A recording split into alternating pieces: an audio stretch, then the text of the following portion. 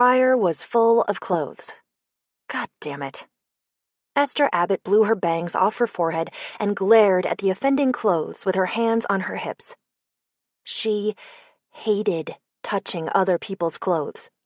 Laundry was an unpleasant enough task without having to manhandle a stranger's grungy socks and intimate underthings.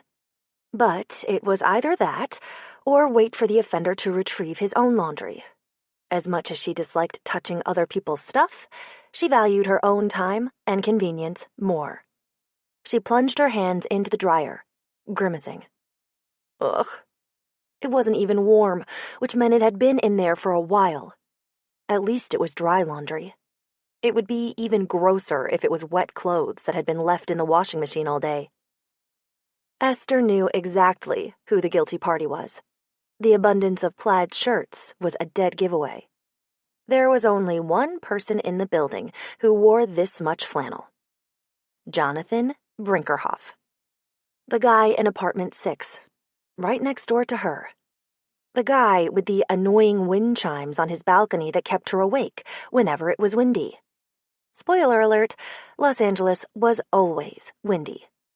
The guy who liked to sit on said balcony and smoke, sending noxious clouds of cigarette toxins drifting into her apartment whenever she left her balcony door open.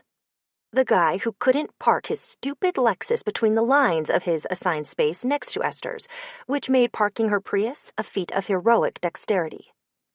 Everything about Jonathan annoyed her, from the stupid knit beanies he always wore to his vintage framed glasses and dumb scraggly beard.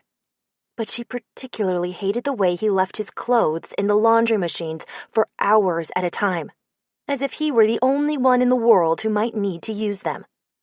As if he didn't live in an apartment building with 18 units all sharing the same 2 machines.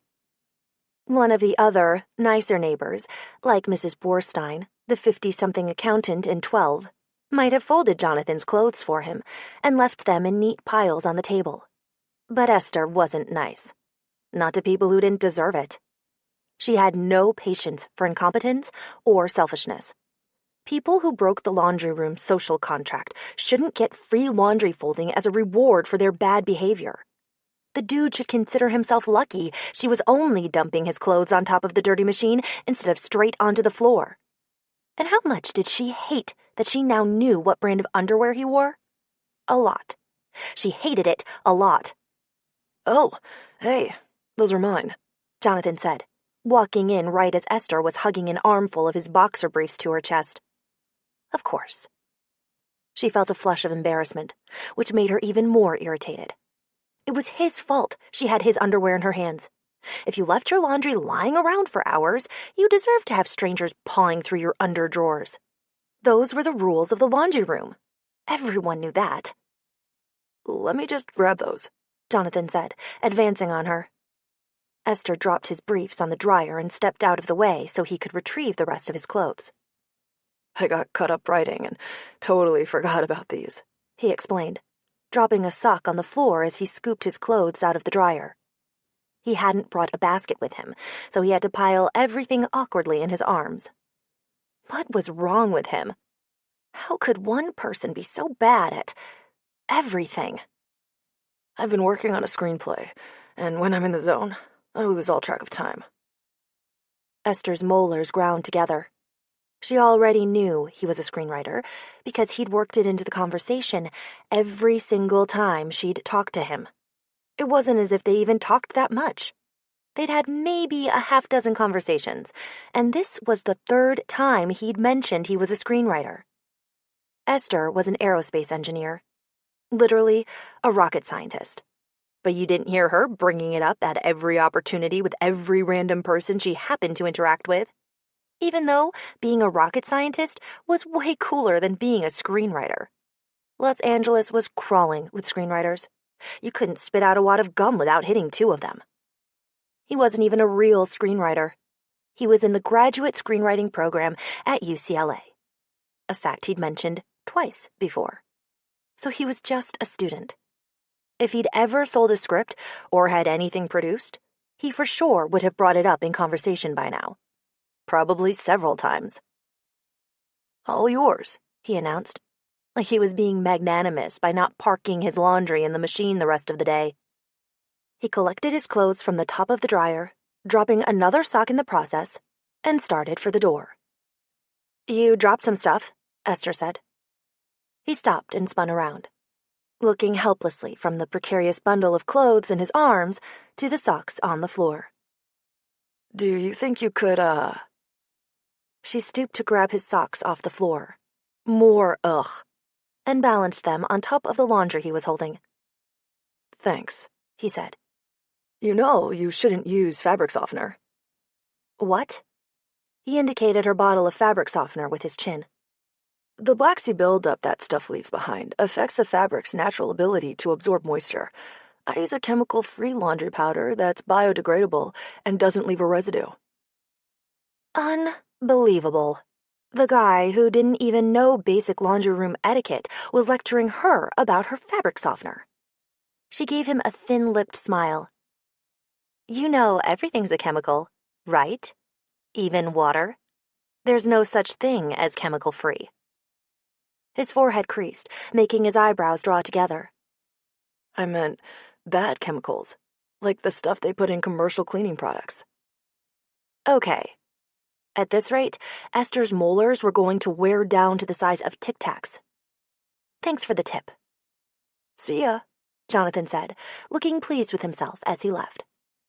Rolling her eyes, she cleaned the lint trap on the dryer, because, of course, he hadn't done it, and transferred her wet load out of the washer. She fed 4 quarters into the ancient machine, and as it rumbled to life, she set the timer on her phone for 45 minutes. Because she was considerate of the other people she shared the laundry facilities with, and she knew how to use a damn clock.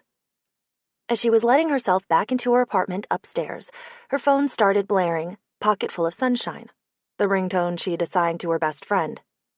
Jin-hee Kang, known as Jinny to everyone but her Korean parents, was the only person Esther knew who actually liked to talk on the phone anymore. The rest of her friends communicated via texting or social media. Not Jinny, though. She liked to chat. Esther kicked her apartment door closed behind her as she fished her phone out of the back pocket of her jeans. Her apartment reeked of cigarette smoke again. Jonathan must have come upstairs and gone straight onto his balcony for a smoke. "Hey, what's up?" she said into the phone as she trudged over to the balcony door and slammed it shut. "What are you doing today?" Jinny asked.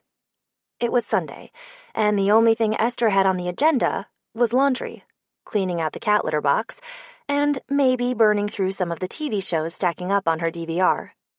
She regarded her reflection in the glass door, the dull brown hair twisted into a messy bun, the zit forming on the tip of her long nose, the stretched-out tank top and cut-off jeans shorts that made up her laundry day uniform.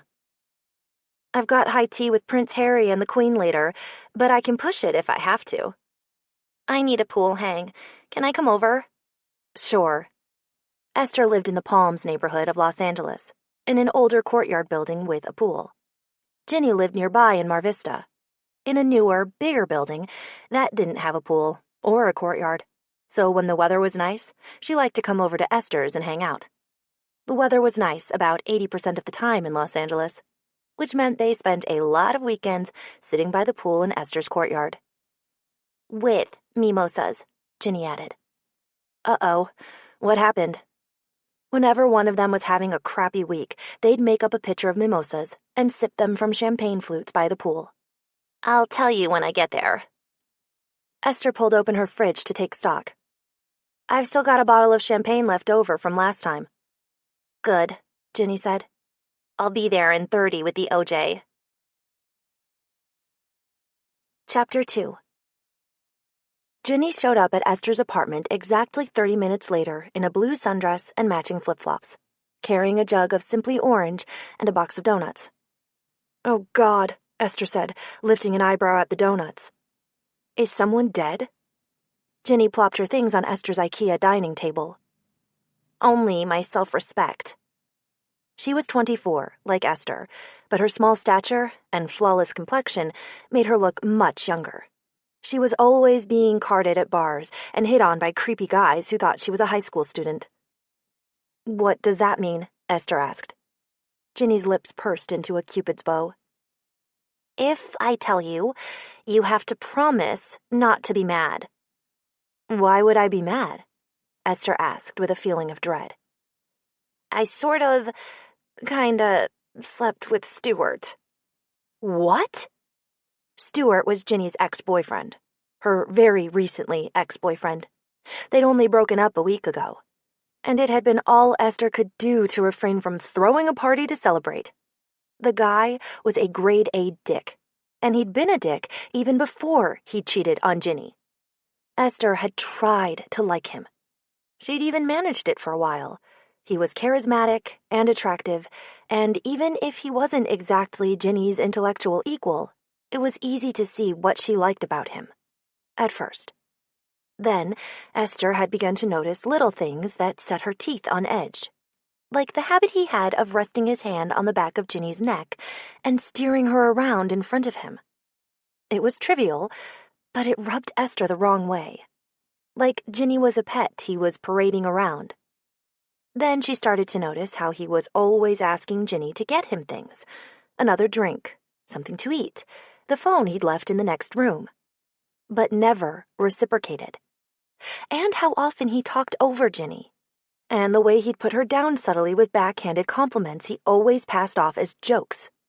The first time Esther saw him tell Ginny to lighten up after she got annoyed by one of his little jokes at her expense, Esther knew. Stuart was bad news. Maybe he wasn't abusive yet, but the potential was there. He had all the makings. The only fight she and Ginny had ever had was a few months ago when Esther had told her what she thought of Stuart. That he was a narcissistic, emotionally abusive asshole who would end up hurting her if she didn't get the hell away from him. To say it hadn't gone over well would be an understatement. Ginny had told Esther to mind her own fucking business and refused to speak to her for an entire week. The fight had only ended when Esther apologized and promised to be nicer to Stuart. It had seriously rankled to do it. But what other option did she have? Abandon Ginny to that asshole? You couldn't tell people things they didn't want to hear. Ginny had been too infatuated to see what kind of man he really was. Until she'd found out he was cheating on her with one of the women he worked with. Esther had been proud of how quickly and decisively Ginny had kicked him to the curb. Only, apparently, it wasn't so decisive after all. Ginny shook her head. "I knew you'd be mad." Esther took a breath and did her best to sound calm and supportive. "I'm not mad, but I do have questions. Number one, how do you sort of sleep with someone?"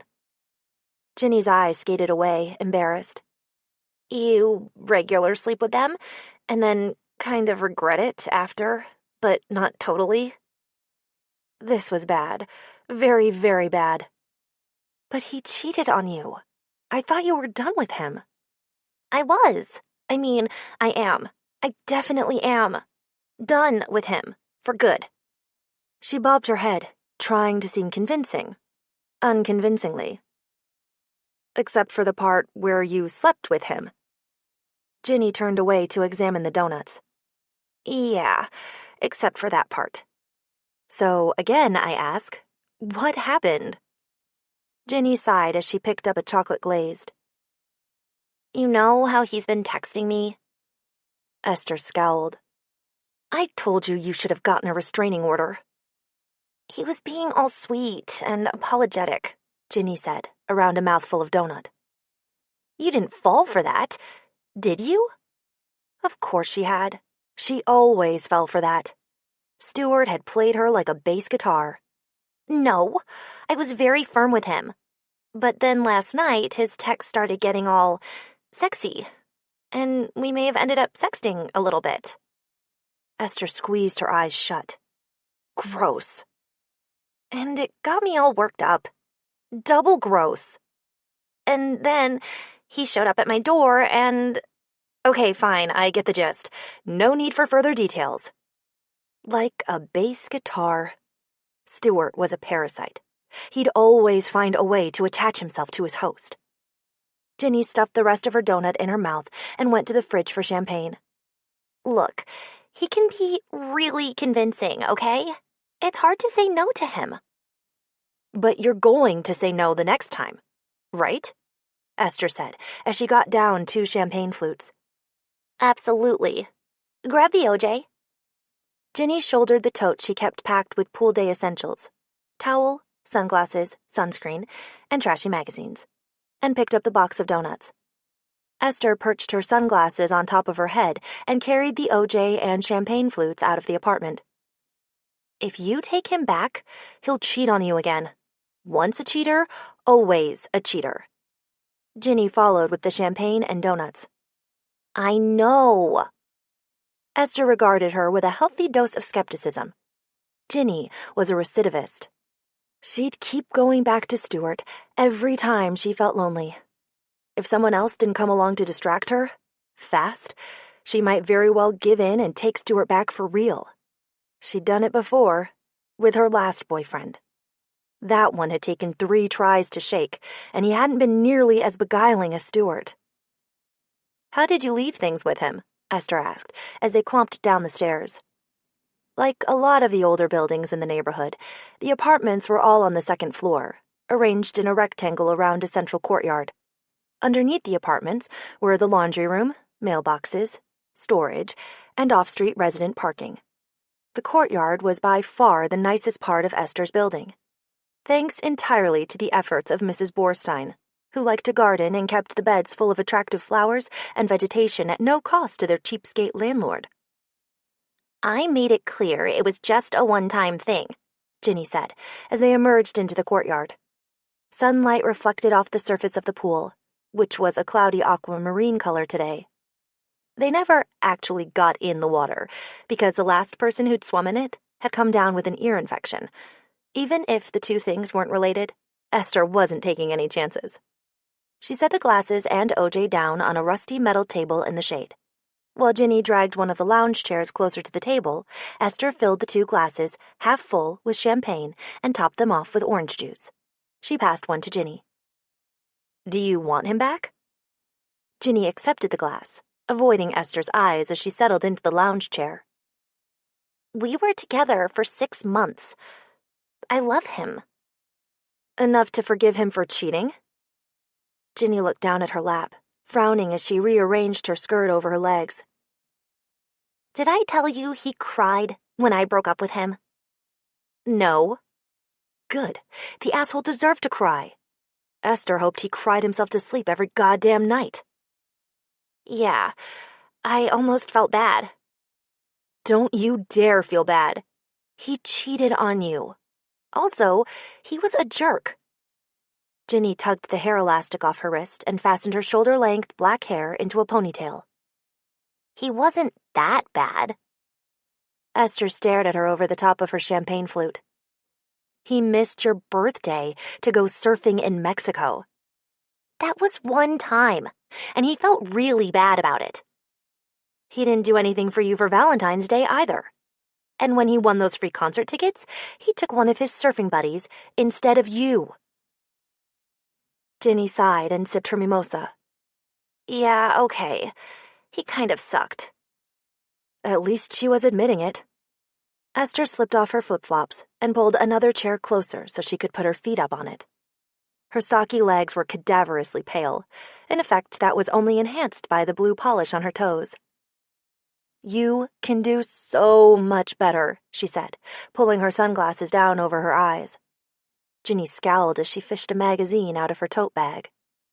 That remains to be seen. For such a beautiful, awesome person, Ginny had crazy low self-esteem. It didn't help that Stuart had zeroed in on her insecurities with expert precision, feeding them for his own purposes. She hadn't been able to see how badly he treated her because on some level, she didn't seem to believe she deserved to be treated better. Esther really hated that guy. You were always too good for him. Honestly, I never understood what you saw in him. Ginny peered at her over the top of her sunglasses. He's a total hottie? You are a hottie, friend. You basically had nothing in common, beyond the fact that you're both good-looking. We both work in tech fields. Esther snorted into her mimosa, The Apple Store does not count as a tech field. He totally fixed my iPad. He's into all this outdoorsy stuff like cycling and hiking and camping, and you hate the outdoors. I don't hate the outdoors. Ginny waved her hand, encompassing the courtyard around them. I'm outdoors right now.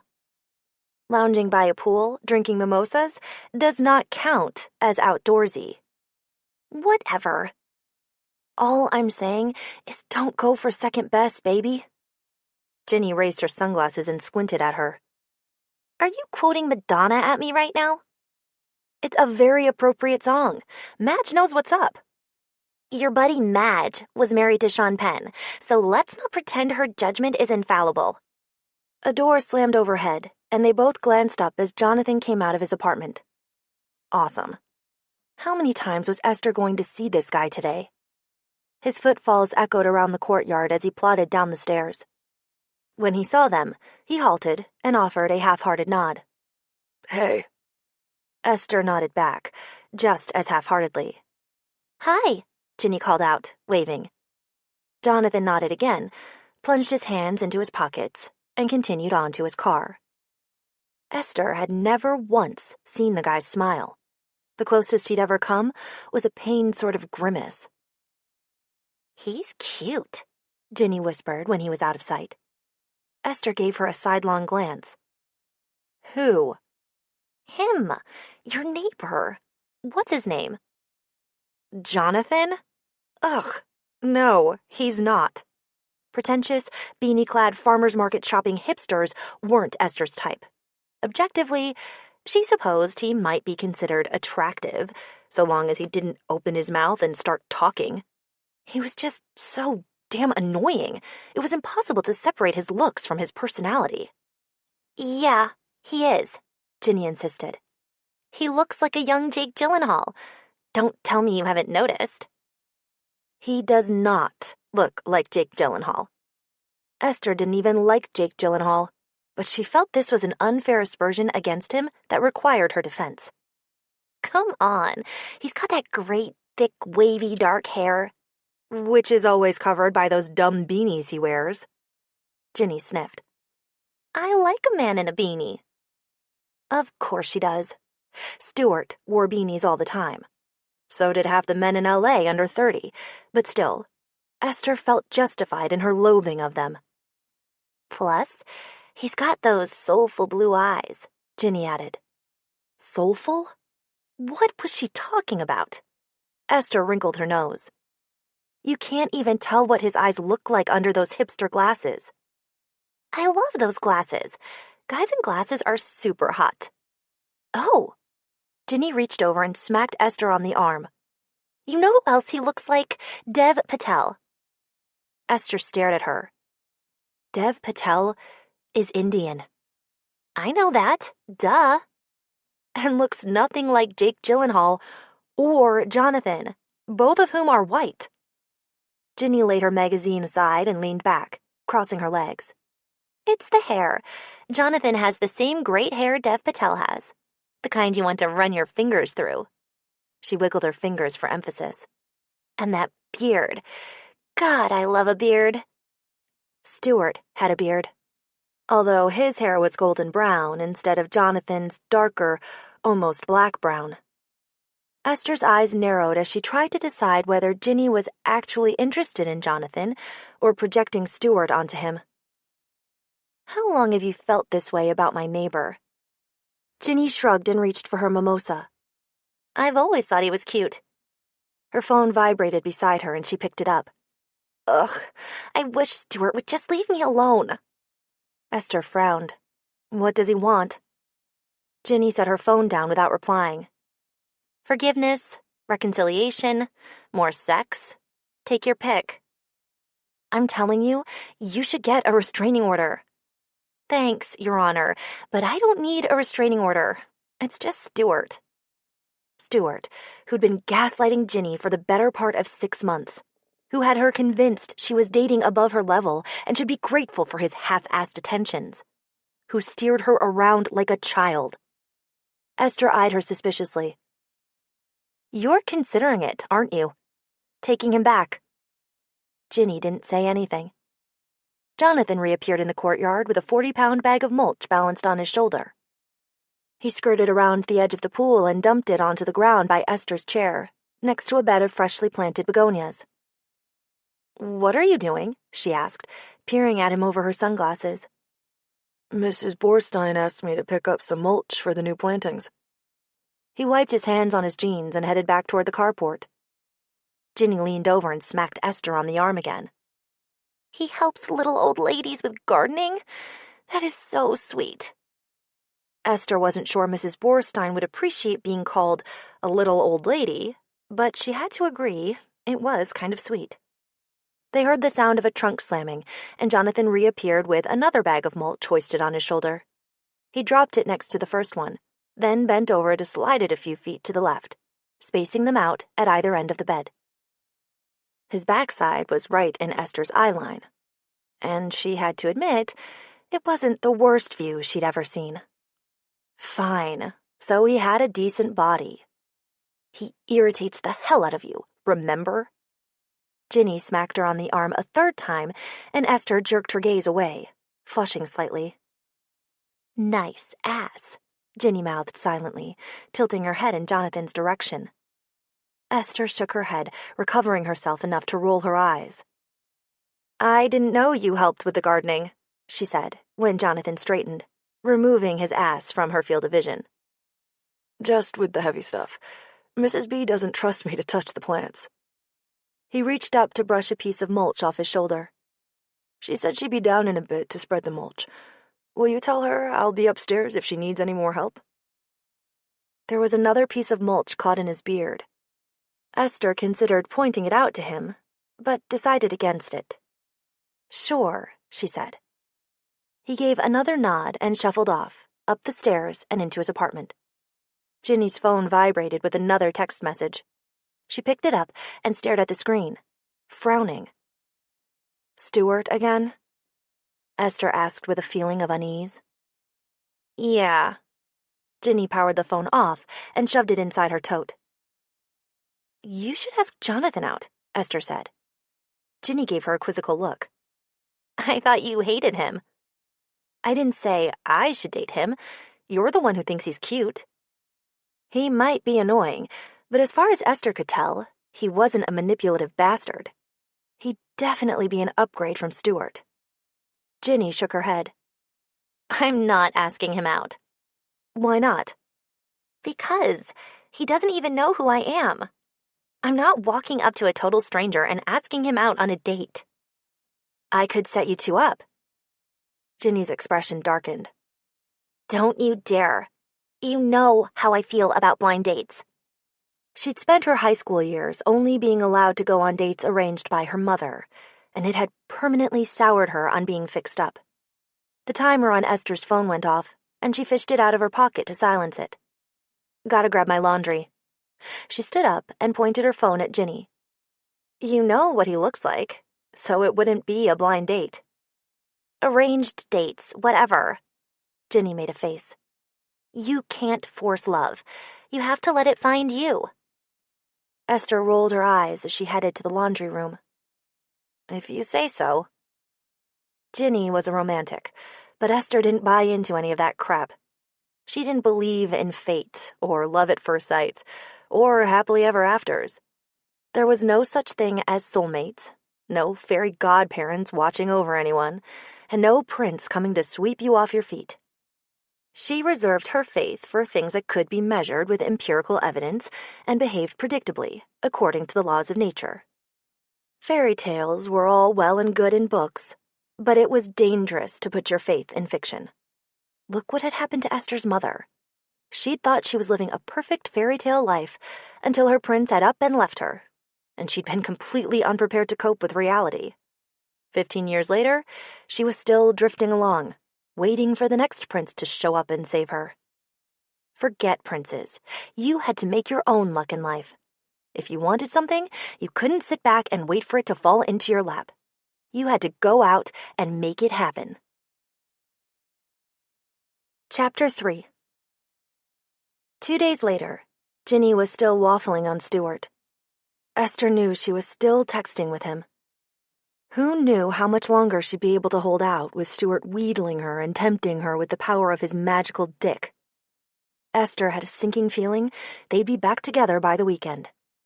She'd been racking her brain for a way to keep them apart, but so far, she'd come up empty. If she pushed too hard, Ginny might get pissed and dig her heels in. That was what had happened the last time Esther had tried to talk some sense into her about Stuart. It needed to be handled delicately, and quickly, before it was too late. Esther was still musing on it when she got home from work on Wednesday. As she walked past Jonathan's apartment, she heard his deadbolt unlock and quickened her steps, digging around in her bag for her keys. Maybe she could get inside before he came out and tried to start up another conversation. "Hey," he said, stepping out of his apartment behind her. Damn it. Esther threw a polite smile over her shoulder. "Hi."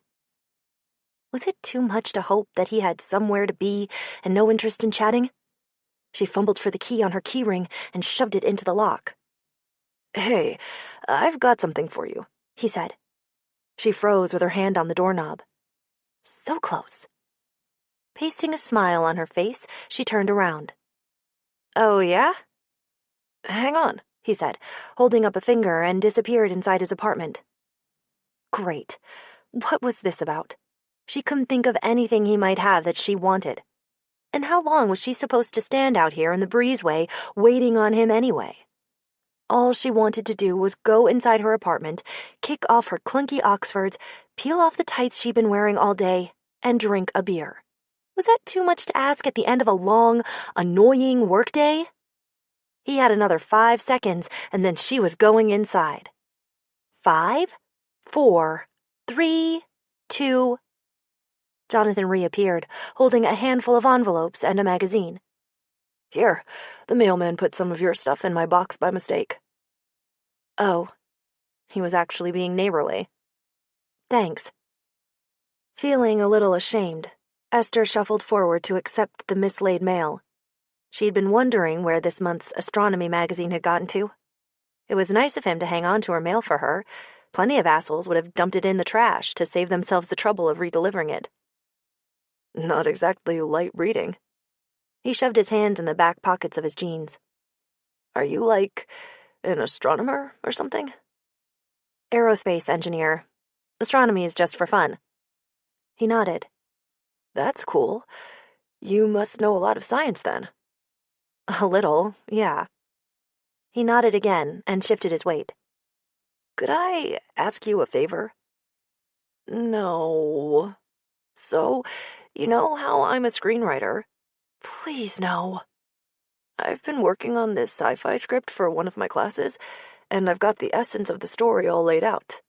But I could use some help with the science aspects, just to make it more realistic. Well, not realistic exactly, but plausible, at least." Why was she being punished? What had she ever done to deserve this? "Would you mind taking a look at it for me, and maybe giving me some notes? Just on the science part. What do you say?" Shit. Was there any way to get out of this without being rude? "I don't really know anything about writing movies," she hedged. "Isn't there someone in your program?" He shook his head. "You don't need to know anything about screenwriting. I've got that covered. But the only person I know with any science under their belt is my buddy Greg, who was pre-med for a semester before he switched to English. He's shit with physics, though, and I need someone who knows about things like gravity and propulsion and asteroids. That's you, right?" Esther swallowed. She felt her phone vibrate in her bag. Thank God, an interruption. "Sorry," she muttered. "I just need to check." It was a text from Ginny. "Stuart's begging me to take him back. Tell me not to get back together with him." "One sec," Esther said to Jonathan, mashing her thumbs against the screen as she typed her reply. "Do not get back together with cheating jerk-face Stu." "Everything okay?" Jonathan asked. "Yeah, just trying to avert a catastrophe." Esther looked up from her phone into Jonathan's eyes. His soulful eyes. Ginny thought he was cute. Ginny liked him. If he asked her out, she'd say yes. And if she went out with him, maybe she'd forget about Stuart. She'd remember there were other men in the world, and she didn't have to settle for one who was an asshole. Jonathan was awkward, and a little irritating, sure. But he actually seemed pretty nice. She'd never seen him say or do anything purposefully unkind, and he didn't have the social skills to be manipulative. A lot of his mansplaining seemed to be his clumsy way of trying to be helpful, which could be considered sort of sweet, from a certain perspective. He was the kind of guy who helped old ladies with gardening. How bad could he be? So, about my script, Jonathan said, rubbing the back of his neck. I'll do it if you do something for me, Esther told him. His eyebrows scrunched together. Okay. What? You have to ask my friend Ginny out. His mouth opened and then closed again. His eyebrows had joined into a solid stripe, like a dark furry caterpillar. You don't have a girlfriend, do you? No, but... Ginny's really nice and totally normal and beautiful. This was all true. Socially awkward writer boy would be lucky to go out with someone as great as Ginny, and it would do Ginny good to date a guy as nice as Jonathan seemed to be. He looked skeptical. Then why does she need you to get dates for her? Because she just broke up with a jerk, and I'm afraid she's going to take him back. Isn't that her choice to make? A noble sentiment, but this was a desperate situation that called for desperate measures. I'm not trying to take away her choice. I'm trying to give her another choice, to show her there are other guys out there who like her, and she doesn't have to date a creep. Esther narrowed her eyes at him. You're not a creep, are you? No, he said, then frowned like he wasn't sure. I mean, I don't think so. She pointed a warning finger at him. I know where you live, remember, so if you hurt her... He held up his hands, palms out. There were black ink stains all over his fingers. I haven't agreed to go out with her yet. I don't even know who she is. She's the one who's always hanging around the pool with me. You saw her last weekend, remember? Oh, yeah. His mouth curved into something that almost resembled a smile. Yeah, she's cute. Got ya. It was perfect. Ginny liked him, and he liked her. She was doing them both a favor by setting them up. She was being a good Samaritan. So you'll do it then? He frowned again and rubbed his hand over his jaw. Up close, his beard looked a lot less scraggly, and his eyes actually were a gorgeous shade of blue. It seems kind of sketchy. Why do I have to ask her out? Couldn't you just fix us up on a blind date or something? Esther shook her head.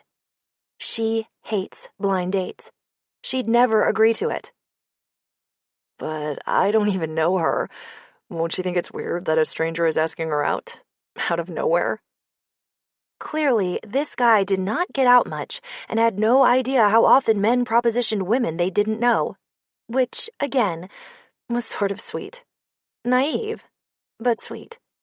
He was like a character from a Jane Austen novel who needed a formal introduction before he could commence his courtship. You've seen each other around plenty of times. It's not weird. What if she says no? She nearly had him on the hook. He just needed a little nudge. She won't say no, because she thinks you're cute too. Really? His eyes lit up like a Christmas tree, which was pretty damned adorable. Fine. Ginny was right. He was cute. Yes, really. She told you that? She told me that. Doubt crept into his expression again. It still seems weird. Oh my God. What was it going to take to get him to say yes?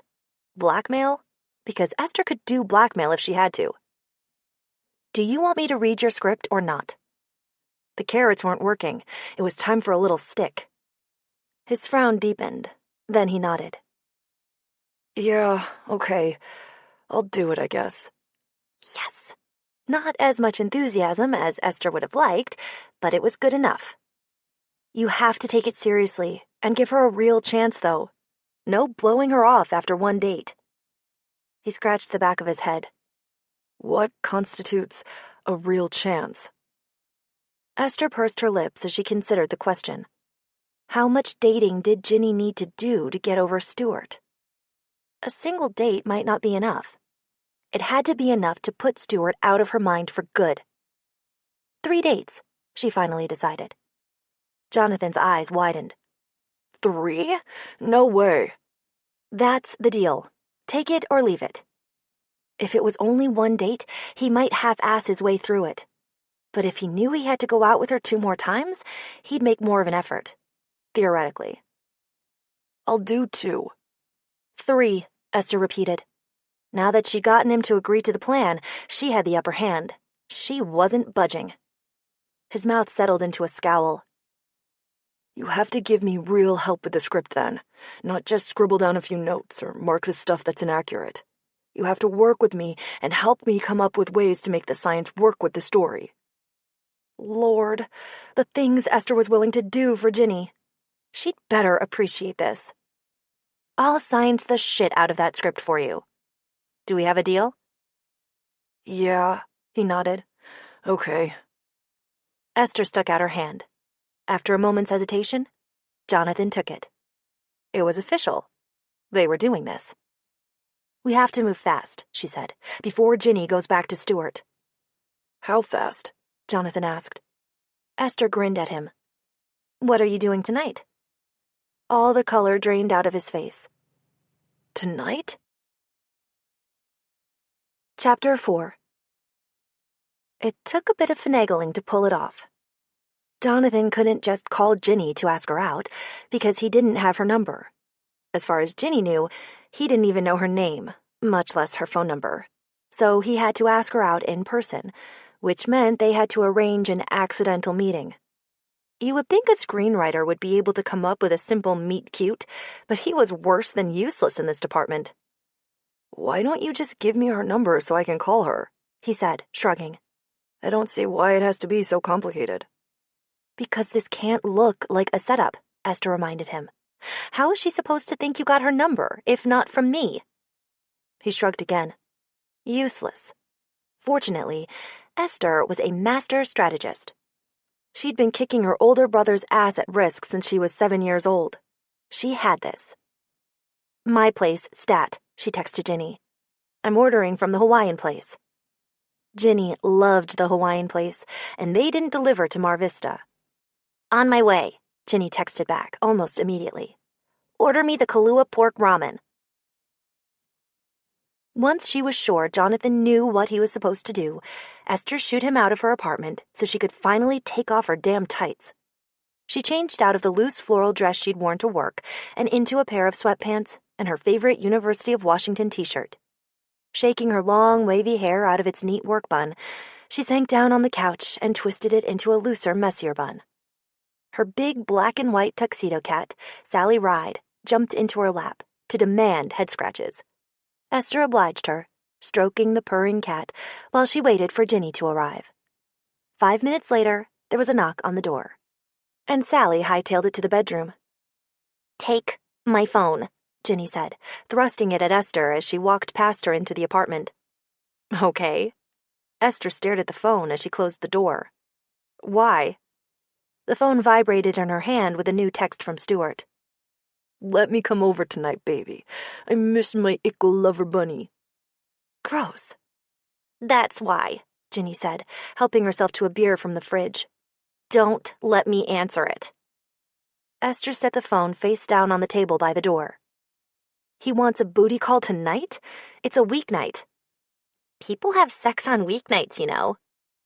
Ginny twisted the cap of her beer and took a swig. Sounds exhausting. I barely have enough energy to feed myself when I get home from work. Ginny flopped onto Esther's red IKEA sofa with her beer. Esther's entire apartment had been furnished at IKEA. She'd basically just copied one of the model living rooms from the showroom. This is torture, Ginny groaned. I'm trying to resist him, but every time he texts, it reminds me how much I miss him.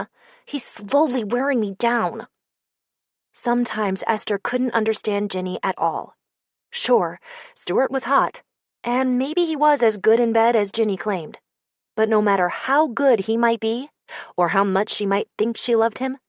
Esther couldn't imagine ever forgiving a man who cheated on her. You could block him, she suggested, sitting at the other end of the couch and pulling her legs up under her. Ginny took another swig of beer. I thought about it, but I can't stand the thought of cutting him off like that, knowing he's still texting, but not knowing what he's saying. Her eyes drifted to the phone on the table, like she wanted to go over there and look at it. Jesus, she was really far gone. Thank God Esther had run into Jonathan tonight, not a minute too soon. Sally reemerged from the bedroom and came over to the couch to sniff Esther's toes. Esther reached down to scratch the top of her head. You know what he's saying, though. You don't need to read his texts to know what he wants. I kind of like the attention, Ginny admitted. After what he did, he deserves to grovel, and I deserve to enjoy his groveling. She leaned over to pet Sally, who glided just out of reach. Why doesn't your cat want to be my friend? Esther shrugged. She doesn't like anyone but me. She's choosy. Are you saying I'm not good enough for your cat? No, I'm saying she knows where her food comes from and doesn't have time for anyone who doesn't keep her in the gourmet salmon bits to which she's accustomed. That's fair, Ginny said. I'll give you a pass, Sally. There was another knock on the door, and Sally bolted for the bedroom again. Esther got up, signed the receipt for the food, and carried it to the dining table. God, it smells so good, Ginny said as she helped Esther unpack the food. I'm famished. Turning down sex is hard work. I'm sure, Esther said sourly as she went into the kitchen for utensils and napkins. Ginny peeled open one of the containers. You ordered the kettle corn, right? Of course. I'm not an amateur. They'd barely started eating when there was yet another knock on the door. Right on cue. Listen for our food to be delivered, Esther had told Jonathan. Once the delivery guy leaves, wait 2 minutes, then come over with the mail. She'd given him back her misdelivered mail, so he could bring it over while Ginny was there. Did the delivery guy forget something? Ginny asked, taking stock of the food containers. I don't think so. Esther headed for the door. Maybe I signed the wrong receipt. She pulled it open and pretended to be surprised. Oh, Jonathan. Hi. Hey, He said, without much enthusiasm. She raised her eyebrows, waiting for him to explain why he was here. Don't screw this up, you idiot. hey, He mumbled again. smooth. The mailman left these in my box by mistake. He held out her mail. Thanks, Esther said, trying to sound friendly. I guess he got our boxes mixed up, because I've got some of yours, too. Come on in. She stepped back and waved him over the threshold. Hands shoved deep in his pockets and slouching like a kid being dragged to church against his will, Jonathan shuffled into the apartment. So far, he was really not selling this. Esther pretended to rifle through the stack of mail piling up on the IKEA bookcase by the door. I know I set it down around here somewhere. Aha! Here we go. Sorry, I was going to bring it over earlier, but then Ginny came over and I sort of forgot. This is my friend Ginny, by the way, she added, waving her hand like it was an afterthought. Ginny, Jonathan. Jonathan, Ginny. Hey, Jonathan mumbled. Come on, Esther thought. Try harder. This wasn't going to work if he kept acting like he didn't want to be there. Ginny stepped forward and stuck out her hand. Hi, nice to meet you. Thank God one of them had social skills. Jonathan stared at her hand for a second, like he didn't know what he was supposed to do with it. And then finally, some kind of automatic response kicked in, and he stepped forward to take it. oh, yeah, I've seen you around before. Tell her you've seen her around before, Esther had coached Jonathan earlier. She'll be flattered that you noticed her. Ginny's smile got wider. I'm here a lot. I like Esther's pool. Esther's okay too, but mainly it's the pool that's the draw. Jonathan nodded, relaxing a little. Yeah, it's pretty nice. I hope you don't get in it, though, because of the bacteria. Esther or the pool? Ginny asked, straight-faced. Jonathan laughed. The pool. I don't really know anything about Esther's bacteria situation. Hey, what do you know? The guy could smile after all. That's funny, Esther said. I can tell you're a writer. Did you know Jonathan's a screenwriter? She said, turning to Ginny. Really? Ginny said, doing a good job of acting impressed. That's cool. It smells really good in here, Jonathan said. Are you guys about to eat? Esther nodded. We ordered from Mahalo. It arrived right before you did. Their kettle corn is out of this world. Yeah, it is. You want some? Esther offered. Jonathan shook his head, doing a passable job of looking tempted. Nah, I don't want to crash your dinner. It's fine. I always order way too much. Esther went into the kitchen to get more utensils. You should have some ribs to go with your corn. Yeah, okay, Jonathan said. Thanks. You want a beer? Esther pulled open the fridge. You can't eat ribs without beer. Sure. Ginny came into the kitchen. What are you doing? She whispered. Getting him a beer. But you don't even like him. Yeah, but you do, Esther shrugged. Maybe you were right. Maybe I was too harsh on him before. He's my neighbor. I should be more neighborly, right? She thrust the beer and a fork and plate at Ginny. Take these to him. Esther hung out in the kitchen, pretending to tidy up while Ginny went back out to Jonathan. Here you go, she said, handing them to him. Dig in. Thanks, he said. So, do you live near here? Nice, Esther thought, eavesdropping on them. That was a perfectly decent conversation starter. Maybe he was getting better at this stuff. Not too far, Ginny said. Over in Mar Vista. Oh, yeah, it's nice over there. It's all right. I like coming over here, though. I mean, obviously, since I'm here all the time. So, how do you two know each other? Don't talk about yourself too much, Esther had warned. Ask her questions. Try to get to know her. Make it clear she's the one you like. While Ginny was telling Jonathan the story of how she and Esther had become friends, Esther rejoined them in the dining room. She sipped her beer and ate her food, only jumping into the conversation occasionally, letting the two of them do the majority of the talking. 10 minutes later, she decided things were proceeding well enough that it was time to move on to the next stage of the plan. Anyone want another beer? She asked, going to the fridge.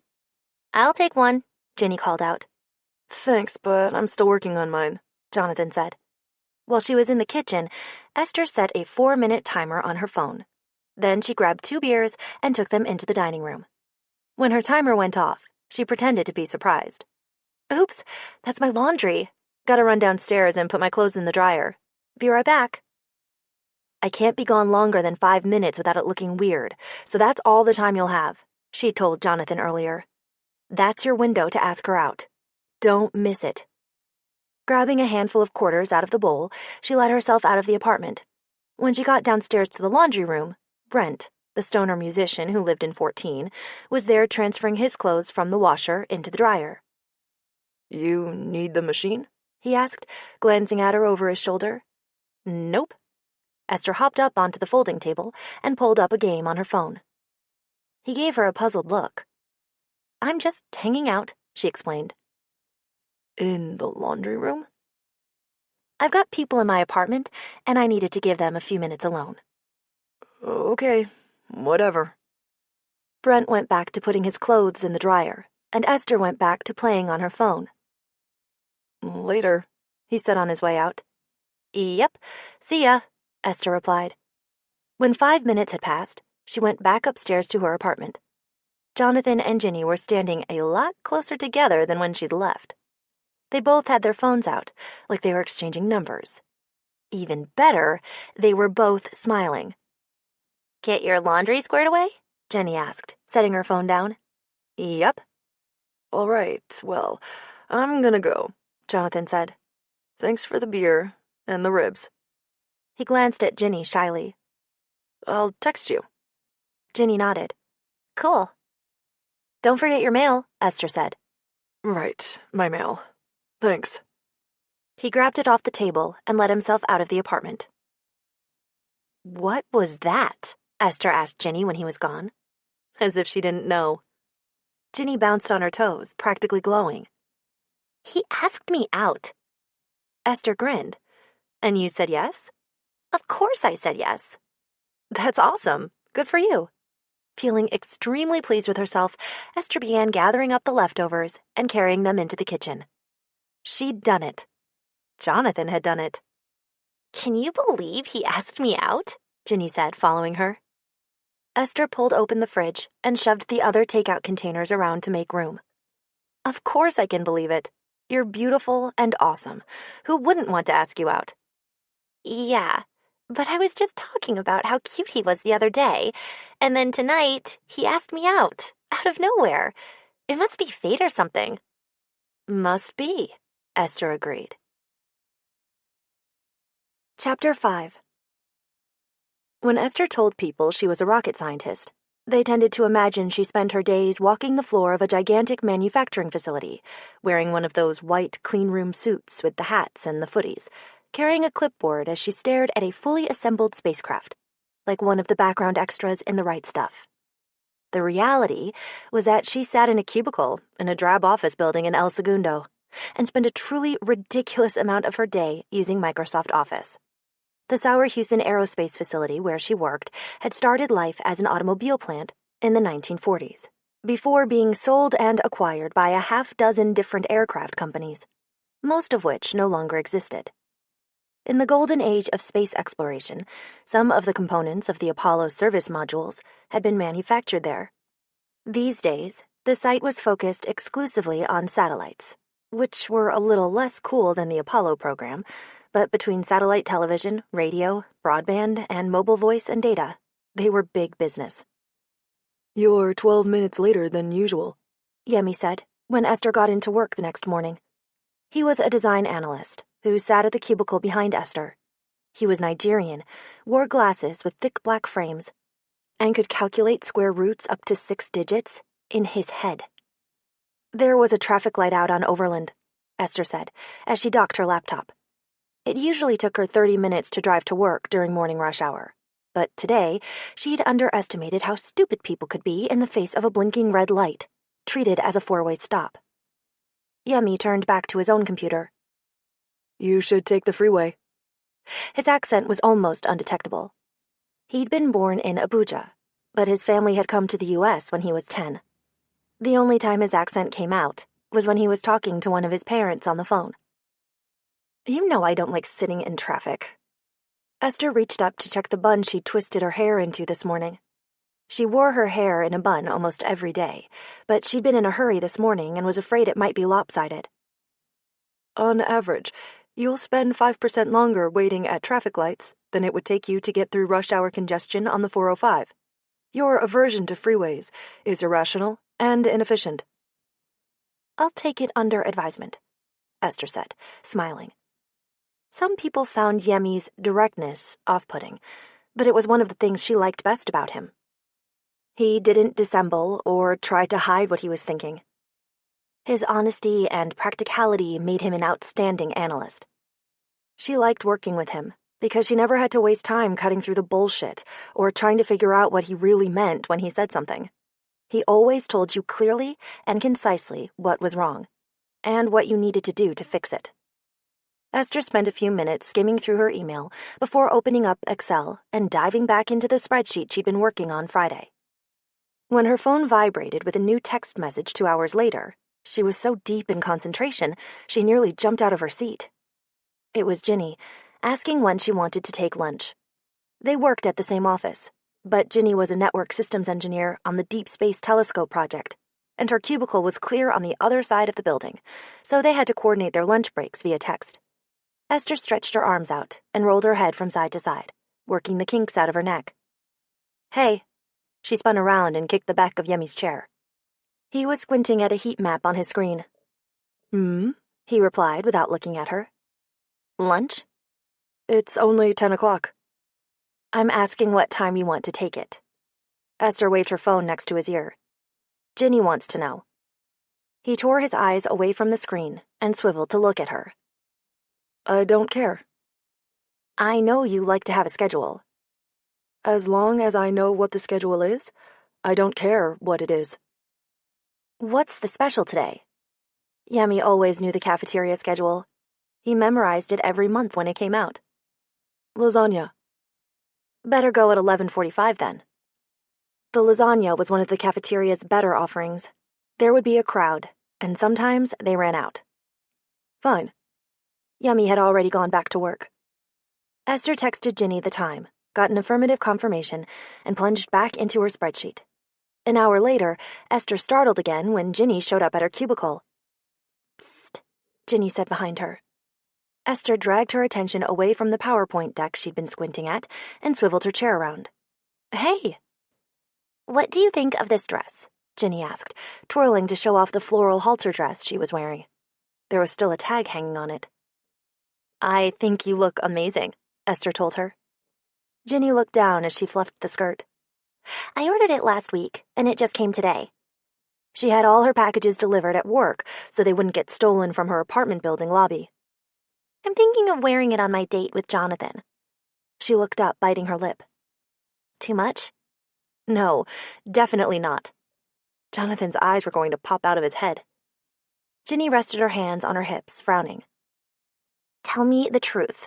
Do you think it's too soon to be dating after a breakup? It's only been a week. You're not a Victorian widow, Esther said. You don't need to observe a formal period of mourning for the relationship. But I look so good in high-lace collars and bustles. Ginny deadpanned before her expression settled into a frown again. Seriously, though, am I rushing things? Maybe I need to spend some time alone, get over Stuart a little before I jump back into the dating pool? It was a valid point, but knowing Ginny, spending time alone was liable to turn into taking Stuart back. Rebounding as quickly as possible seemed like the safer course. She could always spend time alone after Jonathan had helped her get Stuart out of her system. Do you feel like you need to get over Stuart more? Esther asked. I mean, if you don't want to go on the date, that's one thing, but I thought you were excited about it. I am. Ginny twisted her lips to the side. I was. I think I'm starting to have second thoughts. About Jonathan specifically, or about going out with someone who's not Stuart?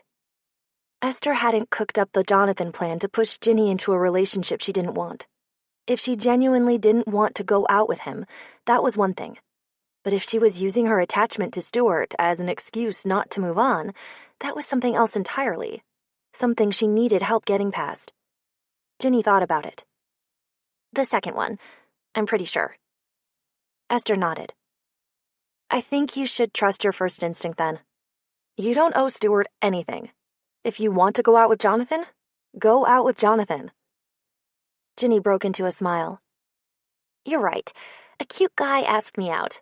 I should enjoy it. Screw Stuart. He shouldn't have let all this go, she said, gesturing at herself. Exactly. Screw Stuart. Only not literally, Esther thought. Please, stop screwing Stuart. Hello, Yemi said, coming back to his desk. Ginny turned. Hi. Yemi stared at her. You, He reached up and adjusted his glasses. You look very nice. Very beautiful. Ginny's smile got even brighter. Thank you. She turned back to Esther. That's 2 yays for the dress. I guess I'm wearing it Friday night. What's Friday night? Yemi asked, dropping into his chair. Ginny has a date, Esther said. He looked at Ginny, frowning. I thought you and your boyfriend broke up. Not with him, Ginny said. With someone new. One of Esther's neighbors asked me out. A very cute neighbor.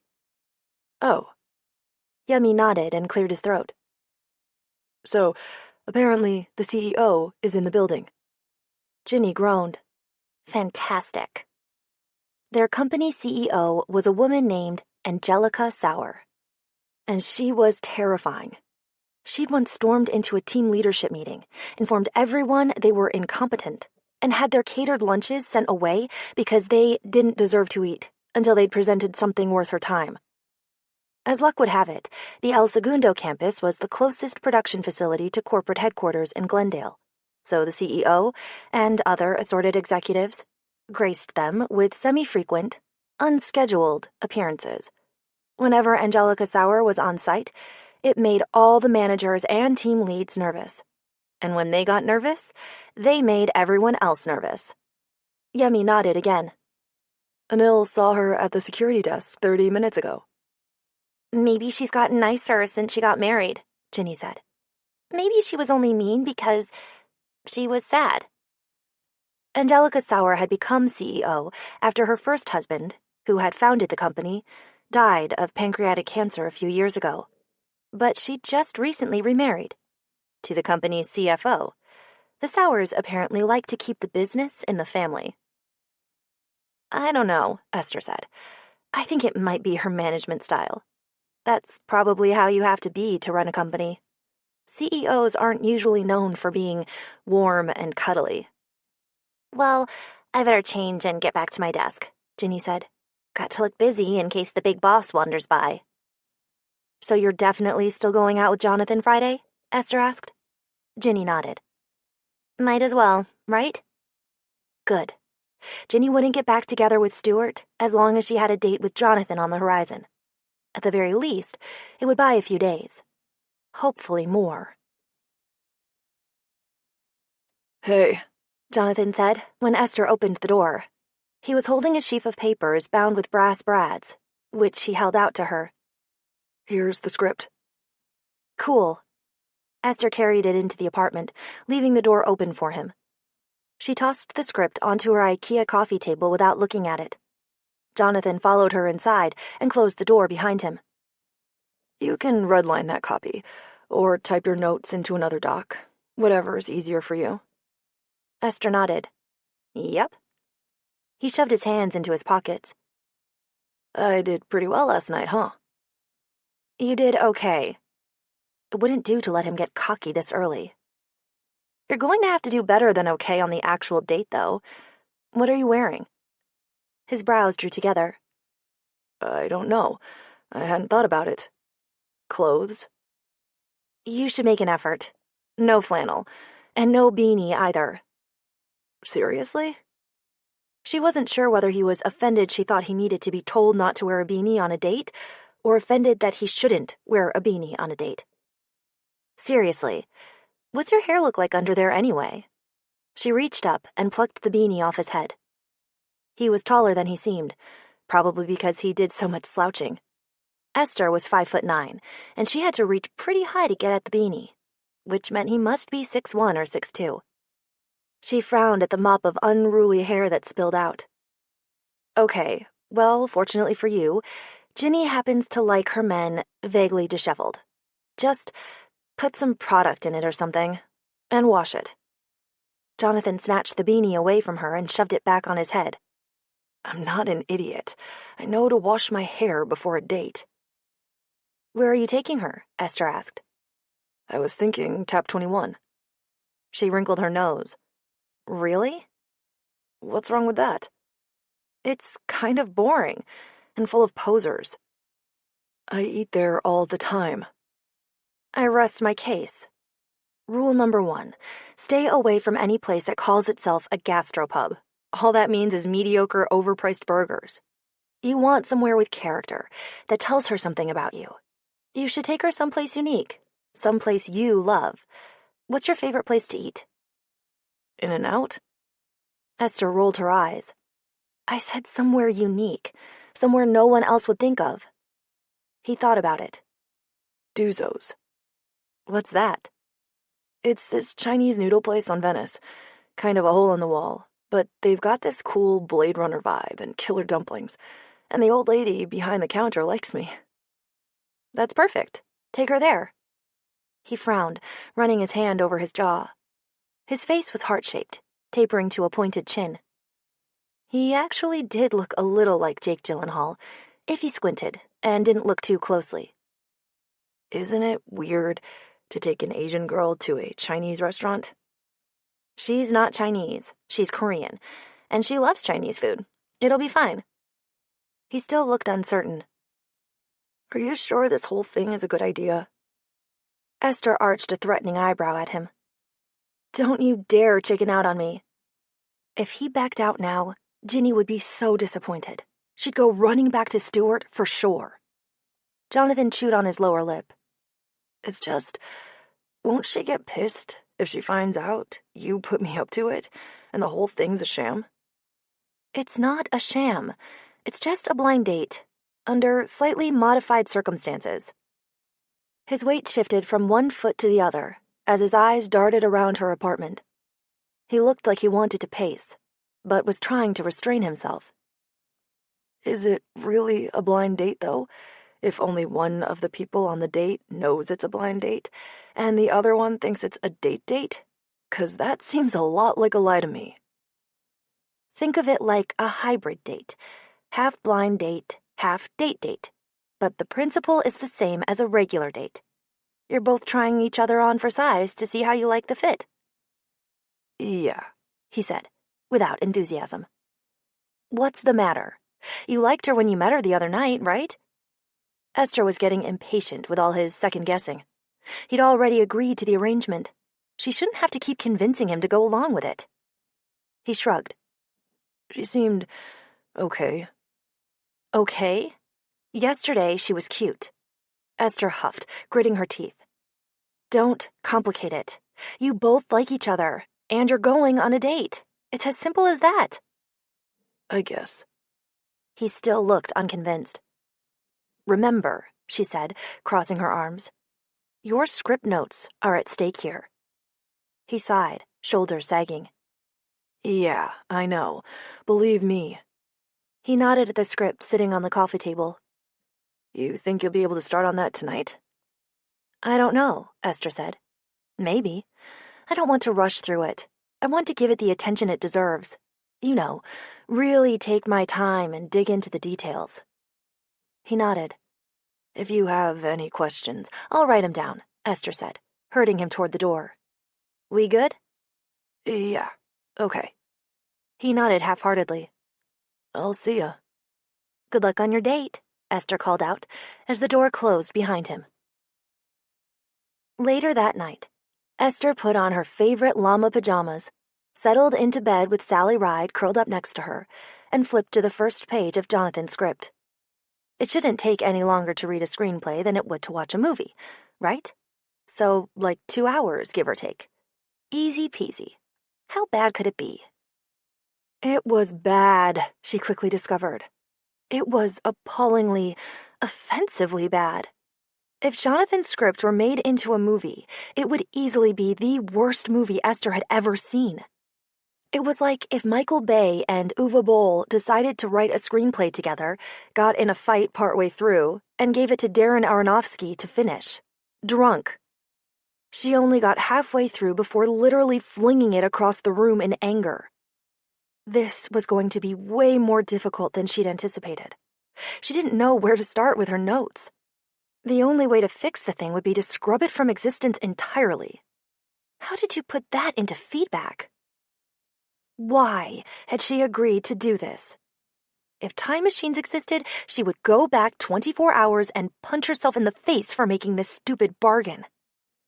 Ginny had sure better enjoy her date with Jonathan. She'd better like it a lot.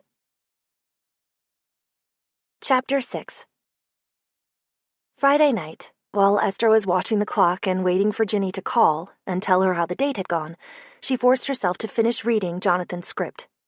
It was a Sisyphean effort. The thing was just so bad. So bad. Esther didn't know anything about writing per se, but she knew movies. She was a huge fan of movies, and she'd read a lot of movie reviews. She knew what made for a good movie, and she knew what made for a bad one. This was a bad movie. Under ordinary circumstances, she would have made the task more bearable by texting Ginny snarky updates about how incredibly bad Jonathan's script was. But she couldn't text Ginny about it because Ginny was on a date with Jonathan at that very moment.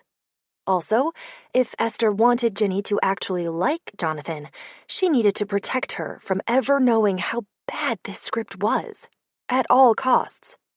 Originally, Esther had figured she'd do a quick read, then go back through it more exhaustively a second time as she made notes. But after her last failed attempt at reading the thing, she'd realized a second full read-through would be intolerable. So she started over from the beginning, taking notes as she went along.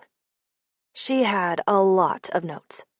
By the time Ginny called a little before 10 o'clock, Esther had already filled 10 pages of a Word document, and she was only 2/3 of the way through. "Hey," Esther said, pushing her laptop aside and answering the phone. "Are you home already?" It was a little early to call it a night. She hoped that wasn't a bad sign. "Yep," Ginny said. "He just dropped me off." Esther sat up on the couch, propping her feet on the coffee table. "Well, how'd it go? Tell me everything." Ginny made a non-committal noise. "It was okay." Uh-oh.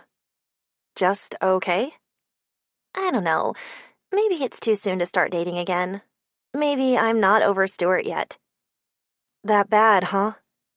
Damn it, Jonathan. You had one job. It wasn't bad, exactly, but you know that fluttery feeling you get in your chest around a guy you really like? I didn't get that. Not once. I guess I was hoping for a little more chemistry. Esther brushed a clump of cat hair off the couch. Well, it's just the first date. Maybe you need to give it more time. Get to know each other a little better. Maybe, Ginny said without much conviction. I felt the fluttery thing with Stuart the first time he talked to me, though. But Stuart is an asshole, Esther thought, but didn't say. Where'd you go? She asked instead, like she didn't already know. This noodle bar on Venice? It was good, and the lady behind the counter called him John John, which was adorable. Nice. Score one for Esther's advice. So far, it doesn't sound bad? Yeah, but then he spent like half an hour talking about the original Blade Runner, and I didn't have the heart to tell him I didn't like the movie. Wait, Esther said, shaking her head to make sure she'd heard right. How can you not like Blade Runner? And how did I never know this about you? Blade Runner was one of Esther's top 10 favorite movies. Her brother had taken her to see it at an art house revival when she was 12, and she thought it was one of the coolest things she'd ever seen. It's so slow and boring. I don't understand what the big deal is with that movie. The new one with Ryan Gosling was a little better, but still not great. Esther was speechless. It was like hearing someone say the Star Wars prequels were better than the original trilogy. It was sacrilege. It should be grounds for a 72-hour psychiatric hold. That movie influenced an entire generation of cinema, she said. I feel like I don't even know you right now. Whatever, Ginny huffed. I didn't want to hear about it for half an hour. He spent a lot of time talking. I barely got a word in edgewise the whole night. Oh no, that was definitely not good. He was probably just nervous. Some people talk too much when they're nervous. I guess. Esther leaned her head back and stared at the ceiling. How'd you end things? Are you going out with him again? If Ginny decided she didn't like him enough to go out with him a second time, the whole plan was busted. I don't know. He left it with a vague, we should do this again sometime, which could mean anything. I may never hear from him again. She'd better hear from him again. He'd made a deal, and Esther planned on holding him to it. But if he asked, would you say yes? Esther pressed. She'd have to coach him more next time. Obviously, the guy needed even more help than she'd anticipated. But that was fine. She could work with that. She'd be the Henry Higgins to his Eliza Doolittle if that was what it took. She'd Pygmalion the shit out of him. As long as Ginny was willing to give him another chance. Probably.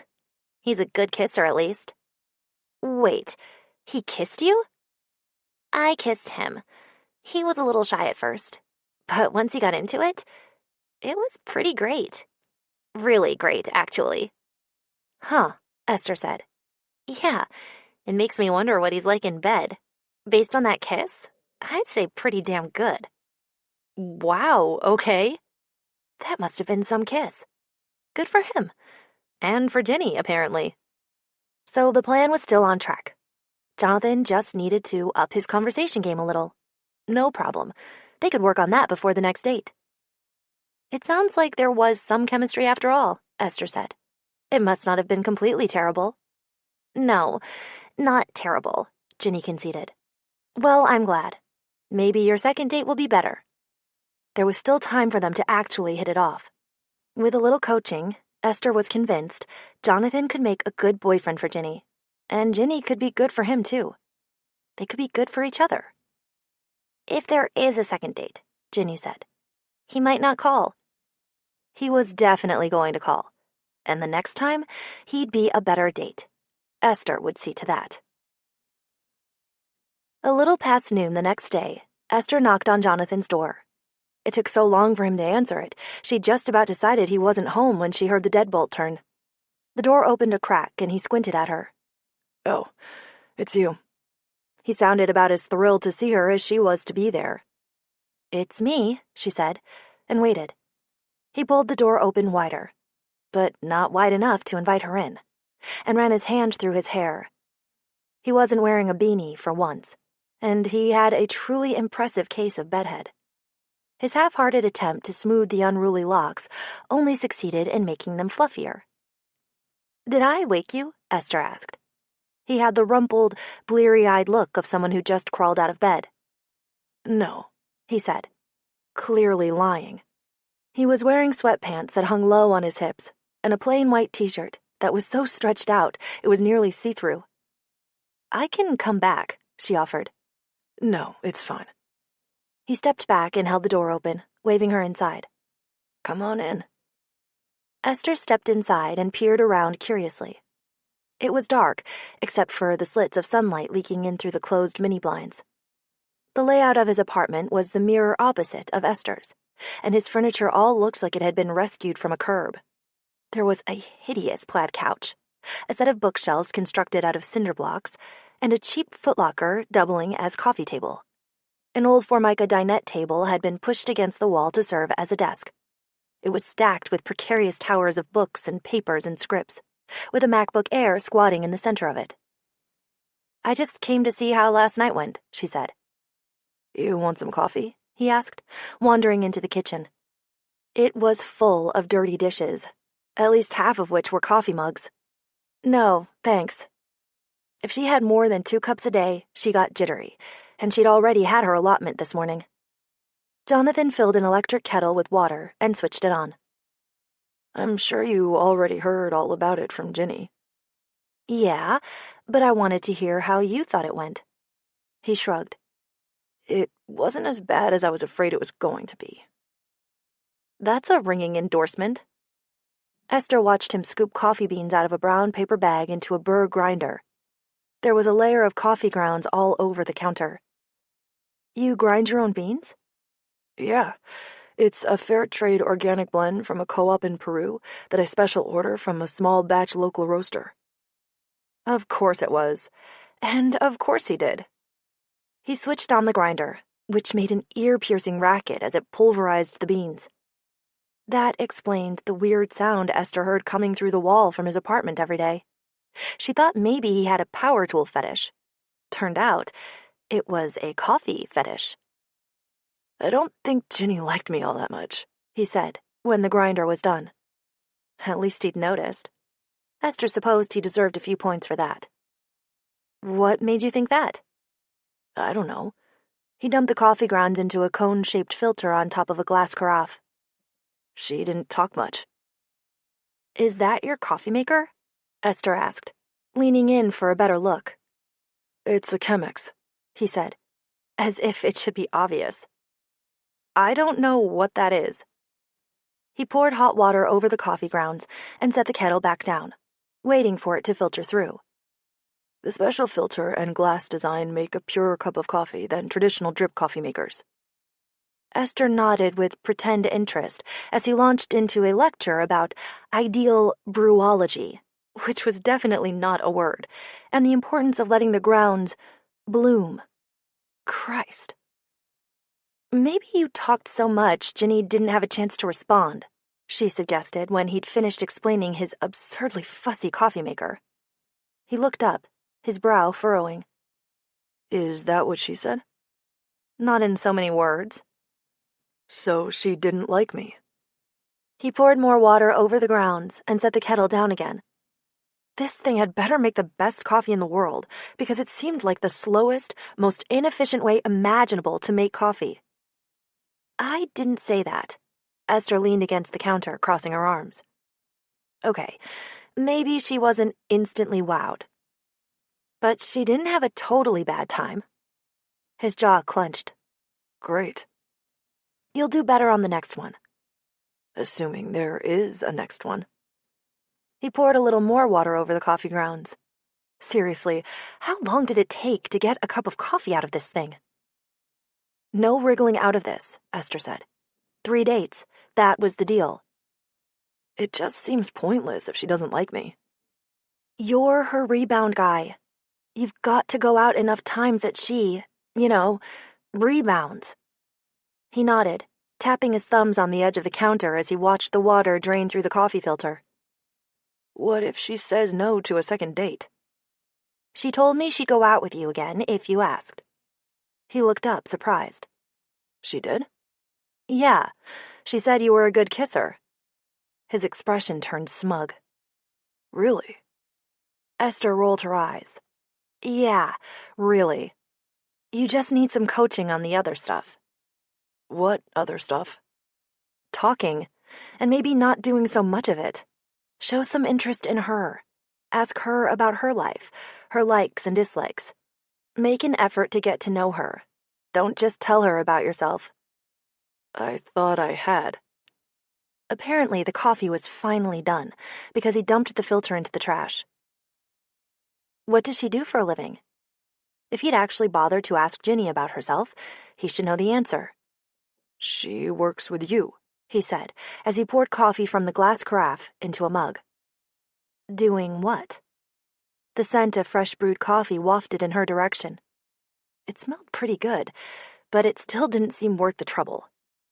He shrugged, leaning his hip against the counter as he cradled his coffee.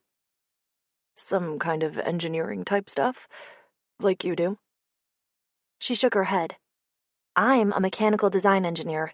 Ginny's a network systems engineer. He frowned as he blew on his coffee. What's the difference? Ask her about it, Esther said. Where do her parents live? What do they do for a living? Jonathan looked blank. Does she have any brothers or sisters? Where'd she go to college? Where'd she grow up? I know this one, he said. Irvine. See, I grew up in Newport Beach, which isn't that far. You're talking about yourself again. We're talking about Ginny now, remember? God, no wonder Ginny hadn't been impressed. He pressed his lips together. Right. Next time, ask her about herself, and then shut up long enough to let her answer. He walked past her, carrying his coffee into the living room, and sank down on his ugly plaid couch. I'm not very good at this stuff. Esther chose not to sit down. What stuff?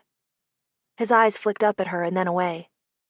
Talking to women, I get nervous and can't think of anything to say. Then I end up trying to fill the dead space by rambling about something lame. She felt a stab of sympathy. Making small talk on a date with a near stranger wasn't her favorite activity either. It was part of the reason she didn't do a lot of dating. That's okay, she told him. You just need to plan ahead. Make a list of questions in advance and memorize them. Like what? She ticked them off on her fingers. What did she want to be when she grew up? What kind of music does she like? What's her favorite book? What's her favorite movie? And whatever she says, don't argue with her or try to tell her she's wrong. He looked up at her. What if she is wrong, though? There's no such thing as a wrong answer to a question of personal preference. His eyebrows twitched, and the corner of his mouth pulled to one side. There kind of is, though. Esther was not going to get into a philosophical debate, even if she sort of agreed with him. Not for the purposes of this date. Do you need to be writing all of this down? He scowled at her over the top of his coffee mug. No, I've got it. You sure? I'm sure. He sipped his coffee. Have you looked at the script yet? Not yet, she lied. It's been a really busy week.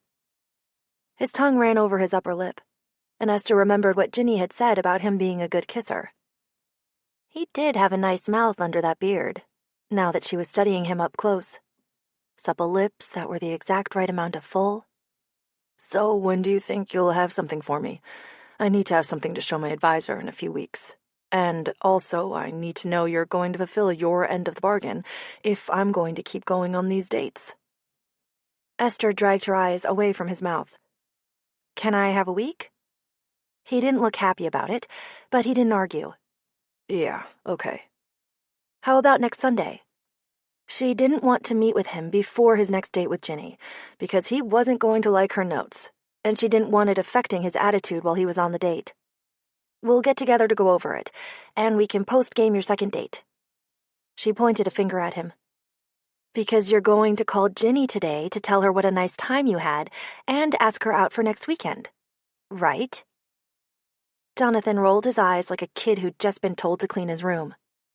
Yeah, sheesh. Chapter 7. Every Monday night, Esther and Ginny met up with a knitting group at a coffee shop in Culver City called Antidote. When Esther got there that week, Vilma was already holding their usual table in the back corner. She was the oldest member of the group in both age and seniority, a teacher in her late 40s, with a husband and 2 teenage sons. As Esther walked in, Vilma looked up from the bundle of yarn in her lap and waved. Esther waved back and got in line at the counter. One of the first things she had done 2 years ago, when she relocated to Los Angeles for the job at Sauer Hewson, was look for a local knitting group. She'd taken up knitting in college, when her roommate gave her a copy of Stitch and Bitch and a pair of clover bamboo needles for her birthday. Esther had never considered herself a crafty or artistic person before, but she'd been pleased to discover that knitting was more like math than art. The order and repetition of it appealed to her. And since she didn't go in for the touchy-feeliness of meditation and yoga, it was a stress reliever she could actually enjoy. Knitting was how Esther and Ginny had first become friends. Her second month at Sauer Hewson, Esther had been sitting by herself in the lunchroom knitting, and Ginny had sat down next to her and started asking questions about it. It turned out she'd been wanting to learn for a while, but didn't know anybody who could show her how. The next day, Esther brought an extra pair of needles and started teaching her on their lunch breaks. After Ginny had gotten the basics of casting on and the knit stitch down, Esther had introduced her to the knitting group, and she'd been a regular ever since. Esther paid for her beer.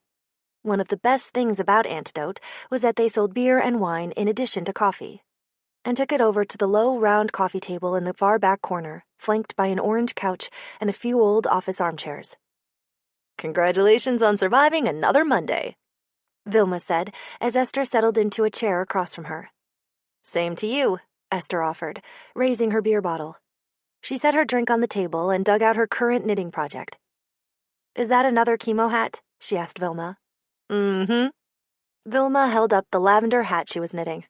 She'd been doing a lot of charity knitting since her family had informed her they already had more handmade knitwear than they could possibly wear in Southern California, and could she please find someone else to knit for? It's a Barrico nylon and acrylic blend. I like it. How's it feel? Very soft. You have to choose from a list of approved yarns so it's not itchy on bald heads. I've never used this one before, but it's easy on the hands. Vilma waved as Cynthia and Olivia, 2 more members of the group, walked in and got in line. She raised an eyebrow at the sock Esther was working on. Another pair of socks? Yep. Esther was obsessed with self-striping sock yarn. She loved not having to make color decisions or weave in yarn ends at every color change. Vilma pursed her lips. You know, there is a whole wide world of things out there for you to knit that are not socks. I am aware. I just happen to like socks. Esther loved socks.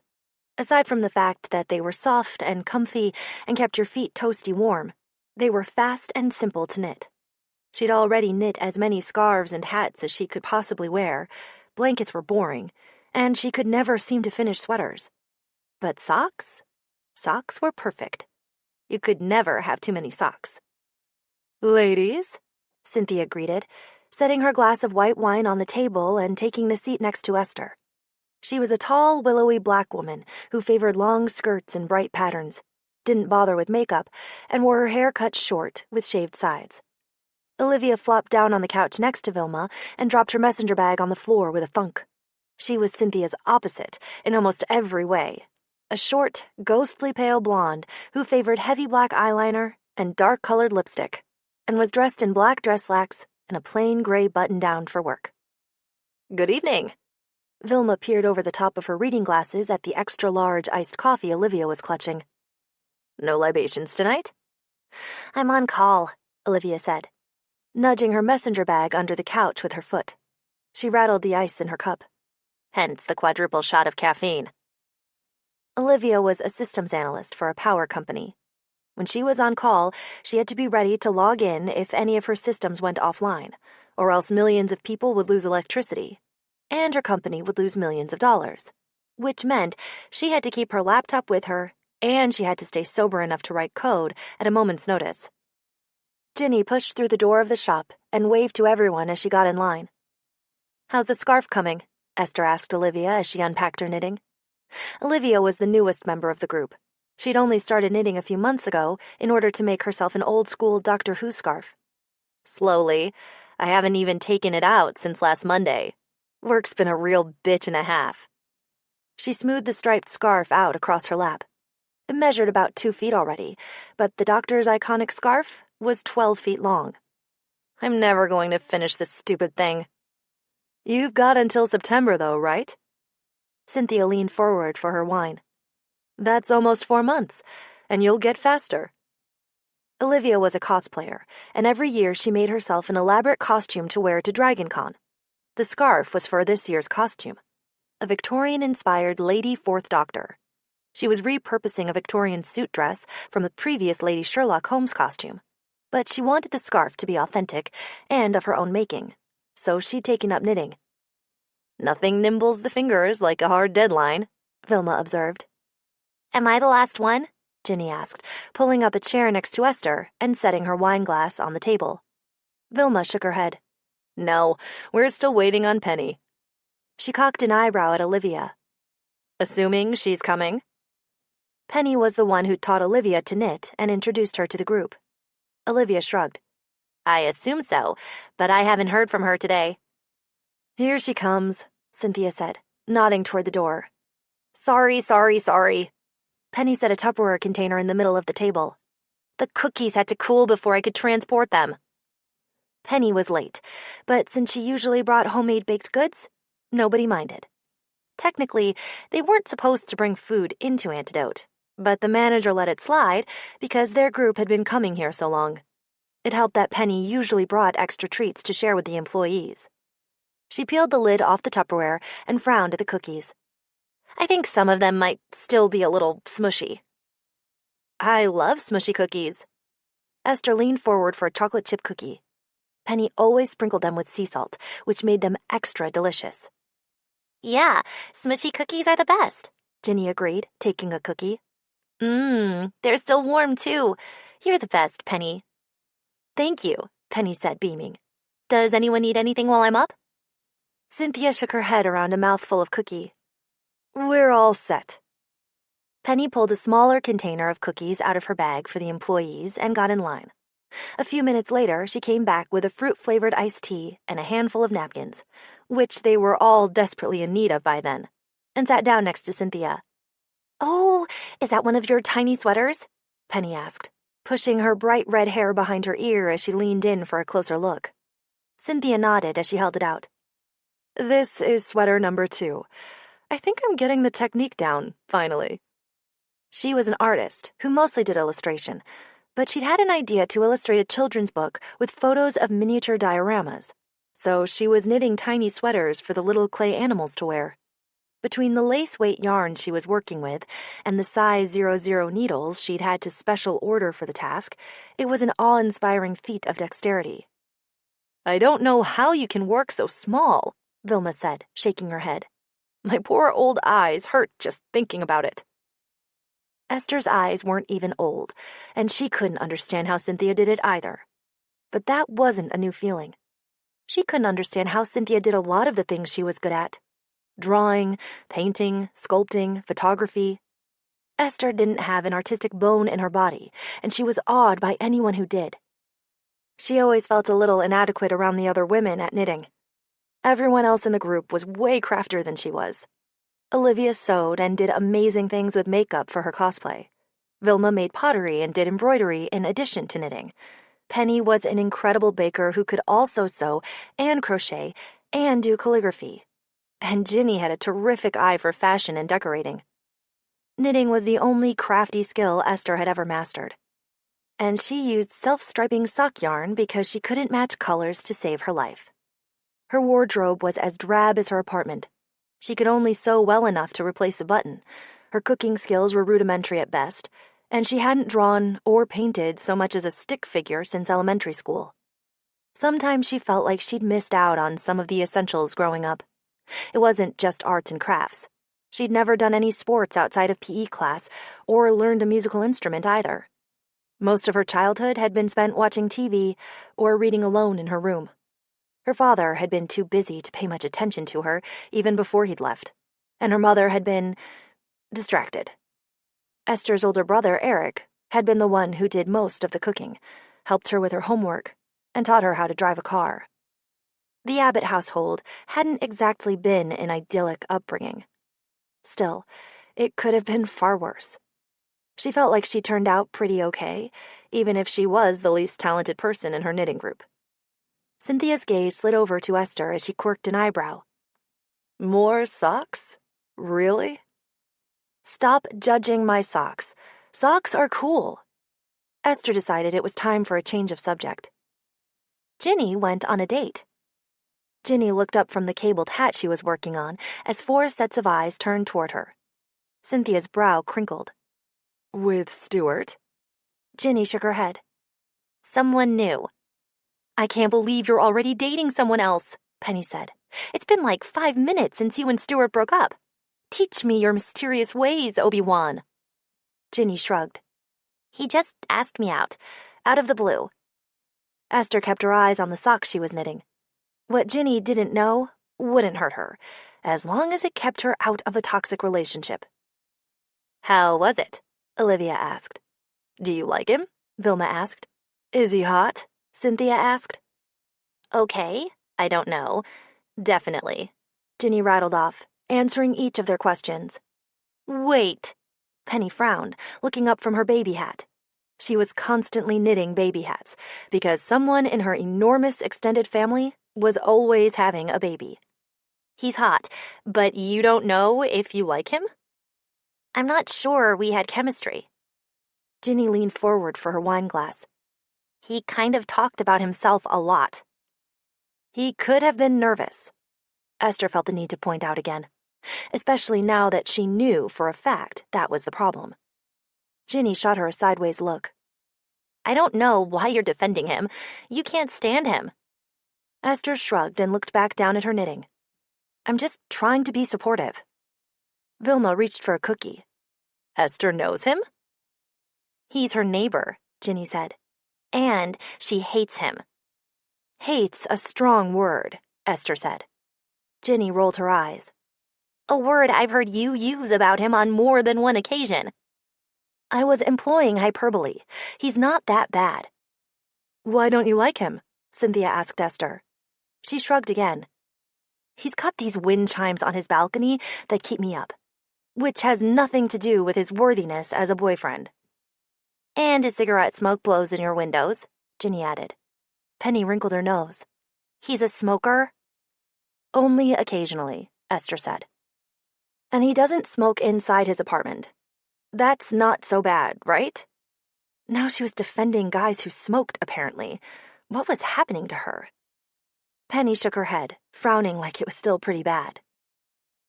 Do you hate him more or less than Stuart? Olivia asked Esther. Less, Esther said. Definitely a lot less. Cynthia looked at Ginny. But do you like him? That's what matters. Ginny shrugged. I don't know yet. I'm still trying to figure that out. He's not as hot as Stuart. Looks aren't everything, Vilma said. And Stuart cheated on you, Olivia reminded her. I know, Ginny sighed. Stuart's still begging her to take him back, Esther told them. He was still texting her every day, although the frequency of his texts had decreased from somewhere in the dozens to only 1 or 2 daily, now that Ginny wasn't responding as much. It was progress. Esther hoped maybe in another week or 2 he'd give up altogether. "Are you thinking about it?" Cynthia asked Ginny. Ginny looked down at her lap. "I've stopped answering his texts." Which wasn't exactly an answer. She'd been equally evasive when Esther had asked her the same question earlier that day. They weren't completely out of the woods yet. "Tell him you're dating someone else already," Olivia suggested. "That'll send a strong back the fuck off message." Ginny put her knitting down and helped herself to a cookie. "I don't know that I'm actually dating. I went out on 1 date." "But you're going out again this weekend," Esther pointed out. Ginny had told her Jonathan had called as promised and asked her on a second date, and she'd said yes. They were going out again Saturday night. "That's totally dating." Olivia nodded absently as she concentrated on her Doctor Who scarf. "Anything more than 1 date totally counts as dating, officially." "I just don't know how I feel about this new guy yet," Ginny said around a mouthful of cookie. She finished chewing and swallowed. "I don't know that I even want to be dating him. I'm just keeping my options open for now." "I'll tell you what my mother always told me," Vilma said. "Never skimp on shoes or mattresses." Ginny's forehead wrinkled. "I don't know what that means in this context." "Men are like shoes," Vilma explained. "The world is full of cute shoes, but not all of them are worth walking around in. If they give you blisters, it doesn't matter how much of a bargain they were." "Or how good in bed," Esther added, to make sure that part of the analogy was clear. Vilma nodded. "Sometimes you have to walk around in a new pair to figure out if they fit. And sometimes you have to break them in a little before they get really comfortable. But life's too short to waste on cheap shoes. Or men who don't appreciate you." Esther liked that. Maybe she'd have Vilma embroider it on a pillow to give Ginny for Christmas. Chapter 8. While Ginny was on her second date with Jonathan on Saturday night, Esther forced herself to finish making notes on his script. When all was said and done, she'd filled 15 single-spaced pages with feedback. Most of it negative. It was all constructive, but it was going to be a massive ego blow for the poor guy. Hey, he'd said he wanted her opinion, so that was what he was getting, like it or not. By the time Esther went to bed, sometime after midnight, Ginny still hadn't called or texted to tell her how her date with Jonathan had gone. Esther wasn't sure if that was a good sign or a bad one. Maybe the date was so bad she didn't want to talk about it. Or maybe the date wasn't over yet. She hadn't heard anything next door, but for all she knew, Ginny could be over there in Jonathan's bed right now. Ugh, that was not an image she needed in her head. Thank God her bedroom didn't share a wall with his. Esther fell asleep trying not to think about Jonathan and Ginny and ended up having weird dreams all night about his stupid sci-fi script. In the morning, when she still hadn't heard a peep from Ginny, Esther texted her. "How'd it go last night?" She was trying to play it cool and not seem overinvested in the outcome of the date, but she wanted to know what this sitch was before she saw Jonathan in a couple hours. "Going to church with my parents," Ginny texted back after a few minutes. "Call you later?" Damn it. Ginny only drove down to Irvine to see her parents once a month, but when she did, it ate up the entire day. So much for talking to her before she had to face Jonathan. Esther had arranged to meet with him at 2 o'clock. Since his place was such a dump, she had suggested they do it at her apartment. At 2:10, he knocked on her door. "Hey," he said when she opened it, hovering uncertainly on her doorstep with his laptop. Esther stepped back and waved him inside. "You ready to do this?" "Yeah." He hesitated before stepping over the threshold, like maybe he wasn't all that ready after all. "You finished reading it?" he asked, setting his laptop down on her coffee table. Yep. She walked to the dining table and patted the printouts she'd made for him. "Got my notes right here." He came over for a closer look, and she flipped them over so he couldn't read them. The notes could wait. She wanted to find out how his date with Ginny had gone before she crushed his ego with her script critique. Esther placed herself between him and the table. First, tell me, how did it go last night? He paused, scratching the back of his head.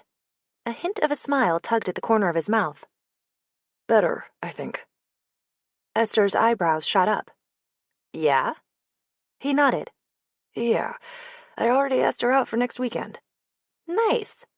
That was excellent news. She was tempted to ask him what time the date had ended, but decided against it. Yeah. He nodded some more. And she said yes. His smile got a little wider, and was he blushing? Wait, are you actually starting to like her? Esther asked. Like her? He shrugged and looked down at his shoes, embarrassed. I don't know. Maybe. There's potential there anyway. Look who had mad matchmaking skills. Maybe Esther should go into business for herself. She could get her own reality show, saving women from toxic boyfriends and matching them up with slightly awkward but sweet guys. That's awesome. Esther gave him a congratulatory punch in the arm. Good job. He was wearing a gray V-neck t-shirt that exposed his biceps, which were surprisingly attractive. As her eyes lingered on them, she wondered again if the date had gone well enough for Ginny to sleep with him. Nope. On second thought, she didn't want to know. Definitely not. You want some coffee or anything before we get started? She asked, heading into the kitchen. Yeah, okay, he said, following her. His lip curled into a sneer as he watched her pop a coffee pod into her Keurig machine. Really?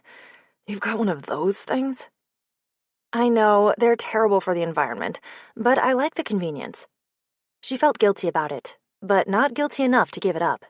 It wasn't like she drank that much coffee anyway. Not only that, he said, thrusting his chin in the air, but they make coffee so bad it shouldn't even be classified as coffee. She rolled her eyes. It's not that bad. Yeah, it is, actually. You're a snob, you know that? I'm not a snob. I just know the difference between good coffee and bad coffee. You want some cream or sugar to dilute your bad coffee? She asked, when the pot had finished brewing, less than a minute later, and with no effort on her part. Beat that, fancy hipster coffee maker. His sneer deepened. No. Your funeral. Esther pushed the mug toward him. He sniffed it and made a disdainful face. Awful. Snob. He shrugged. Fine. I'm a coffee snob then. Let's see these notes. He started to make a move for them, but she snatched them off the table before he could get there. How about I walk you through them? She carried them into the living room and sat at the far end of the couch. If he read them all straight through, she was afraid he'd get upset. He was probably going to get upset anyway, but she wanted to put it off for as long as possible. Sure. Okay. Jonathan took the other end of the couch and set his coffee on the table, flipping open his MacBook and propping it on his lap. Shoot. Let's see. Esther flipped through the first couple pages, looking for something easy. She didn't want to dump a nuclear bomb or bad news in his lap right off the bat. Oh, okay. Here we go. Scientists use the metric system, so your asteroid wouldn't be 100 miles across. It'd be 160 kilometers. His fingers flew over the keyboard as he nodded. Convert everything to metric. Got it. That wasn't too bad. So Esther tried another one. On page 10, you've got a NASA scientist saying they can't predict the asteroid's trajectory because of the influence of nearby planetary bodies, which is bullshit. Predicting the orbits of asteroids is easy. The math for it has been around for hundreds of years. He frowned, nodding as he typed another note. Okay. You've also got a character on the next page claiming that lasers are less effective in space, which is backward. Air absorbs the laser, making it less effective in atmosphere than it would be in space. This is perfect, he said, typing. This is exactly the stuff I need. Yeah, we'll see, Esther thought, scanning her notes. She hadn't even gotten to the big problems yet. Okay, so that whole part where they're talking about crashing the ship into the asteroid to set off the nuke? He looked up, nodding. Yeah, that's a no-go. His brows drew together. It wouldn't work? She shook her head. In order to set off a nuclear chain reaction, the core needs to be compressed in a perfectly symmetrical implosion. The crash would smash the core to pieces, releasing a cloud of plutonium dust, but it wouldn't cause a full-blown nuclear explosion like you want. He chewed on his lip. Also, she continued, one warhead isn't going to do what you need it to do. The most powerful thermonuclear device ever tested was 50 megatons. But to get an object as massive as your asteroid moving off course, you'd need something like 100 million megatons. That's just a ballpark, you understand. I haven't done the actual math. He rubbed his knuckles over his chin, frowning. So, you're saying my asteroid is too big? A little bit. The asteroid that wiped out the dinosaurs was only 10 kilometers in diameter. That's roughly the size of Mount Everest, with a mass of 1 trillion tons. Okay. He blew out a frustrated breath and grimaced. So, I'll make the asteroid smaller. Esther shook her head again. Even at 10 kilometers, you're not going to be able to budge the thing out of orbit with one bomb. You'd need thousands of bombs, more than any single payload would be capable of delivering. His shoulders sagged as he closed his eyes, rubbing his temples. Oh.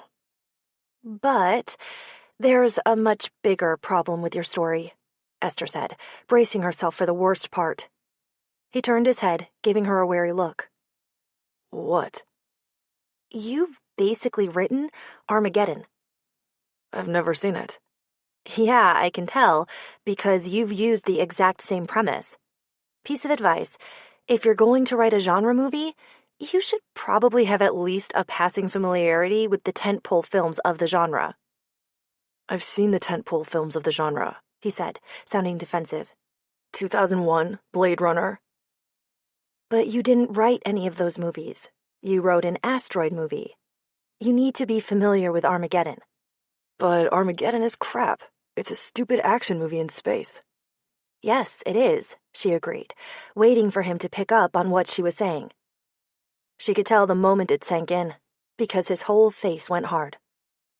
Mine's nothing like that. It's a psychological thriller with a deep philosophical message at its core. Yeah, the thing is, Esther said slowly, I'm not sure that's actually a selling point. Like, at the beginning, it feels like you're setting up a typical sci-fi disaster film. A fairly derivative one with the same premise as Armageddon and Deep Impact, by the way. But once the plot moves into space, it takes a sharp left turn into some kind of slasher flick. Then, toward the end, all the action grinds to a halt, and you've got characters delivering ponderous monologues on the meaning of life. And that ending, what is that? I don't even understand it. It's intentionally ambiguous, he said, like that somehow made it good.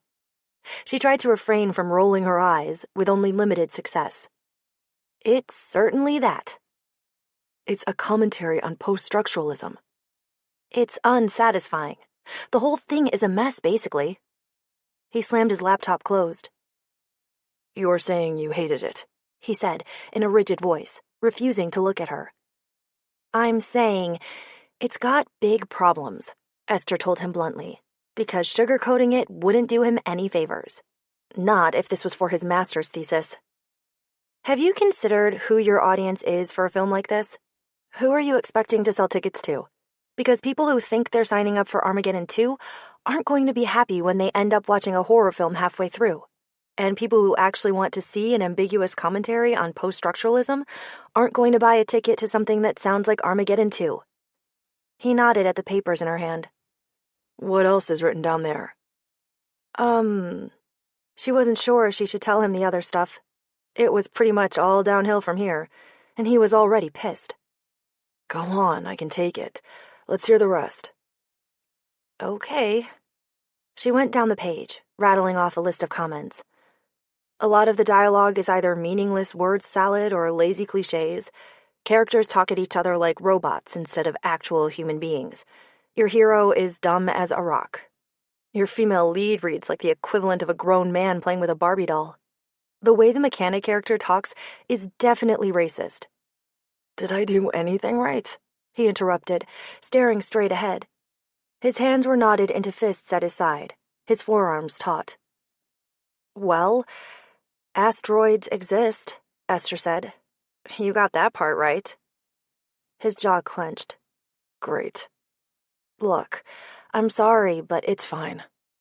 He scooped up his laptop and pushed himself to his feet. Can you just give me your notes, and I'll read over them on my own? He held his hand out without meeting her eyes. I didn't mean to hurt your feelings.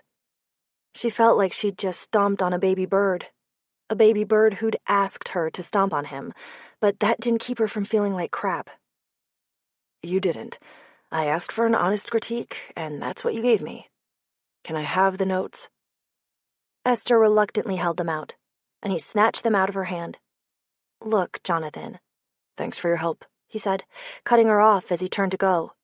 I'll take your feedback under consideration. She winced as the door slammed behind him. Well, that went exactly as well as she'd expected. Chapter 9. Ginny finally called Esther back at 8 o'clock that night. My mother is giving me brain cancer, she announced. Esther dug the television remote out from under Sally's belly and paused The Walking Dead right as a zombie was about to bite someone's throat out. I don't think that's possible. Every time I see her, I get a headache. That sounds like brain cancer to me. Or here's a thought, Esther said. Maybe you just find her aggravating, and it's a normal stress headache. Maybe, Ginny allowed reluctantly. Tell me about your date last night. How'd it go? Silence. I don't know, she said after a moment. It was fine, I guess. That was not at all the reaction Esther had been expecting, based on Jonathan's version of events. But not great? He let me talk more this time. That's good, right? I suppose. Ginny made a dissatisfied noise. I don't know. I'm still not feeling the fluttery thing, you know? I want him to make my heart beat faster and my toes curl. My toes did not curl, not once, not even when we were making out. Esther sat up straighter. Wait, back up. You made out with him? No wonder Jonathan had been grinning and blushing when he talked about Ginny earlier.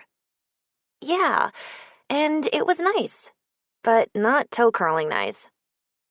Maybe your expectations are too high for a second date. I mean, how many guys have actually made you feel that way so soon after meeting them? Esther could count the number of men who'd made her feel that way on one hand. On one finger, actually. Stuart did. Okay, but I know Stuart cheated on me. I'm not going back to him, so you can stop worrying about it. Esther blew out a long breath. You have no idea how glad I am to hear that. Sally rolled over, snuggling up against her thigh, and Esther scratched her neck for her. You were right. I needed to rebound. Now that I've put myself out there again, I have a better idea of what I want, and it's not Stuart. Or Jonathan. Like Vilma said, life's too short to waste on cheap shoes. You're saying Jonathan's cheap shoes? Oof, that was rough on the poor guy, especially when he was out there thinking the date had gone really well. Just like he thought his awful screenplay was some kind of cinematic masterpiece. Poor dude. It was kind of the theme of his life. Esther could practically hear Ginny shrug. He's fine. He'll make a perfectly nice boyfriend for someone else. But he's not what I'm looking for. My days of settling for Payless shoes are over. I'm saving up for a pair of Manolos. Okay then, but... He told me you were going out again next weekend. You talked to him? Ginny sounded surprised. Yeah, I ran into him earlier. By appointment, but Ginny didn't need to know about that part. I sort of agreed to go to that new Ethiopian place with him next Friday. Why would you do that if you don't like him? Ginny huffed out an annoyed-sounding breath. I don't know. I didn't want to hurt his feelings. He asked me right after we'd done all that making out, and it seemed unnecessarily cruel to say no at that point, and I hadn't totally made up my mind about him yet. But the more I thought about it today, the more sure I was that he's not the Manolos I'm looking for. Esther leaned forward to snag her beer off the coffee table. So, are you still going through with the date on Friday? Yeah, I guess. I don't want to break it off over the phone. I'll tell him at the end of dinner. I'll pick up the check, and then before we leave, I'll tell him. Esther shook her head, wincing. He wouldn't even see it coming. Poor guy. He'll be fine. I'm pretty sure he doesn't like me that much either. I wouldn't be too sure of that, Esther said, biting her lip. Why? What'd he say? Nothing. He just seemed happy to be going out with you again, is all. Just try to be gentle, okay? You know me, Ginny said. I'm always nice. It will be as gentle a rejection as a rejection can be. Guilt settled in the pit of Esther's stomach. First, she'd gotten Jonathan to like Ginny. Then, she'd decimated his ego by tearing apart his script. And now, Ginny was probably going to crush what was left of his self-esteem when she dumped him on Friday. The guy was having a majorly bad week, and it was pretty much all thanks to Esther. She didn't see or hear from Jonathan on Monday, or Tuesday. Every time she walked past his apartment, she slowed her steps, listening for sounds of habitation inside, but it was dark and silent. The blinds were shut tight, which wasn't unusual for him, but there were no lights on inside. She couldn't blame him for avoiding her. Maybe he'd gone out of town, or he was staying with a friend so he didn't have to risk running into her. She thought about texting him, just to check on him, but was afraid that might make things worse. It wasn't that she was worried about him, exactly. It was just that he'd looked so crushed after she'd eviscerated his script. Like a kid who'd been shoved off his bike and had his lunch money stolen. She didn't like feeling like a bully. Apparently, he wasn't used to criticism. Really, though, he needed to develop a thicker skin if he was going to be a writer. Criticism was critical to improvement. You couldn't get better at anything if you weren't willing to learn from your mistakes.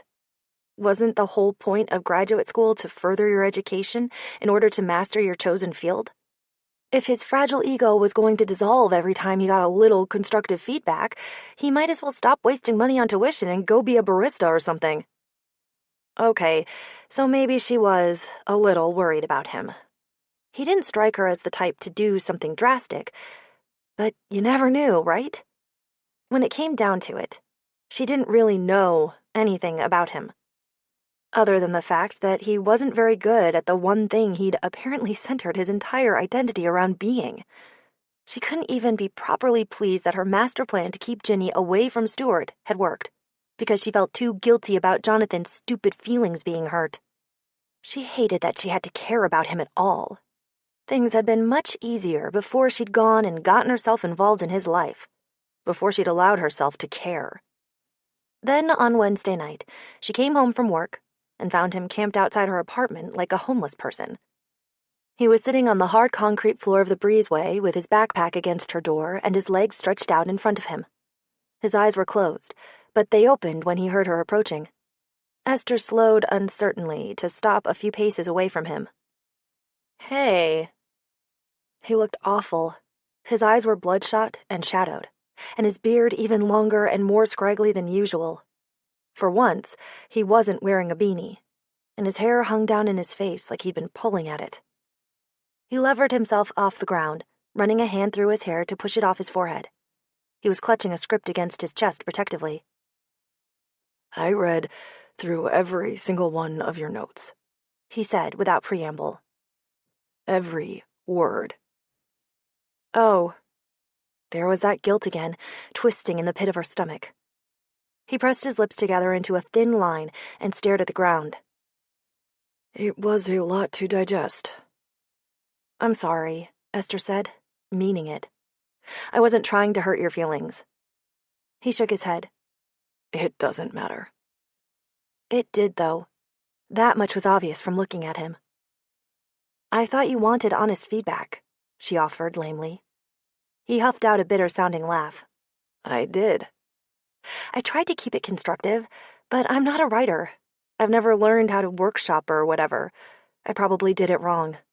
No, you did it right. He was still staring at his shoes, like he couldn't bear to look her in the eye. I've been thinking about everything you said, and... He shook his head, grimacing. You were right about most of it. That must have been painful to admit. Esther couldn't think of anything to say that wouldn't sound like some version of, "I told you so," so she didn't say anything at all. I haven't been... He hesitated, his face twisting into a scowl.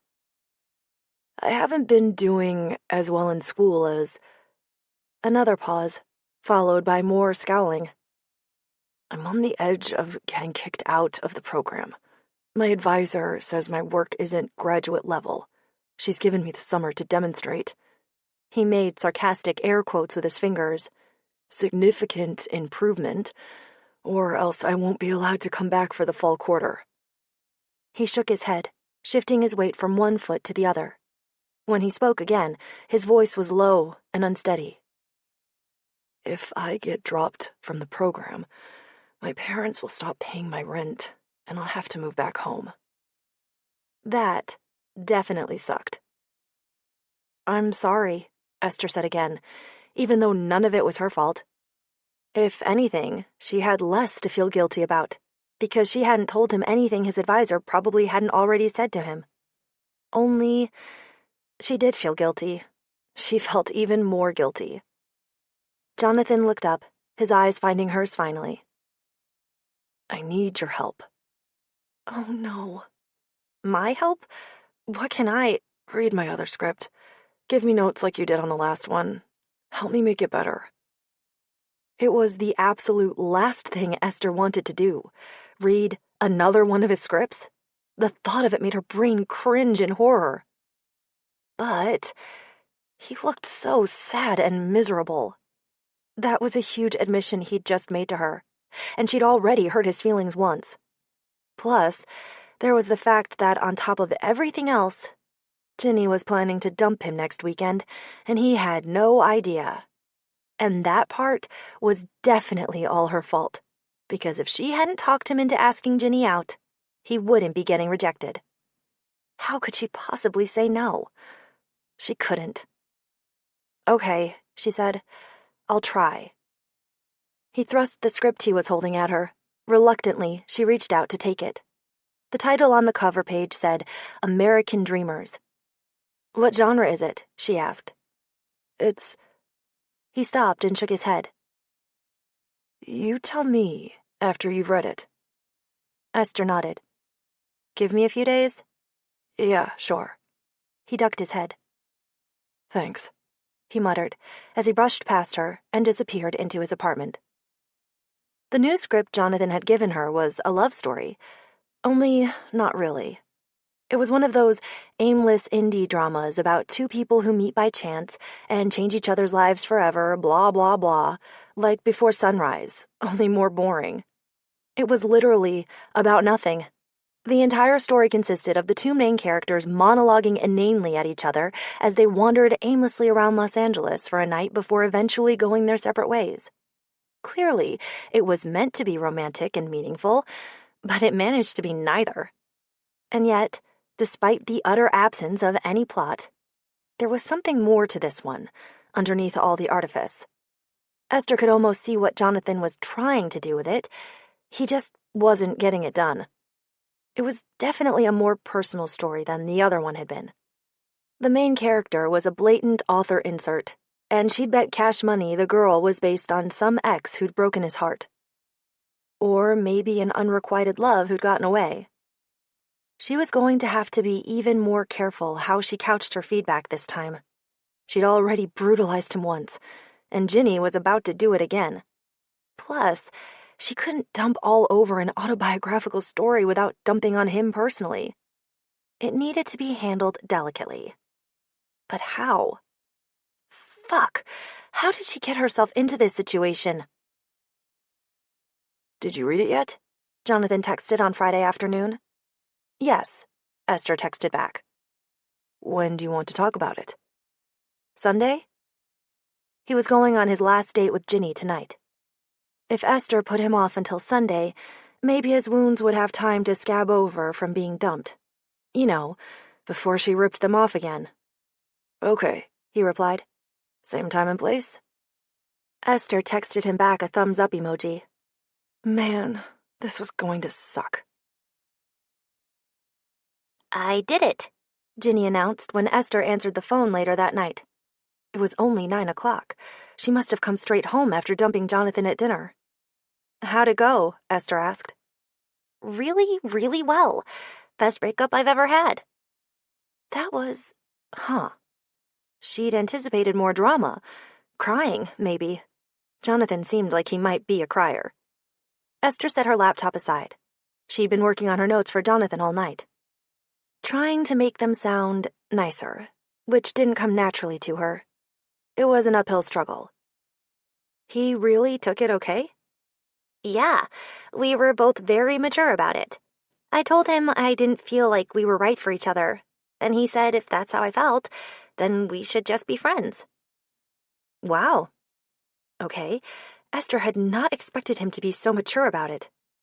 Given his emotional state earlier in the week, she thought he'd take it harder than that. She was glad, though. Hopefully it boded well for their next critique session. Or as well as possible, anyway. The friends thing is total bullshit, obviously. It's not like we're going to be hanging out platonically after this. I'll probably never see him again except when I bump into him at your place. That's going to be awkward. They might need to stop hanging out at the pool, at least for a while.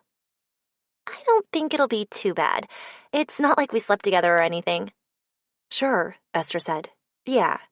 Thank God. I'm kind of wishing I had now, though. Why? Curiosity. I still want to know what he's like in the sack. It's probably just as well you didn't. If you didn't like him, I mean. I guess. I liked him. I just couldn't see us getting serious. To be honest, he reminded me too much of Stuart. How? Esther couldn't think of a single thing Jonathan had in common with Stuart, other than superficial stuff like his beard and his beanie habit.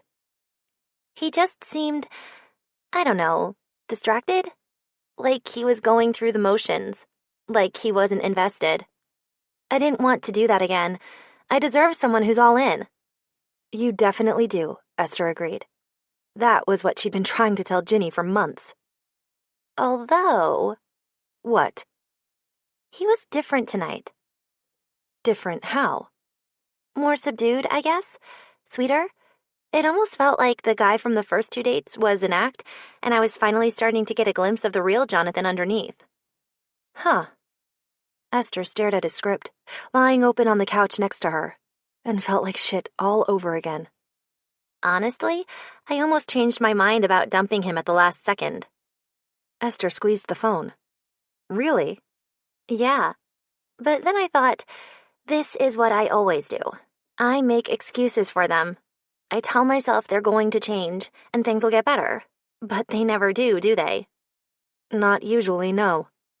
I'm done waiting for guys to change. If they aren't treating me the way I deserve to be treated, then I'm out. Esther reached over and flipped Jonathan's script closed. Good for you. I'm turning over a new leaf. Go me. At least Ginny sounded happy. Esther hadn't ruined Jonathan's week for nothing. That was something. So you're really okay with the Jonathan situation? Esther asked, riffling the edges of the script pages with her thumb. And with Stuart? Yeah, totally. I'm way over Stuart. Going out with Jonathan was clarifying. I know what I want now. No more Payless shoes for me. That's great. All Esther wanted was for Ginny to be happy, to understand her own worth, to not settle for some shithead who treated her like crap. Yeah, so I was going to suggest a pool hang tomorrow to celebrate, but it'd probably be cruel to lurk outside Jonathan's apartment right after dumping him, huh? Probably. We could meet for brunch, though. Let someone else make the mimosas for a change. You're on. After they hung up, Esther went back to working on her script notes for Jonathan. She really wanted to do a good job with them. He had a lot riding on it, and she felt like she had to do right by him. She owed him that much at least. Chapter 10. You brought your weird coffee maker, Esther said when she opened the door for Jonathan on Sunday. Chemex.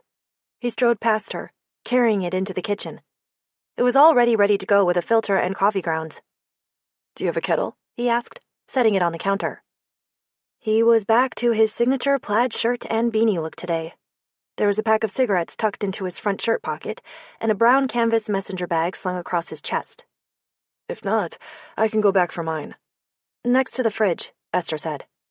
He filled it up with water from the tap. I'm going to show you how much better this coffee is than that sludge you're used to drinking. You'll never look at coffee pods the same way again. Sure, whatever, she said, chewing on her thumbnail. He seemed oddly perky for a guy who'd just been dumped.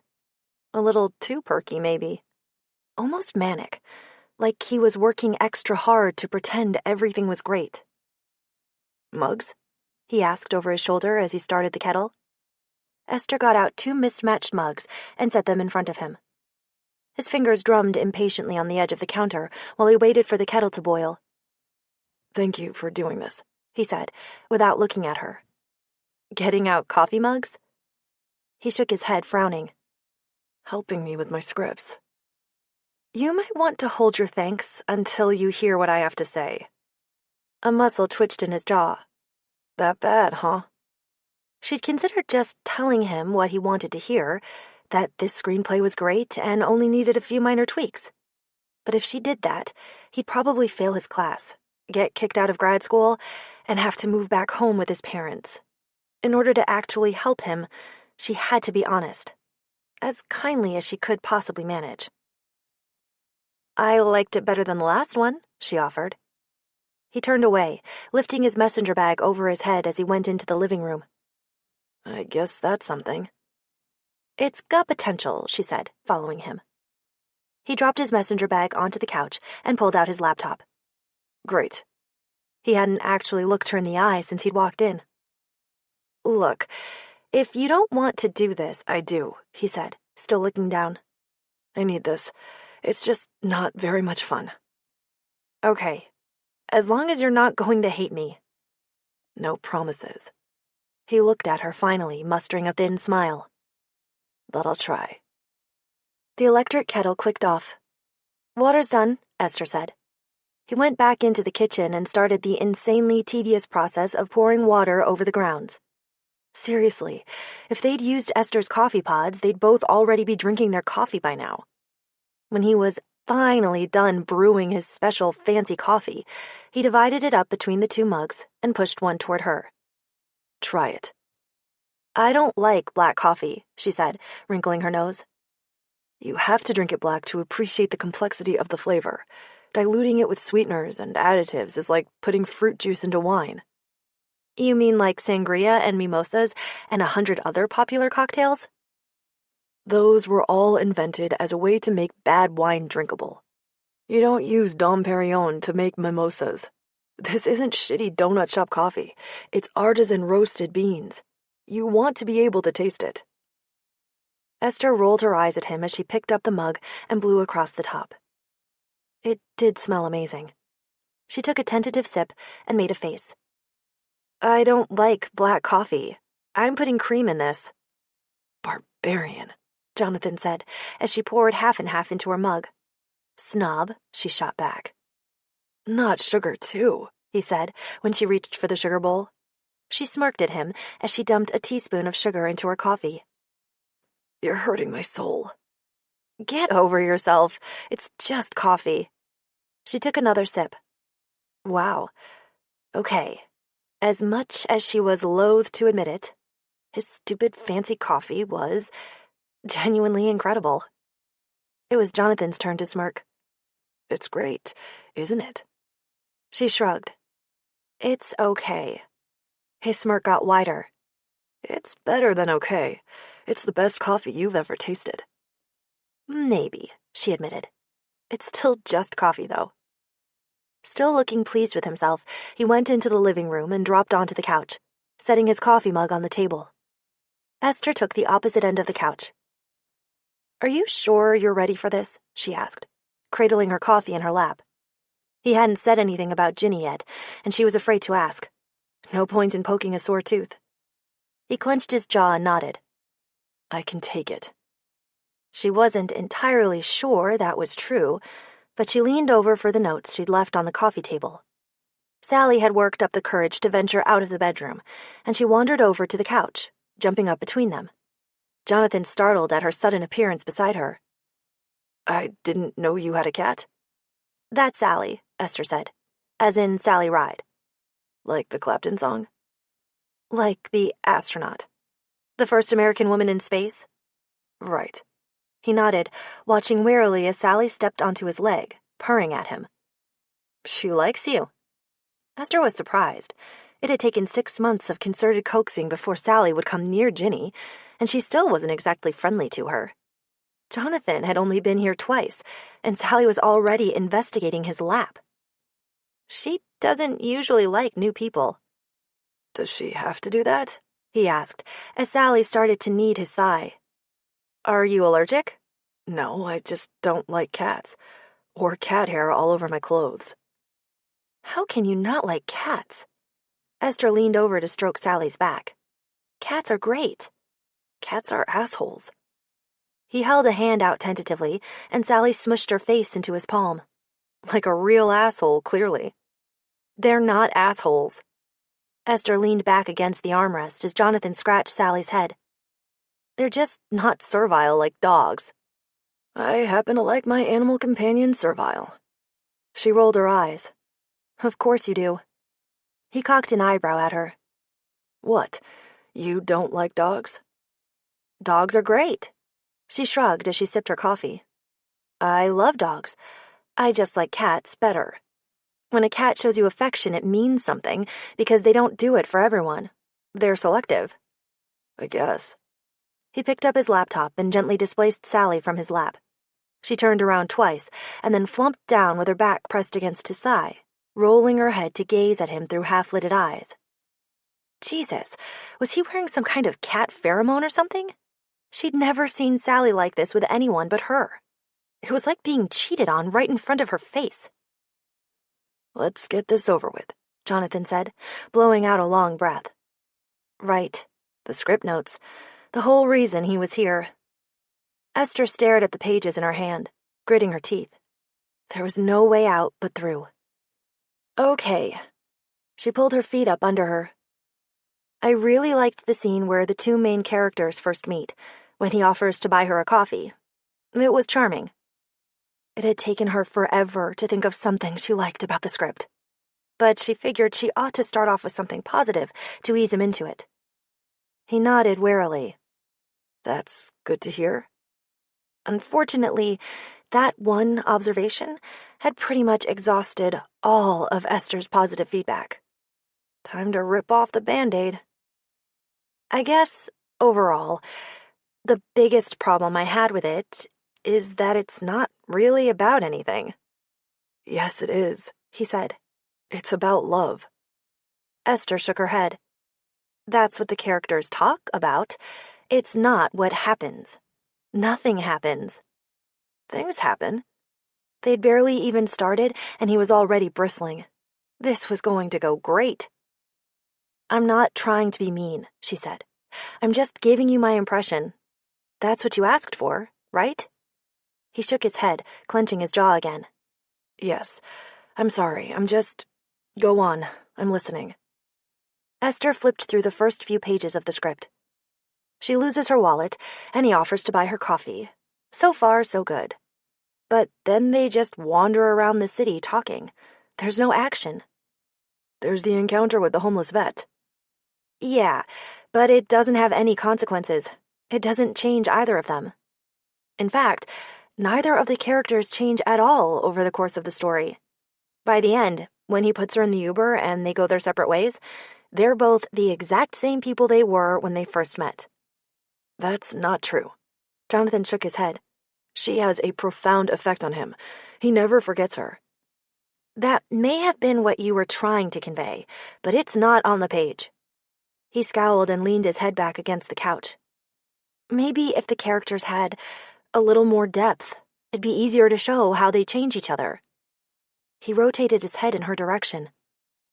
You're saying my characters have no depth? Not no depth, she tried to explain. Just, they could use a little more, maybe. They're both a walking grab bag of quirky stereotypes and personality tics, but I don't feel like I know either of them. They don't feel real. Great. That was the one thing I thought I did right. He shoved his laptop aside and leaned forward, resting his elbows on his knees as he rubbed the sides of his head. Your male lead is a busker in a train station, Esther said. That's not real life. That's a cliché. Buskers actually exist. He pushed up his glasses so he could rub his eyes. Just like asteroids, he added, throwing a bitter glance her way. Okay, but do you actually know anyone who's a busker? Have you spent time talking to one of them about what it's really like? I think you might be over-romanticizing it. Sally bumped her forehead against Jonathan's arm, but he ignored her in favor of rubbing his temples some more. Fine. What else?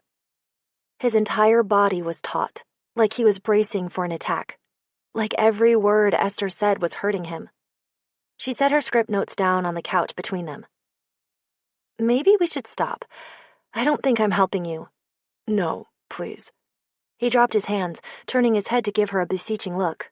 This is exactly what I need to hear. Are you sure? Because I feel like a real shit nugget here. It was like kicking a puppy, over and over again. Esther had never considered herself a particularly nice person, but she wasn't a puppy kicker either. He dragged his beanie off and tossed it on the table, running a hand through his hair. I'm sorry. You really are helping. It's just hard to hear. He stretched his arm across the couch so his fingertips brushed against her leg. I promise I won't hate you. She looked down at his hand, nodding. Okay. He retracted his arm and sat back on the couch again. What about Emily, the female lead? Did you like her? Esther winced. Well, Jonathan groaned. What's wrong with her? She's a manic pixie dream girl. You know what that is, right? I'm in film school, he said with a scowl. Of course I know what it is. And Emily's not a manic pixie dream girl. She's real. Esther shifted on the couch so she was facing him more. You mean she's based on a real person, right? Someone you cared about? He looked down at his hands, which were clenched in his lap. Sort of. Esther tilted her head to catch his eye. Tell me about her. The real Emily. What made her special? What did you like about her? His fingers drummed on the cushion next to his thigh, and Sally took the opportunity to smush her face against them. I don't know, he said, idly scratching her head. I guess she's funny. Okay, that's a start, Esther said. Funny's good. The script could use a little more humor. Make her funny. He gave her a weary look. I thought I had. She pressed her lips together to suppress the urge to smile. It wasn't funny, but in a way, it kind of was. Darkly funny. You've got to actually write her being funny, not just say she's funny in the character description. Esther tipped her head to one side, peering at him. Can you write jokes? He let out a long, suffering sigh. Apparently not. We'll put a pin in funny for now. What else do you like about her? She's smart, I guess. Esther shook her head. Smart's hard too. Give me something more concrete. Like a specific moment when she did something small and seemingly insignificant that made you feel something about her. She propped her elbow on the couch, watching him while he thought about it. He was chewing on his lower lip, with his face all scrunched up in a frown. He was more than cute. He was actively attractive. Why hadn't she seen it before? Her hate goggles had blinded her to the fact that there was a hot guy underneath that beanie. After a moment, he sat up, shifting to face her. This is kind of lame, but there was this one time we were at the beach, and she spent like an hour building this really elaborate sandcastle with a bunch of kids we didn't even know. That's perfect, Esther said. That's real. Put that in there. His brow furrowed. How am I going to get a sandcastle into the script if they don't go to the beach? It doesn't have to be a sandcastle. Make it sidewalk chalk or Legos or something. Whatever. It can be anything. But that tells me something about who she is. It makes me like her. Yeah, he said, reaching for his laptop. Okay. He was almost sort of smiling, for the first time since he'd showed up at the door. His hair was sticking up, and it made Esther want to smooth it down for him. She cleared her throat. Am I allowed to ask who Emily was? His smile faded. Just some girl I knew. She seems like more than that. He stopped typing and stroked his hand down Sally's back. She was my first girlfriend. My only really serious girlfriend. What happened? She dumped me for someone else. I'm sorry. It happens, right? He shrugged and looked up at Esther. Have you ever been cheated on? She shook her head. It would be nice to be able to say it was because she'd never dated anyone who would cheat on her. But the actual reason was that she'd never dated anyone long enough to get cheated on. She had a history of breaking things off before anyone got around to thinking about cheating. Have you ever cheated on anyone? No, Esther answered truthfully.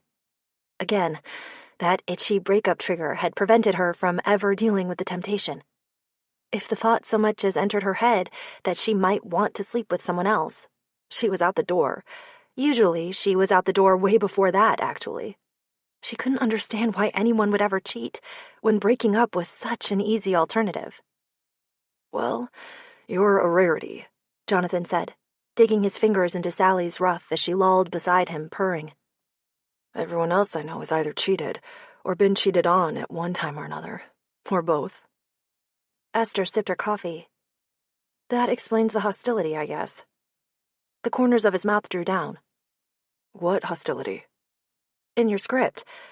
I thought it was misogyny, but it's more personal than that. He stopped petting Sally and looked up. You thought I was a misogynist? Esther shrugged.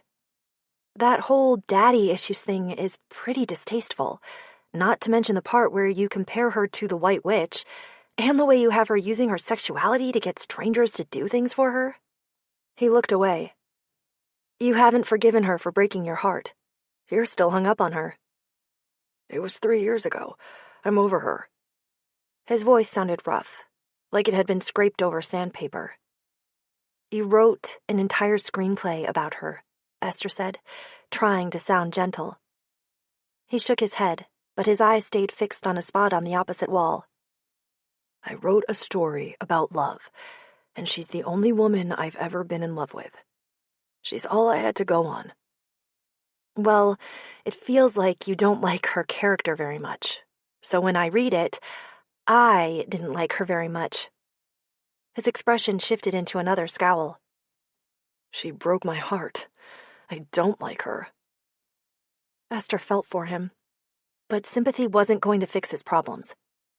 You've got to find a way to get over that if you want this story to work, or else find a different muse, because right now, the way you feel about her is hurting your script. I need some air. He pushed off the couch and went out onto her balcony, sliding the door closed behind him as he reached into his pocket for his cigarettes. Esther stayed on the couch petting Sally for a couple minutes to give him a chance to cool off before she got up and followed him. You shouldn't smoke, she said, when she joined him outside. He was hunched over, leaning forward with his forearms resting on the railing. The balconies were small, only barely deep enough for a chair, and hers overlooked the alley and the apartment complex next door. It wasn't exactly picturesque. Esther didn't spend much time out here, and it was dusty and covered with seed pods from a nearby tree. I only do it when I'm stressed, he said, without looking at her. If that was true, she felt even sorrier for him, because it seemed like he smoked a lot. She leaned against the railing beside him and bumped her arm against his. I'm sorry I'm making you stressed. He picked at the filter of his cigarette with his thumbnail. It's not you. He didn't look stressed anymore. He looked sad. She didn't like seeing him sad. Not that she liked seeing him stressed either, but it was better than this sad, dejected person who made her want to gather him up and give him a hug. Is it talking about her? Esther asked. Real, Emily? The girl who broke your heart? He took a long drag on his cigarette and turned his head to blow the smoke away from her. It's not just that. It's all of it. Her, my advisor, the fact that I'm failing at the one thing I ever wanted to do. His eyes flicked her way. Then there's Ginny. Esther winced. Oh. His mouth flattened out. You didn't ask how it went Friday, so I assume you already know she told me she didn't want to see me anymore. I'm sorry, Esther said, feeling like a shit nugget again. I really thought you guys might be good together. Shrugging, he took another drag on his cigarette. It's whatever. It's one more in a long list of things I suck at. He was too sad. She wanted to make him feel better, but she didn't know how. So she did the only thing she could think of, which was to confess something embarrassing about herself. The reason I've never been cheated on is that I've never been in a serious relationship. He looked over at her, eyebrows raised. Really? He sounded as surprised as if she told him she'd never tasted ice cream. I've had sex, she said, so there wasn't any misunderstanding. Plenty of times. I'm not a... He put his hands up in a warning gesture. I wasn't asking. Esther looked down at the sidewalk. If the wind was just right, she could probably spit on her car from here. Or Jonathan's. I don't think I'm built for commitment, she said. Some people just aren't, right? Why do you think that? She shrugged. I've never liked anyone long enough to keep them around. You've never been in love? There he went again, sounding shocked. Nope. It wasn't a big deal. Plenty of people had never been in love. The world was full of people still waiting to find their soulmate. Not that Esther believed in soulmates. She was better off than most of the rest of them, because she didn't need to be in love. She wasn't waiting for a man to come along and complete her. She was perfectly happy on her own. Most of the time. He flicked ash over the railing. That's sad. She swiveled her head to glare at him. Thanks. He didn't look as sad anymore, probably because he was too busy thinking about how sad she was. She'd successfully distracted him with her own patheticness. He shrugged, smiling at her. Well, it is. It's not like I haven't been attracted to people. I've had crushes. But after the initial excitement wears off, I always end up feeling... meh. He looked thoughtful. Maybe you're gay. I'm not gay. How do you know? Because I want to sleep with guys, and I don't want to sleep with girls. That's pretty much the textbook definition of not gay. Not that she hadn't considered it. She'd even tried to date a girl once. In college. Which was a cliché. But that had been a big nope. Girls were definitely not for her. She liked men, and she liked sex with men. She liked it a lot. She just didn't like the men hanging around afterward. Esther was the opposite of Ginny. Instead of keeping men around past their expiration date, she tossed them out as soon as the freshness had started to wear off. She looked down at her hands. I just think all that sappy, hand-holding love song stuff isn't for me. Jonathan shook his head, gazing across the alley at the building next door. That stuff's all performative. That's not love. Love is madness. It's a compulsion. It's passion and torment, and exhilaration and fear. You make it sound awful, Esther said, shuddering. Like skydiving or something. It is. But it's also incredible. If you say so. Seems like more trouble than it's worth. Look at him. He'd only been in love once, and he was still fucked up from it. If that was what was in store for her, she didn't mind taking a pass. He took another drag on his cigarette. You only say that because you've never experienced it. Most of art and literature was inspired by love. Esther rolled her eyes. A lot of it was inspired by religion, but I'm not inviting missionaries into my house to proselytize me. He looked over at her. So you've just given up on ever falling in love? Maybe. It was easier than being disappointed over and over again, or wondering whether there was something wrong with her. Plenty of men preferred casual sex over relationships, and no one ever blinked an eye at them. Esther was only doing what they did. That didn't make her broken. She shrugged. It's not like love's even real. Sure it is. No, gravity's real. The laws of thermodynamics are real. You know how I know? Because I can measure them. I can make reliable predictions about how objects will behave under their influence. You can't do that with love. It's just a feeling, a temporary delusion caused by rising cortisol levels and depleted serotonin. You say that like feelings don't matter. Maybe they shouldn't matter as much as they do. Now you're talking crazy. I just think maybe I was meant to be alone. She stared down at the sidewalk. I'd rather be by myself or with my friends than with any guy I've ever dated. So why bother dating? Jonathan stubbed out his cigarette and flicked the butt over onto his balcony. Maybe the problem isn't you. It's the kind of men you date. She looked at him sharply. What's that supposed to mean? He shrugged. I just think you shouldn't be dating anyone you don't want to be friends with. If you're looking for a real partner, there's got to be more than just sexual attraction there. You should be looking for someone you actually enjoy spending time with. Ideally, you're looking for a best friend. That's the goal, isn't it? To marry your best friend. Wow, she said. He glanced her way. What? That is shockingly sentimental, coming from the guy who wrote a love story where two people totally fail to fall in love. His mouth twitched, but he looked more amused than irritated. Thanks a lot. Come on. She tugged at his sleeve. Smoke break's over. Let's go channel some of that squishy romantic center you've been hiding into that script of yours. He followed her back inside, and they worked for another few hours, going over the rest of Esther's notes and talking them through. By the time he finally packed up and went home, Esther had convinced him to make some major overhauls. He took it pretty well, considering how much work it was going to take to implement the changes. Instead of being pissed or disheartened, he seemed downright cheerful. On his way out the door, he paused on the threshold, clutching his laptop and the copy of her notes she'd given him. Thank you. He met her eyes and smiled, not the half-assed mouth twitch that usually passed for a smile either, but a real smile, soft and genuine, and a little shy. It sounds hyperbolic, but I think you may have saved my life. Esther felt her cheeks warm as she smiled back at him. You're welcome. Maybe she wasn't so bad at this critiquing stuff after all. Chapter 11. Do you think I have bad taste in men? Esther asked Ginny at lunch on Monday.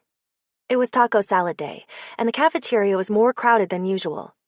Everybody liked taco salad day, and unlike lasagna, they never seemed to run out. Ginny's eyes narrowed over her tostada bowl. Is this a trick question? It feels like a trick. It's not a trick. It's a regular question. It was just the two of them today, because Yemi was on a conference call. Esther had promised to bring him back a taco salad. Ginny was still suspicious. Why don't you tell me what you want to hear, and then I'll decide if I agree or not? I'm not looking for validation, Esther told her. I want to know what you really think. She hadn't been able to stop thinking about what Jonathan had said, about how her problem was the kind of men she dated. Ginny pursed her lips. They were a matte pinkish-orange today.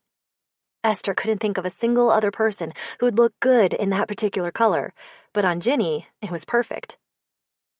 I think... She paused, carefully considering her words. I think you gravitate toward men you're in no danger of getting serious about. That's not true. I knew it was a trick. Ginny shook her head as she stabbed a chunk of chicken fajita with her fork. Sorry, Esther said. Tell me why you think that. I'm listening. She made a zipping motion across her lips. Fine, Ginny said. You haven't been in a single serious relationship since I've known you. Your MO is to meet a guy, sleep with him once or twice, and then get bored. She wasn't wrong, but Esther still felt the need to defend herself. Sometimes they're the ones who get bored. Because you always pick guys who clearly aren't looking for anything more than a casual hookup. Not always, just mostly. Leo didn't get bored, Ginny said. He would have happily boned you for the rest of his life if you'd let him. Leo was a vendor who worked with Ginny. Esther had gone home with him after Ginny's New Year's Eve party last year. And then she'd lost interest. Fast. She wrinkled her nose. Leo was obsessed with anime figures. So what? You've got some Funkos on your desk? No, I mean he was obsessed. He had an entire room of his house devoted to them. Have you ever seen an entire room full of nothing but shelf upon shelf of anime figures? Super creepy. You wouldn't have wanted to go back to that house either. Esther shuddered. The memory of all those unnaturally wide, vacant eyes staring back at her still haunted her. I'm just saying, you could have given him more of a chance. He might have eased up on the doll obsession a little once he had a real girl to care about. Esther shook her head as she reached for her iced tea. No, see, that's your MO. You're always thinking you can change the guys you date, remember? Ginny pointed her fork at Esther. Nice try, but we're not talking about my hang-ups right now. We're talking about yours. I like Diego. Esther set her tea back down. It's not my fault he moved to Texas. Ginny rolled her eyes. Please. Diego was already halfway out the door when you slept with him. You worked with him for a year and didn't show the slightest interest until he took that job at NASA. She reached for a packet of hot sauce and tore it open with her teeth. This is what you do, she said, squeezing hot sauce onto her taco salad. You either pick a guy you don't actually like, or you pick someone who's safe because he's physically or emotionally unavailable. And if one of the unavailable guys starts showing signs of wanting to hang around, God forbid, you immediately stop liking him and run for the hills. When have I done that? Esther asked. Ginny fixed her with a pointed look. Aaron, you crushed on him hard for like 3 straight months. And as soon as he started showing actual interest in you, you immediately stopped liking him. That's because I found out he was vegan. I can't date a vegan. I like cheese way too much. There's always a reason if you invent one, Ginny said, shaking her head. I don't have to invent reasons. The reasons are just there. It was called having standards, and there was nothing wrong with it. Esther refused to feel bad about it. You picked cheese over an attractive man who liked you. Esther broke off a piece of tostada chip and scooped up a big pile of cheese and sour cream. My relationship with dairy is deeply fulfilling. You're lactose intolerant. You can't possibly understand. She shoved the chip in her mouth and smiled happily. I'm not lactose intolerant. I just refuse to put up with lactose's shit. Ginny picked an olive out of her salad and popped it into her mouth. When's the last time you were in a relationship that lasted longer than a month? Esther swallowed. High school. Ginny's eyes widened. Are you kidding? There was a guy in college, but it was more like a friends with benefits arrangement. She shrugged. He wasn't interested in being serious. How long did it last? 2 semesters, give or take. How'd it end? He met a girl. They started dating. It was the last time she'd actually felt invested in a relationship, and the memory of it was still a little tender. That was what trying to date a friend had gotten her. Ginny leaned forward. How did that make you feel? Esther scowled. What are you, my therapist? Answer the question, or I'll be forced to treat the witness as hostile. You watch too much Law and Order reruns. Come on, fess up. It hurt, Esther admitted, casting her eyes down. It wasn't that he didn't want to be in a relationship. He just didn't want to be in one with me. She squirmed in her seat, regretting that she'd started this conversation. Ginny's expression softened. You really liked him, didn't you? There was still a box of memorabilia devoted to him on the top shelf of Esther's closet. Ticket stubs, post-it notes, a paperback book he'd lent her. So, yes, she'd really liked him. She shrugged like it wasn't that big a deal. He was the only guy I've ever been friends with that I actually wanted to sleep with. Did you ever tell him how you felt?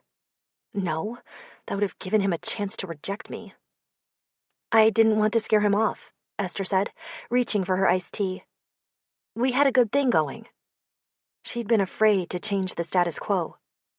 Part of her had always wondered whether they would have stayed together if she'd done things differently. Maybe he would have moved on, or maybe he would have broken things off even sooner. She'd never know. Until he found someone else. Esther swallowed a mouthful of tea. Yeah. That sucks. I'm sorry. Ginny reached across the table and squeezed her hand. Now I've made you all sad. Esther shook her head. It was 4 years ago. It's not like I'm still hung up on him. I'll buy you a cupcake at knitting tonight to cheer you up. Okay, but don't say anything to the rest of them about any of this. I don't want my love life dissected by the whole group. Talking about it with Ginny had already exceeded her quota of sharing for the entire month. You know, talking about things can actually make you feel better sometimes. Esther broke off another piece of chip. I talk about things. We're talking right now. Ginny leaned forward, frowning slightly. Do you think you have bad taste in men, since you're the one who asked the question in the first place? I don't know, Esther said. I never thought about it before. What made you bring it up? She didn't want to tell Ginny that she and Jonathan had been having a heart-to-heart about their love lives, not after they'd just broken up. It felt disloyal. Esther reached for her iced tea again to cover her floundering. Because of what you said about Stuart and Jonathan, I guess. It got me thinking about things. Ginny nodded, stabbing at her taco salad. You've met plenty of men. You've slept with even more than I have.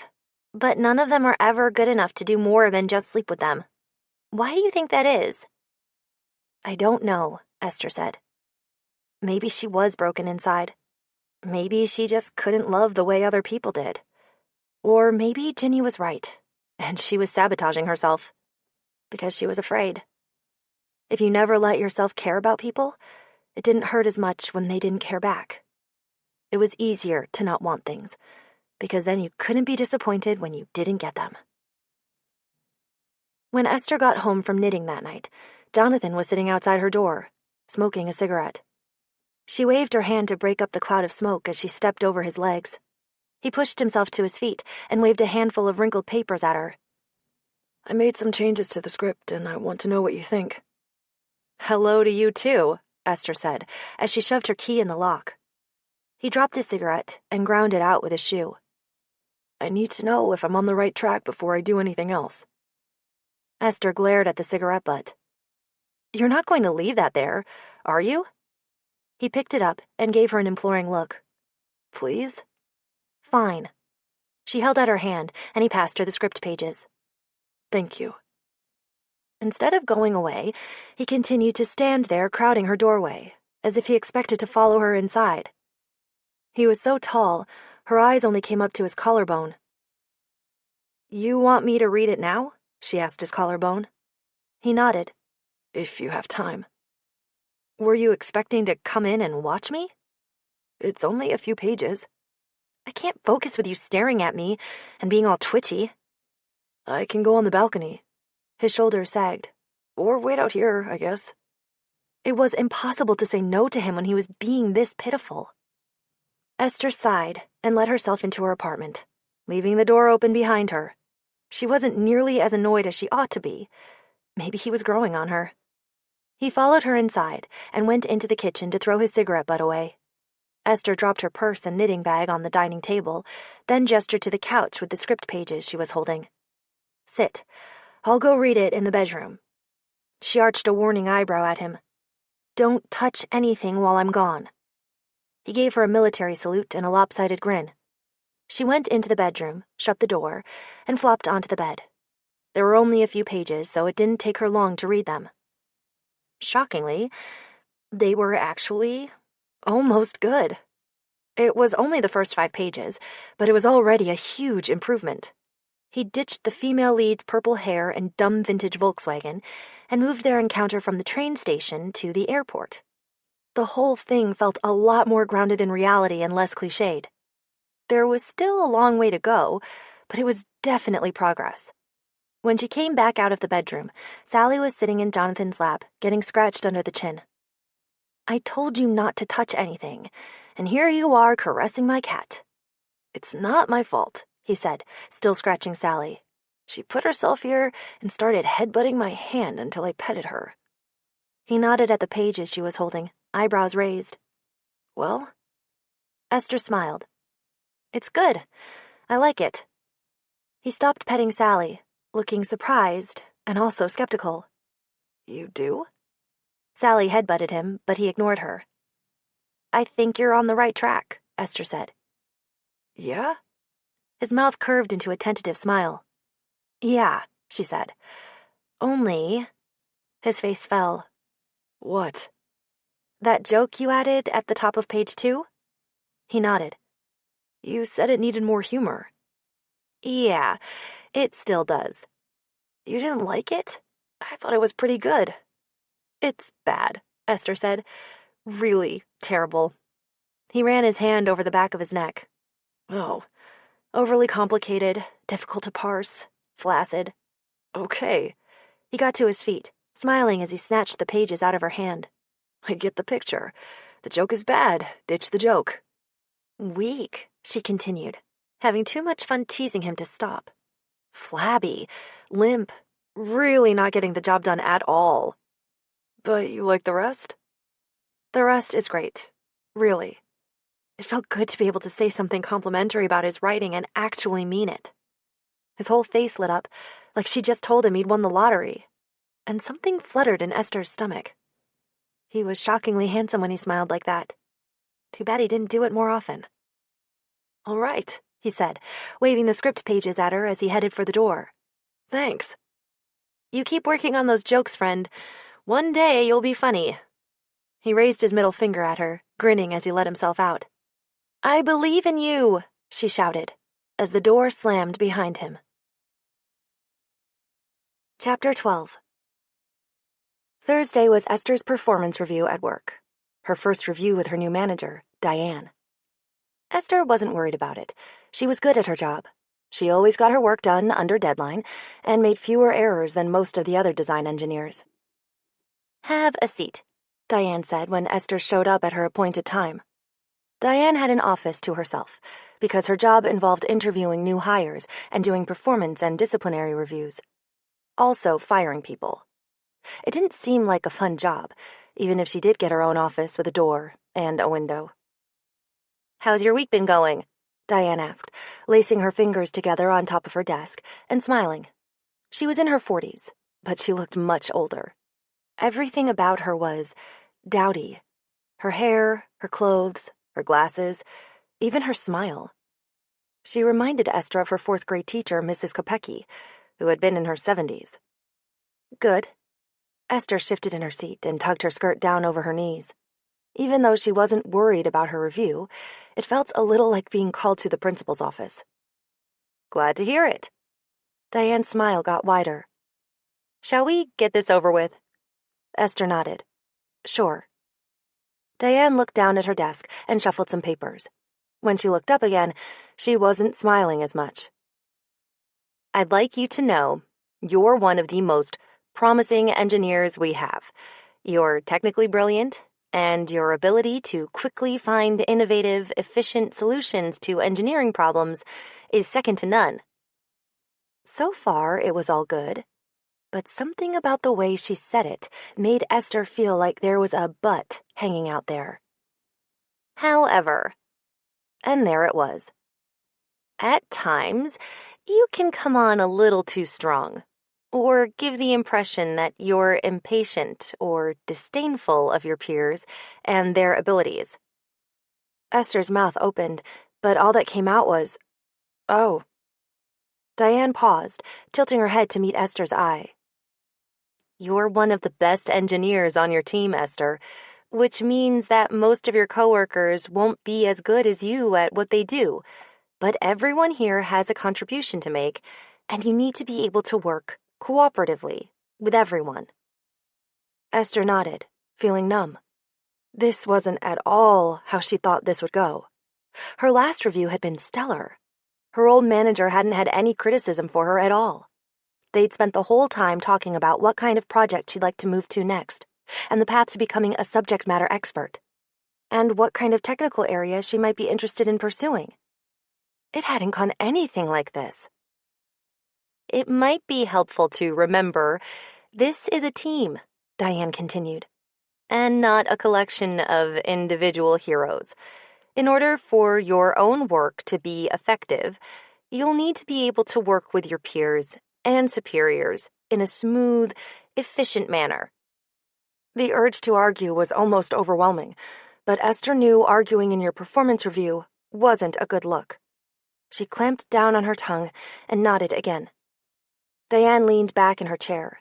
Her lipstick was uneven, and Esther couldn't stop staring at it. Perhaps once you've amassed more capital in terms of seniority and successful projects delivered, you'll be able to push everyone else harder, and they'll feel bound to keep up. But for now, you need to adjust your approach. Diane smiled at her. Think of it as another engineering problem to solve. Do people not like me? Esther asked, because that's what it sounded like she was saying. I wouldn't say that at all. Some of them just find you a little aggressive. Aggressive? Esther repeated. She couldn't believe she'd just been called aggressive in a performance review. By a woman, no less. Was Angelica Sauer too aggressive? Wasn't that how she'd succeeded in business? By suffering no fools and taking no shit? Esther wondered what their CEO would do to anyone who dared to complain she was too aggressive. Perhaps aggressive isn't the best word, Diane said, backtracking. Let's just say you can be a little too blunt sometimes. You mean honest? Diane's smile tightened. No one likes to be told they're wrong. If you're trying to win someone over to your point of view, it can be more helpful to take a diplomatic tack. Soften the blow a little. Esther stared down at her hands, which were clenched in her lap. I see, she said, choking back the urge to defend herself. To point out how sexist it was to criticize her for being too aggressive when she knew damn well a man would be praised and rewarded for the exact same behavior. But all that would do was prove Diane's point, that Esther was too aggressive. Esther, you're someone who has a lot to offer, Diane said kindly. Not just the company, but also your peers, as a mentor and example of what a good engineer looks like. If you can moderate your approach to your coworkers, I think you'll find they begin taking your advice more and coming to you for guidance, which is how you advance from baby engineer to senior engineer. Maybe even an SME one day. Maybe she'd get to be a subject matter expert? Her last manager had acted like it was a given. He told her to keep doing what she was doing, and she would be able to choose her own path. Now Diane was making it sound like she needed to shape up and fly right, or she wouldn't advance at all. Esther ground her teeth, smiling and nodding her way through the rest of the conversation, trying to be pleasant and act like she was taking the feedback to heart. But she left Diane's office fuming. Aggressive. She'd actually had the nerve to call Esther aggressive. Would a man ever be called aggressive? No, because in men it was seen as a desirable trait. A man would be told he was assertive, that he'd displayed leadership skills.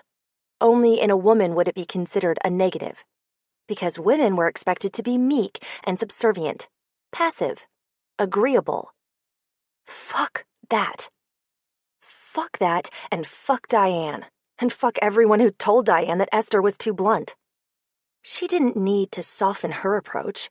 They needed to do their damn jobs better. She refused to adapt to incompetence because some men might get their fifis hurt. Fuck all of them. And fuck this place. How'd it go? Yummy asked when Esther got back to her desk. Piece of cake, she told him, forcing a smile.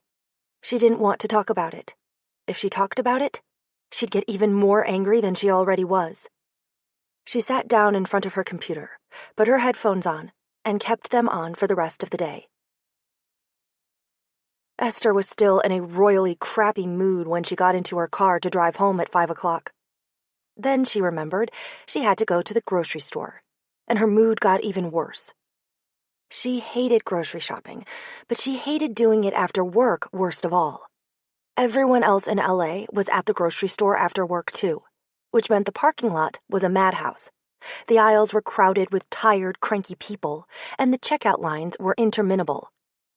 There were never enough checkers, and she always ended up trapped in the self-checkout lane behind the person who had to turn every single item over 4 times before they found the barcode, and then had to pass it over the scanner 3 times before it registered.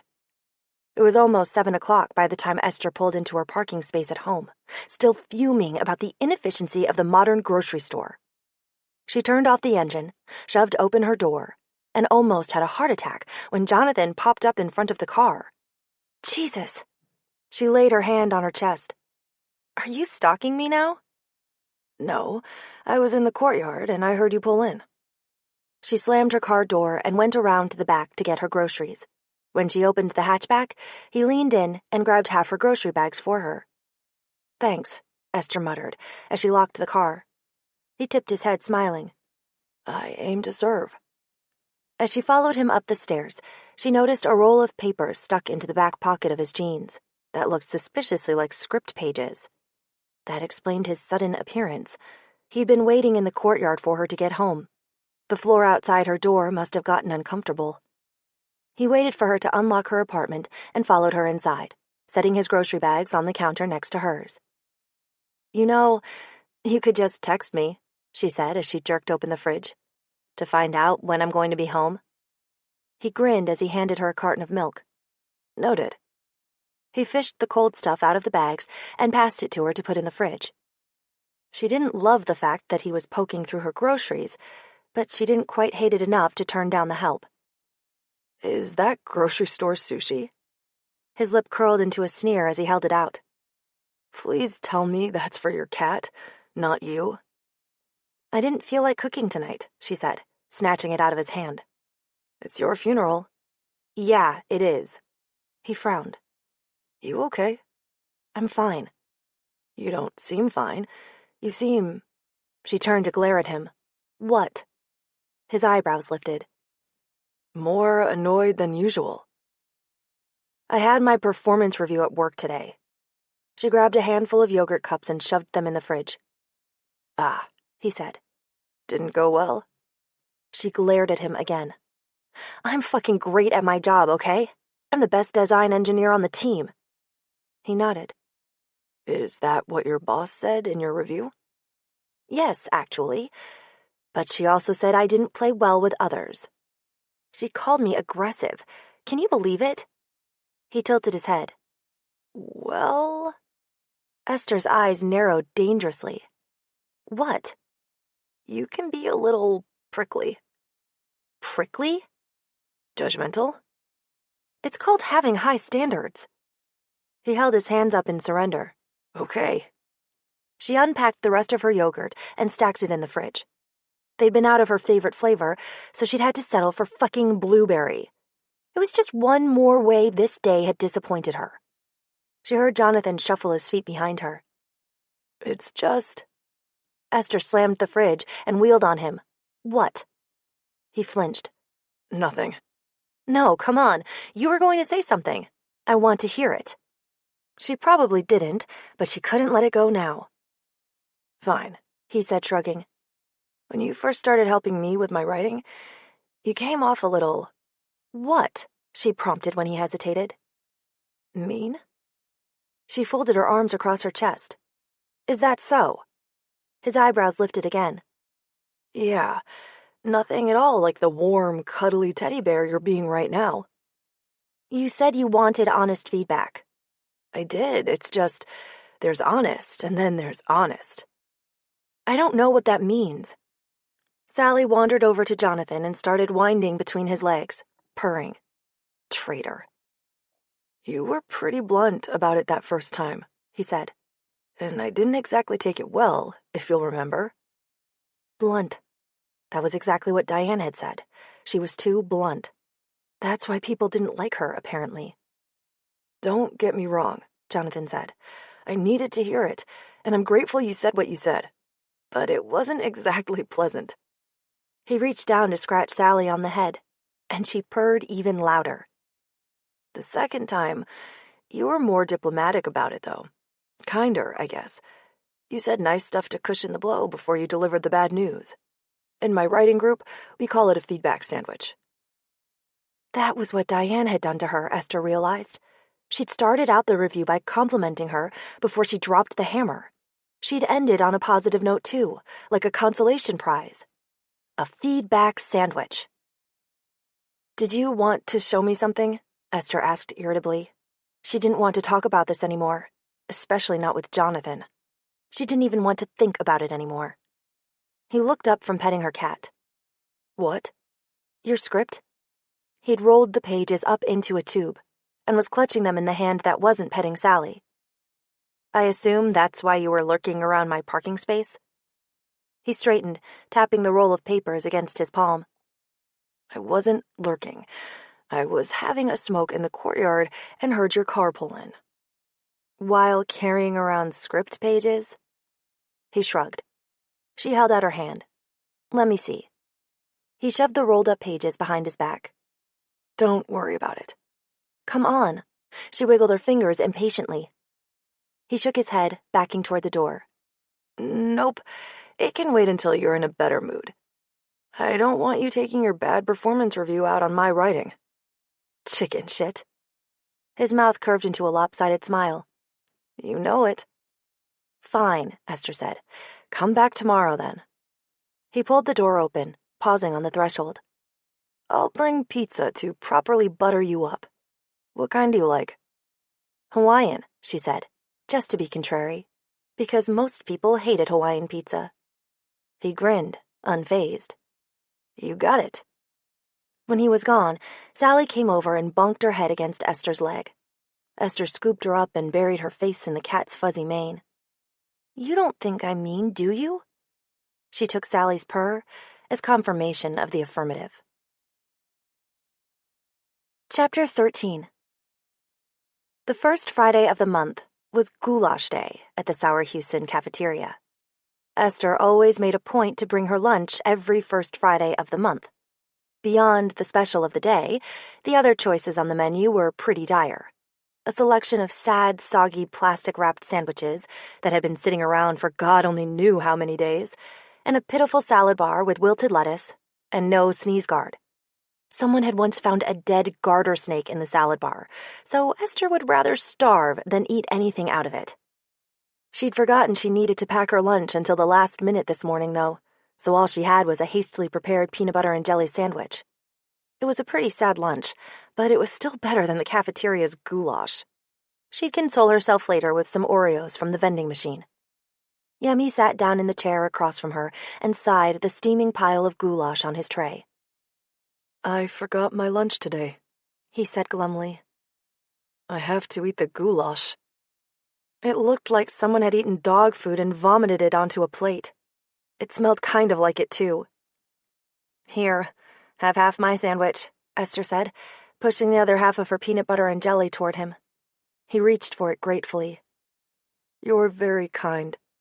You're welcome to have half my goulash if you want. Pass, Esther said, but thanks. I'll bring you some of my mother's yam potage on Monday. What's that? It's a stew, made with yams, tomatoes, dried fish, and ground crayfish. Esther wrinkled her nose. No disrespect to your mother's cooking, but that sounds terrible. Yummy shrugged. You don't have to eat it if you don't like it, but you'll like it. She nodded, frowning at her peanut butter and jelly sandwich. Do you think I'm too honest? No, I like that you're honest. Thank you. At least someone she worked with liked her. You're welcome, he said. I'm probably the wrong person to ask, though. People complain I'm too honest all the time. Esther wondered if Yummy had ever been told he was too aggressive in a performance review. Probably not. He was so soft-spoken and polite.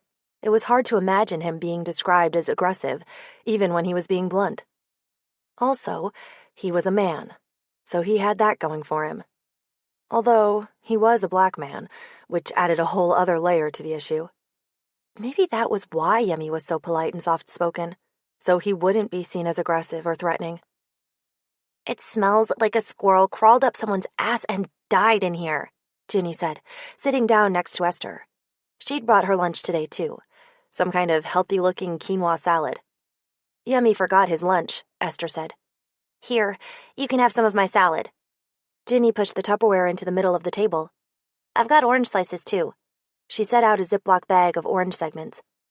Yemi helped himself to an orange slice, but didn't make a move on the quinoa salad. Thank you. "Do you think I'm too honest?" Esther asked Ginny. "I'm gonna need more context," Ginny said, taking back her quinoa salad. "At work, am I overly blunt and aggressive?" Ginny frowned. "Is this about your review?" Esther nodded. Ginny's eyebrows lifted. She actually used the word aggressive? I know, right? She might as well have said abrasive. And we all know what that means.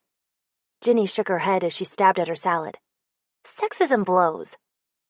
"You told me your review went fine," Yemi said.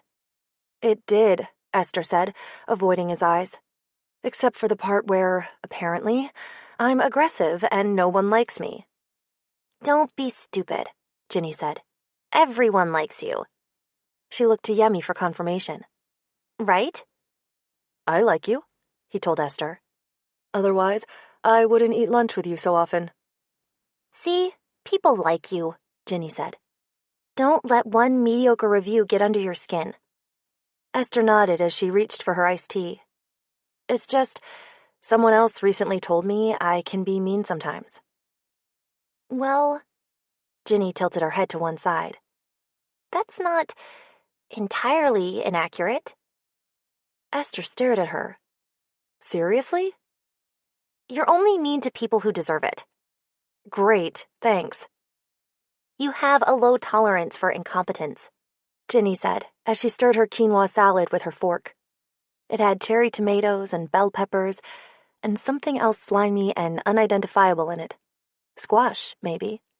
It looked almost as dire as the goulash. "But when it's someone you like, you're extremely patient and supportive. Like when you taught me how to knit." "That's true, I guess," Esther said, feeling a little better. "It's just when you're dealing with someone you don't like that you can maybe be a little brusque," Ginny added. "You're very binary about people. You either like them or you hate them. There's no in between with you." Yeah, okay. Ginny might have a point. Esther had never been much of a people person. She liked her friends and was willing to do almost anything for them, but she didn't have an abundance of patience for everyone else in the world. Most people were an inconvenience she'd just as soon not have to deal with. She supposed it was possible she let that show a little too much in her attitude at work.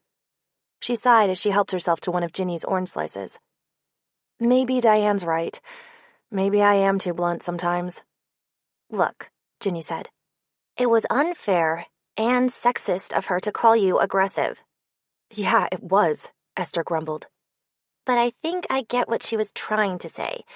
Just because it's a double standard doesn't mean you don't still have to figure out how to navigate it. The world's an unfair place, and sexism isn't going away anytime soon." She should have chosen a different word, but I think you should consider that she was trying to help you. So what? I'm supposed to censor myself? Play along to get along?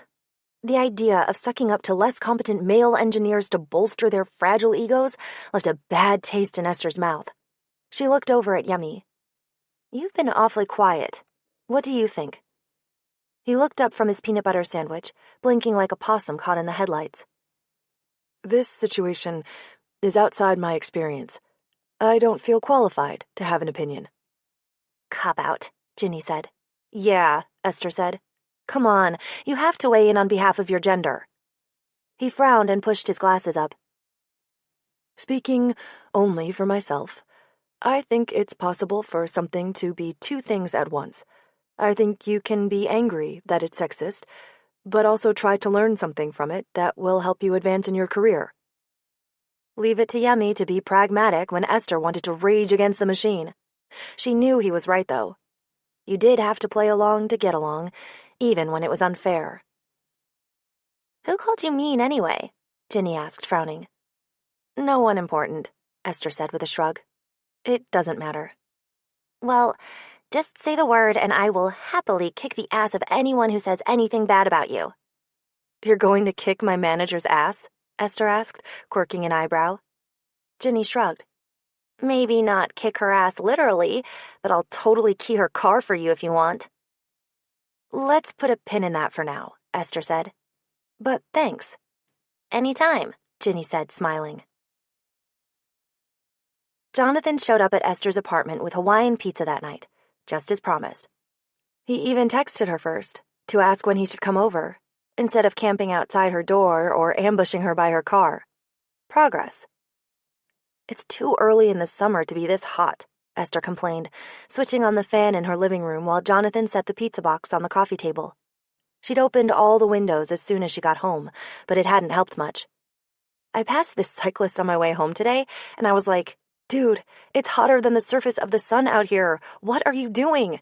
How are your tires not melting into the asphalt?" Jonathan dished a slice of pizza onto a plate and passed it to Esther. "The wasps have started swarming around the palms in the courtyard already. They nearly got me when I came home from class today." That was the one downside of the courtyard. In July, the trees filled up with wasps, and every time you walked past them, you risked reenacting that scene in My Girl where Macaulay Culkin gets murdered by bees. "Well, of course," Esther said, sinking down onto the couch. 90 facillion degrees is the devil's perfect temperature. Jonathan pulled a battered moleskin notebook out of his back pocket, grabbed the pen tucked behind his ear, and started scribbling. "What are you doing?" she asked, frowning at him around a bite of pizza. "I'm writing down what you just said." "Why?" "Because it's funny. I might use it in a script." "Don't do that." He shut the notebook with a snap. "Too late." "I hate that." He grinned wide enough to show off his teeth. "Too bad." He never used to smile this much. She thought he was so arrogant and humorless before she got to know him. He was always walking around with his nose in the air, scowling at everyone. She'd hated his mouth and that smug expression it always had. She never knew it could look this playful and warm. Esther wasn't sure when her feelings had changed, but he didn't annoy her at all anymore. Jonathan Brinkerhoff wasn't so bad, as it turned out. You just had to get to know him to figure that out. She shook her head at him, smiling as she rolled her eyes. "What did you want to show me?" "It's an outline." He pulled a battered roll of papers out of his back pocket. "I've been reworking the sci-fi script. I want to know what you think before I actually start writing it." "Give it here." She waved her hand at him. "I'll read it while I eat." He handed it to her, then turned his back and bent down for a piece of pizza, gracing her with an eyeful of his backside. His Levi's were just the right amount of tight in all the right places, and what was she doing? Stop staring at his butt. Esther looked down at the papers in her hand. It was about 5 pages of notes. She scanned the first page while Jonathan settled onto the other end of the couch. "This is totally different," she said, looking up at him after a moment.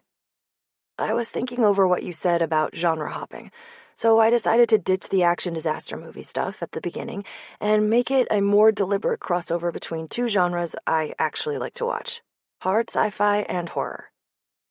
"You wrote a horror movie set in space?" "Well, I haven't written it yet, but that's the idea. What do you think?" "I love it." Those were Esther's 2 favorite genres of movies. She watched horror movie marathons whenever she needed cheering up. Nothing pulled her out of a funk like 24 straight hours of Friday the 13th movies, or the entire Evil Dead series. Jonathan's face split into a grin. "Yeah? Are you kidding? I love horror movies. And obviously I love space movies. It's a perfect mashup, because space is already so scary. What with the no air thing and the claustrophobia, and the existential dread of a cold, dark vacuum stretching out to infinity," Jonathan added. "Not to mention the high potential for catastrophic failure." "Exactly," he said, looking pleased with himself. "Plus, there haven't been all that many good ones. The alien movies obviously being the exception." "And Moon." "Oh yeah, Moon was great." There have been a couple set on Mars. Both of them awful, she pointed out. And Apollo 18. Don't even talk to me about that movie. It made me so mad. There were enough loony conspiracy theories out there about the Apollo program. The last thing anyone needed was some crap horror movie fueling the fire. Have you seen Europa Report, though? Jonathan shook his head. That one was pretty good. Documentary-style alternative history. You should check it out. He shoved his pizza between his teeth, pulled out his notebook, and made a note. When he was done, he pulled the pizza out of his mouth. There was Event Horizon, too. Esther's nose wrinkled. A truly, truly terrible film. I will not allow you to commit such a travesty. He grinned at her. See, this is exactly why I need you. She felt her cheeks warm and looked back down at the pages in her lap. All right, shut up and let me read the rest of this. It was actually good. At least, it had the potential to be good. He checked most of the plot from the other script. A lot of the main characters were more or less the same, but the structure of the story was totally different. The whole film took place in space now, with no scenes on Earth, and it was set in a near-future world, so the technology was slightly advanced. You know what it reminds me of? Esther said, when she'd finished reading it. That Firefly episode. Bushwhacked? He said after a mouthful of pizza. Yes, the one about the Reavers. So great. That's exactly what I was going for. He swallowed, wiping his mouth with the back of his hand. I mean, that was kind of what I was going for before, but now instead of switching genres midstream, I'm establishing it right up front. At least, that's the idea. We'll see how I do with the execution. His blue eyes twinkled behind his glasses. He was so excited. He was smiling with his whole face, from the bottom of his beanie to his bearded chin. Esther couldn't help smiling back at him. Jonathan Brinkerhoff, I think there may just be hope for you yet. Chapter 14. Talk to me about explosions in space, Jonathan said as he strode into Esther's apartment a few weeks later. What about them? Esther asked, closing the door. He'd been coming over 2 or 3 times a week to ask her science questions or show her the latest pages of a script, or sometimes for no reason at all. Weirdly, she didn't mind having him around so much. She'd even started to enjoy it. After 2 years of having only a passing acquaintance with her neighbors, it was nice to be friends with one of them, to have someone to hang out with who was living right next door, someone she could see without making plans in advance or having to fight LA traffic. It was like living in a sitcom. She was Monica with the nicer apartment, and he was Chandler, dropping by all the time just because. Esther never knew when Jonathan was going to turn up. Sometimes he'd text in advance to ask if she was going to be around, but sometimes he'd drop by with no warning. Because he was bored, she supposed. Or lonely, maybe.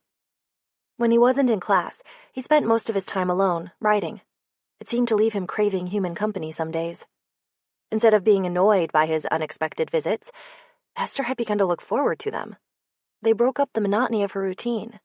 And okay, maybe she was a little lonely too. She liked having someone she could talk about her day with when she got home from work. It was better than spending every night alone with her cat. Jonathan went straight to her fridge and helped himself to a beer. She didn't mind that either, because they were beers he'd brought over last week. He was always bringing her things. Takeout, beer, coffee, even ice cream one time. Would you be able to hear an explosion in space? He asked, as he dug her bottle opener out of the drawer by the fridge. Depends. On what? She sat down at her usual end of the couch. If you were in a vacuum yourself. Sound is a pressure wave that requires matter to propagate. Matter like the atmosphere in a pressurized spaceship? He flopped down beside her with his beer. Exactly, Esther said. But it wouldn't sound like a regular explosion. If you were close enough, you'd hear the expanding cloud of gases slamming against the vehicle, which could be pretty violent. Farther away, you might just hear projectiles and debris from the explosion colliding with the hull, which, again, could be highly dangerous. Because with no gravity or air drag to slow them down, they'd travel outward virtually forever, with the same kinetic energy they had right next to the blast. Yikes. Okay. That answer your question? Yep. He nodded and took a swig of beer. He'd brought his laptop, but he hadn't gotten it out. and he didn't bother writing down what she told him. "You want to watch a movie tonight?" Esther asked. "We could watch Europa Report." Jonathan swiveled his head in her direction, eyebrows arching. "It's 9 o'clock. I don't want to keep you up past your bedtime." Usually, she shooed him out of her apartment by 10 on weeknights. He kept his student's hours, which meant staying up later and sleeping in later than she had the luxury of doing with her office job. She shrugged. "I made the mistake of stopping for Starbucks on the way home tonight, and they put an extra shot in my iced coffee. I'm pretty sure I can see through the fabric of time, so there's no way I'm getting to sleep at a decent hour tonight." He grinned at her. "Yeah, okay." She leaned forward to grab the TV remote out of the basket on the coffee table. "That reminds me, there was a woman at Starbucks who looked like Lady Gaga, but she was wearing pajama jeans, so I'm pretty sure it wasn't her." "I passed a guy on campus yesterday who looked like Channing Tatum." "Was it Channing Tatum?" Esther asked, as she navigated through the Netflix menus. "No, but I followed him for like 5 minutes before I figured that out." She shot him a glance, quirking an eyebrow. "You followed some random strange dude around campus for 5 minutes?" Jonathan shrugged and stretched his arm out along the back of the couch. "Look, I'm pretty squarely on the hetero end of the Kinsey scale, but Channing Tatum is my get-out-of-straight-free card. I had to know if it was him." Her mouth curved into a smirk. "Channing Tatum? Seriously?"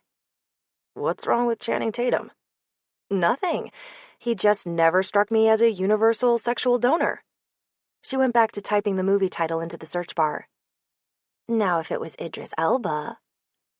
"I've got nothing against Idris Elba, but Channing's more my speed."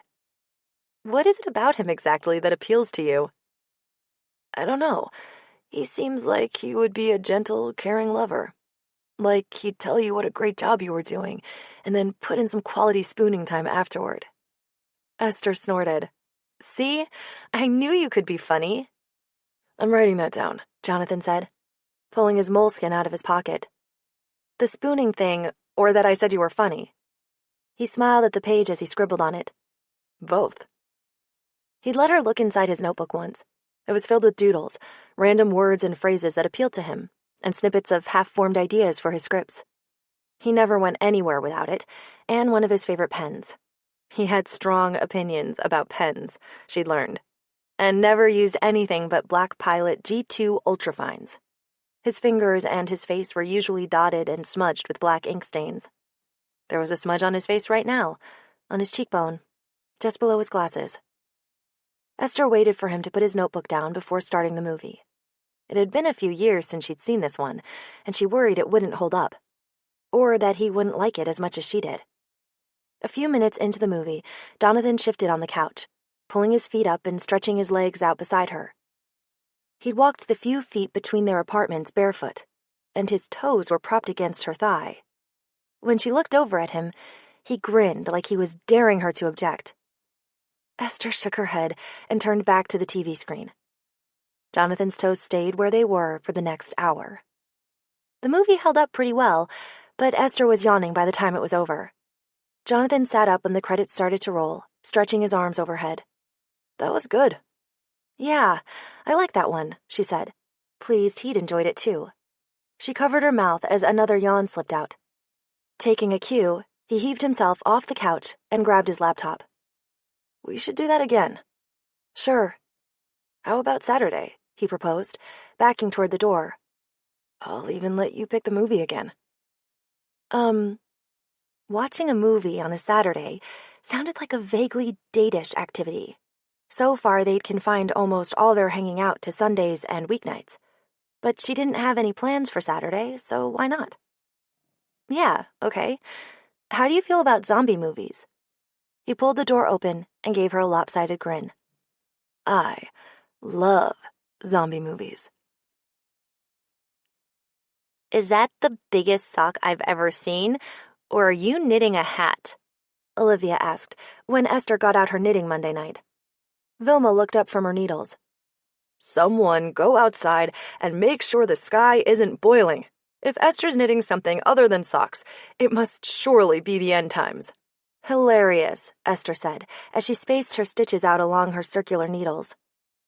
"What's the occasion?" Cynthia asked, lifting an eyebrow. No occasion, Esther said. Just stash busting. I had this skein hanging around, and it's too thick for socks, so I figured I'd use it up on a hat. Who's it for? Ginny asked. You never wear hats. Esther didn't like wearing hats with her heavy bangs. She either had to pin them back, or they got all smushed against her forehead and it looked weird. Is it for a boy? Penny leaned forward for a better look. It looks like a man's hat. It could just as easily be a woman's hat, Olivia said with a disapproving frown. It doesn't have to be gendered. I'll probably just give it to my brother, Esther lied. She was thinking of giving it to Jonathan. Might as well give the thing to someone who would get some use out of it, and the guy who wore knit hats almost every day. Besides, this gunmetal gray yarn would look nice with his blue eyes. Not that she'd been thinking about his eyes or anything. She didn't want to say who it was really for, though. Ginny thought she still hated Jonathan. She didn't know how much they'd been hanging out. Or that they'd been hanging out at all. He'd come over Saturday night to watch 28 Days Later, and wound up staying until 1 a.m., so they could watch the sequel too. When Ginny came over the next morning, Esther had cleaned up all evidence of his presence, which felt a little underhanded. She didn't like lying to Ginny, even by omission. It was just that she felt weird about being friends with someone Ginny had dated. The fact that Esther had started hanging out with him right around the same time he'd asked Ginny out didn't help either. Not to mention the fact that he'd asked Ginny out at Esther's urging. It was all a big mess, basically. She wasn't planning to keep it from Ginny forever. She'd tell her eventually. Just after some time had passed, when it wouldn't seem so weird anymore. I feel like my world's been thrown out of kilter, Cynthia said, shaking her head. Esther knitting socks on Mondays was the one constant in my life. I know, right? Olivia said. Ginny turned to Esther and waggled her eyebrows. Next thing you know, she'll turn up with a steady boyfriend. Ha ha, Esther said, keeping her eyes fixed on her knitting. Chapter 15. It was Saturday, and Jonathan was parked on Esther's couch with his laptop again. He liked to work at her place, he said, because he could ask her questions on the fly. Also, something about the change of scenery bringing out his muse. Whatever. Esther was making chili for the two of them tonight. She didn't do much in the way of cooking, but she made a mean pot of chili. She could hear Jonathan tapping away on his laptop in the next room, his fingers flying over the keys like Mozart at his piano. The sound was oddly soothing, like having a tennis match on the TV in the background. Esther's dad had watched a lot of tennis when she was little, and the sound of televised tennis always reminded her of lazy weekend afternoons when her dad was still living at home, when her family had still felt like a family. The typing stopped, and she peered through the pass-through into the living room. Jonathan frowned at his screen, shoulders hunched, chewing on his bottom lip. He was working on his sci-fi script still, but he was close to being done. He'd showed her bits and pieces along the way. There were only a couple more scenes left, and then he'd let her read it all the way through. As if he could feel her watching him, he looked up from his computer and broke into a smile as his eyes found hers. Whatever happened to your other screenplay? Esther asked, turning back to the stove to dump a can of diced tomatoes into the pot. The love story? You haven't mentioned it in a while. I'm still working on it. She poured a bottle of beer into the chili and stirred it together with the tomatoes, meat, and onions. Are you going to let me read it? When it's done. She glanced back at him. Not before? He looked down at his computer, shaking his head. Nope. Why not? He gave a one-shouldered shrug without looking at her. It's not ready to share yet. I don't want you to see version 2.0 before it's fully taken shape. Whatever, Picasso. She opened the spice cabinet and got out the paprika, cumin, and cayenne. I'm focusing on this one first, since it's the one I need your help with the most. When she snuck a look over her shoulder at him, he was drumming his fingers on the side of his leg. He levered himself off the couch, patting the pocket where he kept his cigarettes and lighter. I'll be right back. She made a face. I hate that you smoke. He halted his pilgrimage to the balcony, tilting his head to peer at her through the pass-through. You do? It stinks. I always go outside. It blows in through the windows, and you smell like an ashtray. She wrinkled her nose. I can smell it on you right now. You can? He sniffed his shirt. Yes. He went back to the couch and sat down. Then I won't smoke anymore. You're going to quit smoking? Just like that? Just like that. He shrugged. Who wants to smell like an ashtray? Esther's phone rang. It was on her coffee table by Jonathan, and he leaned over to read the screen. It's your mom. Ignore it, she said, turning back to the chili. Letting your mom go to voicemail. Cold. You don't know my mom. I'll deal with it later. Her mother only called when she had a problem she wanted Esther to fix for her. Which would be fine, except her mother had a lot of problems, mostly of her own making. Esther had forcibly distanced herself from her mother's constant drama for the sake of her own mental health. It was why she'd left Seattle after college and taken a job out of state. Whatever her mom was calling about, it was better to wait and talk to her after she'd cooled off a little. Esther went back to measuring out spices for the chili, and Jonathan went back to working on his script. A few minutes later, Esther's phone rang again. It's someone named Eric this time, Jonathan said, lifting one eyebrow. Shit. Esther put down the cumin and went into the living room. She grabbed the phone off the table. Hey, bro, what's up? Don't give Mom any more money this month, her brother said. Esther sent her mother $500 out of her paycheck every month. That, combined with whatever her mother made temping part-time and selling essential oils and wellness products through one of those multi-level marketing schemes, was all she had to live off of. In other words, not much. Why? Esther asked. Did she already ask you for it? She tried to call a few minutes ago, but I haven't listened to the voicemail yet. She's going to ask for more money. Don't give it to her. What happened? Jonathan looked up and gestured at the door, offering to leave. Esther waved for him to stay and wandered into the kitchen. The usual, Eric said. This time, it was Fiesta wear on eBay. Their mom was a shopping addict. Nothing as extreme as the people on My Strange Addiction, but she did have a tendency to impulse buy more than her monthly budget allowed. She'd grown up with money and married money, but 2 divorces later, she was living on a limited budget without the skills to cope. She kept trying to live like she was still married to a successful orthodontist, even though that hadn't been her life for 15 years. How bad is it? Esther asked, stirring the cumin into the chili. $200 and change. Fuck. She's gonna tell you she needs the money for utilities or groceries or something, but it's really for the Fiesta wear. Okay, but can she pay her utilities? We can't just let her starve or whatever. She's not going to starve. What she's gonna have to do is return the fucking plates. Don't give in to her sob story, sis. It just enables her. Eric was Esther's older brother. He and his wife, Heather, lived in Seattle with their 2-year-old son, Gabriel. Eric sold medical equipment to hospitals and doctors' offices, and Heather was a preschool teacher.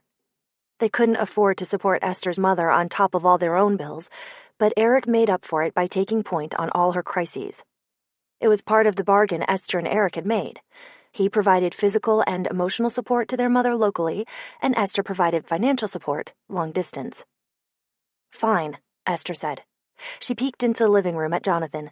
He was typing on his laptop, politely pretending not to listen. It's the right thing to do, Eric said. I know. She hated having to say no to her mother. She hated even more that her mother was constantly putting her in the position of having to say no. How's my nephew? She asked, changing the subject. Mouthy, like his aunt. Esther smiled. Good. I gotta go get his dinner ready. Mom's gonna be fine. Don't give in. Okay, give Gabe a kiss for me. Will do. Esther ended the call and deleted the voicemail from her mom unheard. She'd call her back tomorrow, after she'd properly girded herself for it. Something like this came up every few weeks. It was practically the only conversation she ever had with her mother. Sorry, that was my brother, she said, going back into the living room. Jonathan looked up. I gathered. Everything okay? She flopped onto the couch next to him. No worse than usual. Want to talk about it? Nope. His eyes traveled over her face, like he was evaluating her for signs of damage. Okay, he said after a moment, and turned back to his computer. It's my mom, Esther said. Maybe she wanted to talk after all. She's not very good at being a grown-up sometimes. Jonathan set his laptop aside and turned toward her, resting his elbow on the back of the couch. You and your brother look out for her? Mostly Eric does. He lives near her in Seattle. I just send money. I've got the easy job. Doesn't sound easy to me. Esther looked down at her lap and shrugged. Mom's okay. She's just not very responsible with her money. What about your dad? Divorced, remarried, disinterested, emotionally unavailable. He'd paid for Eric and Esther to go to college, but after that, he'd considered his obligation to them discharged. They only saw him once a year now, on the day after Christmas. They didn't even rate time on the actual holiday. Jonathan's forehead had furrowed in concern. She wanted to reach up and smooth away the crease between his eyes. Are your parents still together? She asked him. He snorted. Sure, if by together you mean sleeping in separate bedrooms and barely speaking. They both work crazy hours. Mom's a surgeon, and Dad's a partner in a law firm, so they hardly ever see each other. It's more like a business arrangement than a marriage. Are you an only child? No, I'm the baby. He shifted on the couch, propping his feet up on the coffee table, and slouched down next to her. I've got 2 older sisters, both of them type A's like my parents. One's an investment banker, and the other's in med school at Stanford. His mouth twisted. I come from a whole family of overachievers. And you're the sensitive artist? He rubbed his thumb over his palm, staring down at his hands.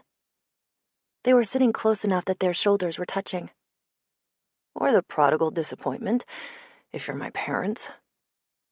They don't think that, Esther said, enjoying the warmth seeping into her arm from his. Yeah, they do. They tell me all the time. My dad literally used those words once. She'd never seen Jonathan's face look so hard before. Esther's parents might have their issues, but they'd never said anything actively hurtful to her like that. I'm sorry, she said. That sucks. At least they're supporting you through school, though. Only grudgingly. They'll probably be relieved if I get kicked out of the program. Once they get over the embarrassment of having a failure for a son. Hey. She bumped his leg with her knee. You're not a failure, and you're not going to get kicked out. He nodded without meeting her eye. If your professor doesn't give you an A after all this work you've put into these scripts, I'll go down there and kick her ass myself. He bumped her leg back and smiled. Thanks. What are you going to do after you finish your degree, though? I mean, screenwriting's not exactly the kind of job you can just walk right into. His shoulders dipped. I'll get a job and write in my spare time until I sell a script. Have you ever had a job? He shot a defensive sideways look her way. I have a job now. I'm a TA for one of the professors in the department. Okay, but you can't keep doing that after you graduate next year. No, but I might be able to get an adjunct teaching position. There's a lot of competition for those, though. I might try background work. You know, being one of the extras walking around in the background on movies and television shows. If you get a regular spot on a TV show, it's pretty steady work. Really? She'd never thought about it before. She just assumed all those people were actors, too. Or wannabe actors. Yeah, I've got a buddy who does it on a cop show. He might be able to get me in. And if not, there's always temping. I'll figure something out. Okay. He looked over at her, and the crease between his eyes made a reappearance. She used to hate that crease, but she couldn't remember why anymore. Now she found it endearing. It was his worry crease, the one he got when he was feeling sad or anxious. It made her want to gather him up and hug him until it went away. I can support myself, he said. I've had jobs before, you know. Like? She couldn't picture him working for a living or doing anything other than writing. In her imagination, he was forever hunched over his laptop. As far as she was concerned, he'd been hunched over a laptop since the day he was born and would be until the day he died, most likely from a caffeine overdose. I worked at a Trader Joe's for a while. That's a pretty good gig. I could go back to that. I was a barista briefly. Wasn't so good at that. Esther tried to imagine him restocking organic produce or whipping up unicorn frappuccinos. It was like picturing a cat fetching a frisbee. And then there was one particularly excruciating summer I spent grading standardized tests. That doesn't sound so bad. It was easier to picture him doing something like that than working a retail service job. Grading was part of what he did as a TA in grad school. He snorted. That's what I thought, until I started the job. We worked out of an old supermarket that had gone out of business, filled with rows of tables and cheap laptops. They made us sit on folding chairs and work in complete silence all day. No talking to the people around you, no headphones, no nothing. You even had to ask permission to use the bathroom. I spent 8 hours a day, every day, reading high school essays about conservation and trying not to lose consciousness. I lasted 6 whole weeks before quitting, and spent my last day on the job giving every test I graded a perfect score. You didn't, Esther said, grinning. He nodded, smiling a little. I did. Nice. Way to fight the system. He laughed. Yeah. His knee fell against hers again, heavy and warm. Is everything going to be okay with your mom? Yeah, we'll figure it out. We always do. One way or another, usually after a lot of stress and anxiety on Esther's part. She sighed and let her head fall onto Jonathan's shoulder. His body radiated a reassuring warmth that made her want to snuggle into him. Esther didn't get a lot of physical human contact outside of her occasional sexual hookups. She wasn't much of a hugger or a toucher with her friends. But it was surprisingly easy being close to Jonathan. Comfortable. More comfortable than it should be. Guilt twinged in the pit of her stomach, and she lifted her head off his shoulder. He was Ginny's Jonathan, not hers. Esther had seen to that by fixing them up. It didn't matter that Ginny didn't want him anymore. He was still off limits. You don't date your BFF's ex. It was one of the cardinal rules of friendship. Inviolable.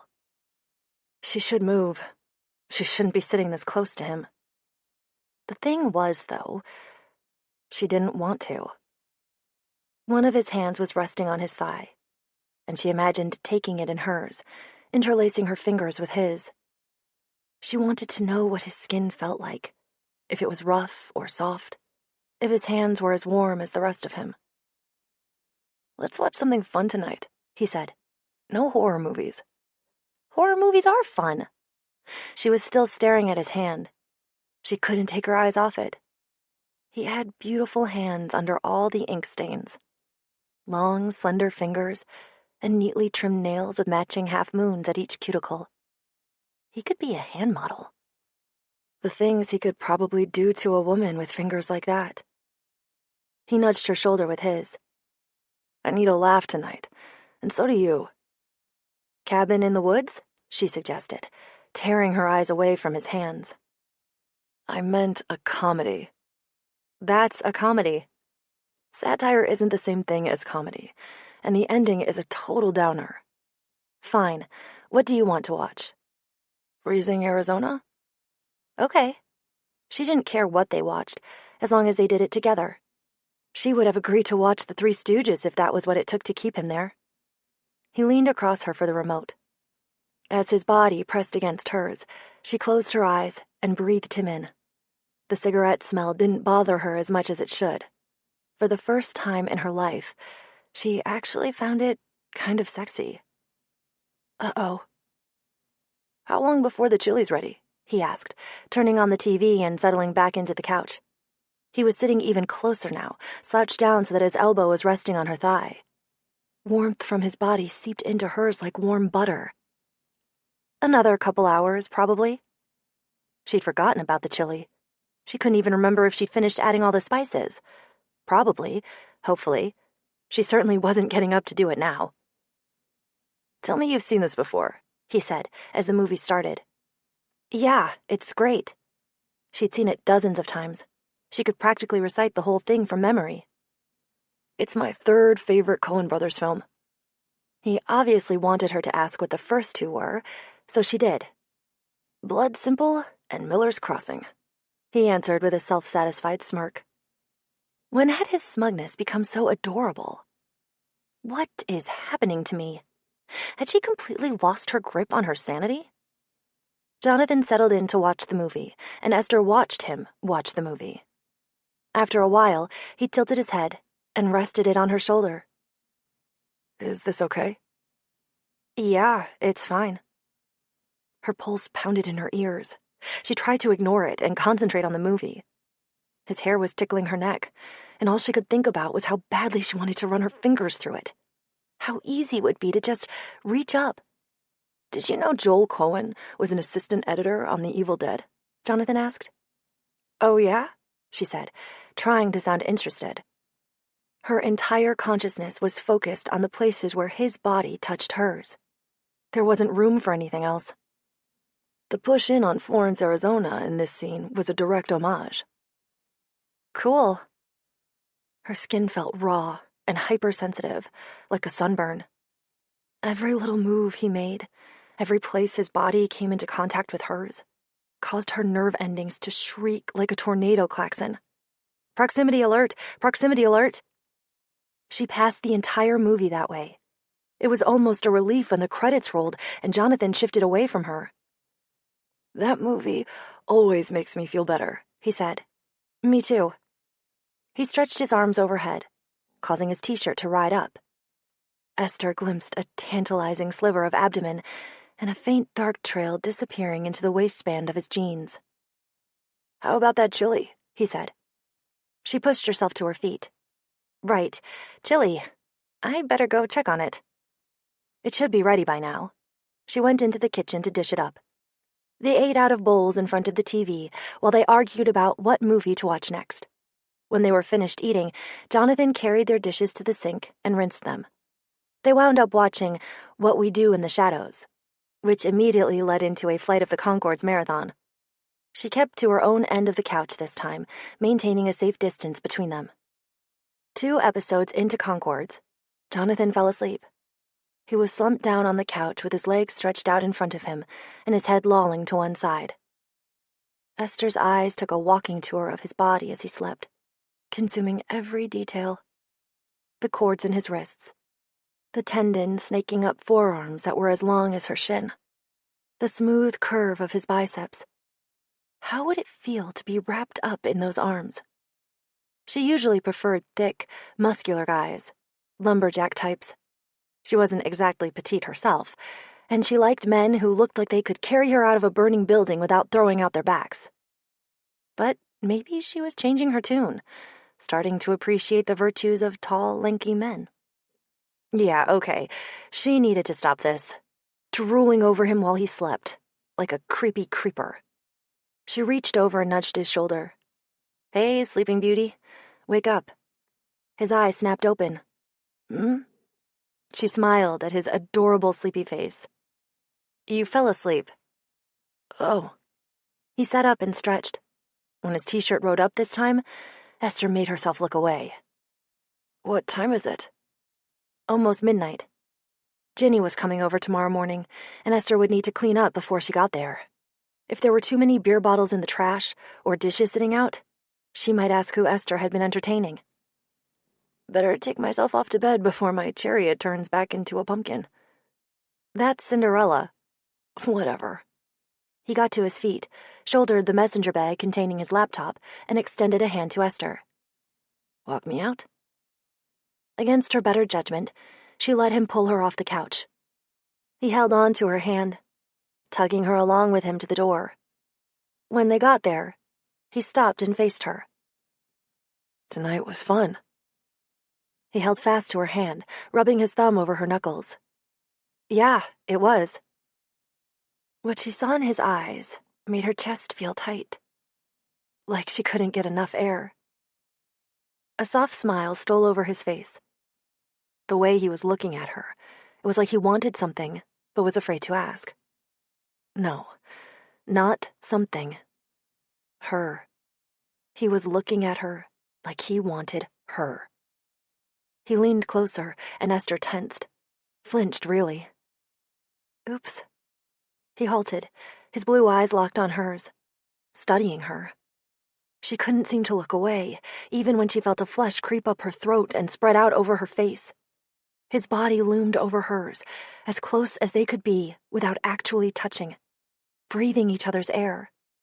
His heat warming the surface of her skin like sunshine. The silence stretched out between them. She felt like she should say something, but the power of speech had abandoned her. His hand squeezed hers. Then he bent his head, twisting it to the side, and kissed her cheek. Her eyes fluttered closed as his lips lingered on her skin. When he straightened, his eyes searched hers again, evaluating her reaction. She wondered what he was seeing.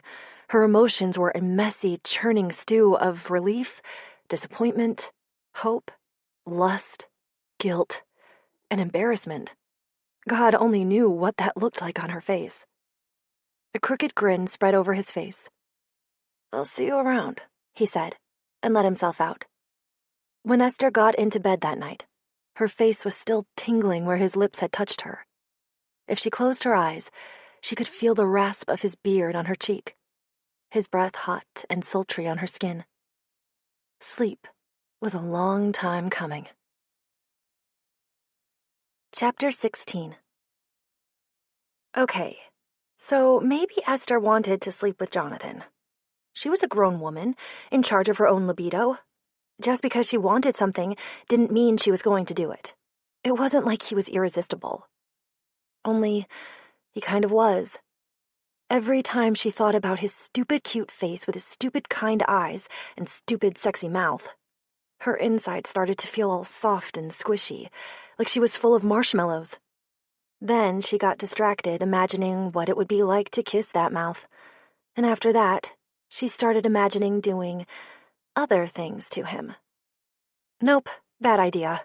Such a bad idea. In addition to the Ginny of it all, he was a nice guy. Sweet, thoughtful, sensitive. He deserved someone as nice as he was, someone who would actually care about him. Esther didn't do nice, and she didn't do relationships. She was both unwilling and incapable. If they slept together, she'd only end up hurting him, which she did not want to do. She liked being friends with him. Throwing that away for one night of sex would be stupid. Even if it was very, very good sex. At least the way she imagined it. Jonathan was off limits. No matter how hot he was, Esther needed to keep her libido in check. "Have you ever been measured for a bra?" Ginny asked. The heat wave had broken, so they were down at the pool for the first time in weeks. "Why are you asking me that?" Esther peered down at her cleavage and frowned. "Is there something wrong with the bra I'm wearing?" Ginny licked her thumb and flipped to the next page in her People magazine. "My sister says most women are walking around in an improperly fitted bra, and everyone should get professionally measured at a lingerie boutique. She went and did it last week and says her new bras are so comfortable they cleared her skin and watered her crops." "Your sister doesn't have crops." "I think we should do it. I'm going to make us an appointment." One of the apartment doors slammed overhead and Esther tensed. But it was only Stoner Brent. This was the first time they'd hung out by the pool since Ginny had dumped Jonathan. Every time Esther heard a door, she was afraid it might be him. Ginny still had no idea that Esther and Jonathan were friends, because Esther was a coward who hadn't worked up the nerve to tell her, and she didn't want her finding out because of a chance encounter in the courtyard. She should just come right out with it and tell her now. It didn't have to be a big deal. Except Ginny would ask a bunch of questions. She'd want to know how it had started, and what had possessed Esther to start spending time with a guy she supposedly couldn't stand. Why she had agreed to help him with his script in the first place, and there wasn't a good explanation for that, unless she also told Ginny about the bargain she'd made with him and how she'd coerced him into asking her out. That was the part that was really bad, because if Ginny found out... "Hey, so let me ask you something," Ginny said, tossing aside her magazine. "What do you think about Yemi?" Esther leaned over to dig another beer out of the cooler she'd brought down. "I love Yemi. You know that." No, but what do you think about him as, like, a man? Yummy? Esther swiveled to look at Ginny. Wait, do you like Yummy? Like him? Ginny's lips pursed and twisted to the side. Maybe? Since when? I don't know. I never really thought about him like that until... She trailed off, biting her lip. Until what? Remember when I was trying on that new dress at work, and he said I looked beautiful? Yeah? That was over 2 months ago. Had she been harboring a crush on Yummy all this time, and was only just now getting around to saying something? Ginny ducked her head, picking at the lavender polish on her thumbnail. It was the way he looked at me, like I was something rare and special. Like he was looking at the Hope Diamond or a new Star Wars movie. Esther thought about the way Jonathan had looked at her before he'd left her apartment last night. It would be easy to get used to being looked at like that. And then the other day, he was wearing that pink shirt, remember? Esther didn't, but she nodded anyway, taking a swig of her beer. Uh-huh. And I thought to myself, that shirt looks really good on him. And then I noticed he had muscles that you could see through the shirt, and I realized, Yummy's cute. He is, Esther agreed. Ginny shook her head. No, he's like hot cute. He's got this nerdy Chadwick Boseman thing going on that I never noticed before, but... She broke into a slow smile. I think I like it. Esther smacked her on the arm, grinning. You like Yummy. I don't know. A blush spread across Ginny's cheeks. Maybe. Do you think he likes me? I know he likes you, but I don't know if he likes you like that. He can be a little hard to read. Right? He's always so polite. It's hard to know what he really thinks of you. But he's also very forthright. He doesn't do pretense. If you ask him straight out, he'll give you an honest answer. Ginny's mouth pulled into a frown. You think he would have told me if he liked me? Not necessarily. Not if he thought it might be impolite or inappropriate. Or unwelcome. Ginny said. Do you want me to ask him? No. Ginny shook her head violently. Don't you dare. He'd probably appreciate the directness. My reproductive organs are not goods to be bartered via mediator. I'll manage my own love life, thank you very much. Esther stared at the surface of the pool, wincing internally. If Ginny ever found out she'd been behind Jonathan asking her out, she would be super pissed. Why don't you just ask Yummy out yourself? I think he might be a little old-fashioned. He might not like it. I don't know. Sure, he goes to church with his parents every Sunday, but he's never struck me as chauvinistic or narrow-minded. He might be relieved you'd made the first move. Maybe. Ginny picked up her People magazine again. Now that Esther thought about it, they'd make a great couple. They were both Catholic, both close to their families, and both ridiculously smart. Plus, Yummy was a good guy who seemed like he'd be a terrific boyfriend. Considerate, attentive, loyal. Much better stock than most of the men Ginny had dated. And the two of them seemed to get along really well. Esther didn't push it, though. She'd said what she had to say, and now the ball was in Ginny's court. Her matchmaking days were over. Even though she'd accomplished her goal of keeping Ginny and Stuart apart, it wasn't worth the guilt and secrecy. Another door slammed overhead, and Esther saw Jonathan head for the stairwell. Shit. Maybe he'd walk around the outside of the building to his car without cutting through the courtyard. He must have seen that Ginny was out here with her.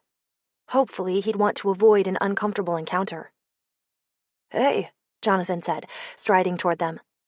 Shit. Ginny looked up from her magazine and smiled warmly.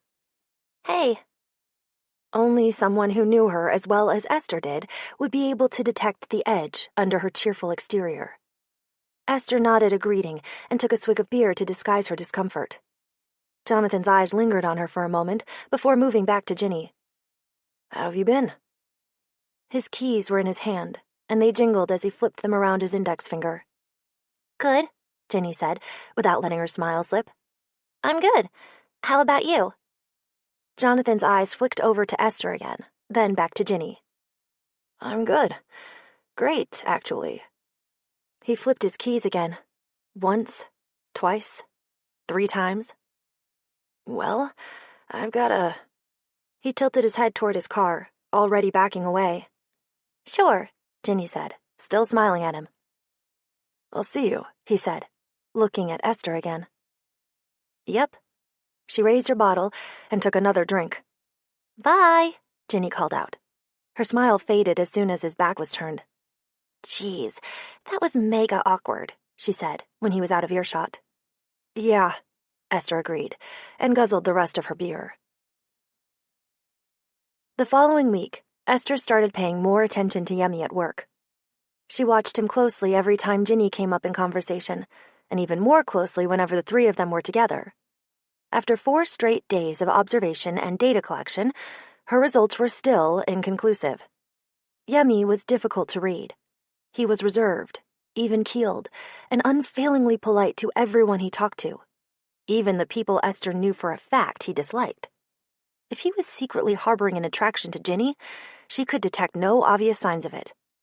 At least her scrutiny of Yemi's behavior gave her something to think about, other than Jonathan. She'd only seen him once since Saturday. On Wednesday night, he'd stopped by to show her a few more script pages. He hadn't stayed long, and there'd been no repeat of that weird moment from Saturday night, which was good. Hopefully they'd moved past it, and Esther could forget it had ever happened. Friends didn't have weird moments like that, and she wanted to be Jonathan's friend.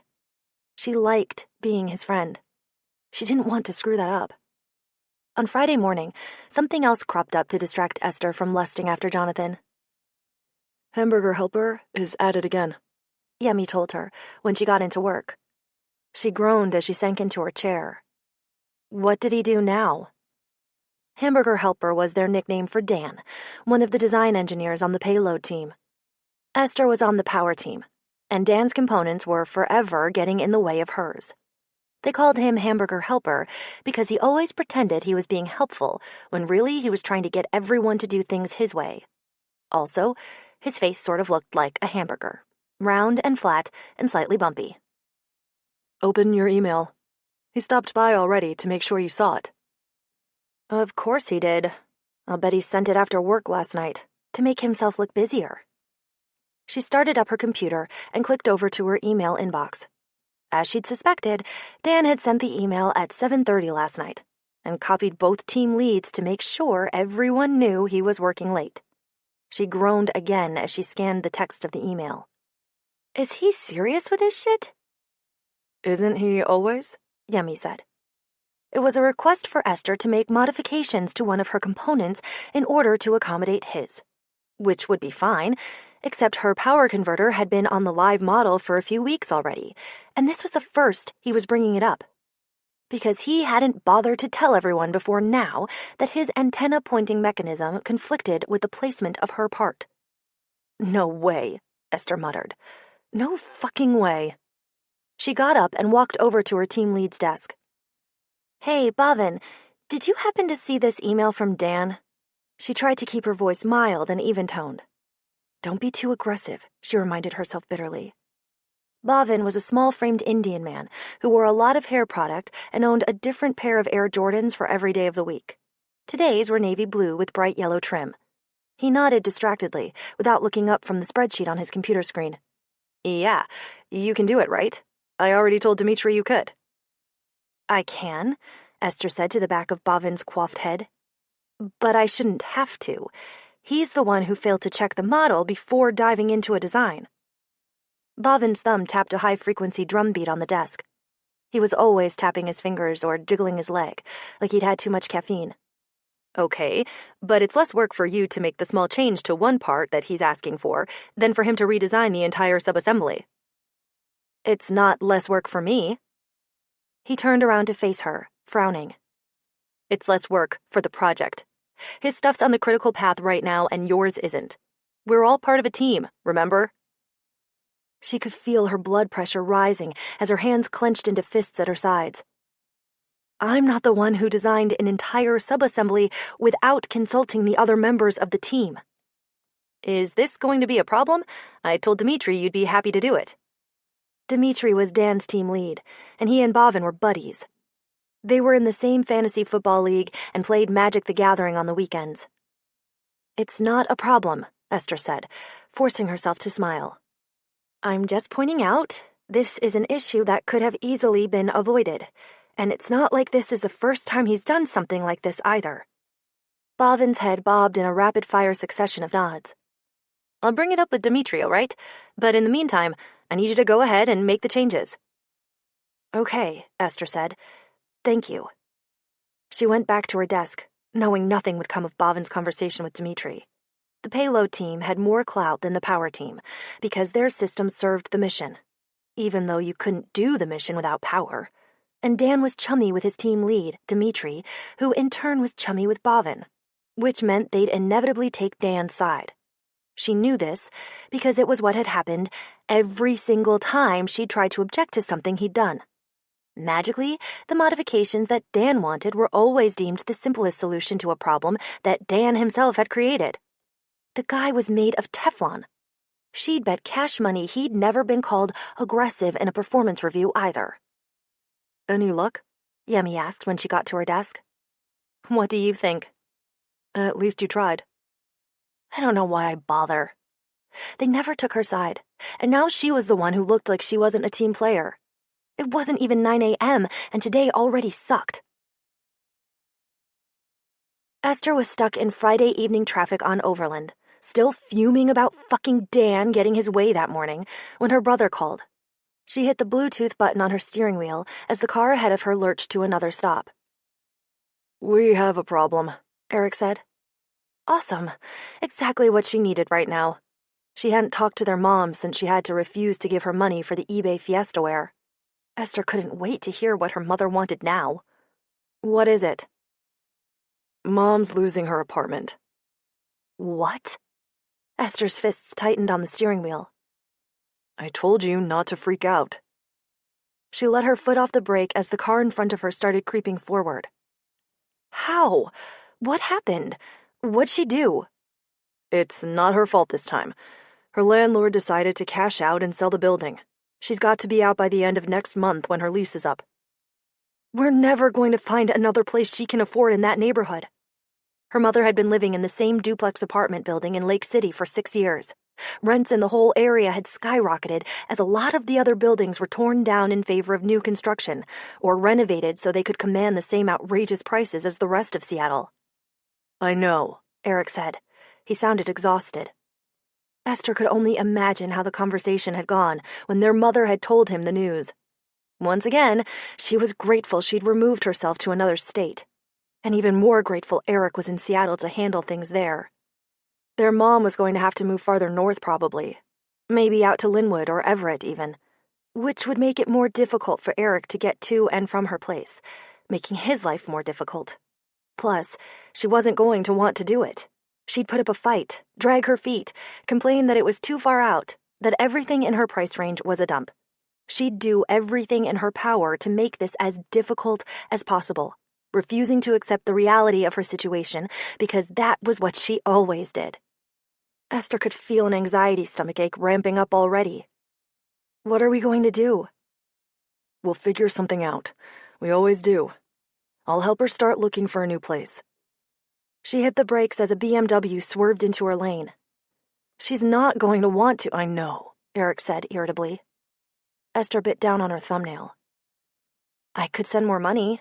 "No, don't you dare tell her that." "Why not? I can make it work if I have to." She could cut back on luxuries like cable TV and the satellite radio in her car if she needed to.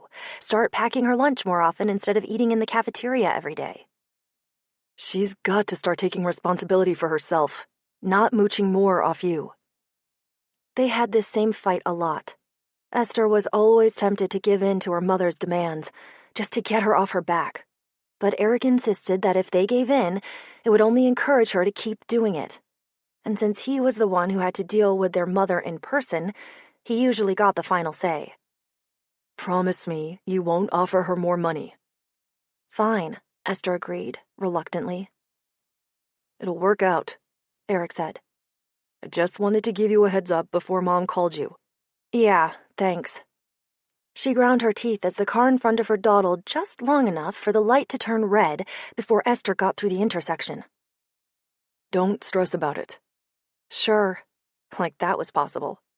I'm serious. Go do something fun tonight and forget about Mom.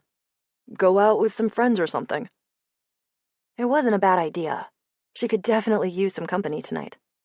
She always could call Ginny, but it was Friday, and Ginny would almost certainly want to go out, which would involve makeup and dressing up and more traffic, none of which Esther felt like dealing with. Alternatively, she could see if Jonathan was around tonight. They could stay in, order pizza, and watch movies again. The prospect was more appealing than going to a crowded bar with Ginny. She'd knock on his door when she got home, she decided, as the light turned green and she finally made it through the intersection. See if he wanted to hang out tonight. She'd be the one to drop in on him for a change. Chapter 17. Esther didn't get to knock on Jonathan's door after all, because he was down in the courtyard when she finally made it home. He was camped in one of the lounge chairs with his legs splayed out in front of him and his laptop balanced on one thigh. It was the first time she'd ever seen him in shorts. His legs were long, covered in dark hair, and strikingly muscular. "Hey," he said, looking up from his computer as she walked up. Esther sank down in the chair next to him with a loud, dramatic sigh. "Good day at work, I take it?" "Everyone sucks today." He lifted an eyebrow. "Present company accepted." He picked up the beer sitting on the ground next to him and passed it to her. She took a big swig, letting the alcohol relax some of the tension in her shoulders. It wasn't enough to wash her bad mood away, but it was a start. "Keep it," he said, when she tried to hand it back. "You obviously need it more than me." "Thanks." She took another swallow, and her eyes drifted back to his legs. She'd never seen so much of his skin before. It had a golden, sun-kissed glow to it. Was he a runner? She'd never seen him leave his apartment in anything resembling exercise clothes. But now she was imagining what he'd look like shirtless and in jogging shorts, all sweaty and glistening with his hair drenched and dripping. Did something happen at work? She made herself stop staring at his legs. Sexism happened. Can you be more specific? It's my understanding sexism happens every day. Esther sighed again, scraping at the beer label with her thumb. This guy at work fucked something up, but because he's bros with the team leads, I'm the one who has to redo a bunch of stuff to fix it. You're right, that does suck. But when I try to point out his bullshit, I'm the one who's not a team player. Jonathan shut his laptop and set it on the table next to him. So, some other guy screwed up, but you're the one who looks bad for calling him out? Something was different about him today, other than the shorts. She couldn't put her finger on it. Pretty much, yeah. Her eyes went to his legs again. What was with her, drooling over a glimpse of calf like a sex-starved Victorian duke in a romance novel? He shook his head in commiseration. That is totally sexist. Thank you. He wasn't smoking. That was what was different. There was no cigarette smell hovering around him, and no butts lying nearby. Had he really quit because she told him she didn't like it? He looked away, watching a wasp hover over the surface of the pool. That's not even the worst thing that happened today. My brother called. Our mom's losing her apartment. Shit. Yeah. She took another swallow of beer. Her landlord's selling the building. Seattle's so expensive. I don't know how we're going to find anything in her budget. She could feel the grinding edge of anxiety building already and tried to push it out of her mind. This was why she needed company tonight, to distract her from tormenting herself over something she couldn't control. What are you going to do? She shrugged. Sulk? Stress? Drink? With you, hopefully. She was about to ask if he wanted to join her when he said, "You should come out with me tonight." She looked over at him, startled. What? It sounded like he was asking her out on a date. "Some friends of mine are having a party tonight. You should come." Oh, not a date then. He already had plans. She rolled her eyes to disguise how disappointed she was. Pass. It'll cheer you up. Come on. She took another swig of beer to soothe the tightness in her throat. I don't think hanging out with a bunch of writers is going to cheer me up. No offense. They're not all writers. These are my undergrad friends. They're cool. You'll like them. She seriously doubted that. Even if they were the coolest of the cool, Esther plus party rarely equaled a good time. She wasn't into making small talk with people she didn't know unless there was a likelihood of sex in it for her at the end of the night. Even then, it was an ordeal. A gauntlet she had to run to claim the prize. She wasn't in the mood for gauntlets tonight. Come on, what else are you going to do tonight? Sit around your apartment alone, feeling sorry for yourself? That was exactly what she was going to do. Did you not hear my sulking and drinking plan? His face crinkled with concerned disapproval. Don't do that. Come out with me and drink around other people. It'll be more fun. He leaned over and nudged her arm. You know you don't want to be alone. She didn't, but she had no desire to go to a party either. She wanted to have him all to herself, but she couldn't very well ask him not to go. If she wanted to spend time with him, it would have to be on his terms. She blew out a breath through her front teeth. Fine. Esther couldn't believe she was putting on more godforsaken makeup, fresh foundation and blush, and an extra coat of mascara, a darker lipstick than the tinted balm she wore to work. She'd even let her hair down and taken a curling iron to the ends, and changed into a pair of skinny jeans and a low-cut top with a coordinating scarf. She wound up going to more trouble than she would have if she'd gone out with Ginny tonight. Her carefully laid plan to spend the night snuggling on the couch with Jonathan had fallen to shambles. Not that she'd necessarily planned on snuggling with him. It was just that his limbs were long and her couch was only so big. Some physical contact was inevitable. Well, she didn't have to worry about that now. She'd be spending her evening trying to think of interesting things to say to strangers. Joy. The way Jonathan's eyes bulged when Esther opened the door made the effort she'd put into her appearance worth it. His gaze dropped furtively to her chest, and then quickly away again, giving her a sharp thrill of satisfaction. He dressed up too. I almost didn't recognize you without a hat on, she said, smirking at him. In addition to losing the beanie, he changed into a dark blue denim button-down and black pants with ankle boots. Esther was getting to date Jonathan tonight. He ran his hand through his hair. Funny. Don't do that. She reached up to smooth his hair back down. I like your hair. You should show it off more often. It was thick and silky soft, and it made her want to bury her fingers in it. His mouth dimpled in surprise. Really? She forced herself to stop petting his hair and dropped her hand to her side. Yeah, really. His eyes slid up and down the length of her body, lingering on her cleavage again before skimming away. He cleared his throat, blushing a little. You look very nice. My God, he was adorable. He smelled nice, too. Clean and masculine, like some kind of piney soap, with no trace of cigarette smoke on him. She could get used to date Jonathan. She stepped outside and locked her apartment. I can't believe I let you talk me into this. As much as she appreciated date Jonathan, the prospect of this stupid party filled her with dread. The only upside to the ordeal was that she'd be there with him. Don't be negative, he said. You're going to have fun. He waited for her to stuff her keys in her pocket before presenting his arm like they were attending a cotillion. I promise. She took his arm and let him lead her away, like a lamb to the slaughter. Chapter 18. The sun was a blinding orange blaze in the rearview mirror as Jonathan drove toward downtown. The farther east they got, the more nervous Esther got. She sank into a moody silence and turned her face to the window, watching the palm trees and shiny glass buildings glide by in the coppery light. By the time they found a parking space on the crowded Echo Park Street where the party was being held, it was full dark and growing slightly chilly. A brisk wind blew in, smelling faintly of tar, and Esther wished she'd brought a sweater. Who are these people again? she asked, as they walked the 3 blocks up the street to the party. Jonathan cut a sideways look at her and reached for her hand.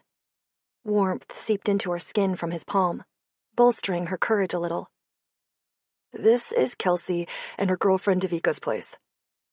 Esther leaned into him, angling to absorb more of his warmth. Kelsey and Davika, she repeated, trying to memorize the names. Why had she let him talk her into this? She was terrible at parties. She didn't even like them when she was in a good mood. She hated trying to get people to like her. They were probably going to hate her anyway, and Jonathan would abandon her in favor of his friends, and she'd end up standing awkwardly by the food all night. She should have stayed home with her cat. Sally liked her without expecting her to be friendly and interesting. Jonathan glanced at her again and put his arm around her shoulders, gathering her to his side. He smelled like warm cotton and whatever woodsy soap he used. She nestled into him shamelessly, craving the contact, even though it wasn't that cold. The party's for my friend Lacey. His finger smoothed down the inside of her arm as he led her around the side of a beige stucco building. She just got accepted into the LAPD training academy. Esther nodded. Lacey, Police Academy. He dropped his arm and took her hand again as they ascended a flight of rusty metal stairs. Lacey's girlfriend, who is also hosting the party, is named Tessa. Tessa. Got it. She glanced at him. How do you know so many lesbians anyway? His mouth dimpled. I've known Kelsey and Lacey since my freshman year at UCLA, and they're not lesbians. They're bisexual. Lacey just came out a few months ago, so be cool. I'm cool, Esther said, as they stopped in front of a green door. There was music coming from inside, and voices and laughter. Kelsey and Davika, Lacey and Tessa. She could probably be writing all this down. She was bad with names. If she didn't learn them in advance, she'd never be able to remember them. Jonathan gave her hand a squeeze. It's going to be fine. They're going to love you, and you're going to have a great time tonight. Trust me. She pressed her lips together and nodded, unconvinced. He squeezed her hand once more before knocking. The door was thrown open by a woman who looked like she should be painted on the side of a World War II fighter plane. "Johnny!" she shouted, and threw her arms around Johnny's neck. Johnny? Esther had never thought of him as a Johnny before. His hand fell away from Esther's to return the woman's hug, and he wrapped his long arms around her waist. Hey, Kels. He was smiling when he let go of her. Esther had shrunk back, but he snaked his arm around her shoulders again, drawing her forward. This is Esther. Esther, Kelsey. Kelsey's eyebrows lifted, and she beamed a perfect red lipstick smile at Esther. Esther, what a fantastic name. Thanks. Kelsey, Esther repeated in her head. Kelsey, the pinup girl. Kelsey stepped back, gesturing them inside. Drinks are over there. She waved toward the small kitchen, which was packed with people jostling for access to the fridge. Food's on the dining table, and the guest of honor's in the living room, last I saw. Come on, Jonathan said, steering Esther into the crowd. Let's say hi to Lacey. People were jammed in like sardines near the door, and Esther pressed her body against his as they squeezed through a narrow gap. Johnny, she said, arching an eyebrow at him once they had a little more breathing room. He gave her a sheepish shrug. It was freshman year. It was less crowded in the living room. Just a few smaller groups talking over the indie music being played on a speaker hooked up to someone's phone. Lacey, Jonathan called out, waving to someone on the couch. An intimidatingly fit Latina woman jumped up to greet them. You made it! Jonathan let go of Esther and gave Lacey a hug, vigorous enough to lift her off the floor. Of course I made it. I'm so proud of you. Who's your friend? Lacey asked, eyeing Esther when he set her down. Jonathan made the introductions, and Lacey smiled as she stuck out her hand. It's nice to meet you. Congratulations, Esther said. The police academy. That's really cool. Lacey shrugged. My dad's a cop, so I'm a legacy. Don't listen to her, Jonathan told Esther. Lacey's a total badass. She could probably kill me with one of her thumbs. I need both of them to do a really good job, Lacey said wryly. Yeah, well, study hard, he said. I'm going to be using you as a source from now on whenever I need to write about police procedure." Oh, God, Lacey groaned as she turned to Esther. "Has he roped you into helping him with one of his scripts yet?" Actually, yes, Esther replied, feeling herself smile. It never stops. Lacey waved to someone on the other side of the room. "Tessa, come meet Johnny." Esther smirked at Jonathan, and he rolled his eyes. "Hello," said the slender blonde who joined them, slipping her arm around Lacey. "This is my friend Johnny," Lacey said to Tessa. "We went to college together." "Jonathan," he corrected, shaking Tessa's hand. "No one calls me Johnny anymore." Lacey punched him in the arm.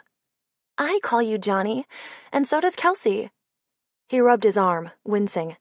"You're the only ones besides my sisters." "This is Johnny's friend Esther," Lacey told Tessa. "Hello," Tessa said, warmly. She had a surprisingly strong grip for her size. "Lacey says you're a yoga instructor?" Jonathan said to her. Tessa nodded. "And a massage therapist." That explained the iron grip, then.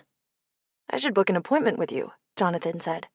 "I get this crink in my neck sometimes from hunching over the keyboard." "Get my number from Lacey. I'd be happy to work on you." Tessa smiled at Esther. "What about you, Esther? What do you do?" "She's a rocket scientist," Jonathan said before she could answer. He was beaming like a proud parent. "No shit," Lacey said, eyes widening. "Aerospace engineer," Esther said. "But yeah, kind of."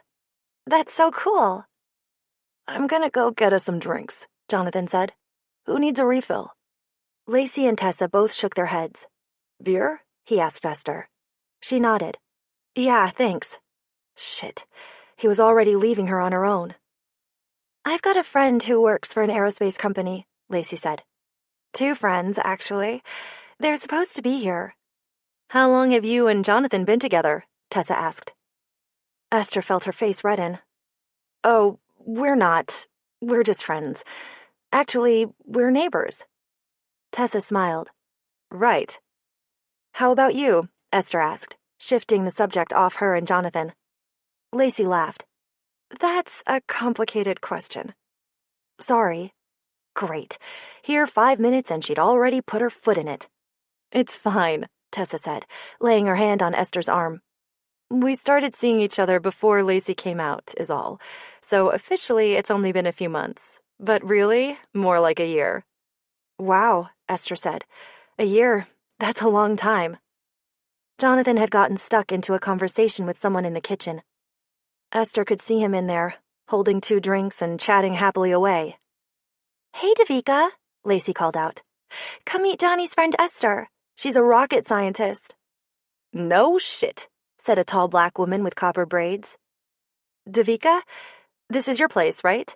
Esther said, proud of herself for remembering. "Yeah, me and Kelsey. Did you meet Kelsey yet?" Esther nodded. "She let us in." "Davika's a pediatric nurse," Tessa said. "That's really cool," Esther said, and Davika shrugged. She could already feel the conversation petering out. Lacey's attention was on something across the room, and the other 2 wore the sort of bland smiles you offer to someone you'd rather not be talking to. Any second now, they'd wander off, and she'd be left by herself. Jonathan had made it halfway back from the kitchen, but he was talking to someone else now. He seemed to know everyone here, unlike Esther, who knew no one. Lacey excused herself to go greet some other party guests, but Davika and Tessa stayed with Esther. Davika mentioned that Kelsey was an actor. She'd played a dead body on a network procedural, which was pretty cool. Chris O'Donnell had knelt over her and talked about blood splatter. Then she and Tessa started talking about someone else at the party, someone Esther didn't know. But at least they hadn't abandoned her. After a minute, Tessa smiled at her as if she'd noticed she was feeling left out, and complimented her scarf. Esther had made it herself. They seemed excited to discover she could knit. Tessa said she'd always wanted to learn. Davika said her mother had tried to teach her, but she didn't have the patience for it. Or maybe it was her mother she hadn't had the patience for. They all laughed. The conversation stayed on knitting until Jonathan finally made his way back and slipped a beer bottle into Esther's hand. After that, things were a little easier. They talked about movies for a while. And it turned out Tessa and Davika shared a lot of Esther's opinions. Jonathan tried to make a case for some turgid Australian art film being the best thing he'd seen this year, but the three women united against him in favor of the latest Marvel movie. "Oh, hey, there's Melody," Tessa said after a while, tugging Davika away. "Let's go say hi." "Shit," Jonathan muttered, sidling around so his back was to the door. I didn't know she'd be here. He took a swig of beer. "Who?" Esther craned her neck for a better look at the person who'd just come in. Melody. Lacey set me up on a blind date with her a few months ago.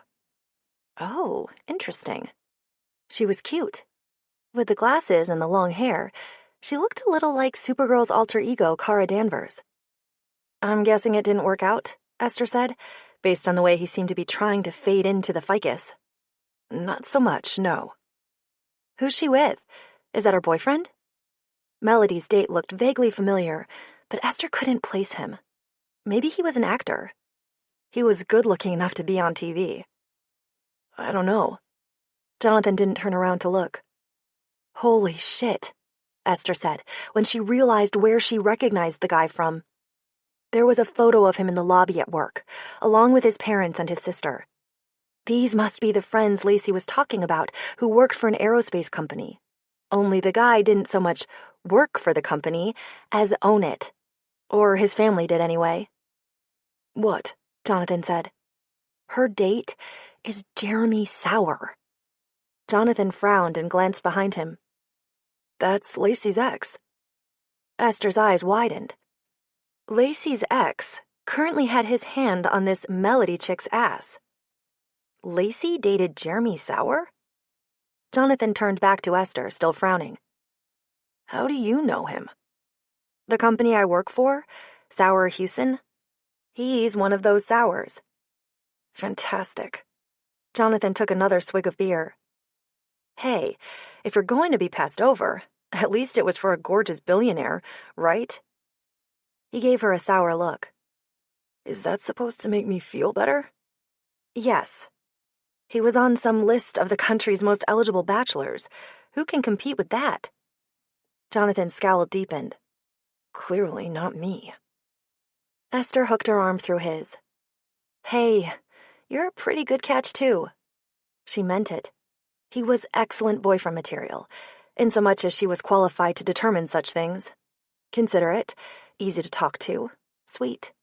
Some woman was going to be lucky to have him. The thought made her sad. One day he'd find a girlfriend who appreciated him, and he wouldn't need her. He wouldn't drop by her apartment to hang out anymore, because you couldn't do that sort of thing when you had a girlfriend.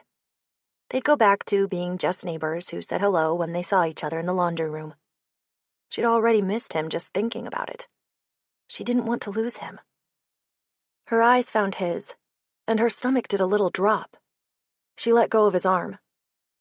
Maybe not Jeremy Sauer good, she said, trying to sound light. Jonathan didn't smile. Awesome. He took another swig of beer. Esther felt out of her depth, like she was doing everything wrong. Do you want to leave? His gaze dropped to his shoes, and he shook his head. It was one date. It doesn't matter. It seemed like it did, though. You sure? Yeah, it's fine. He forced a smile. She'd made the offer, and he'd rejected it. Unless she wanted to drag him out of here against his will, she'd have to take him at his word. Good, she said, because I'm having a good time. It surprised her how much she meant it. Are you? She shrugged. You have cool friends. Who would have thought it? His mouth curved a little. I told you. You did. His smile made it all the way to his eyes. I'm glad you came. She smiled back at him. I'm glad you asked me. Something shifted in his expression, and the moment stretched out, growing heavy. It made Esther feel unstable. Her hand twitched at her side, looking for something to grab onto for support. But there was nothing within reach, except Jonathan. She couldn't grab onto him, because he was the one upsetting her equilibrium. I need another beer, he said, looking away. You need anything? I'll come with you, she said, and followed him into the kitchen. Jonathan was an excellent date. He stuck close by Esther the whole night, introducing her to people, including her in conversations, fetching her drinks, showing her off. He loved to tell people she was a rocket scientist. It was one of the first things out of his mouth when he introduced her to someone new. She'd never seen him around his friends before. He smiled a lot more, and seemed easier in his own skin.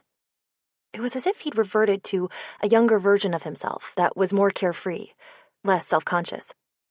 Until Lacey towed Jeremy Sauer and his girlfriend over to meet them. "Johnny's friend Esther works for your company," Lacey said to Jeremy. "Small world, huh?" "Hi, Jonathan," Melody said, her eyes flicking to his face with the barest trace of unease. "How've you been?" He nodded a greeting without quite meeting her gaze. "I've been good. Great, actually."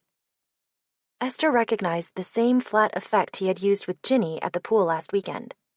Relaxed, smiley Jonathan had disappeared, replaced by the Jonathan she remembered from before she got to know him, the one who looked disapproving and grimaced instead of smiled. All the time she'd spent thinking he was an arrogant ass when he was just suffering from insecurity and social anxiety. The realization made her feel protective. She wanted to wrap him up and whisk him away somewhere he could be himself, somewhere he'd smile again. "I forgot. I fixed you guys up on that date," Lacey said, grinning with delight. "Funny." Esther couldn't decide whether she'd actually forgotten or was messing with them. She seemed to be enjoying herself an awful lot.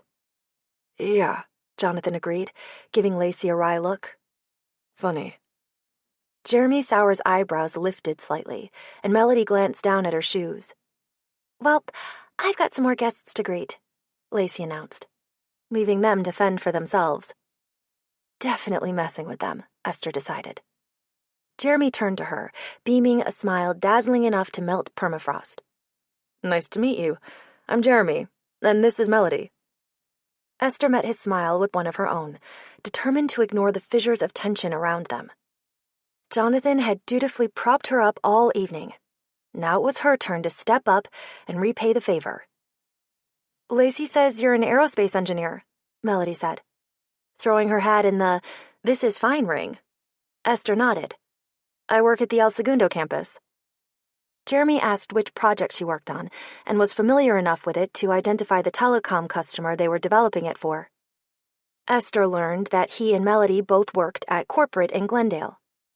Melody was a software developer, and Jeremy worked under the CFO, the same CFO who had recently married his mother.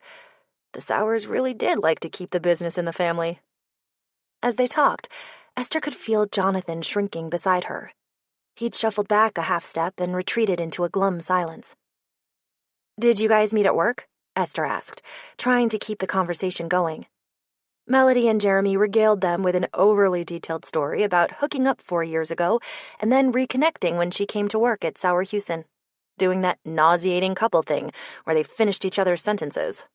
The longer it went on, the more Jonathan edged behind Esther, pressing his body against hers like he was seeking shelter.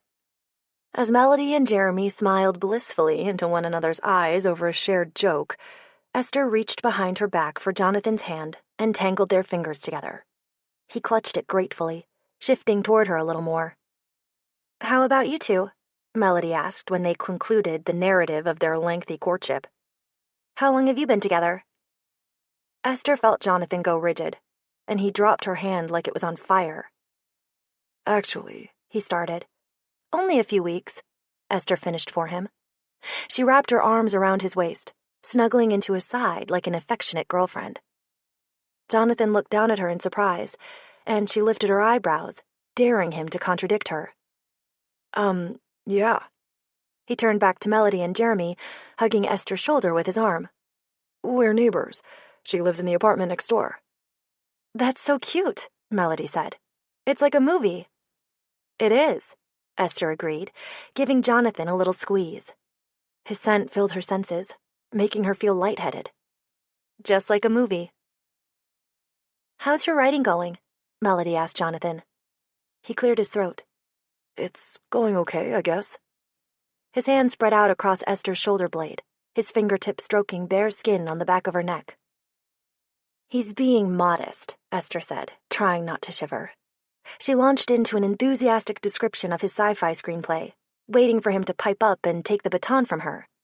Instead, he just watched her, listening with a bemused look on his face. After a few more minutes of polite chat, during which Jonathan barely spoke or took his eyes off Esther, Jeremy and Melody excused themselves to greet a newly arrived friend. "Thank you," Jonathan said into Esther's ear as they moved off. "You didn't have to do that." She gazed up at him, feeling that swell of protectiveness again. His hair had gotten fluffy on top, and she reached up to smooth it down. That's what friends are for. He blinked at her, something uncertain stirring in his eyes.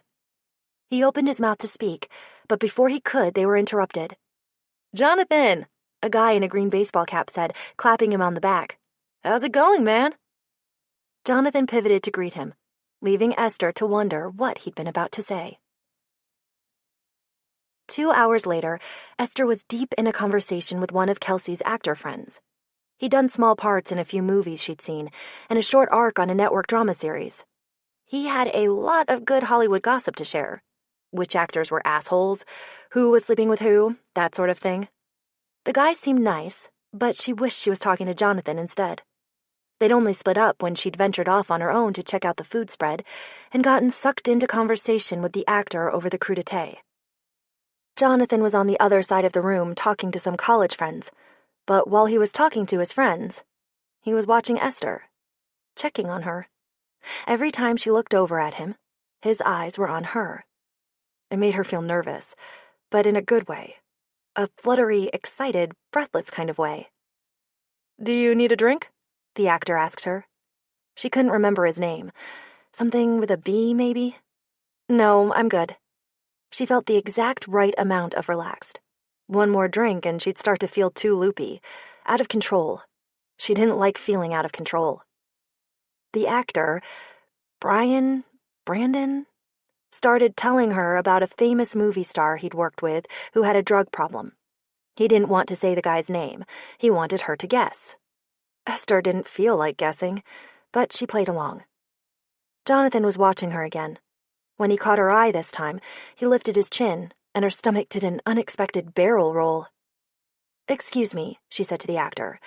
"I've got to talk to my friend." She made her way over to Jonathan. "Hey." He turned his back on the people he'd been talking to. "Hey." His eyes had gone dark beneath his heavy lashes. Something fluttered in her chest. "I didn't mean to interrupt your conversation." "You didn't." "Okay." They were standing close. It had gotten crowded in the living room, and they were practically chest to chest. He leaned even closer to speak into her ear. "Are you still having a good time?" The warmth of his breath on her cheek sent goosebumps down her arms. "I am." Her heart felt like a balloon that had been filled beyond capacity, in danger of popping at any second. "Are you?" He shrugged. The nearness of him was fogging her brain. He hadn't smoked all night, and he still had that intoxicating piney smell. Maybe it wasn't pine. Maybe it was cedar. Whatever it was, she liked it. Had he always smelled this good beneath the cigarette smoke? Heat prickled at the back of her neck. The room was starting to feel claustrophobic. "Do you want to get out of here?" she asked, hoping he'd say yes. Jonathan gazed at her, taking his time before he answered. The space between them seemed to crackle with potential energy. "Do you want to get out of here?" "Yes," she swallowed. Her mouth had gone dry. "I do." A slow smile spread across his face, and he reached for her hand. "Come on." Chapter 19. They lapsed into silence on the drive home. The air in the car felt like it was full of static, like it would shock her if she breached the invisible barrier between them. She kept casting furtive looks at him. He was kicked way back in his seat to make space for his long arms and legs, with his right hand resting on top of the steering wheel. Every once in a while, he'd glance over at her, and the way his eyes glittered made her stomach feel tight. His car smelled like coffee. It was newish, a luxury sedan with a sunroof and leather seats. She assumed his parents had given it to him. One of their hand-me-downs, maybe. The back seat was littered with discarded cardboard coffee cups from a cafe in Westwood where he went to write during the day when he wasn't in class. Esther had the urge to open his glove box, just to see what was in there. Moleskin notebooks and pilot pens, probably. She wanted to dig one of his notebooks out of the glove box and flip through the pages, soaking up all his stray thoughts and absent-minded doodles. She wanted to peel away his layers like an onion, digging deep into the substratum to the foundation underneath. She wanted a peek at his most secret, innermost desires, the ones he kept locked away in his heart. Instead of indulging her desire to snoop, she kept her hands folded primly in her lap and crossed her legs at the ankles to stop them from jiggling. Why was she so nervous?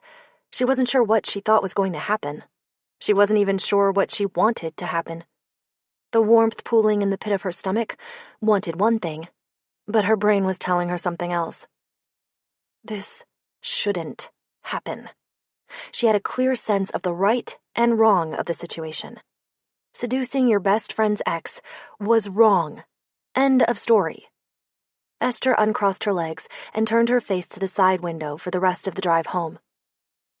10 minutes later, he pulled into his assigned parking space between her Prius and a white metal pole covered with scuff marks.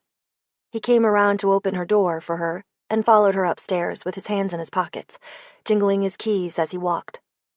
They slowed to a stop in front of his apartment door, and she shifted nervously as he turned to face her. She wasn't ready for the evening to end yet, but she was scared of what might happen next. "Thank you for tonight," she said, to fill the loaded silence. She was having trouble meeting his eyes. Now that they'd been freed from the confines of the car, she'd lost the urge to peer into his psyche. She was too afraid of what she might find there, afraid she might not be able to resist it. He shifted closer. "Did you really have fun?" He was looming over her, crowding her a little. She shouldn't like it, but she did. Instead of moving away, she moved closer. She couldn't help herself. He was warm, and he smelled nice. The scent reminded her of a library in an old house. Not like a real library. Those smelled like paper dust. He smelled the way she'd imagined old libraries should smell when she was a kid. Full of secrets and magic. Like the wardrobe in The Lion, the Witch, and the Wardrobe. She wanted to bury her face in his scent, crawl inside the wardrobe, and see what adventures lay ahead. I did. She let herself look into his eyes. They were bright and inviting, brimming with promise. I really did. You sound surprised. I am. I didn't think I could have fun at a party where I didn't know anyone. You know me. That's true, she said, still gazing into his eyes. I do know you. He had amazing eyelashes, long and thick. Any woman would sell her soul for eyelashes like that. Do you want to come inside? He asked. Yes, she wanted that. She wanted him. Every atom in her body was vibrating with it. What's inside? She asked, trying to play coy, stalling for time. Her brain was fizzing in her ears, like her head was full of pop rocks. Me. He wasn't playing coy. He was staring at her mouth. She stared back. She couldn't tear her eyes away. His mouth moved closer. When their lips met, the fizzing in her brain got even louder. He tasted malty, like the beer he'd been drinking. His beard felt rough, but his lips were velvety soft, gentle as a whisper. She wasn't prepared for it to feel so good. Usually, when she kissed someone, it was fine. Not unpleasant, but not all that exciting either. Usually, it was easy for her to stop kissing someone. Kissing Jonathan wasn't like that. It was magnetic, addictive. It made her want to kiss him even more. It made her want to kiss him a lot more, like a junkie itching for another hit. Her hands curled into the front of his shirt as his palms spread over the small of her back. His fingers were so long, they almost spanned her whole waist. She pressed her mouth against his harder, aching for more, nipping at his lower lip, chasing his tongue with hers. His arms tightened around her, pulling her flush against his hips, and she moaned with pleasure. One of his hands curled into her hair, holding the back of her neck, sending shivers skittering down her spine. Pornographic images flashed through her mind, her mouth on his skin, teasing, taunting, tasting, his long fingers sliding into her, sweaty, trembling limbs and labored breaths. Her hands found their way to his hair. She relished the sensation as her fingers sank into the silky locks.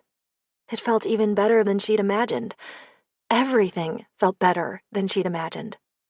He pressed his forehead against hers, still holding her flush against him. They were sharing the same air, their bodies touching from tip to toe. She could feel how badly he wanted her, and she wanted him just as much. Maybe more. He fished his keys out of his pocket and let go of her long enough to unlock the door. She followed willingly when he tugged her inside, his eyes locked on hers. They were alone, in the privacy of his apartment. The knowledge that his bedroom was just a few feet away burned in the pit of her stomach. It was dark, but he didn't bother switching on a light. Enough light from the courtyard slanted in through the blinds to see by. With slow, deliberate movements, he unwrapped her scarf from around her neck. It was all she could do to hold herself still when his fingers grazed her skin. He tossed the scarf onto the couch. His hands settled on her hips, his fingers digging softly into her flesh as he urged her closer. She eased into his warmth and let his scent enfold her. It would be so easy to lose herself in his comforting bubble, to melt right into him and never look back. He reached up to stroke a single trembling finger along her jaw. When she leaned into his touch, his mouth curved into a smile. He bent his head toward her, and she rose up on her toes to meet him halfway. As their mouths crashed together, a tiny voice in the back of her head whispered that this was a bad idea, that it was going to end in disaster, probably. But she didn't want to stop. It felt too good. He wanted her, and she needed this. She needed to feel wanted and appreciated for once. She needed something good to happen to her. Jonathan liked her. She just wanted to feel liked. Didn't she deserve that? For once? His hands went to her hips again, and he pushed her up against the door. He was crowding her again, his belt buckle pressing into her stomach as his hips pinned her in place. She liked feeling his weight against her. She liked the taste of his tongue in her mouth, and the rasp of his beard on her lips. She liked the way he smelled, and the way his hands felt as they roamed over her body. She liked him. It had been a long time since she liked anyone this much. She'd almost forgotten the feeling. The exhilaration, the lightheadedness, the lust. His hand smoothed up her bare arms, then moved to her hair, tilting her head back to deepen the kiss. She scrabbled at the front of his shirt, her fingers fighting with the buttons. The yellow light leaking in cast a golden glow over his exposed torso. His chest was smooth, except for a small patch of dark hair in the middle that trailed down his stomach and disappeared below the waist of his pants. He groaned as her fingers traced it, ghosting over his bare skin. Their mouths came together again, messy and fierce, teeth clashing, needy. When his glasses bumped her nose, he yanked them off and tossed them onto the couch with her scarf. He looked different without his glasses. Younger, more vulnerable. She reached up to stroke his jaw and felt his pulse jump under her fingertips. He kissed her forehead, then her temple. "I want you," he murmured into her hair. "I've always wanted you. From the first moment I saw you." The tiny voice in Esther's head started to whisper its warning again. But then Jonathan's mouth was on hers again, and the last remnants of her reluctance melted away on his tongue like sugar. His fingers dipped into the waistband of her jeans, and he stumbled backward, pulling her along with him through the apartment. To the bedroom. To his bed. It was darker in there. She couldn't see his face anymore. He kissed her again, softer than silk, light as air. She didn't want soft and light, though. She wanted rough and fierce. She wanted to devour him. Arching against him, she dragged his mouth down to hers. Her teeth caught his lip, and he let out a rough breath, digging his fingers into her skin. Desperate. Just like she was. They groped for each other in the darkness, clumsily exploring with their hands as they undressed each other. The surface of Esther's skin felt like it was rimmed with ice, but Jonathan's touch was warm and soothing. She wanted him everywhere, all at once, warming her from the inside out. They fell onto the bed, and he moved over her body, leaving a trail of soft kisses on her skin. Her hands glided up his arms and over his shoulders. He was so solid, so heavy, his muscles taut under her fingers. His mouth found hers again, and she closed her eyes as they came together, skin to skin.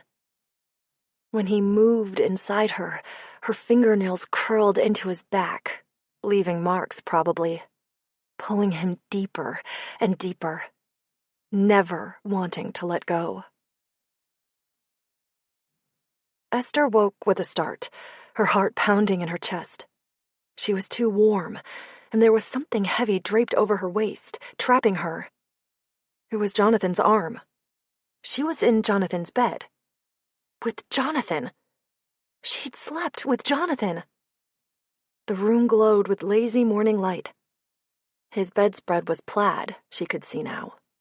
Across the room, his closet door was open, exposing hanger after hanger of even more plaid. He stirred beside her, and his arm tightened around her waist, pulling her closer. Yep, he was naked. They were both naked. Because they'd had sex last night. Great sex. Mind-blowing, off-the-chart sex. The kind of sex that made you fantasize about quitting your job so you could do nothing but have sex all day long. Hey, he murmured into her hair. Hey, yourself. Her voice came out rough and scratchy. His lips found her shoulder, mouthing a wet trail over her skin. She closed her eyes, trying to enjoy it, but couldn't help flinching as he moved up her neck. He stopped kissing her. What's wrong? Your beard tickles. Oh, yeah? He rubbed his beard against her neck, and she twisted away, turning onto her back. Even though it felt like it was 100 degrees in the room, she pulled the bedspread up, covering her breasts. As if he hadn't seen them last night. As if he hadn't had his mouth on them only a few hours ago. Jonathan propped himself up on one elbow above her. You look beautiful. His hair was all fluffy and mussed. Sex hair. She probably had it too. It was unfair how attractive his was. She could feel last night's eye makeup caked around her lashes. I'm pretty sure I look like Alice Cooper. He leaned in and kissed her, smiling against her lips. For a fleeting moment, she relaxed, sinking into the sensation. Something fluttered in her chest, making her feel light and floaty. He pulled away. You're always beautiful. The floaty sensation evaporated, and she came thudding back to earth. His blue eyes were brimming with affection. Too much affection. It was painful to look at, like stepping out of a dark building into blinding sunlight. Her chest prickled uncomfortably, and she kicked her feet out from under the covers. Why was it so damned hot in here? She felt like she was getting a heat rash. His hand came up to caress her cheek, tilting her face back toward him. He was frowning slightly. You sure you're okay? She tried to smile. Yeah, I'm fine. She wasn't fine. There was no air in the room. It was suffocating her. His frown deepened as his fingers trailed down her throat. You're all tense. It's too hot in here. Throwing back the covers, she sat up on the edge of the bed, keeping her back to him. She grabbed a piece of clothing off the floor to cover herself up. It was one of Jonathan's shirts. She dropped it like it was covered in acid. There, that was her shirt. She snatched it off the floor and pulled it over her head. Hey, Jonathan said behind her. She twisted around. She wasn't wearing a bra, so she crossed her arms over her chest. His worry crease was as deep as she'd ever seen it. tell me what's wrong. Nothing. He could definitely tell she was lying. Ginny's coming over soon, she said. I have to get back to my apartment. That much was truth, at least. She turned her back on him and his unfairly attractive sex hair and grabbed her underwear off the floor. Oh. She could hear the disappointment in his voice. The hurt. It made her glad she wasn't looking at him. Can I see you later? Her jeans were wadded up at the foot of the bed, and she snatched them off the floor. I don't know how long she'll be here. She nearly fell over trying to struggle into her pants.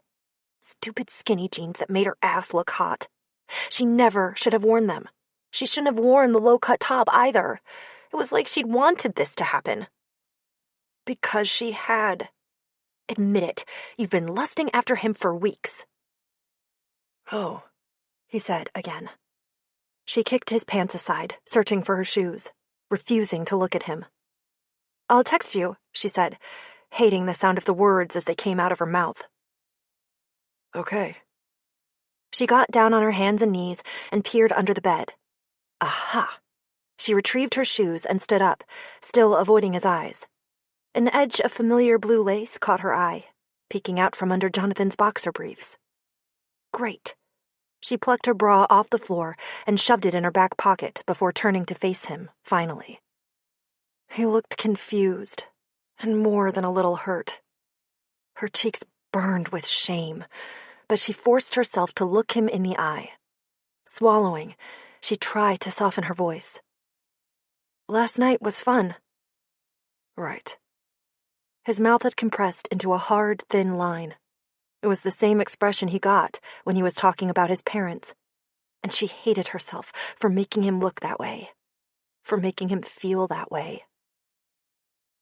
I'm sorry, she said, even though she wasn't sure exactly what she was apologizing for. He looked away. She stood uncertainly in the doorway, clutching her shoes as she hugged her arms across her chest. I'm gonna go. He nodded, still refusing to look at her. Esther let herself out. Chapter 20. When Esther got back to her apartment, she took a shower and stood under the hot water for 45 minutes, trying to wash away the feeling of regret. It didn't work. She still felt just as awful when she got out of the shower. The look on Jonathan's face when she'd left haunted her. She never should have let things go this far. He wanted more from her than she could give. She could see it in his eyes. He was looking for a relationship, a girlfriend. That wasn't her. She wasn't the girlfriend type. He knew that. And even if she was interested in being in a relationship, which she wasn't, it could never happen with him. He dated her best friend. You weren't supposed to sleep with guys your best friend dated, even if it was only 3 dates, and even if she'd broken up with him. He was a guy Ginny had liked. According to friend code, he was officially off limits. This was a disaster. Esther had fucked up. She'd let herself get swept up in the moment because she was selfish. Last night shouldn't have happened, and it could definitely never happen again. She fastened her wet hair into a bun and sank onto the couch. Sally jumped up beside her and started purring. She didn't like it when Esther spent the night away.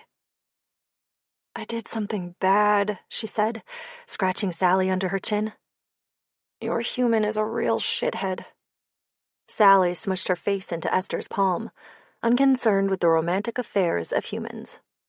Lucky cat. Us Weekly is saying Ben and Jen are back together, and Brad and Angelina are back together, Ginny announced as she breezed into Esther's apartment an hour later. It's like 2005 all over again, and I love it. Esther smiled weakly, feeling sick to her stomach. Ginny went into the kitchen and pulled open the fridge. I'm taking a water bottle and one of your yogurts. Guilt burned in the back of Esther's throat.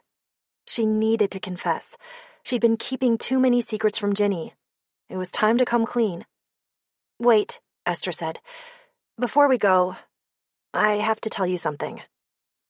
Ginny set the yogurt and water down. This sounds serious. Esther looked at her feet.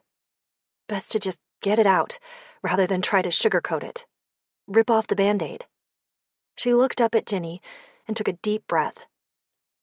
I slept with Jonathan. Ginny went still, her eyes widening. My Jonathan? Esther swallowed, nodded. The Jonathan who lives next door, yeah. But how? Why? You don't even like him. I didn't mean to. It was an accident. An accident? Ginny's forehead scrunched. How does that work exactly? Did you trip and fall onto his dick? No, he invited me to this party Friday, and... Ginny's mouth fell open. Like a date? No, definitely not like that. Just as friends. Friends who sleep together. That's the part that was accidental. Esther could feel herself getting defensive and tried to squash it. There was no defense. She couldn't even claim she was drunk. She'd done it because she'd wanted to. Ginny looked confused. Since when are you two friends at all? I thought you couldn't stand him. Esther's cheeks heated, and she looked down at the floor, shoulders hunching in shame. We've been sort of hanging out. For how long? A couple months, I guess. A couple of months? Esther cringed, lifting her eyes. Ginny looked shocked. Rightfully so. They'd always told each other everything. She hadn't meant to keep her friendship with Jonathan a secret. She just hadn't known how to bring it up without raising other questions. It had seemed safer not to mention it at all. That ship had sailed now, though. It was time to fess up. To all of it. It was around the same time you started dating him, Esther said. He asked me for help with one of his screenplays. The look on Ginny's face sank straight into the pit of Esther's stomach. Let me get this straight. You started hanging out with him at the same time he started dating me and didn't think to mention that before now? Esther winced. It wasn't like that. What was it like then? He was writing this sci-fi script, and he knew I worked in aerospace, and he needed help with the science. It was no big deal. If it was no big deal, why didn't you tell me? I don't understand why you'd keep it a secret that you were hanging out with him. For months. Esther chewed on her lower lip. There's something else I haven't told you. Ginny crossed her arms, bracing herself. What? Jonathan asked me to help him with his screenplay before he asked you out. I told him I'd only do it if he went out with you. What? Esther cringed, wishing she could sink into the floor. I know. How could you do that? Ginny's voice had gone icy. I was afraid you were going to get back together with Stuart. It sounded so pathetic now, so flimsy. Why the fuck is that any of your business? She demanded, eyes blazing. He was an asshole, Ginny, and you were about to go right back to him. I didn't want you to get hurt. I thought if you went out with someone else, like a rebound guy, you'd get over Stuart. And you thought Jonathan was cute, so... Esther had been so proud of herself. She thought she'd come up with the perfect plan. That she was helping Ginny. What an idiot she was. So you pimped me out? No. I pimped myself out to get a cute guy you like to ask you on a date. Ginny shook her head. You pimped him out. On me. He never even liked me, did he? It was all a lie. That's not true. He thought you were cute. You thought he was cute. It seemed like a perfect match. It had. Her intentions had been good. As if that counted for anything. I can't believe you. That's exactly the kind of shit my parents pull on me, trying to make me date the men they want me to date. And you know how I feel about it. But you did it anyway. Esther's stomach dropped into her shoes. You're totally right, and I'm sorry. Ginny paced from the kitchen to the front door and back again. Oh my God, I can't believe I went on 3 dates with that guy. I made out with him, and it was all just a scam. It wasn't a scam. He really did like you. Which didn't exactly make the fact that Esther had jumped into bed with him any better. Ginny shook her head, her lip curling in disgust. Thank God I didn't sleep with him. Can you even imagine? I'm really sorry. I didn't think it through. I thought I was helping.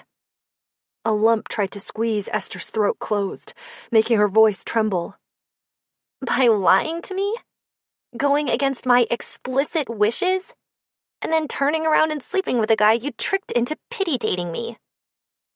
There was no forgiveness to be found in Ginny's face. It wasn't like that. The words sounded hollow as Esther spoke them, because it was like that. It was exactly like that. I can't believe you would do that to me. The coldness in Ginny's expression couldn't mask the hurt underneath. Esther's eyes burned, and she blinked. Ginny, You know what?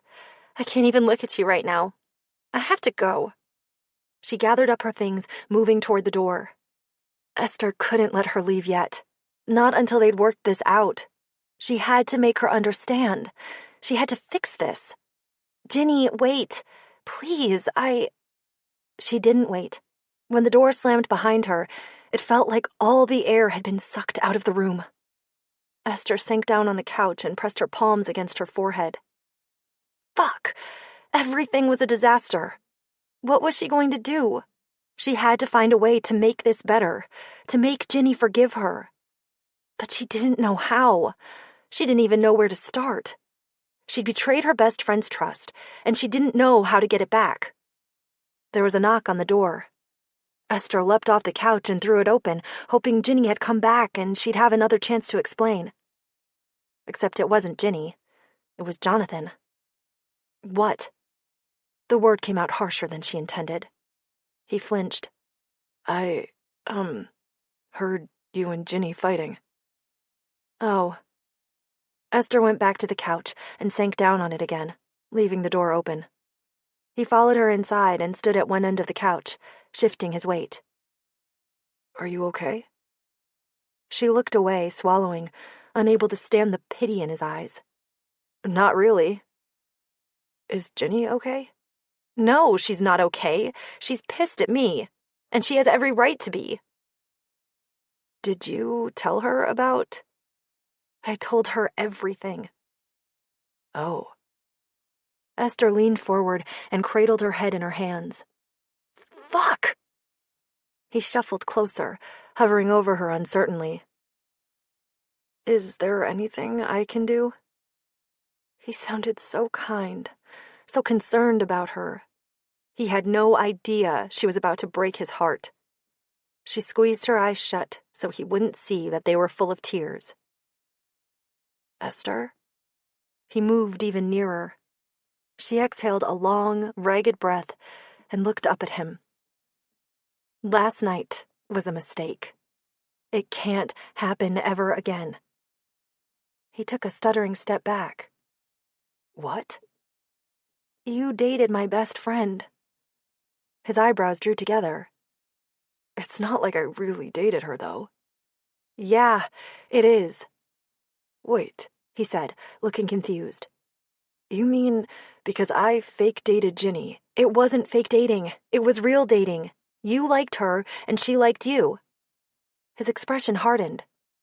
Not enough to keep dating me. It doesn't matter. You can't sleep with a guy your best friend dated. That's friend code 101. She gets forever dibs. I never should have let it happen. Don't I get a say in who has dibs on me? No. Are you serious right now? He looked pissed. Look, I'm sorry, okay? None of this is fair to you, I realize that. He hadn't done anything wrong. He'd just been in the wrong place at the wrong time. Collateral damage. So that's it. The bitterness in his voice made her stomach churn painfully. She looked down at the floor and swallowed. We can still be friends. She hated herself for saying it, because it was so obviously a lie. They'd never be able to go back to the way things were. Wow, really? She glanced up at him and immediately regretted it. He looked like she'd just kicked him in the stomach. I don't have a choice. She wished she could go back in time and erase the last 24 hours. Back to when she and Jonathan were just friends, and Ginny was still speaking to her. She'd ruined everything by sleeping with him. His eyes narrowed with contempt. Of course you do. I don't. Because of Ginny, you and I, that's bullshit. Ginny doesn't give a crap about me. She never did. She cares that I lied to her about you. He shook his head. That doesn't have anything to do with us. It's just an excuse. What's really going on is that you have feelings for me, and you're scared.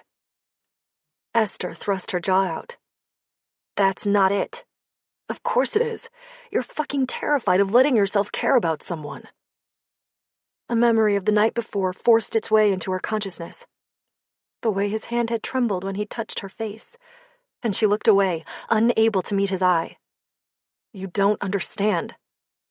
I think I understand better than you do. She couldn't keep debating this with him. He was never going to see her side of it, or be okay with her decision. Talking it through more wasn't going to make either of them feel any better. I'm sorry, she said again, feeling miserable. But if I have to make a choice between you and Ginny, then I pick Ginny. Every time. She's my best friend. He didn't say anything. Esther's stomach did another twist, wringing itself out like a wet washcloth. Do you understand? Please tell me you understand. His gaze locked on the floor, like he couldn't even look at her. Just like Ginny hadn't been able to look at her. I do, he said. I get it. I don't blame you for hating me. She already hated herself. He was entitled to get in on the hating train. He pressed his lips together and shook his head. I don't hate you. That's the problem. His voice was so quiet, it was almost a whisper. When his eyes found hers, what she saw in them cut her to the bone. I feel sorry for you. When the door banged shut behind him, Esther let out a choking sob. She hugged her knees to her chest, and the tears she'd been holding back burst through the floodgate. See? She knew it would end in disaster. Chapter 21. Esther stared at her computer screen. The 3D render of the part she was supposed to be designing looked like one of those Escher paintings that seemed to have an extra dimension. It wasn't a complicated part. She was just having trouble concentrating today. Every time she tried, the lines on the screen would drift in and out of focus until it looked like a bunch of gobbledygook instead of a simple wireframe drawing. Ginny hadn't returned any of the approximately 1,100 texts and voicemails Esther had left since yesterday. Esther had considered seeking her out this morning when she got to the office, but decided work wasn't the best place to hash out their friendship drama. If Ginny didn't want to talk to her, forcing a confrontation in front of her coworkers wasn't likely to win Esther any brownie points. On top of that, she couldn't stop thinking about Jonathan. She honestly wasn't sure which she felt worse about, hurting Ginny or hurting Jonathan. So here she sat, feeling helpless and miserable as she tried fruitlessly to concentrate on work. All she had to do was make 2 small adjustments to the design. It was a simple fix. It should only take 10 minutes. She'd been staring at it for an hour and hadn't gotten anywhere yet. Yemi kicked her chair. What are you doing? Esther didn't turn around. Working on my battery charger? No, you're not. You're staring into space and sighing a lot. Am I? She hadn't realized she'd been sighing. Sorry. I'll try to sigh more quietly. Why are you sighing at all? I didn't sleep well last night. Like, pretty much not at all. She tossed and turned with anxiety the whole night, and now she was exhausted, and she had a dehydration headache from crying yesterday.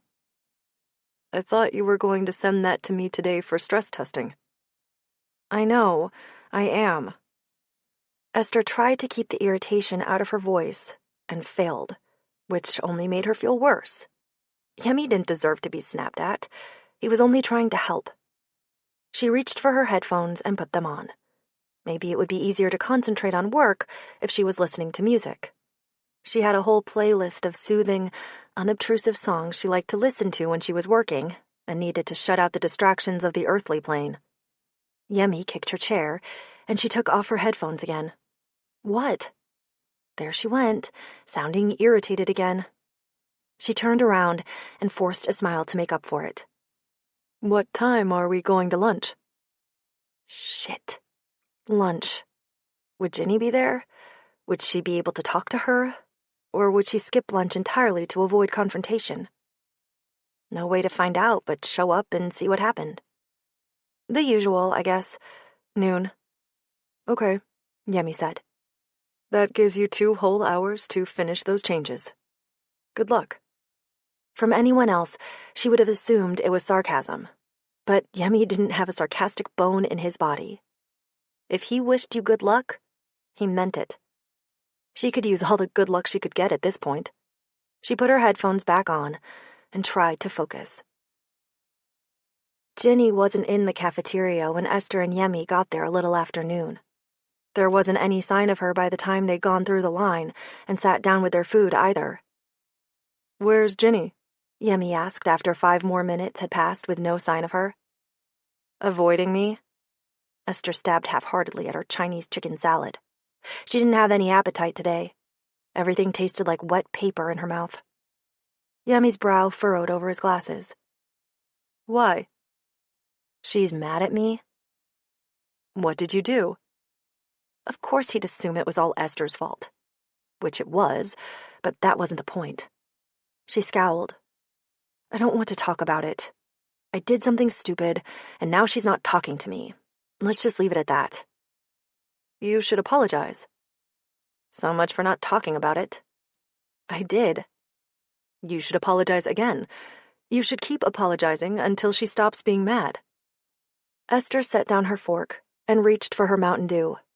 She didn't usually indulge in this much caffeine, but today she needed it. She twisted the cap off the bottle and swallowed a mouthful, grimacing at the sweetness. Doesn't that just make people more mad if they want you to leave them alone and you don't? She'd been trying to decide whether to go to knitting that night. She almost never missed knitting. It was one of the highlights of her week. But Ginny might be there, and Esther wasn't eager to rehash their fight in front of everyone. The others would almost definitely take Ginny's side. She could already imagine the looks on their faces when they heard what Esther had done. The judgment. She couldn't face that right now, on top of everything else. Yemi tilted his head. Sometimes it depends if they really want you to leave them alone or if they're just saying that because they want you to work to win them back. How do you know which is which? I couldn't tell you that. He shrugged. I tend to get it wrong a lot. Esther sighed and picked up her fork again. Yemi probably wasn't the best person to turn to for advice, but at least he wasn't judging her. When she looked at him, all she saw in his expression was sympathy. It made her feel a little better, until his thick-framed glasses and his furrowed brow reminded her of Jonathan, and then she felt miserable all over again. You should try anyway, Yemi said. It's better to try and get it wrong than do nothing. Is it? Esther wasn't so sure. Trying and getting it wrong was what had landed her in this situation to begin with. If she'd done nothing and let Ginny manage her own love life, they wouldn't be in the middle of a fight right now. But then she and Jonathan never would have been friends.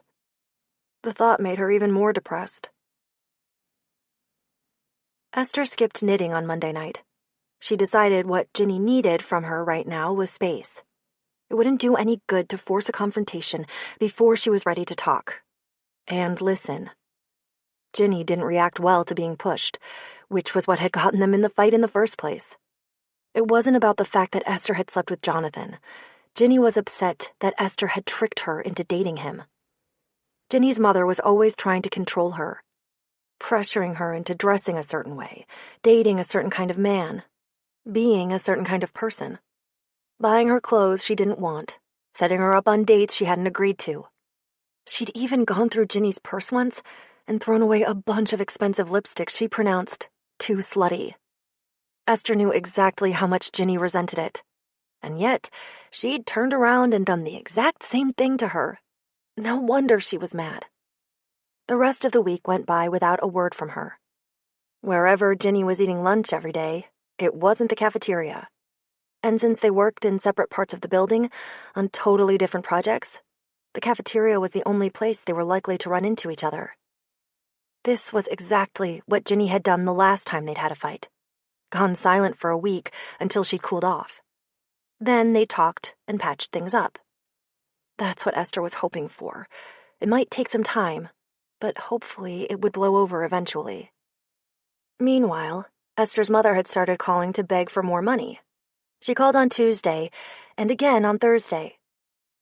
"It's just impossible to find anything for that price," she pleaded.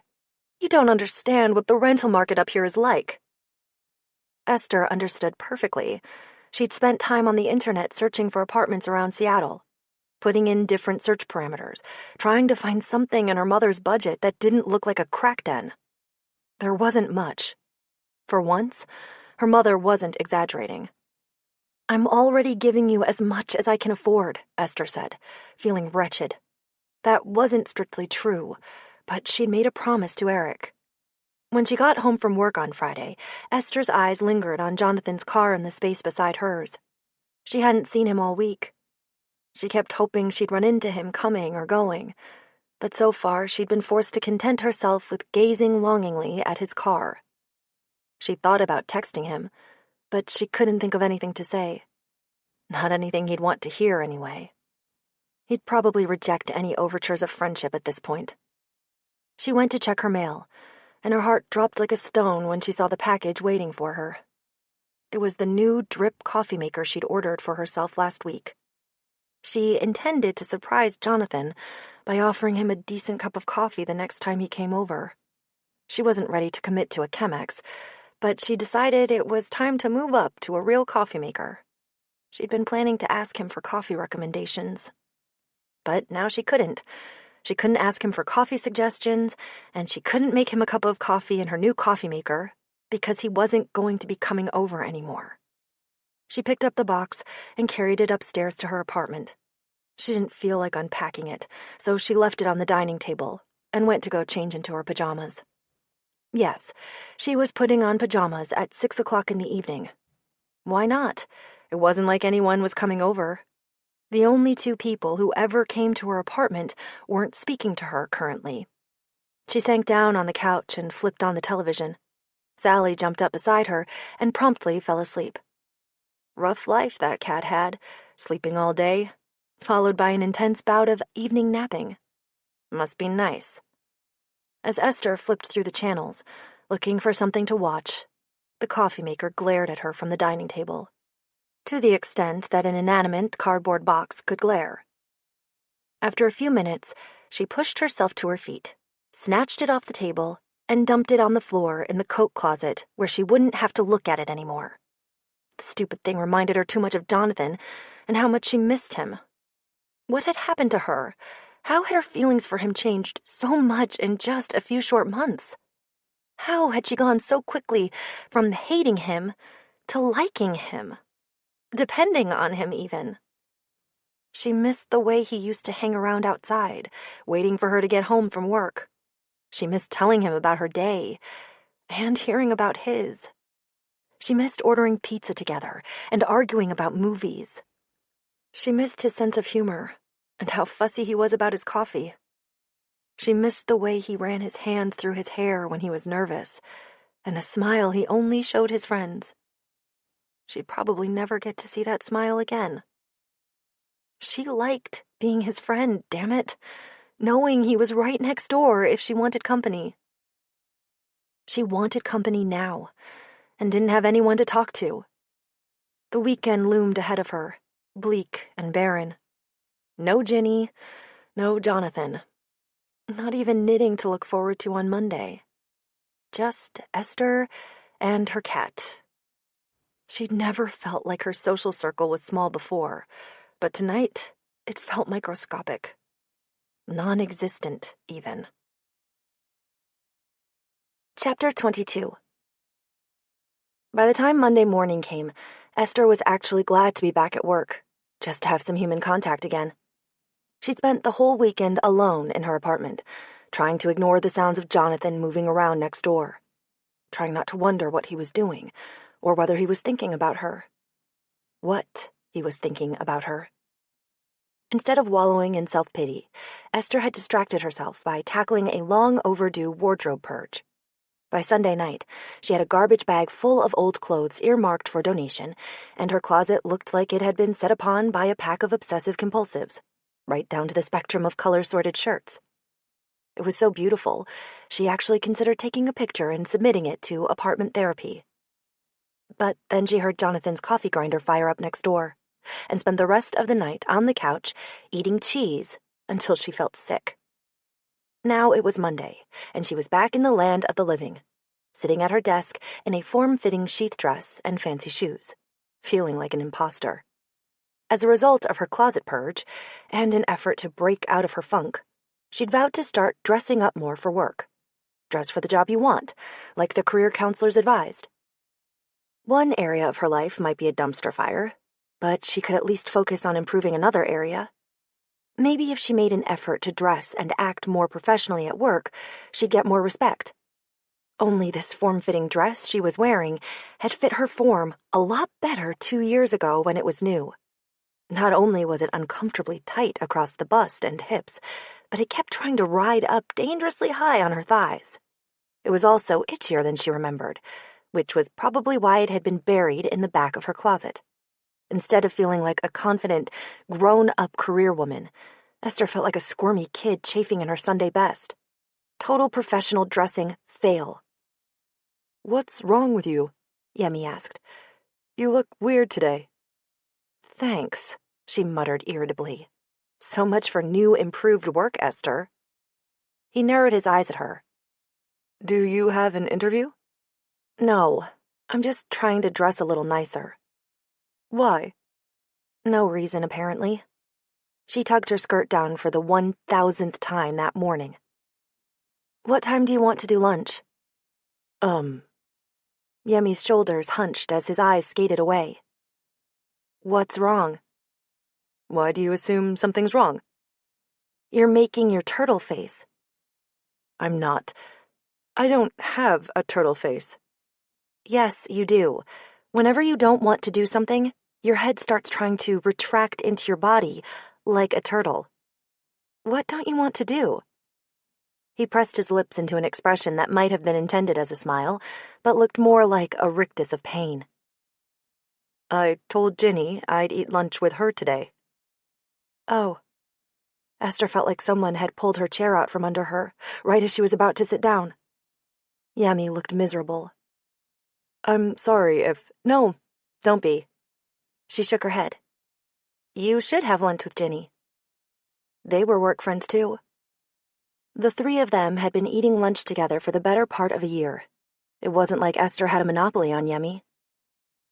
"Are you sure?" He was clearly having a hard time with this. Navigating interpersonal drama made him uncomfortable. It wasn't exactly Esther's favorite pastime either. "It's fine," she told him, trying to sound more sincere. Yemi looked down at his shoes. There's something else I should probably tell you. Esther watched him squirm and waited for the other shoe to drop. Whatever it was, he really didn't want to have to say it. Ginny asked me out last week. We're sort of dating, I guess. Oh, wow. Wow. Esther couldn't find a better response. She should be happy for them. She should be ecstatic. 2 weeks ago, she would have been jumping up and down at the news. She would have thrown them a party to celebrate. Now she just felt emptier than before, abandoned. Yemi's mouth turned down unhappily. This is weird, I know. It's not, Esther said, doing a poor job of selling it. It's great. It was great. I'm happy for you both. She was trying to be anyway. You should really talk to her. I've tried. Maybe I could. Don't try to get in the middle. We could eat lunch tomorrow, Yemi suggested. I don't need a pity lunch. The words came out sounding bitter, and Yemi flinched. She forced herself to smile. I mean, we see each other all day, right? You should spend lunch with Ginny. Yemi looked uncertain. Okay. It's fine. Esther smiled wider. She was smiling so hard her cheeks hurt. Maybe if she kept doing it, they'd freeze that way. Really, enjoy your lunch. She turned around and went back to work. Or tried to, anyway. What she actually did was spend most of the morning staring into space and feeling sorry for herself. She shouldn't be this upset. Yemi was just a work friend. It wasn't as if they hung out regularly outside the office. Nothing had to change between them. They'd still sit beside each other all day and still be able to talk about work stuff. So why did it feel like she'd lost something important? Because Ginny had staked her claim on Yemi. She'd played a trump card that beat everything Esther was holding. If push came to shove, he would choose Ginny now. As he should. At 11:55, Yemi got up to go to lunch. I'll see you later, he said, sounding sheepish. Esther nodded. Yep. She didn't go to the cafeteria. Instead, she cobbled together a measly lunch of snack foods from the vending machine down the hall. She stayed at her desk, munching on salt and vinegar potato chips and Famous Amos cookies, while she caught up on the work she should have been doing all morning. Yemi came back an hour later. He looked happy, glowing almost. The glow faded a little when he saw Esther. His eyes took in the empty potato chip bag on her desk, and he frowned. How was lunch? She asked, pushing the evidence of her own dismal solitary lunch into the trash. The enchilada pie was undersalted today. That sucks. I'll eat lunch with you tomorrow, Yemi offered again, a consolation prize. Esther didn't want it. She shook her head. Thanks, but I can't tomorrow. I've got a call with one of the off-site testing teams. It was a lie, but Yemi wouldn't know that. He'd be off at lunch with Ginny tomorrow, and every day after that, probably. Esther packed her own lunch on Tuesday, even though it was Kung Pao Chicken Day. Instead of enjoying delicious Kung Pao chicken and egg rolls with everyone else, she'd be eating peanut butter and jelly at her desk. A sad, pathetic lunch for a sad, pathetic loser. She'd already abandoned her dressing up initiative and reverted back to her old, comfy work wardrobe. What was the point? If she was going to be miserable, she might as well be comfortable in her misery. At 11:55 on the dot, Yemi got up from his desk and gave Esther a sheepish nod on his way to lunch. She nodded back. Neither of them said anything. When he came back an hour later, Esther had her headphones on. She pretended to be engrossed in her work so she wouldn't have to see the pitying look on his face. They didn't talk the rest of the day.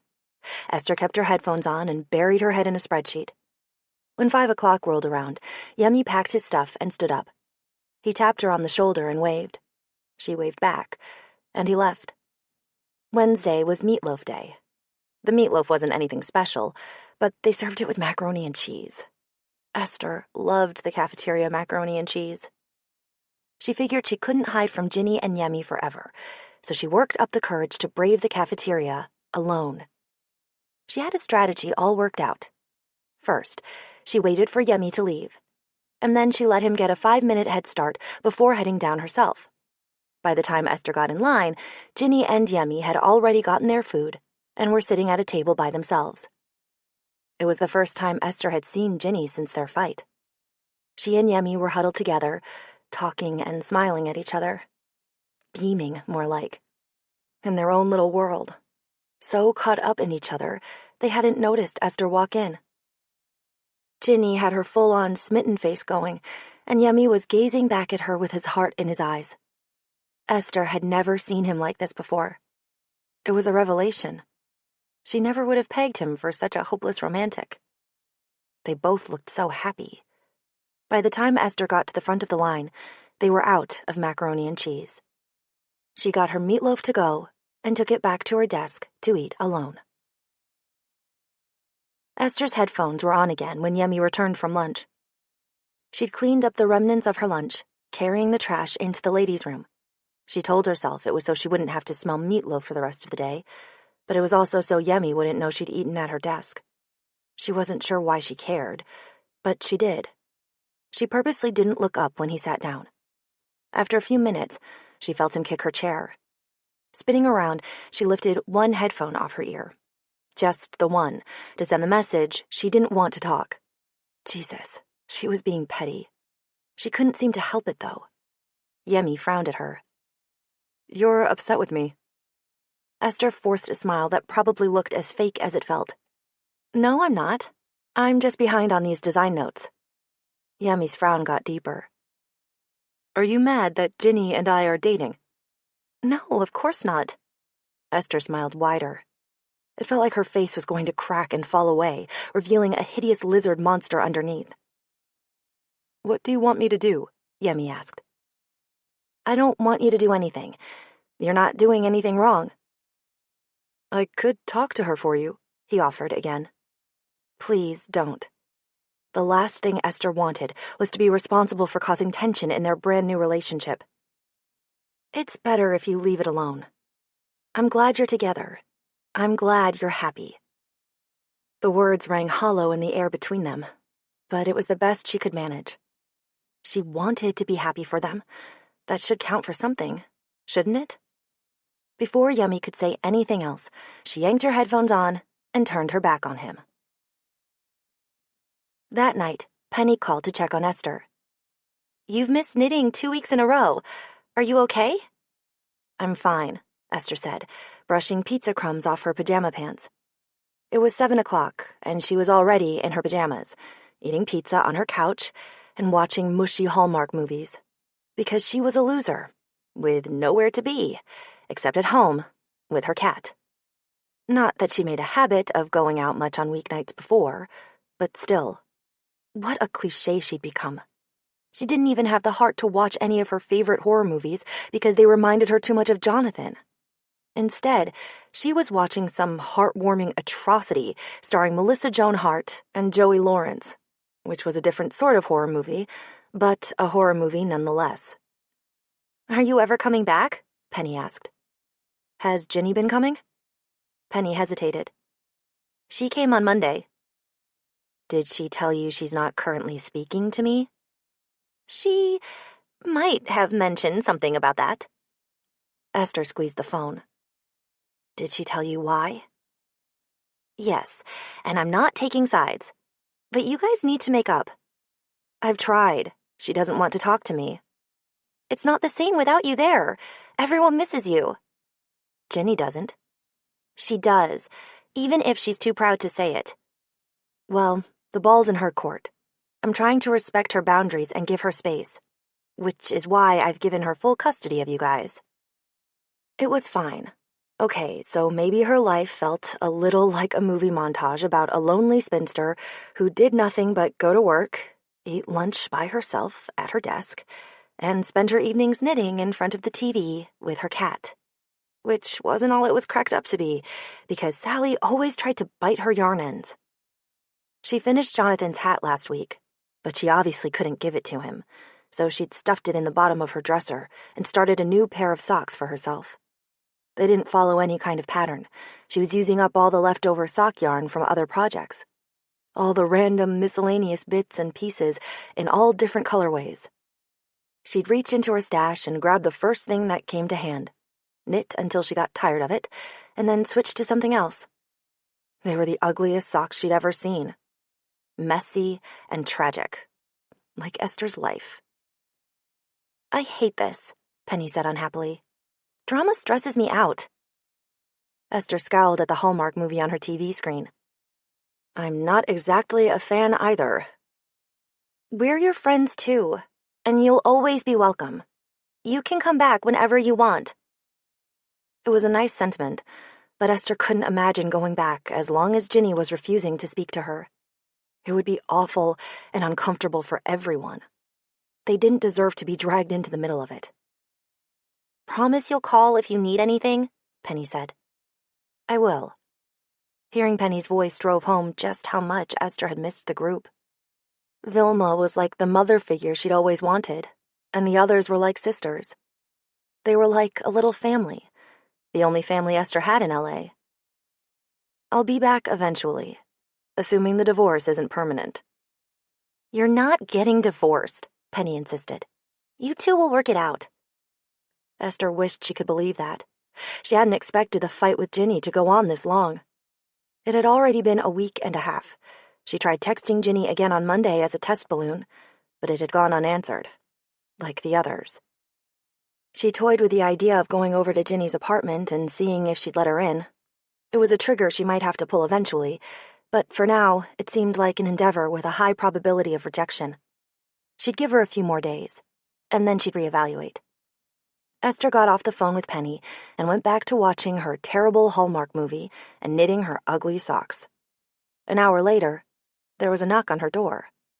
Her heart leapt into her throat as Sally bolted for the bedroom. What if it was Jonathan? She couldn't talk to him right now, not in her pajamas. There was probably pizza sauce on her chin, and she wasn't wearing a bra. She got up and peered through the peephole. There was no one there. Creepy. This was exactly how a lot of horror movies started. She waited, listening for any sounds of murderers skulking nearby. When she didn't hear anything, she opened the door a crack.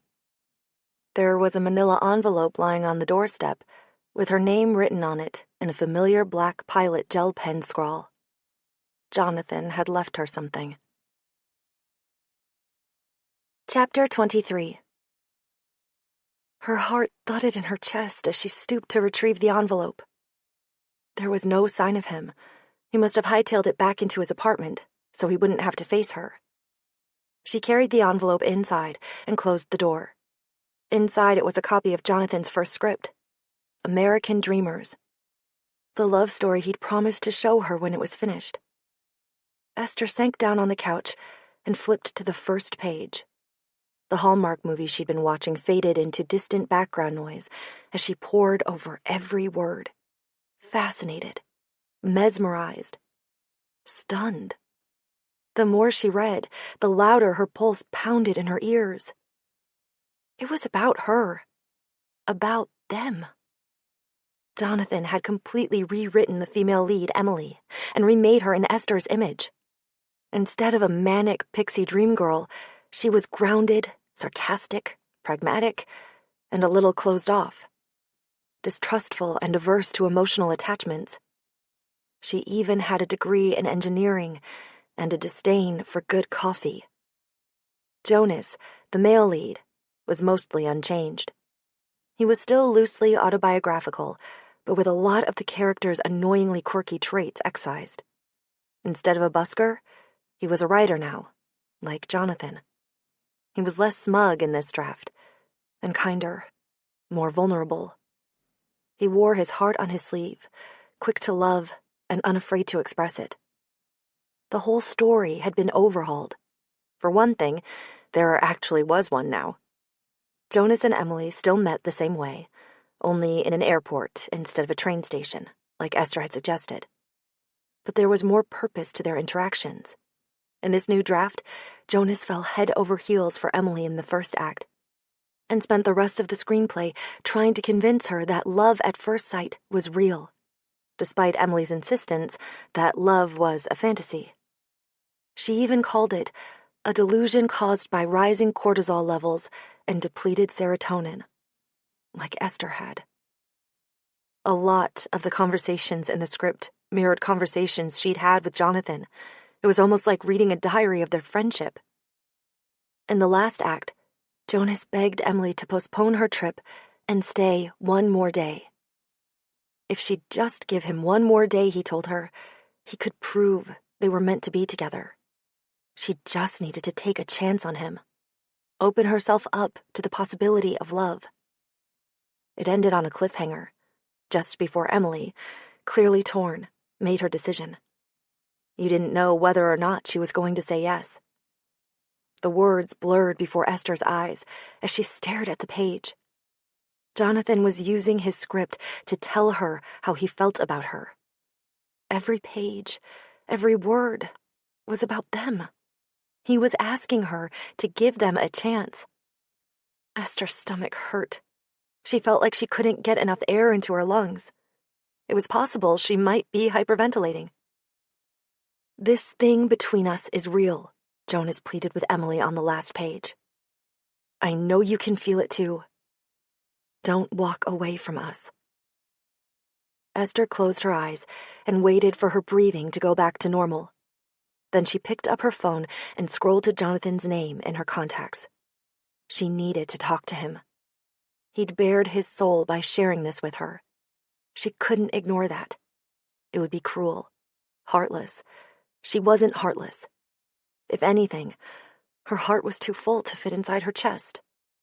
He answered on the first ring. Esther? The sound of his voice made her eyes burn all the way down the back of her throat to the pit of her stomach. God, she missed him. So much. She swallowed and stood up, pacing back and forth across her living room. I read American Dreamers. Yeah? He sounded wary. I loved it. He didn't say anything. She stopped pacing. Jonathan? I'm here. His voice was hoarse. You really liked it? No, I loved it. It's so good. Your professor has to give you an A. She started pacing again, making circuits of her apartment from the living room to the kitchen and back. It's about you, he said. About us. She blew out a breath. Yeah, I figured that out. Esther, don't, she said, her voice breaking in two. Please, I can't. Can't what? Do this. With you. Why? She swallowed around the lump in her throat. I can't be what you need me to be. I don't feel what you want me to feel. She stopped pacing and stared at the floor, grasping for something to say. The screenplay was amazing, but it doesn't change anything. I'm sorry. She missed being his friend so much, but she couldn't give him more than that. And he deserved more. He deserved someone who could return his feelings unreservedly. As much as he thought he wanted her, she'd only end up hurting him even more. She owed him better than that. He exhaled a long, slow breath. Okay. I guess that's it then. He sounded deflated, like an old helium balloon. I'm sorry, she said again. Final this time. A goodbye. Wait, don't hang up. She waited. I miss you. Her gaze went to the wall between their apartments, the only thing physically standing between them. Just a few inches of drywall and insulation. There was a tremor in her voice when she spoke. I miss you too. There's something real here. Don't throw us away. It was almost exactly what Jonas had said to Emily. She pressed her palm against the wall that separated them. She didn't speak. She wasn't sure she could anymore. I love you, Jonathan said. Her stomach dropped, like she'd just done a corkscrew on a roller coaster, and she jerked her hand away from the wall. No man who wasn't related to her had ever said those words to her before. It felt as if the sky had reached down and smacked her in the face. "What?" she said, squeezing her fingers around the phone. "You heard me." "Jonathan." His name came out in a strangled whisper. "Please, don't." "Don't love you, or don't say it?" "Both." She felt faint. Her hand reached out for the wall again to hold herself up. "I can't change how I feel. And don't try to tell me you don't have feelings for me, because I know you do." "Of course I care about you, but—" It was too much pressure. She felt paralyzed, unable to think of anything to say. "But not enough. Is that what you're saying?" She blinked at the wall separating them. She could picture his face perfectly. The dark eyebrows drawn together. That crinkle he got in his forehead when he was being serious. His eyes, soft and earnest behind his glasses. She reached up to wipe the tears from her eyes. "I'm sorry." "Okay," he said, bitter, resigned. "I guess that's it." He hung up. Esther sank to the floor and hugged her knees to her chest, still clutching her phone. He didn't really love her. He was in love with the idea of being in love. He'd been looking for someone to fill the empty space in his heart for so long, he'd settled on the first person who came along. He'd only fixated on her because she was there, because she was convenient. That was what she tried to tell herself anyway. But deep down, she knew it was a lie. Chapter 24. No one had ever fallen in love with Esther before. Not once, not in her whole life. She thought it would feel better and less vomit-inducing. Maybe it would, if she wasn't so broken. If she was capable of responding the way she was supposed to. Normal people probably didn't feel like they were having a panic attack when someone they cared about told them they loved them. Esther went to work the next day and tried not to think about it. There was a meeting coming up she needed to prepare for. A conflict had been identified between some of the power and payload subassemblies, and there was a roadblock meeting Monday to go over the problem and decide what to do about it. It was a chance for Esther to ingratiate herself with both assembly teams.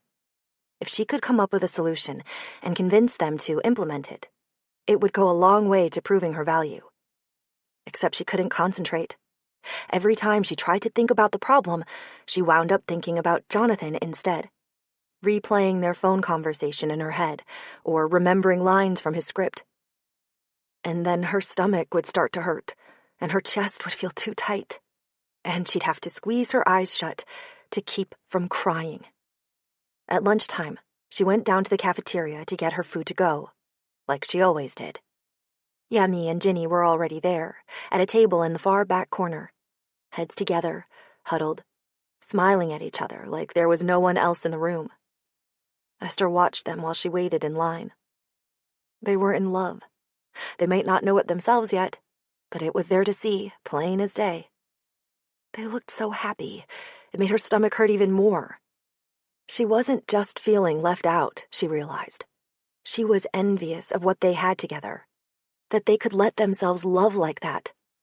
She spent the rest of the afternoon struggling to focus on work. It was a relief when 5 o'clock rolled around and she could bolt for the door. Jonathan's car wasn't there when she got home. She felt disappointed. Her daily glimpses of his car were as close as she was able to get to seeing him.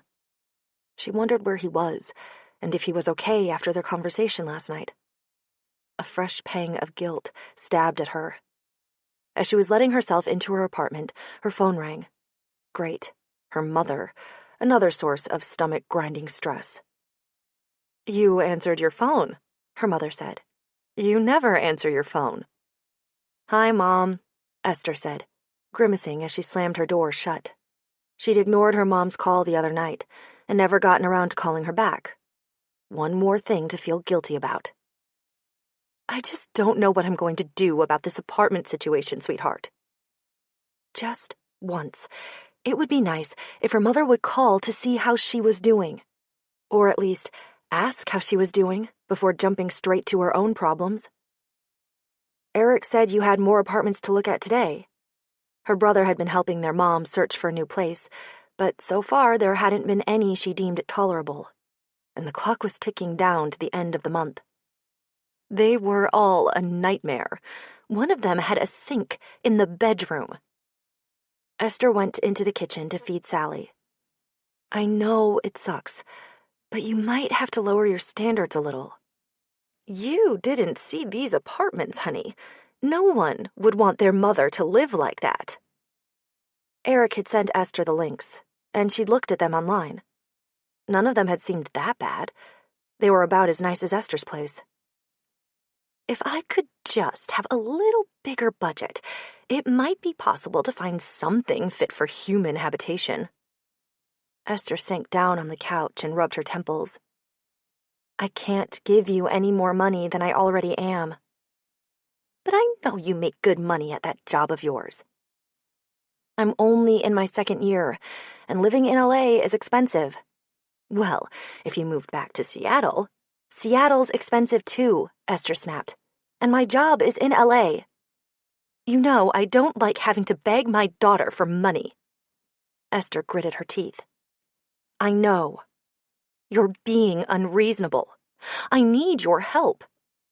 I can't help you, Esther said. I'm sorry. What did I ever do to deserve this? How did I end up with a daughter who's so unfeeling? One day I'll be dead, and you'll regret treating me so coldly. Her mother hung up angry. She always hung up angry these days. Esther didn't know how much more of this she could stand. She went into the kitchen for a beer, and then she called her brother. I'm offering Mom more money the next time she calls. Don't you dare. I can't deal with her anymore. Please let me throw money at the problem to make it go away. How much money are you willing to throw at her? An extra $1,000 a month? Because that's what she thinks she needs. She wants this apartment in Maple Leaf that's $1,800 a month. Because the light has a positive energy or some feng shui shit. Esther couldn't afford an extra $1,000 a month. Not and keep her current apartment. She could afford a couple hundred more, max. Besides, Eric said, it won't stop there. Not if you give in now. Next year, she'll want a little more, and even more the year after that. You'll end up fully supporting her. Is that what you want? Is that something you can afford? She's our mother. She's not sick or disabled. She is perfectly capable of solving her own problems and supporting herself. She just doesn't want to. Don't let her manipulate you, S. You're not doing her any favors by giving in. Esther knew he was right, but it didn't make it any easier. It didn't make her feel any better. She was getting a stomach ulcer. She could feel the acids churning around like a blender, eating away at her from the inside out. Every time her phone started blaring the ringtone she'd given her mom, Mother's Little Helper by the Rolling Stones, she had a visceral, negative reaction. Her heart started pounding, and her stomach tried to turn in on itself. It was all too much. Maybe she'd be able to deal with it better if she had someone else to talk to. Ginny, or the knitting group, or Jonathan. God, she missed Jonathan so much. He'd know exactly what to say to cheer her up. He'd be able to understand because he had issues with his parents too. His eyebrows would draw together like a fuzzy caterpillar, and he'd blink those long lashes at her as his eyes softened in sympathy. Even if he couldn't solve her problem, he'd make her feel better, just by listening. But Esther had lost Jonathan. She'd pushed him away. The only person she could talk to was Eric, and he was already harried enough. He was the one telling her not to do the things she wanted to do. There was one potential solution to her mother's problem that Esther had yet to explore. Something she knew Eric wouldn't approve of. Their father owned a couple of rental houses. He might be convinced to offer one to their mother at a discounted rate. It was a long shot, but maybe he'd do it for Esther's sake. If she explained that she and Eric were at their wits' end, that she was stressing herself into an early grave, maybe he'd agree to help them out. She let the idea sit for a few minutes, rolling it around. Then she gave in and called her dad. "Esther." He sounded surprised when he answered the phone. No wonder, she almost never called him. They hadn't talked in months. "Hey, Dad," she said, pacing around her apartment. "Is everything okay?" It wasn't a holiday or anyone's birthday, so of course he'd assumed she was calling because something was wrong. Because she needed something. Which she did. She was treating her dad like her mother treated her. The realization made Esther feel even sicker. "Yeah," she lied. "Everything's fine." "What is it? You can tell me." Even her absentee father could see through her lies. She'd meant to start out by asking how he was doing and pretending to be interested in his life, but that was out the window now. I had a question about those 2 rental properties you own in Fremont." "What about them?" "Do you still have them?" "Yes." "I don't suppose there are any vacancies." She knew it was a crazy pipe dream as soon as she said the words out loud. The 2 properties only had 8 units between them. What were the odds one would be available? Much less that her father would be willing to let her mother live there. "What is this about?" he asked, impatient for her to get to the point. "Mom's losing her apartment." "Oh, of course." His voice had gone flat. He was already distancing himself, the way he always did when the subject of her mother came up. Esther barreled on, even though she knew it was hopeless.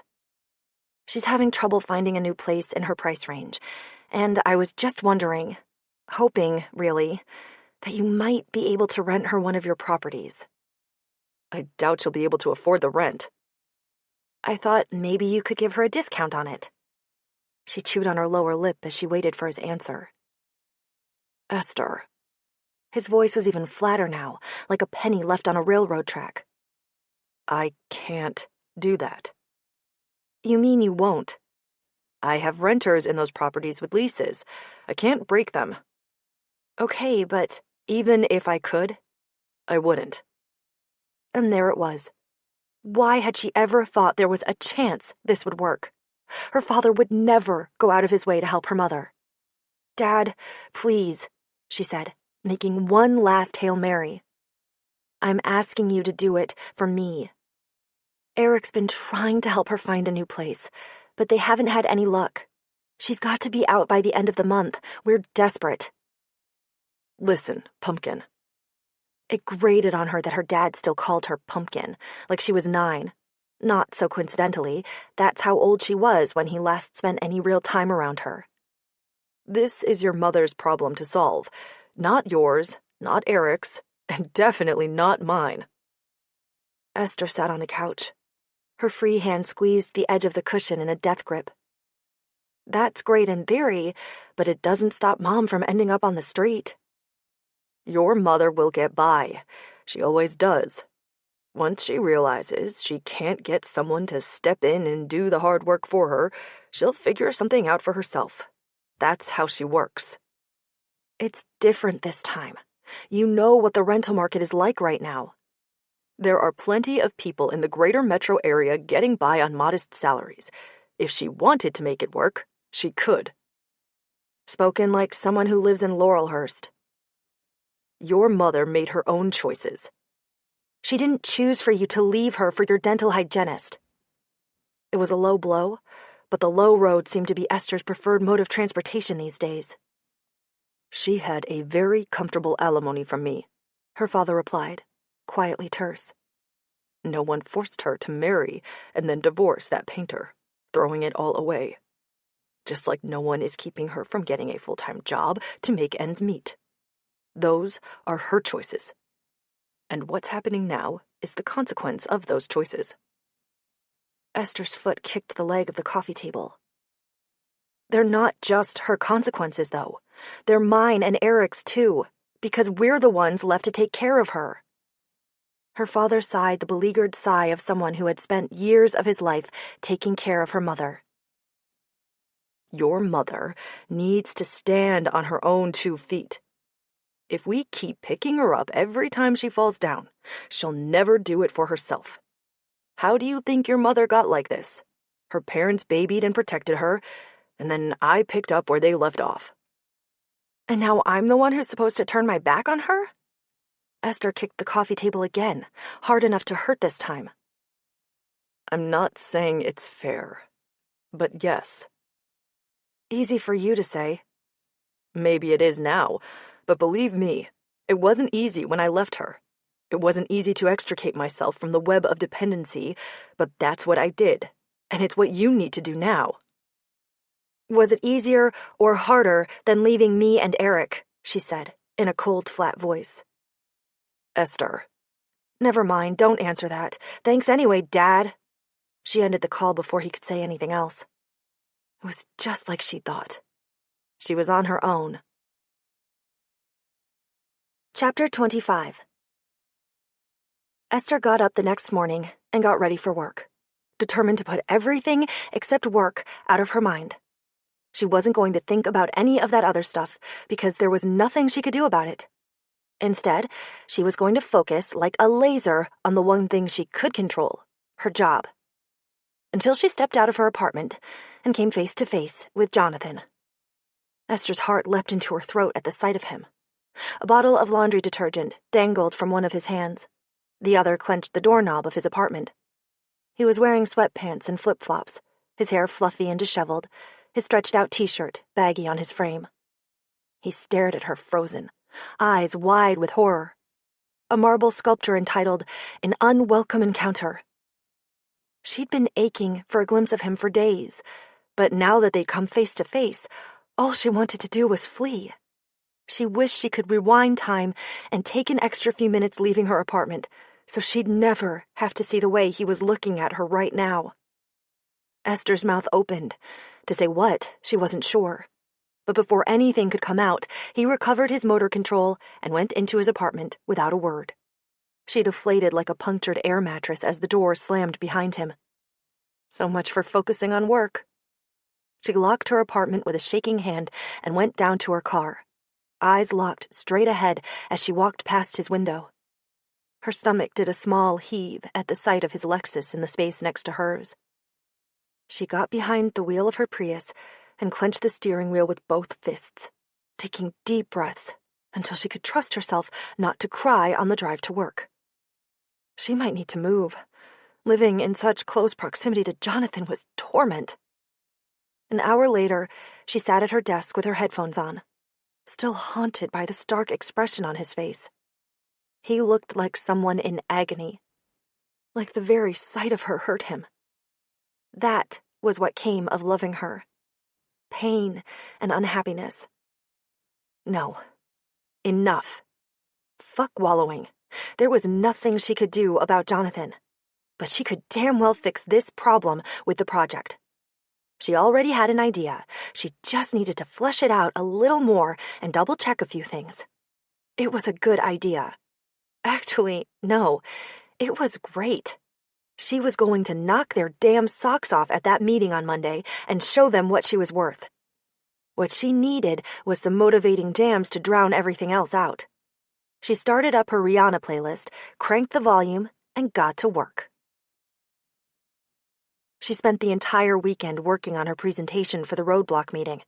She was going to rock this. The solution she'd come up with was efficient and innovative, designing a single composite part to hold both subassemblies in the same space. It would be a little more expensive, but save both weight and space. She had a killer PowerPoint deck to illustrate her proposal and detailed data to back it up. The only other person who had submitted a proposal was Dan, and his solution wasn't anywhere near as elegant as hers. Esther got to the conference room early and chose a seat by the whiteboard. Dan showed up a few minutes later with a dozen donuts. Not cheap donuts either, but expensive gourmet donuts from a shop in Manhattan Beach. He even made sure to get a couple vegan donuts for Bhavin. "Hey, my favorite donuts," Dmitri said when he arrived. He had the friendly, slightly slick demeanor of a car salesman. The fact that he was almost always smiling helped counteract the fact that his Lithuanian accent made him sound a little like Dracula. He clapped Dan on the back, grabbed a chocolate donut out of the box, and shoved it halfway into his mouth as he took his seat. Esther's proposal was up first in the bake-off, and she presented it in a calm, unemotional, professional manner. She fielded questions from the other designers, and when Dmitri asked about the grounding path, she got up and walked him through it on the whiteboard. Dan didn't say a word or ask any questions. He just sat there silently with that same smug expression on his face. "Well, that's certainly an interesting idea," Bhavin said when Esther had finished. "We've never done anything like this before." "That's true," Esther said, "but it's not entirely untested. It's just a new application of processes we've used on other projects." "Here's the thing." Dmitri leaned forward, flashing his jovial salesman grin, the one he used to let people down easy. "We talked about your idea, and it sounds risky. There's a reason we do things the way we do them." Beside him, Bhavin bobbed his head in agreement. Dmitri stood up and helped himself to another donut. "Why don't we hear what Dan's got to say?" Esther capped the whiteboard marker and took her seat again. She listened quietly, keeping her expression neutral, as Dan launched his proposal. He talked a good game and made an impressive PowerPoint deck, but it was obvious he'd hand-waved some of the science. She kept waiting for someone to call him on it, but no one did. Bhavin wasn't technical enough to realize Dan was blowing sunshine up his ass.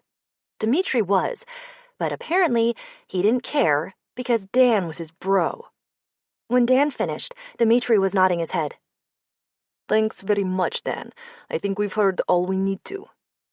He turned to address the whole table. "Esther, I like the innovation, but in this case, I think we need to stick to the solution with the tried and true application that offers the most cost savings. Everyone agree?" There were nods and a murmur of approval around the table. Esther sat there in shock as the meeting was adjourned and everyone began shuffling out of the room. "Better luck next time," Dan sneered on his way out the door. "It was a good idea," Bhavin told her as he took the last vegan donut. "It showed a lot of initiative." "Not good enough to implement, though." "Dmitri said you'd talked about my proposal." It was an effort to keep her voice from shaking. "When was that?" "At trivia on Friday," Bhavin said around a mouthful of donut. "I'm on a team with Dmitri and a couple of his devs." He finished chewing and swallowed. "It's not like it was a planned meeting or anything. It just came up in conversation." Esther nodded. "Was Dan there?" "Yeah, I mean, he's the one who organized the team." Of course he was. It was no coincidence the team included both Dmitri and Bhavin. What better way to suck up to them outside work? If Esther had thought to organize a trivia team and invite Dmitri and Bhavin to join, would they have picked her proposal instead? Probably not. They probably wouldn't have joined her trivia team because she wasn't one of the guys, and she never would be. Not even if she learned to play Magic the Gathering or forced herself to care about fantasy football. The one thing she'd thought she could control in her life was her job, and it turned out she couldn't control that either. No matter how good she was or how hard she worked, she'd never be appreciated. Like everything else, it all came down to being liked. Something Esther wasn't any good at. She just needed something in her life to go well. It hadn't seemed like too much to ask. She spent the rest of the afternoon fuming silently at her desk with her headphones on. Instead of going home when 5 o'clock rolled around, she took herself to the movies. She couldn't bear the thought of another night alone in her apartment, knowing that Jonathan was right on the other side of the wall. It was excruciating. The air inside the movie theater was hot and stale and thick with the smell of artificial butter. She bought herself a small popcorn, which turned out to be as big as her head, and a $5 bottle of Diet Coke. Dinner of champions. She thought the movie would be a distraction, but she'd made the mistake of picking a sci-fi movie, and every frame reminded her of Jonathan. She'd never gotten to read the final version of his sci-fi script. She wondered what he'd ended up doing for the turning point in Act 2. Now she'd never find out. She got up and left before the end of the movie. It was obvious some of the characters were going to die, and some would live happily ever after, and she didn't particularly care to find out which were which. Besides, the popcorn was making her feel sick to her stomach. When she got home, Sally refused to greet her. She was mad that her dinner was late, so she walked to the far corner of the living room, turned her back, and petulantly groomed herself. Et tu, cat? Esther gave Sally her food and crawled into bed. She didn't even bother putting on pajamas, although she did take off her shoes. So what if she fell asleep in her clothes? Who was there to know? Or care? She was all alone in the world. She could die in her sleep, and it would be days before anyone found the body, probably. God, she was pathetic. Esther rolled over and grabbed her phone off the nightstand. It was only 9:30. She called her brother. Hey, he answered gruffly. The sound of his voice triggered an overwhelming wave of homesickness, and she hugged her pillow against her stomach. She was so tired of being alone. It felt like her whole life in LA had fallen apart. Or maybe she'd never had much of a life here to begin with. I figured out a way to help you with Mom, she said. What if I moved back to Seattle? Chapter 26.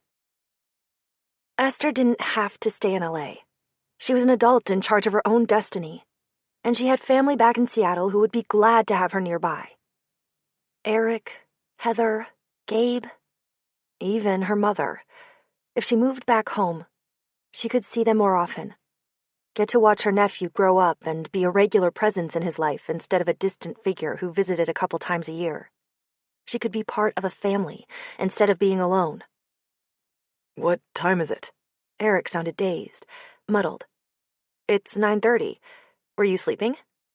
I fell asleep putting Gabe to bed. This was exactly why she needed to move back home, to take some of the load off Eric. He had his hands full with his own family. He shouldn't have to take on all of Mom's problems, too. Esther could take some of the mom stuff off his shoulders, and she could help out with Gabe. It was win-win. There was a rustling sound on the other end of the line, like Eric was moving around. What are you talking about moving back here for? He sounded a little more awake now.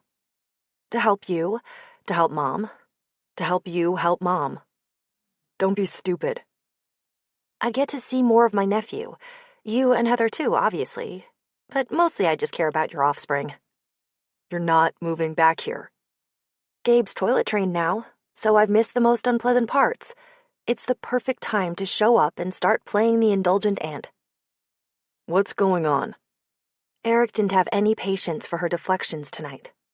She sighed and rolled over onto her back.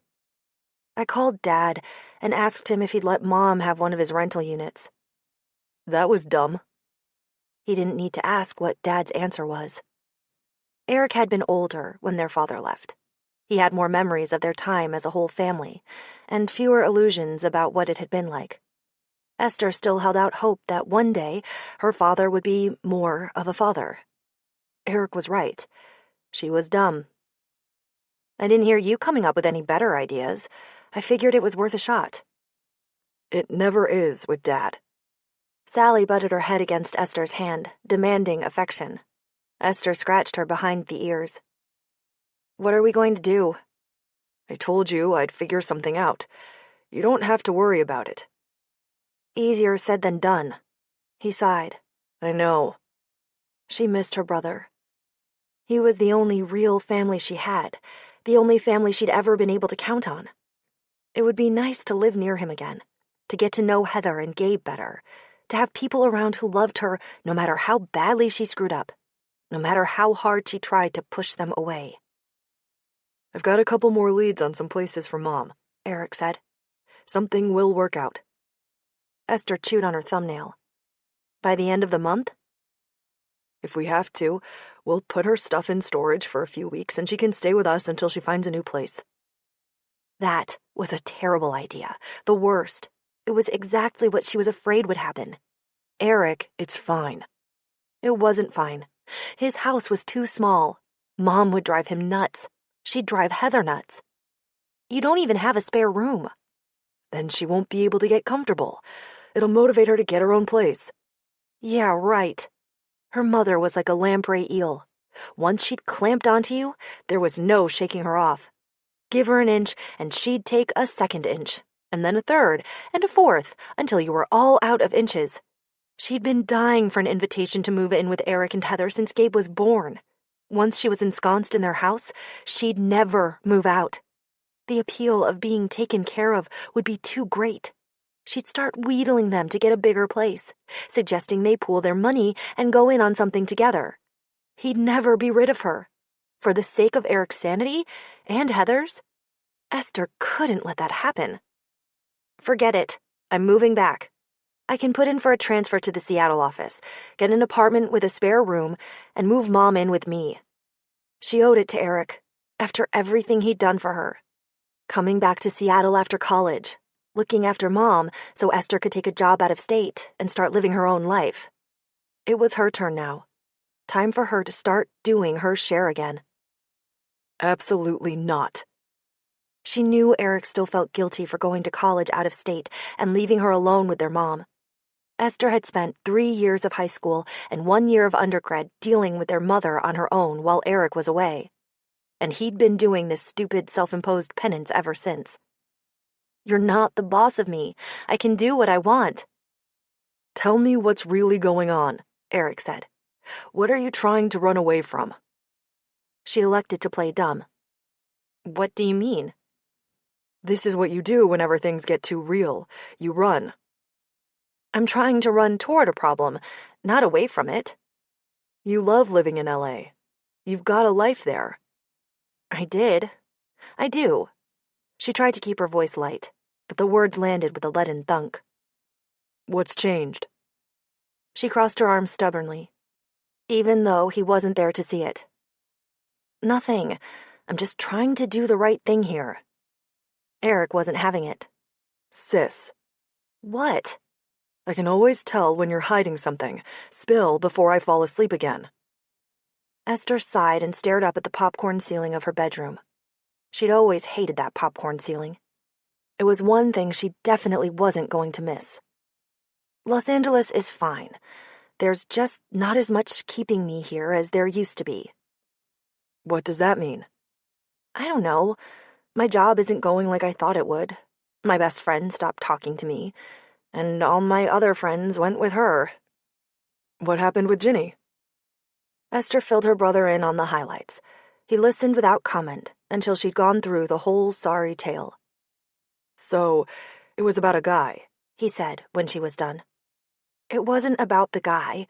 It was about trust. Sounds like it was a little about the guy. It doesn't matter. The point is, nobody would miss me if I moved back home. She sounded petulant and snotty, like a child. So your solution is to run away from your problems. Mom's my problem, too.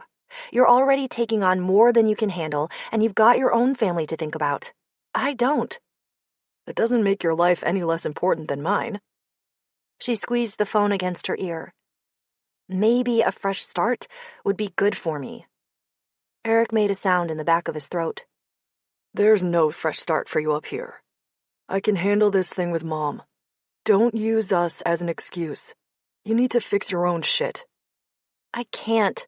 I've tried talking to Ginny, but she won't take my calls. I don't know how to get her to forgive me. You can't manage people into behaving the way you want. That's not what I'm doing. That's what you always do. That's what got her mad at you in the first place, right? She hated it when her brother was right. Tell me what I'm supposed to do then, because giving her space doesn't seem to be working. In all the time you guys have been friends, have you ever told her how you feel about her? How important she is to you? I tell her all the time. I mean, literally, tell her. Using actual words. Eric knew her too well. It was annoying. She knows how I feel about her, Esther said, feeling defensive. Her brother sighed. Look, I know you're allergic to expressing your emotions, and I understand why. Better than anyone. But sometimes, people need you to actually come right out and tell them how you feel. I don't think you realize how much distance you keep people at. I don't do that, Esther wanted to protest. Not with Ginny. Not with my friends. But maybe she did. Her brother was right that she wasn't big on expressing her emotions. Why talk about your feelings when you could shove them all deep down inside? Keep calm and carry on, like Queen Elizabeth. But that didn't mean she was unfeeling or cold. She showed people she cared through her actions. Wasn't that better anyway? Showing rather than telling? That's why she was always taking care of people. She was the mom friend. The one who could be counted on to help you out of a jam. That wasn't keeping people at a distance, was it? Only Ginny hadn't wanted to be mothered. She got enough of that from her actual mother. You still there? Eric said. Or did you faint at the prospect of sharing your emotions? Esther ignored the jibe. So what? If I tell her I care about her, she'll magically forgive me? Probably not, but you should tell her anyway. She deserves to know. What's the point, if she's not going to forgive me anyway? The point is to do something that's hard for you because it's meaningful to someone else. Expose your soft underbelly. That means a lot more than saying you're sorry. And if she still doesn't forgive me? If she just doesn't want to be my friend anymore? Then she doesn't. But at least you tried. And you learned something in the process. You pick yourself up, make some new friends, and don't repeat the same mistakes. You say that like it's easy. I know it's not easy, but you're tough. You can handle it. But Mom will be fine. Don't use Mom's issues as an excuse to ignore your own. You fix your shit and let Mom fix hers. I know you like to swoop in and solve other people's problems, but she'll never learn to stand on her own 2 feet if we keep picking her up every time she falls down. It was almost the exact same advice their dad had given her. Esther considered telling Eric that, but decided against it. He'd long ago reconciled himself to their father's limitations as a parent, and didn't need her upsetting the balance. I'm going to bed, Eric said. Don't make any stupid decisions while I'm asleep. Fine, Esther muttered. Good night. Hey, she said, before he could hang up. What? Thanks. It's gonna be okay, S. You'll see. She wasn't convinced, but it was nice to hear someone say it anyway. After she got off the phone, Esther lay in bed, petting Sally and thinking about the things Eric had said. How she kept people at a distance. What had he said? She was allergic to emotions. He wasn't wrong. Their family had never been particularly demonstrative or affectionate with one another, with the exception of their mother. But Esther had learned at an early age that her mother's affections had an ulterior motive. She only deployed them when she wanted something. They were a means to an end. She flattered and charmed people to manipulate them. Unless she needed something from you, it never occurred to her to pay a compliment. Was it Esther's fault, then, that she was so distrustful of open displays of affection? Afraid of expressing her feelings? Closed off and frigid? Jesus, she really was broken inside. She probably needed therapy, but the thought of it made her want to die. Opening up to a stranger, talking about all her innermost feelings and deep-seated fears, she'd rather peel off her own skin. She remembered what Eric had said about making herself vulnerable, showing you care by doing something for someone else that's hard for you. Ginny was her best friend, and the idea of telling her how much she cared about her made Esther feel itchy all over, like she was breaking out in hives. How fucked up was that? The fact that it was so terrifying probably meant she should do it, that Eric was right. She needed to tell Ginny how important she was to her. Maybe Ginny still wouldn't forgive her, but she owed her that much at least. She had to fight for her. But how? Walk up to her at work and blurt it all out? Take a big feelings dump in her lap, right there in the middle of the office? Seemed like a terrible idea.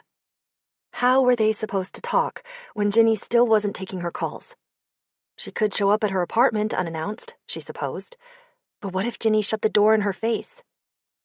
Esther thought about Jonathan's screenplay, how he'd left it on her doorstep, and how it had made her feel to read all those words he'd written for her, about her, No one had ever done anything like that for her before. Esther couldn't write a screenplay, but she could write Ginny a letter. An actual, physical letter on a piece of paper. An email Ginny might delete without reading. But if Esther sent a real letter through the mail, Ginny would almost certainly read it, out of curiosity if nothing else. That was what she was going to do. She was going to write a letter. Now she just needed to figure out what to say. Esther moved Sally off her chest and curled up on her side, turning over phrases and sentiments in her mind. She was still composing in her head when she finally drifted off to sleep an hour later. She woke up before her alarm in the morning and sat down at the dining table with a stack of stationery. Her grandmother had given it to her in high school as a not-so-subtle hint to write more often. Esther had never used it. She'd sent her grandmother emails instead. The stationery had strawberries around the edges of the page. She stared at them, squeezing the pen in her fingers. Paralyzed. Just start. Just say something. Anything. The words didn't have to be good. They just had to be true. She started to write. It had been years since Esther had handwritten a letter, or even written more than a few words by hand. She had the handwriting of a third grader. Every word she scratched onto the page felt like it weighed 1,000 pounds, like it was being hauled up from the bottom of a deep, dark well, like drawing blood from a stone. That's how Jonathan had described writing once.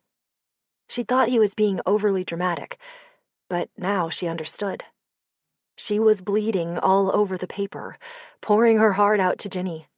Every drop was agony, but she pushed through, putting one word after the other. Her hand started to ache by the end of the first page, but she kept going until she said everything she had to say, until she'd bled herself dry. She'd filled 6 full pages by the time she was done. It wasn't poetry, but it was honest. More honest than she'd ever been, maybe. Her hands shook as she read over it. Was she really going to send this to Ginny?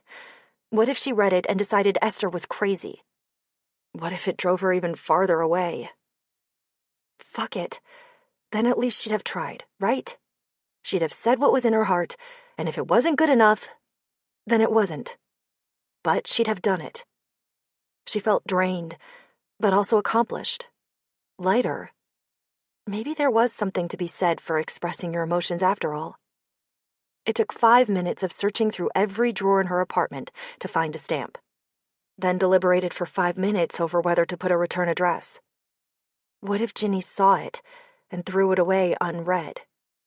On the other hand, what if she assumed it was junk mail without a return address?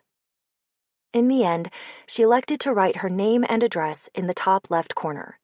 The whole point of this exercise was to be open and honest. No more deceptions, no more manipulations. If Ginny saw it was from her and didn't want to read it, there was nothing Esther could do about that. She stopped at the post office on her way to work and pulled her car alongside the drive-up mailbox.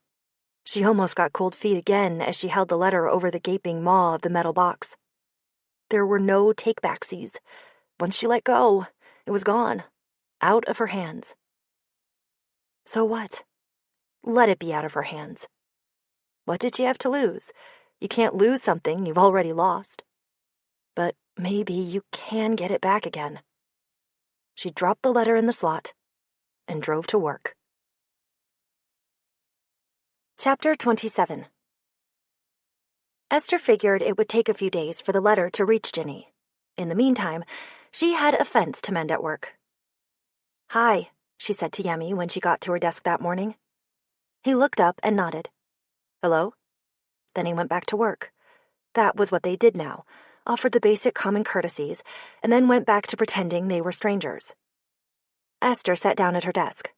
After she'd put her stuff away, she spun around and kicked the bottom of his chair. "Hey."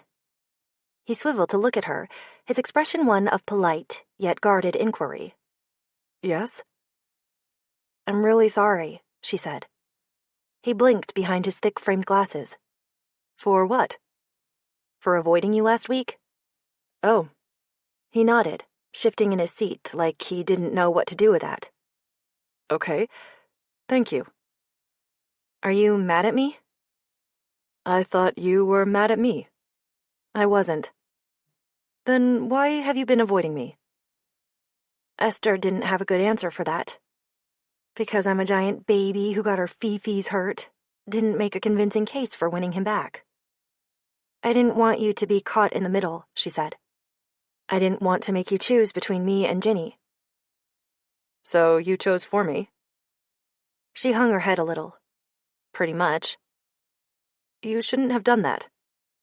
I know. He pushed his glasses up, frowning. I can be friends with Ginny and still be friends with you. Esther stared at her hands. I wasn't sure you'd want to be. He kicked her chair to make her look up again. I do. His eyes were so deep and kind, she felt like an even bigger ass for pushing him away. She shouldn't have given up on him so easily. She should have known he'd still be there for her, because that was the kind of person he was. I was dumb, and I'm sorry, she said. Can we go back to being friends? A smile spread across his face. I'd like that. She smiled back. Me too. She felt lighter already, like some of the poison that had been building up inside her had drained away. His smile faded. We don't have to hug, do we? Esther laughed. God, I hope not. Things were better after that. She told Yemi what had happened at the roadblock meeting, and he agreed that it was stupid and unfair. Having someone take her side made the situation feel more bearable. Now that she had Yemi to talk to again, she didn't think about Jonathan quite as much during the day. Only once every 15 minutes or so, instead of every 30 seconds. It was progress. Evenings were a different matter, of course. Esther still thought about Jonathan obsessively when she was at home. It was hard not to, knowing he was so close. Hearing his coffee grinder through the wall, and his wind chimes on the balcony. Walking past his window at least twice a day, wondering if she was going to bump into him again. She tried not to think about Ginny or the letter at all. Tried not to wonder when it would arrive, if she'd read it, if it would do any good. It would happen when it happened. Or it wouldn't. 2 days later, an hour after Esther got home from work, Ginny called. She stared at the screen of her phone, relieved and terrified all at once. It took her until the third ring to work up the courage to answer it. Hi. You wrote me a letter, Ginny said. Yeah. Esther's mouth felt dry. It was hard to get the word out. There was a pause. Who even writes letters anymore? Nobody does. Your handwriting is terrible, by the way. That was when Esther knew it was going to be okay. If Ginny was mocking her, she couldn't be that mad. Ginny was relentlessly nice to people she couldn't stand. Insulting people to their faces was something she reserved for her friends. I know, Esther said, letting out an unsteady breath. It really is. It made me cry. My handwriting? No, dummy. The letter. Esther blinked against the stinging in her eyes. I'm so sorry, Ginny. I wish I could go back and undo all of it. There was another pause, and then Ginny said, It's possible I may have overreacted a little. You didn't deserve 2 weeks of the silent treatment. Esther sagged with relief. Can I come over so we can talk about it? Yeah, of course. She'd already changed into pajama pants for the night, so she had to change back into outside-the-house pants. She pulled on the first pair of jeans she could find, put her bra back on, and drove straight to Ginny's. Ginny's apartment was newer than hers, with a lobby and indoor hallways that smelled like disinfectant. Esther knocked on her door and waited while her stomach tried to twist itself into elaborate nautical knots. That was fast, Ginny said. She looked almost as nervous as Esther felt. I may have run a stop sign or two. Esther's stomach hurt so bad she wanted to curl up in the fetal position.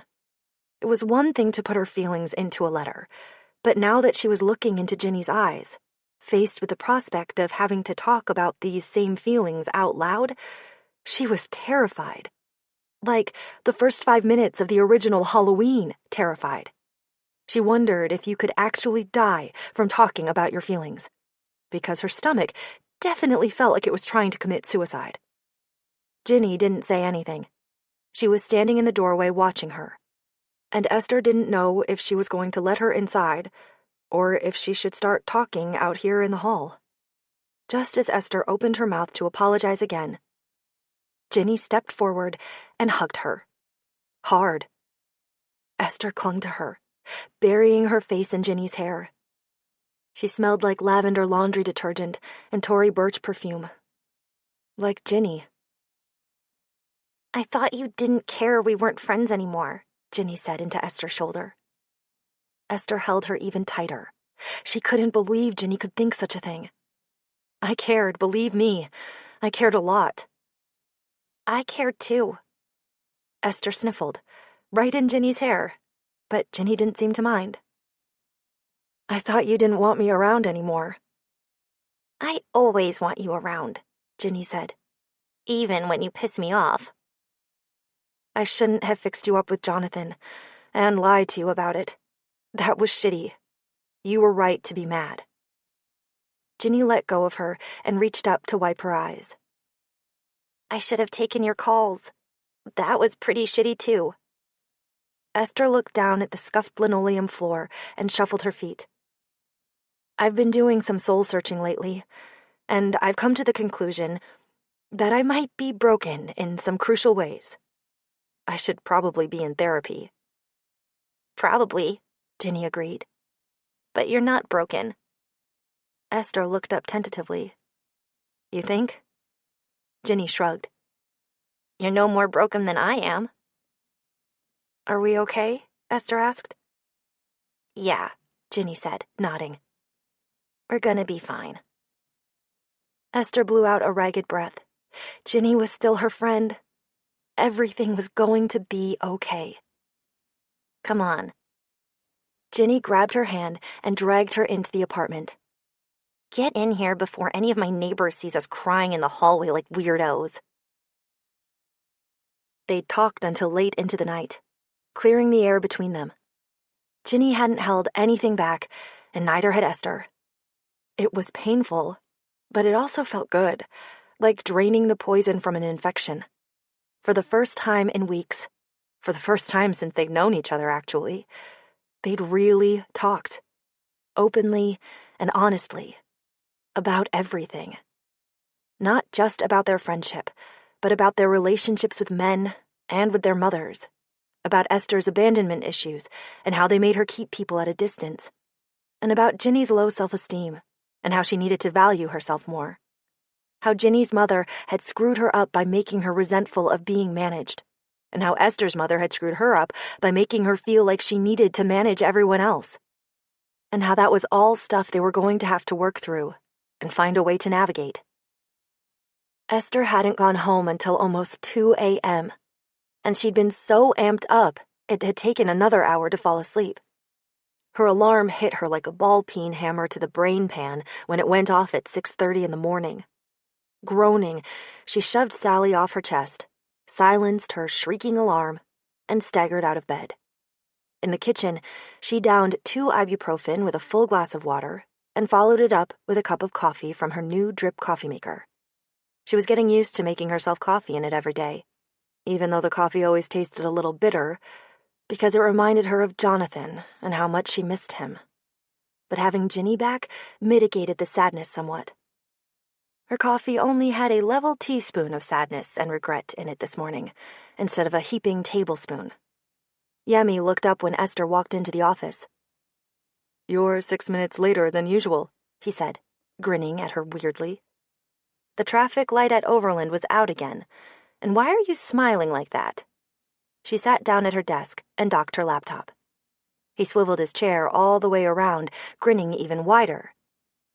"Because you and Ginny made up." "She told you already?" "She called me first thing this morning." Of course she had. She was his girlfriend. That was what girlfriends and boyfriends did. Talk to each other about the people in their lives. Esther tried not to feel weird about it, but this was all uncharted territory. She'd never been friends with one of Ginny's boyfriends before. She couldn't help wondering how much Ginny had told him exactly. Had she given him an exhaustive recap, including every gory detail and teary confession, or just the condensed version? How much of Esther's private angst was Yemi now privy to? "I'm glad you worked things out," he said. "I hated that you two weren't talking." Me too. Esther decided not to care if Ginny talked to Yemi about her.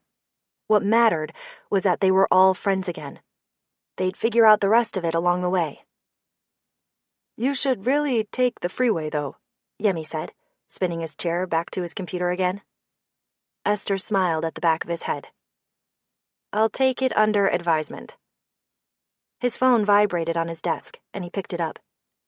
"Ginny wants to know what time we're going to lunch." "What's the special today?" "Lasagna." "Better go at 11:45 then." "Fine," Yemi said as he typed a reply. Still smiling, Esther started up her computer and went to work. On Saturday, Ginny came over to hang out at Esther's pool, just like old times.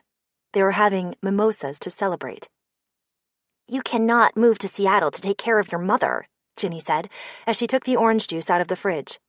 "I forbid it." Esther got down the champagne flutes. "Don't worry, I'm not." The glasses were dusty with disuse. She took them to the sink and rinsed them out. "I can't believe you were even considering it. She'd drive you insane." Ginny shook her head as she picked at the foil around the champagne cork. "Okay, but seriously, what am I supposed to do? Nothing? Just let her lose her apartment?" "Your brother's right. She's an able-bodied, grown-ass adult. She shouldn't need her kids to take care of her. That part comes later, when she's old and infirm. She's cashing in her markers too early." "She's my mother. She doesn't have markers."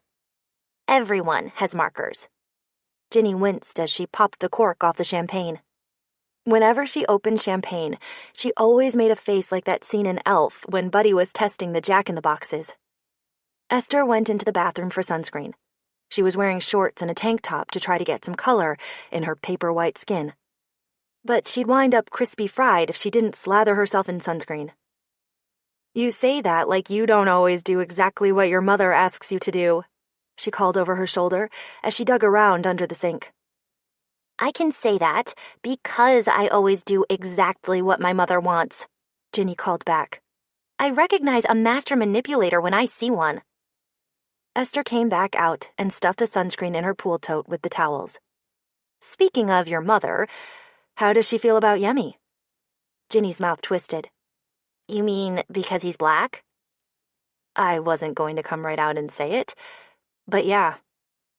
"Weirdly, she seems okay with it." "Really?" Ginny's mother had never liked any of the men Ginny had dated. The only men that seemed to meet her approval were Korean doctors and lawyers. "I think it's because he's Catholic." Ginny shrugged. "Maybe she's finally given up on me ever settling down with a nice Korean boy and has reconciled herself to taking what she can get. You've got to admit, after the parade of douchebag mouth-breathers you've dated, Yemi is definitely an upgrade." Esther froze after the words left her mouth, afraid that maybe she'd gone too far and touched a sore spot. Maybe they weren't to the point yet where she could make jokes about Ginny's taste in boyfriends. "God, you're such a bitch," Ginny said, breaking into a smile. "I totally missed this." Esther smiled back at her. "Yeah, me too." "You ready to head down?" "Mm-hmm." Esther scooped up her bag and the 2 glasses while Ginny grabbed the OJ and champagne. As they walked toward Jonathan's door, Esther tried not to peer through the blinds in his front window, which were always shuttered these days. It was torture every time she had to walk by his apartment, and she hurried her steps to get past as quickly as she could. Except this time, Jonathan's door opened, and he stepped out into the breezeway, right in front of Esther and Ginny.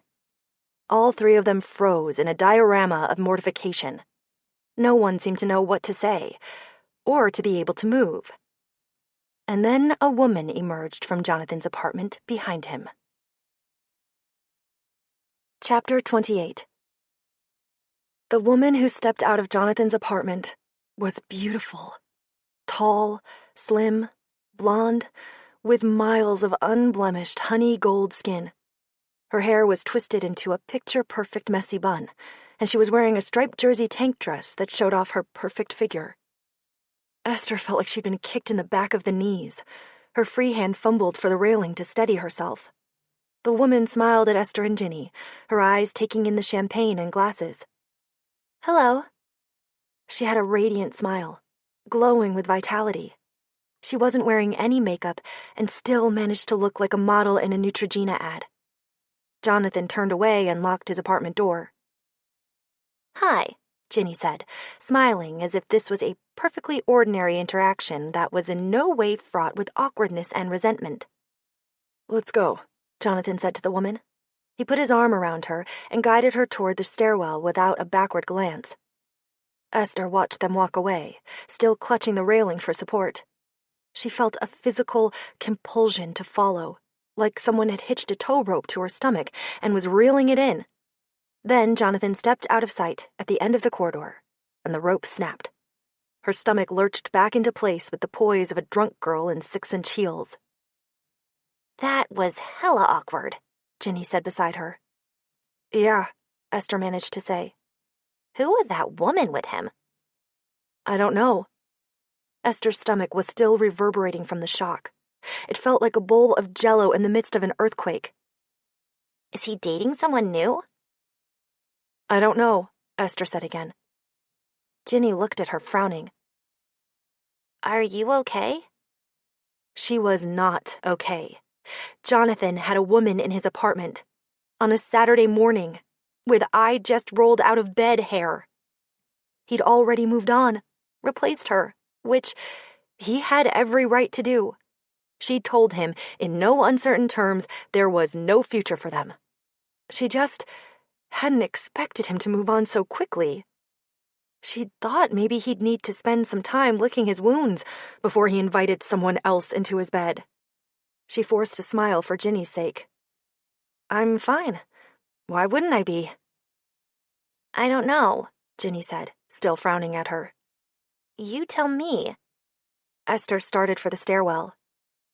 "There's nothing to tell."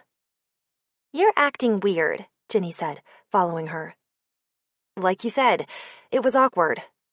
Esther's flip-flop slapped against the metal as she descended the stairs. "I'm not exactly his favorite person anymore." "You're not, like, hung up on him, are you?" Esther dumped her bag on one of the lounge chairs, studiously avoiding Ginny's eyes. "I feel guilty. I screwed up, and now he hates me, and we still have to live next door to each other." Even though she'd vowed to be more honest with Ginny from now on, she couldn't make herself talk about Jonathan. It hurt too much. Esther changed the subject before Ginny could interrogate her further. "What are you and Yummy doing tonight?" Ginny's face broke open at the mention of his name. "He's cooking for me." "Yummy cooks?" She nodded happily. "Yummy cooks. He's kind of perfect." While Ginny regaled Esther with tales of Yummy's superior boyfriend skills, strictly G-rated, thank God, Esther's mind wandered back to Jonathan and his mystery woman. Was it serious between them, or was she just a one-night stand? It was probably serious. Jonathan wasn't the one-night stand type. Except for Esther, of course, but that hadn't been his choice. How long had it been going on? Where had they met? She didn't look like a writer. She looked more like an actress. Was he dating an actress? Was she going to be around all the time? Because if so, Esther really did need to move. "Hey," Ginny said. "Are you even listening?" "Yeah," Esther said, gulping down a mouthful of mimosa. "Totally." Seeing Jonathan with another woman hit Esther harder than she'd been prepared for. She thought she was starting to make peace with not having him in her life anymore, until she'd seen that woman step out of his apartment. The sight of him with that pretty, skinny nightmare on 2 legs had left her feeling like an open wound. She spent Sunday in her pajamas, knitting in front of the TV and punishing herself with more Hallmark movies. She watched an entire marathon of them. Sickly sweet, inspirational, poorly acted, low production value movies with cardboard characters played by C-list actors reciting stilted dialogue. It was like a juice cleanse, but for her feelings. That was the idea, anyway. Wallow for a day, get it out of her system, then pick herself up and move on. Only it didn't work. She had the wallowing part down. It was the moving on that wouldn't take. After she finally turned the TV off and went to bed, she wound up lying in the dark, still micro-analyzing the encounter with Jonathan and that woman he'd been with, feeling worse and worse. So Jonathan had replaced her. So what? Esther had given him up. Voluntarily, no less. What had she expected? Of course he'd moved on. It was exactly what he should do. Good for him. That was what she needed to do, too. Move on. So why couldn't she? She'd never been this dejected over a man before.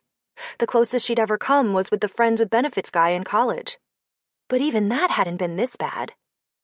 Was this what love felt like? Because this felt like being sick. Aches, nausea, loss of appetite, insomnia, persistent headache. It kind of felt like she might be dying, actually. Oh, God. She'd made a terrible mistake. She'd done exactly what Ginny had said she always did. She'd pushed Jonathan away before he could get too close. Esther had told herself it was because she didn't care about him the way he wanted her to. But that was a lie. She cared about him plenty. Too much. So much it had terrified her. Things had gotten too real, and she'd run. She wasn't incapable of love. She was just too afraid. She was so scared of being rejected that she made sure to do the rejecting first. Jonathan was decent and kind, and he'd actually liked her. And she'd liked him back. She hadn't just been attracted to him, she'd actually enjoyed his company. She probably could have loved him if she'd let herself. But instead, she'd ruined everything between them. Thrown away their friendship by sleeping with him, then thrown away any chance of something more by pushing him out of her bed. She'd been so afraid of getting hurt. She'd hurt herself. And now it was too late to repair the damage. Even if he'd been willing to forgive her at this point, which seemed like a long shot, he was with someone else. Any chance she'd ever had of getting him back was lost. Chapter 29. Monday morning, Esther stared at her computer screen, trying to remind herself that things weren't so bad. She was friends with Ginny and Yemi again. She was going to knitting tonight for the first time in 3 weeks. She had a job, a roof over her head, and a good health insurance plan. Not to mention her cat. There was a lot to be thankful for. Okay, her mother was about to be evicted, and Esther had probably thrown away the best shot at love she'd had in years, but life wasn't perfect. You can't fix everything, she reminded herself. Focus on the good. Concentrate on things within your control. That was the ticket to happiness. Or at least survival. She tried to focus on the assembly file on her screen. She was working on some of the parts for Dan's sub-assembly, and in order to finish the schematics, she needed to pull up the 3D model at the next higher level to see how her part fit with everything else. It wasn't something the designers did often, because it was a huge file that took a long time to load. Esther spun the model around, studying the section where her parts went. Then she leaned forward, squinting at the screen. That wasn't right. Was it? She spun it around some more, looked at it more closely, and read all the design notes. It wasn't going to work. Dan's proposal, the one they'd chosen over hers in the bake-off, had a fatal flaw. To accommodate the more spread-out design, the data cables had to be longer, which meant they'd pick up electromagnetic noise that would give a less usable output by the time it hit the antenna to be transmitted down. And the radio spectrometer they were using had a low power draw that made the signal extra sensitive to loss. Esther leaned back in her chair. Yemi was on a conference call behind her and had his headset on. He was in a peer review session which was likely to go on for another couple hours. If she wanted to get his opinion, she'd have to wait. She didn't need his opinion, though. She knew what she was seeing. She knew she was right. Once they started putting their components into the live model, it would be obvious to everyone. Esther had two choices. 1, do nothing. Wait for Dan to upload his parts to the assembly file and let one of the other teams point out that he'd screwed up. He'd look incompetent in front of the entire project team, and Dmitri and Bhavin would both look bad for letting him get this far with a sloppy design. Then there was option 2. Go tell Bhavin what she'd found so Dan could fix his mistake before anyone else saw it. Option 1 was sorely tempting. It would feel good to watch them all squirm after they discounted her proposal, which would have avoided this issue entirely, by the way. The problem was, it might be weeks before they noticed the issue, and once they identified the problem, they'd have to go back and fix it, which would eat even more time. It could cause them to slip their next delivery date, which could cause a bow wave that might slip the entire project. It would also be all Dan's fault, and everyone would know it. It would be vindication. Sweet, sweet vindication. The question was whether Esther was willing to let the project slip in order to finally prove to everyone else that she was right. With a bone-deep sigh, she pushed her chair back and walked over to Bhavin's desk. "Can I show you something?" she asked him. He followed her back to her cubicle, and she showed him the assembly file. His hand tapped nervously against his thigh as she spun it around for him, pointed out the problem, and let him read the requirements documents for himself. By the time he'd digested it all, his hand was twitching so fast it was almost a blur. "I'm gonna need to talk to Dmitri," he said, and walked off. Esther sat back down at her desk and tried to work on something else while she waited to find out what they would do. When Yemi finally got done with his teleconference, she told him what she'd found. "You did the right thing," he told her. "I know," she said, "but I really wanted to do the wrong thing. What does that say about me?" He shook his head, pushing his glasses up the bridge of his nose. "Nothing. Everyone has bad impulses.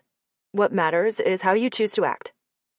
At 4 o'clock, Bhavin came back and headed straight to Esther's desk. "Nice catch," he said. "You just saved all our asses." 45 minutes later, Dmitri sent an email out to both teams, copied to both the project managers and the VP above him, announcing that they were scrapping the previous subassembly plans and going with Esther's proposal instead. Without naming names, he explained the interface that had necessitated the change and reiterated to the designers the importance of checking all the requirements documents and taking into account the other systems involved. The email concluded by praising Esther by name for discovering the issue before it became critical and providing an elegant fix. He even used the phrase, "team player." Take that, Diane. Esther was still riding high when she got to knitting that night. Ginny had arrived before her and already announced that she and Esther had patched things up. Esther was welcomed back from her sabbatical with open arms and caught up on all the news she'd missed.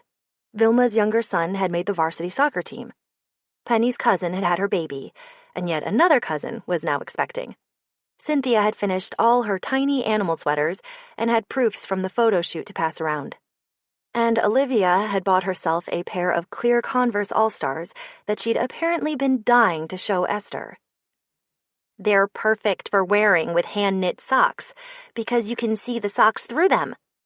She stuck out her feet so everyone could appreciate them. "Aren't they badass?" Esther agreed they were indeed badass, and she needed to get herself a pair immediately.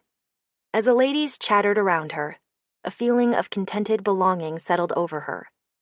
She leaned forward to snag one of the peanut butter cookies Penny had brought, feeling keenly how lucky she was to have these women in her life. Friends were important, and she needed to do a better job holding on to the ones she had. Esther mentally added it to her self-improvement to-do list. Right under, "Stop pushing away people who care about you.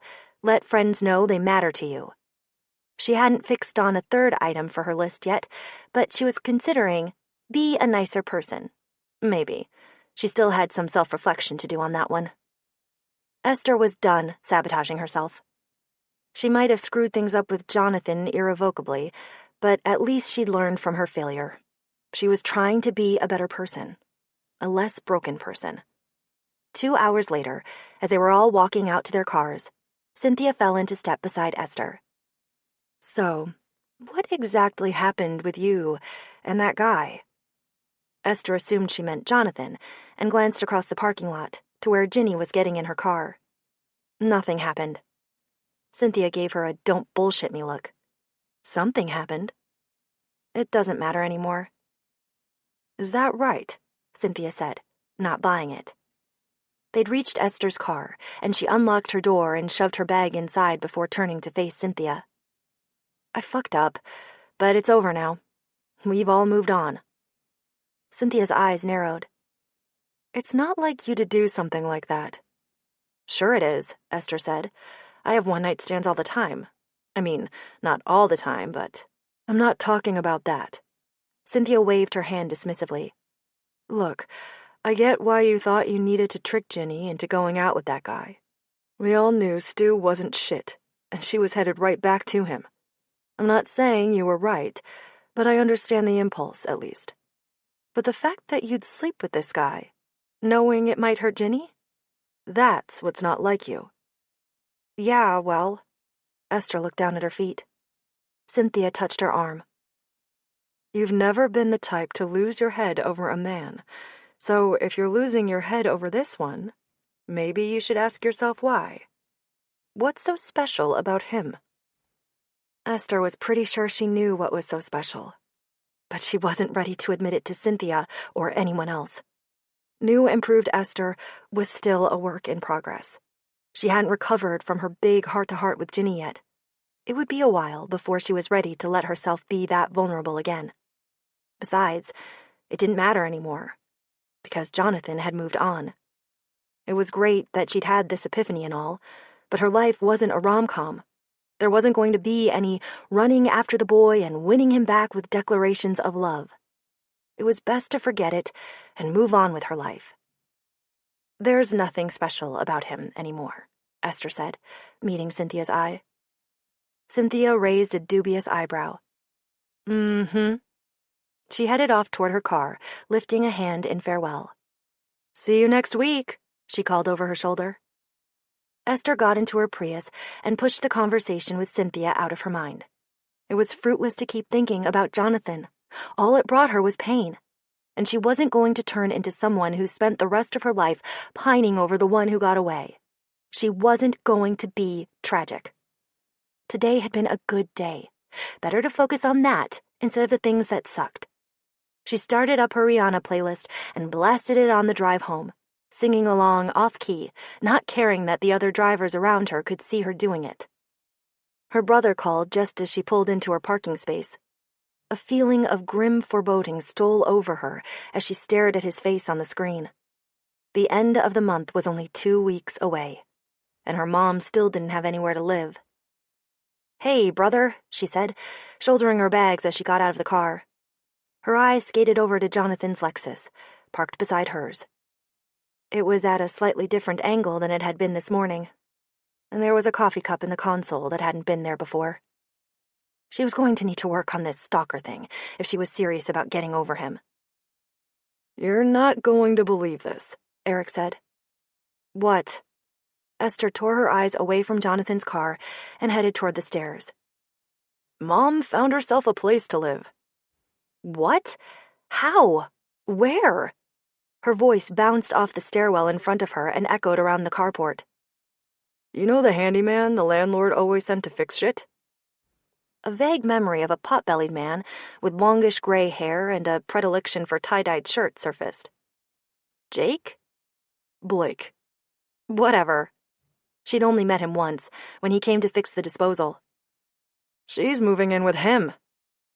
Esther stopped in her tracks, halfway up the stairs. What?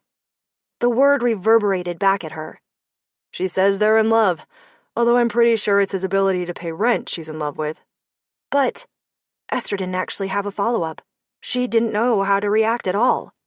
"I know," Eric said. She tried to remember what Blake was like. He wasn't very memorable. She couldn't even picture his face. He'd seemed fine, though. As best she could recall. Cheerful, polite. He hadn't set off any alarm bells or given off serial killer vibes. Of course, she hadn't been evaluating him as a potential live-in love interest for her mother. He was just the guy who was there to install a new disposal. Are you okay with that? She asked Eric as she started up the steps again.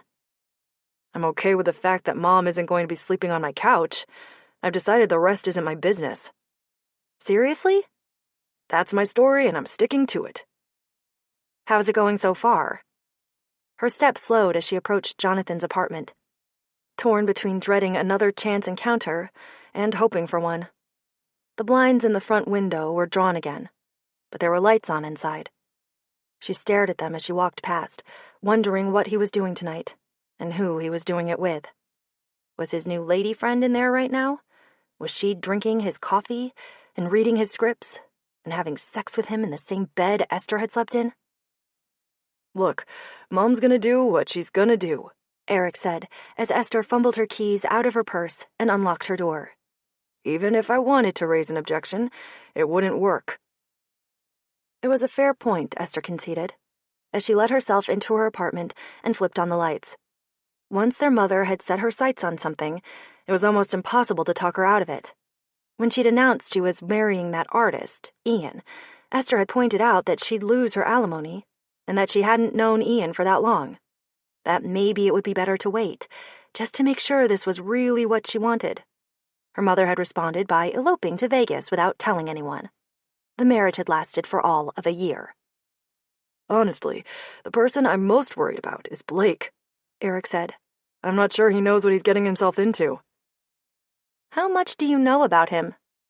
Esther deposited her bags on the dining table and headed into the kitchen to feed Sally. Is he a decent guy? He seems okay. You know the kind of guys Mom goes for. He's probably fine. Their mother had an affinity for men who wanted to take care of her. They tended to be kind, dutiful, and pliant, susceptible to her charms and easily manipulated. Ian had been that way, and so had their father, until they'd both reached their limits and grown a backbone. It had just taken her father 13 years longer than Ian. So that's it? Esther said, dumping a scoop of food into Sally's bowl. We're letting her do this? There's no letting involved. She's a grown woman. She makes her own decisions. Until she digs herself into a hole she can't dig herself out of. Then she'll come running back for help. Esther wandered into the living room, toed off her shoes, and sank down on the couch. What happens when the relationship combusts and she's out on the street again? Then she'll have to figure something else out for herself. I'm done. That's what I told her. Esther wasn't confident Eric's edict would stick, but good for him for making it. Okay then. Crisis averted, I guess. So this thing she'd been stressing herself out about for weeks had just resolved itself with no effort on her part. See? You don't always need to swoop in and solve everyone's problems for them. Sometimes things work out just fine without your intervention. I told you she'd figure something out on her own if we refused to do it. I told you so isn't a good look, brother. You should be happy. You don't have to worry about Mom anymore. For now. She was always going to worry about her mother. She was always going to feel responsible for her. That wasn't something she could just get over. But maybe she could try worrying a little bit less. How's everything else going? Eric asked. You and Jenny make up yet? Esther leaned back and propped her feet up on the coffee table. Yeah, actually, we did. I knew you would.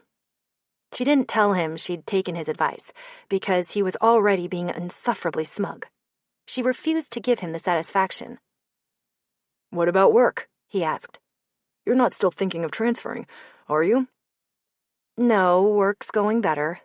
I got praised by one of the team leads to the project manager today. Hey, congratulations. That's great. Yeah, it is. Sounds like everything's unicorns and rainbows. Funny how fast things can turn around, huh? Yeah, funny. Esther thought about Jonathan, the one thing that hadn't gotten better, and wouldn't. What about the guy? Eric asked, like he could read her mind. There is no guy. She really needed people to stop asking her about Jonathan. It was making it harder to get over him. The neighbor. You know, the one you and Jenny were fighting over? We weren't fighting over him, she said a little too forcefully. He's a non-issue.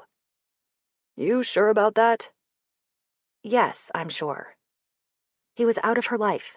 It would be a lot easier to accept that and move on if everyone would stop bringing him up.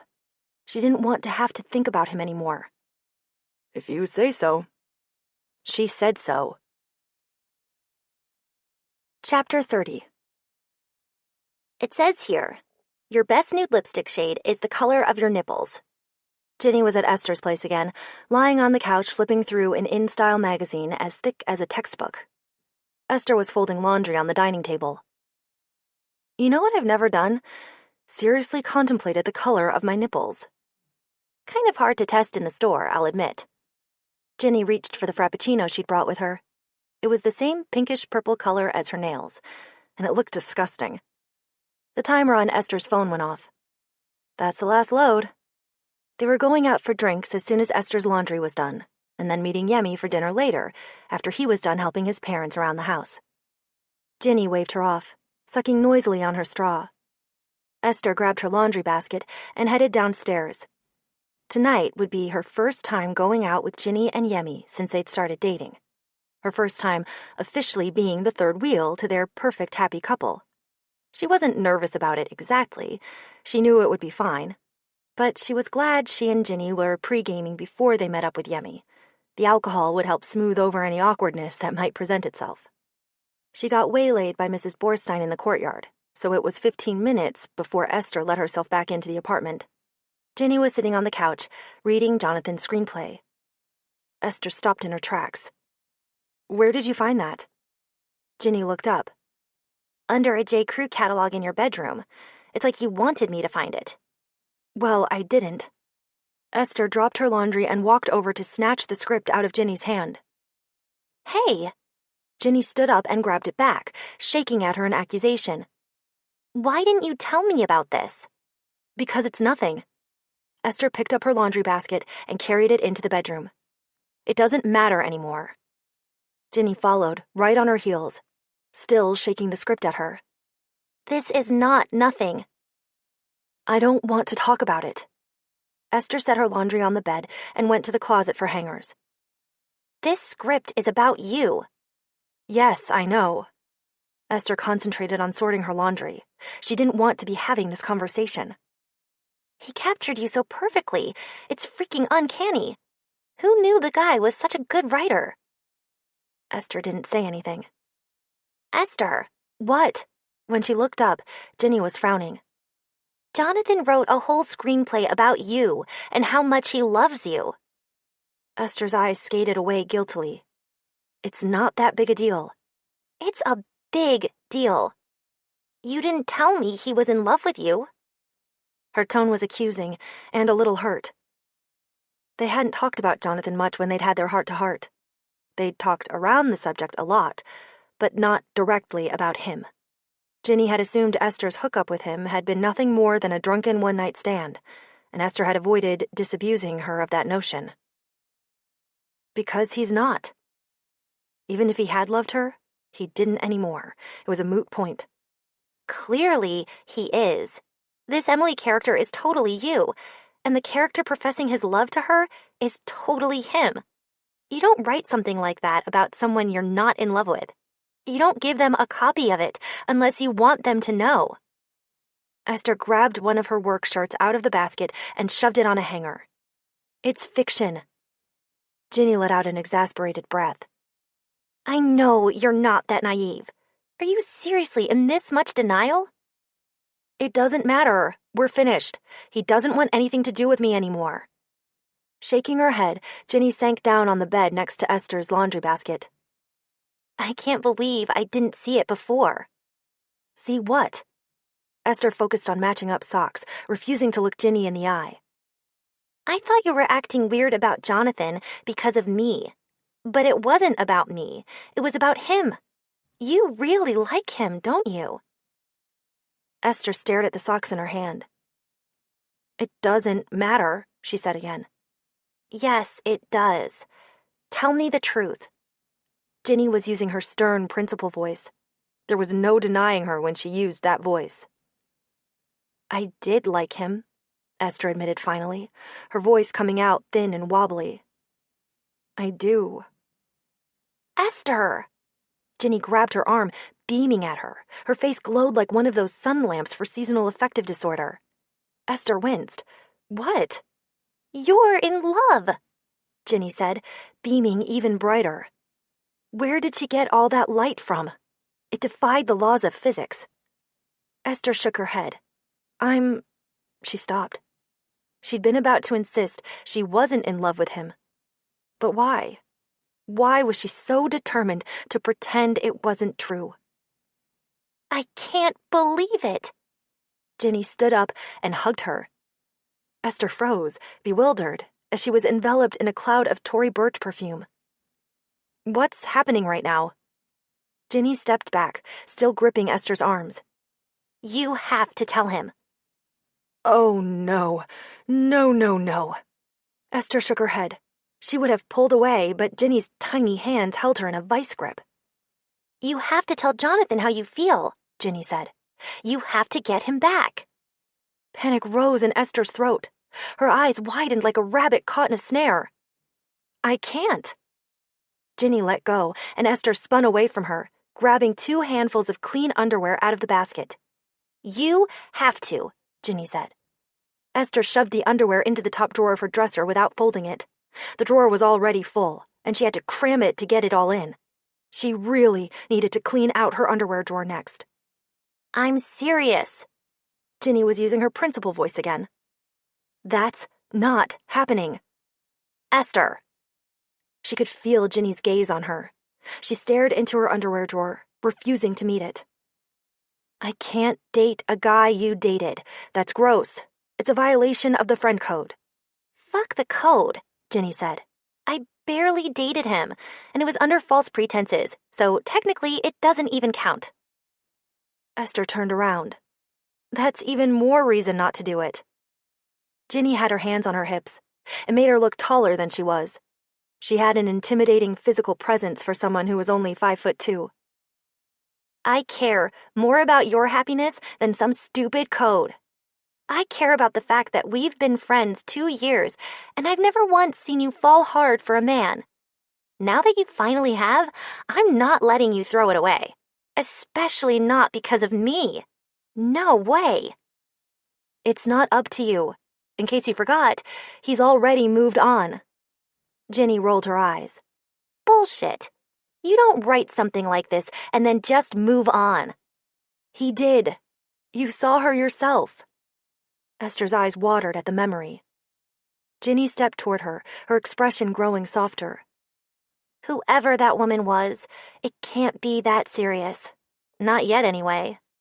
That's why you've got to move fast. Esther shook her head, but Ginny ignored her. You need to tell him, and you need to do it before he really does get over you and move on. I'm not doing that. Yes, you are. Ginny crossed her arms, and Esther knew she'd lost. There was no arguing with Hurricane Ginny. She was an unstoppable force. She'd get what she wanted, one way or another. What if it doesn't work? Esther said, feeling nauseous. He was pretty upset with me. What if I tell him how I feel, and he doesn't want anything to do with me? She wasn't sure she could survive being rejected by him. It would probably kill her on the spot. Then at least you tried. He wrote this amazing thing about you. You have to at least try. He deserves that much. She was right, even though Esther hated to admit it. Jonathan had put himself out there for her, and she'd pushed him away. He deserved the chance to reject her back, even if it killed her. Esther exhaled a long, unsteady breath. You're mean, you know that? You're a mean person. A smile spread across Ginny's face. You're my best friend, and I want you to be happy. I don't need to be in a relationship to be happy. Of course not, but that doesn't mean you shouldn't let yourself love people. The more people you love, the happier and richer your life will be. Esther couldn't quite bring herself to believe that. People were unreliable. If you went around giving out love to just anyone, you increased your chances of getting hurt. She'd already exposed her soft underbelly to Ginny. Hadn't she fulfilled her quota of letting people in for the month? Ginny stepped forward and took both of her hands. He loves you, Esther, and I'm pretty sure you love him back. That's too rare to throw away. Promise me you'll talk to him. Esther opened her mouth, but nothing came out. Ginny's eyes narrowed with determination, and her hands tightened on Esther's. Promise me, or I will go knock on his door right now and tell him myself. She would absolutely do it, too. Fine, Esther said. I'll do it, but in my own time, my own way. Ginny let go of her hands. You've got a week. If you haven't done it by next Saturday, I'm doing it for you. Great. A whole week until her imminent death. She better start writing up a will. Esther spent the first 5 days of her allotted week agonizing over the looming conversation with Jonathan and giving herself an anxiety stomachache. She ran through all of the different things she could say to him in her head and imagined 100 different responses, most of which involved him telling her he didn't want anything to do with her anymore. Have you talked to him yet? Ginny asked, every day at work. Not yet, Esther answered every day. You need to. I will. You have 3 days, Ginny reminded her on Wednesday. I know, Esther said. Only 2 days now, Ginny said on Thursday. I know, Esther said. She was well aware of how fast time was running out. She really needed to do it tonight. If Jonathan was seeing someone, he might not be home Friday night. He might be out with her. Or worse, she might be at his place with him. If Esther was going to talk to him, it would be safer and better to do it tonight. Otherwise, she might miss her chance, and then Hurricane Ginny would make landfall. When Esther got home that night, Jonathan's car was in his parking space. She was simultaneously relieved and disappointed. Her heart rate spiked as she walked past his window. If this didn't work out in her favor, she was definitely going to have to move, for the sake of her cardiac health, as well as her sanity. She went inside her apartment, but didn't change out of her work clothes. She needed to keep her bra on if she was going to go next door and try to talk to Jonathan. Instead, she set her stuff down, gave Sally her dinner, and, after a few minutes of nervous pacing, forced herself to go back out. Her stomach felt like it was tied up in knots as she stood in front of Jonathan's door. Her insides were knitting a project gone awry that had been carelessly frogged and left in a hopeless tangle. On the bright side, one way or another, this would be over soon. Esther took a deep breath and raised her hand to knock. Her hand froze mid-air. Maybe she should wait until tomorrow. Maybe it would be better that way. If he wasn't home because he was seeing someone, it would render the whole exercise moot. She could tell Ginny he was out on a date, and that would be that. Issue resolved. Yeah, Ginny would never let her get away with that. She would still insist that Esther talk to him. Either that, or she'd talk to him herself. Esther needed to do this. Ginny was right. She needed to be brave and face her rejection like a woman. You can't lose something you've already lost, she reminded herself. But maybe, just maybe, there was a chance she could get it back again. Before she could screw up the courage to knock, Jonathan's door jerked open in front of her. Chapter 31. Jonathan glared at her, wary and unsmiling. What are you doing out here? He was blocking the doorway with his body, his hand perched on the knob in case he decided to shut the door in her face. Esther swallowed. Hi. Hi. He didn't sound the least bit happy to see her, which shouldn't have been a surprise, but cut deeper than she was prepared for. Can we talk? Her voice sounded feeble and paper-thin, exactly the way she felt. He looked down at the ground, and she died 1,000 tiny deaths while she waited for his answer. After a few seconds, he nodded and stepped back. Esther walked past him into the apartment. He'd made sure to step back far enough that there was a wide gap between them and no chance of her accidentally brushing against him. He shut the door behind her and waited, standing by the exit, ready to throw her out again. She fidgeted under his gaze. She wasn't used to having him look at her like this, like he didn't want her around. Well, he was impatient, annoyed. You said you wanted to talk, so talk. Esther didn't have a game plan.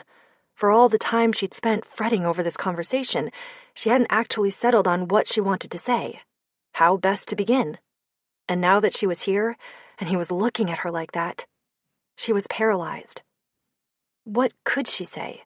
What could possibly make up for what she'd done to him? Why was she even here? He'd moved on, remember? He had a new girlfriend now. He didn't need her, or want her anymore. That much was obvious. As she stood there mentally flailing, Eric's advice came back to her. Make yourself vulnerable. I was wrong, she said. I was so wrong. Jonathan's expression didn't change. About which part specifically? All of it. His hair was a tousled mess, falling in puffs across his forehead and into his eyes. Her fingers ached to reach up and push it back for him. She took a tentative step toward him, and he backed up, flat against the door, reminding her she wasn't welcome in his space anymore. Esther's chest clenched painfully. The hand that had been itching to touch his hair worried at the collar of her shirt instead. I never meant to hurt you, she said. He didn't react. Okay. I'm sorry, and you were right. Jonathan rubbed the back of his neck, grimacing. About what? I was scared to let myself admit I had feelings for you. She caught a fleeting glimpse of something in his eyes before they skated away from hers. Hope, maybe? She hoped it was hope. Do you have a girlfriend? She asked, terrified of the answer. He was going to say yes, and that was going to be it. There'd be nothing left for her to do after that except leave, and she didn't want to leave. He looked at her, his expression shifting to confusion. What? The woman you were with last week. His mouth twitched. My sister. Some of the knots in Esther's stomach loosened. That was your sister? He nodded. The mouth twitch had turned into something that wasn't quite a smile, but might be the beginnings of one. An embryo of a smile. I don't have a girlfriend. Esther opened her mouth, then closed it again. She took a deep, unsteady breath and said, Will you give me another chance? The embryo smile disappeared. To do what? He was gun-shy. She'd hurt him once, and he was afraid she'd do it again. To show you that you're important to me? I know I have issues, and I'm not any good at this stuff. But I'm trying to be better at it. Because I really like you. She couldn't bring herself to use the word love. The broken parts of her were still too broken for that. I miss you. When she'd gotten all the words out, she held her breath, waiting. Jonathan's mouth twitched again. Do you want to sit down? What happened with your advisor? Did you turn in your scripts? They were sitting on his couch, at opposite ends. The upholstery felt like sandpaper against Esther's skin. It wasn't a very big couch. There was barely enough space between them for another person. It felt like a lot more space than that, though. It felt like the Grand Canyon lay between them. Jonathan nodded without meeting her eye. He was staring straight ahead with his bare feet up on the footlocker that passed for a coffee table. I got an A. Fall classes start a week from Monday. Esther broke into a grin. That's fantastic. He was near enough, she could smell the cigarette smoke on him, with just a hint of the woodsy Jonathan smell underneath. She missed that smell, She wanted to bury her face in it, but she figured she wasn't allowed anymore. She wanted to do a lot of things. Hug him, hold his hand, kiss the ever-living shit out of him. But it felt like there was an invisible wall between them, a physical barrier she wasn't permitted to breach. He glanced over at her, then away again. Whatever happened with Ginny? Esther's smile faded. We made up. She forgave me, eventually. Won't she mind? His hand flicked, gesturing at the space between them. She gave me her blessing. He scowled down at his lap. Great. She didn't want him to be scowling. She especially didn't want to be the reason he was scowling. Jonathan. Her throat constricted as she said his name. His eyes lifted to her face.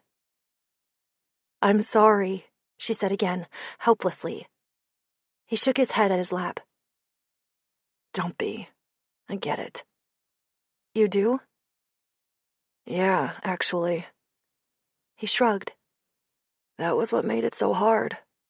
I could understand why you were doing it, but that didn't make it hurt any less. It just meant I couldn't hate you for it. I don't know, Esther said. I feel like I was a pretty big asshole. You're allowed to hate me if you want. I don't want to hate you. His eyes found hers and softened. I like you too much. Something fluttered in her chest. He hadn't said love, but like was pretty good considering. She'd happily take like. Still? Still. He laid his hand on the couch between them, palm up. An invitation. Esther twined her fingers with his, squeezing gratefully. They sat there holding hands without speaking. A sense of possibility had opened up between them, and it needed time to soak in. Her thumb moved over his wrist, searching for his pulse. It was racing almost as fast as hers. There was a smudge of black ink on his index finger. She wanted to kiss it, but she felt like it might be too soon. Baby steps. Do you want to go on a date with me? She asked. He smiled down at their intertwined hands. Yeah, I'd like that. Chapter 32. They were going out on a date. A real date. They'd agreed to do it the very next night, Friday. Tonight. Esther couldn't remember the last time she'd gone out on an actual, honest-to-God date. Usually she met someone, flirted for an hour or two, and then went home with him. Always to his place, never hers. Easier to duck and run the next morning, thereby avoiding any attempt at awkward morning-after pancakes. But that was the old Esther. Not only was she going on a date tonight, but she'd had to plan it because she was the one who'd done the asking. She'd definitely never been the one in charge of planning a date before, but she'd spent the whole day thinking about it and had it all figured out. What about this one? She said, holding a dress up in front of her phone screen. Ginny was helping her get ready for the date via FaceTime. Yellow makes you look like you have malaria. Okay then, no more yellow dress. Esther tossed it into the corner to donate to Goodwill. It's the blue or the purple, Ginny said. Those are the two best. The blue one fit better, but the purple one showed off more cleavage. Esther remembered how much Jonathan had seemed to like her in the low-cut top she'd worn to the party. Purple it is. Good choice. Wear the tan shoes. The tan shoes were heels. Esther wasn't a fan of heels. But they did look the best with the purple dress. Hair up or down? Down. Esther frowned into the phone. Are you sure? I love how nervous you are. It's adorable. Shit. Should I get him flowers? I didn't get him flowers. Let's not go overboard. You don't have to emasculate him. That's patriarchal toxic masculinity bullshit, and I refuse to participate in it. Ginny rolled her eyes. Are you really going to run out and buy flowers in the next 15 minutes? Esther checked the clock. No, I don't have time. Then he's not getting flowers. Oh, God, Esther said, staring into her makeup drawer. What? How am I supposed to pick a lipstick? There are too many to choose from. Relax, I've got you. Nothing glossy or sticky. They're all sticky. You want something matte for maximum kissability, like the one you got last time I dragged you to Sephora. Esther propped the phone on the counter and dug through her lipstick collection, looking for the liquid lip color Ginny had talked her into buying. This is weird, isn't it? You helping me pick makeup to seduce a guy you've kissed? First of all, you're not seducing him with your makeup, weirdo. Second of all, yes, it's a little weird, but not insurmountably so. Esther looked up at the camera and smiled. What would I do without you? Ginny smiled back at her through the screen. You would be a disaster, my friend. A fucking disaster. At exactly 7 o'clock, Esther let herself out of her apartment and locked it behind her. Her stomach was roiling like a ship on the high seas. She wasn't sure she'd ever been this nervous before, not even when she defended her thesis. Last night, when she left Jonathan's apartment, she desperately wanted to kiss him, and it almost looked like he wanted to kiss her too. But as soon as she'd started to lean in, he'd turned his head away. Her pride was still a little scorched from the burn. She couldn't blame him for not trusting her, though. Obviously, she still had some work to do to win him back. That was fine. She was willing to do whatever it took to earn his trust again. That was the whole point of going on this date tonight, to show him how invested she was in rebuilding their relationship. She wondered if he'd let her kiss him tonight. God, she hoped so. As she walked the 12 feet to Jonathan's door, her heels rang out like gunshots on the cement surface of the breezeway, which did nothing to calm her nerves. He must have heard her coming. The entire building had probably heard her coming, because his door opened before she could knock. Hi, he said, smiling sheepishly. Her heart swelled at the sight of him. She hadn't seen him in almost 24 hours, and she'd missed him. The last few weeks without him had been torment. Now that she was allowed to be around him again, she was starving for him. It was like setting a piece of chocolate cake in front of someone on a Whole30 diet. Her mouth was actually watering. She wanted him so bad. Hi, she said, smiling back at him. Her heels put her a little closer to his level, but she still had to look up to see his face. You look nice. His hair had been tamed with product, and he was wearing a striped button-down, slim gray pants, and the same ankle boots he'd worn to the party. He was Date Jonathan tonight. She loved Date Jonathan. You look nice, too. His eyes remained disconcertingly focused on her face, ignoring her cleavage. What an inopportune time for him to be gentlemanly. He had his keys in his hand, and they jangled as he flipped them around his index finger. What's the plan?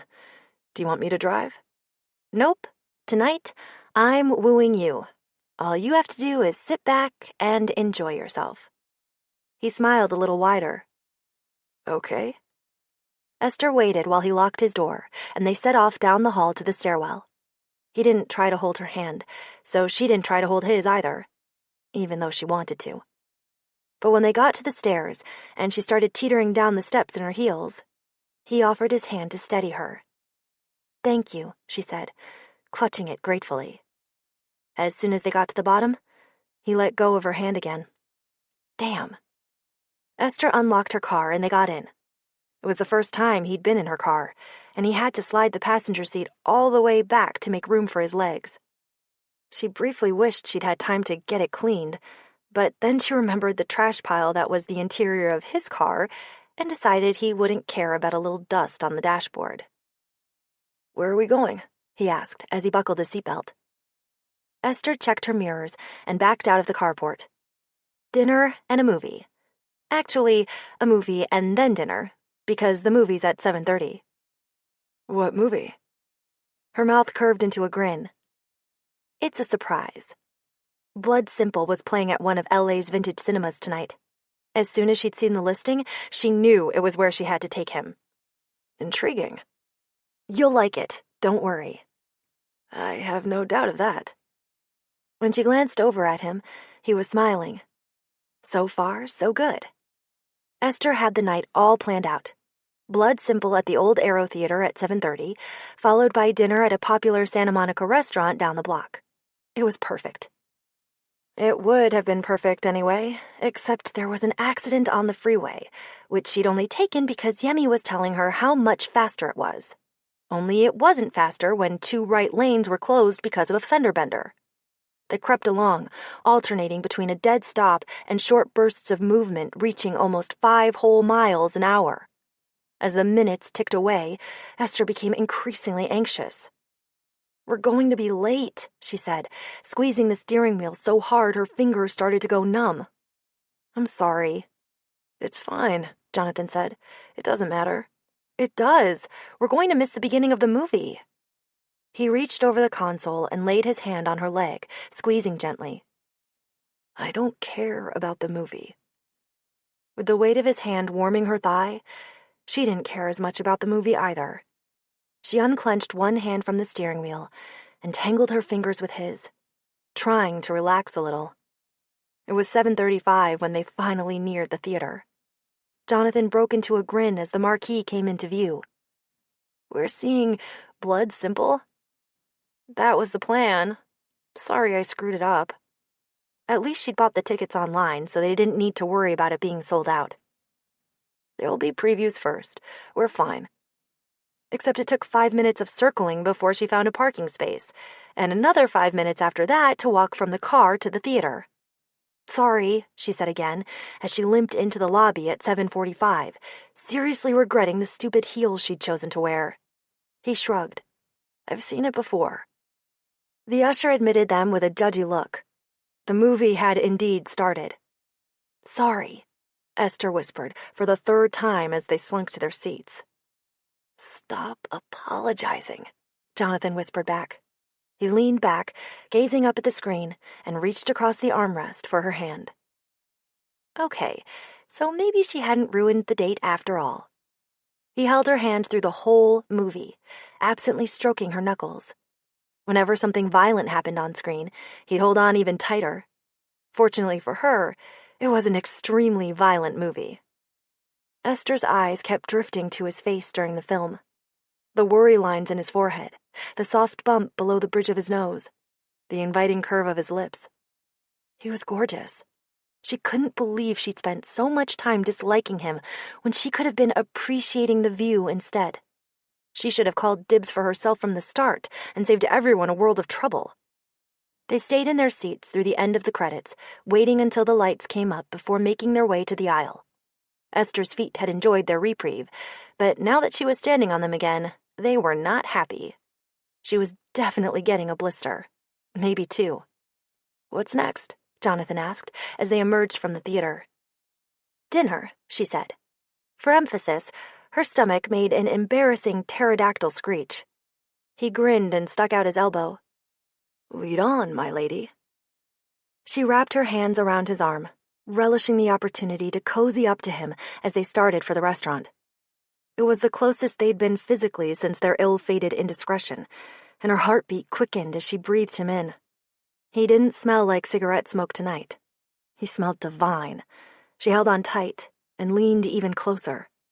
The restaurant she'd planned to take him to was only a block away, but as they approached, she could see people spilling out onto the sidewalk from the front door. "Looks a little crowded," she observed, with a sinking feeling.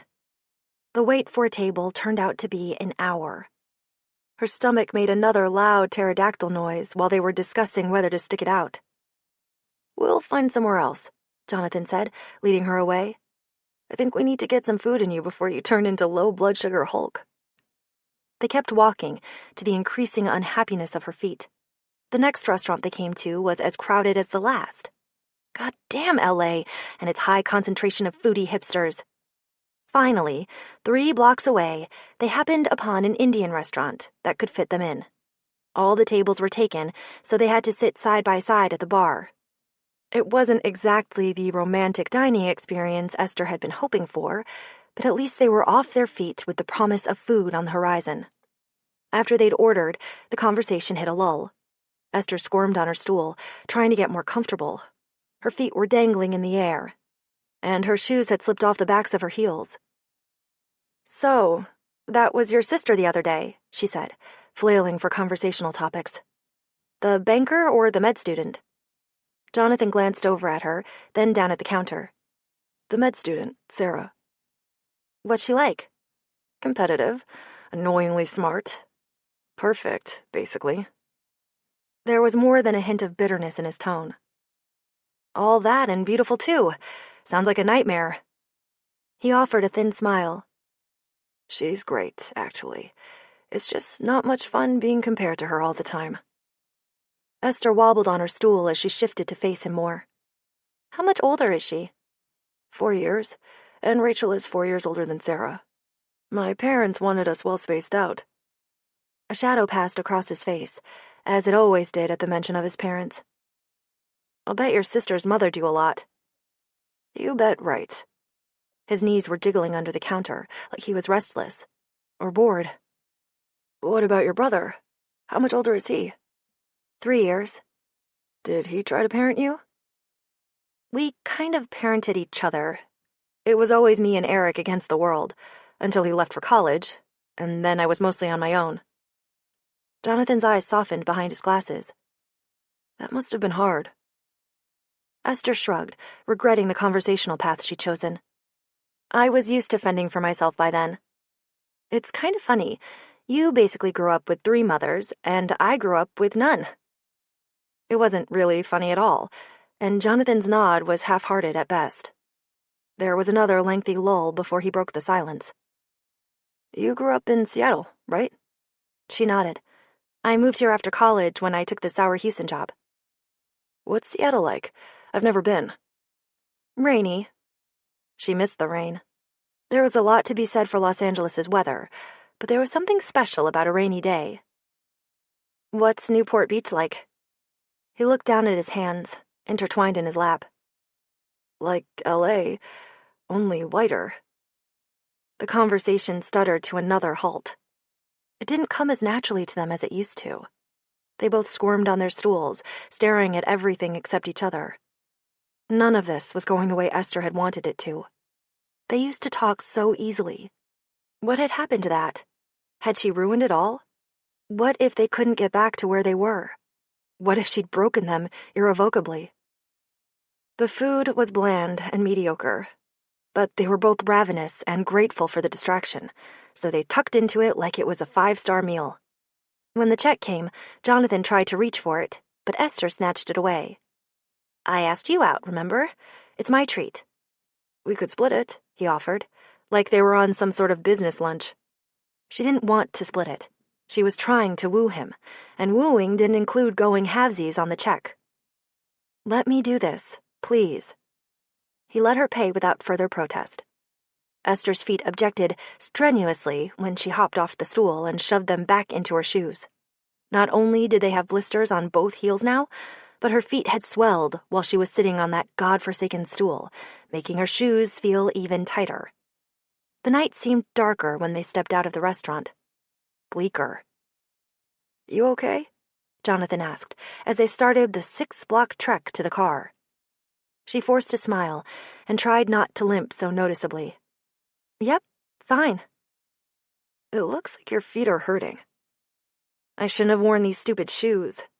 I wanted to look nice, but I forgot they gave me blisters.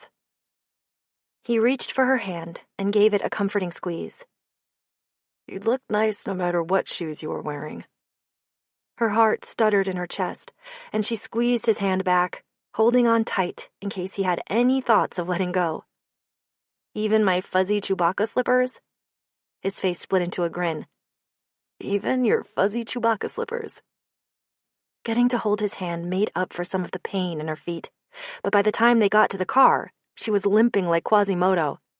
She sagged into the driver's seat and groaned with relief as she kicked her shoes off. Ouch, he said, wincing in sympathy at the sight of her blistered feet. You want me to drive? No, I'm fine now that I can take these wretched shoes off. She chucked them over her shoulder into the back seat. More fodder for the goodwill pile. Traffic was clear on the drive home. Jonathan fidgeted in the seat beside her and stared out the passenger window. Neither of them spoke. By the time she pulled into her parking space, Esther was convinced the whole night had been a failure. This was her chance to win him back, and she'd blown it. Some date she turned out to be. "Stay right there," Jonathan said when she cut the engine.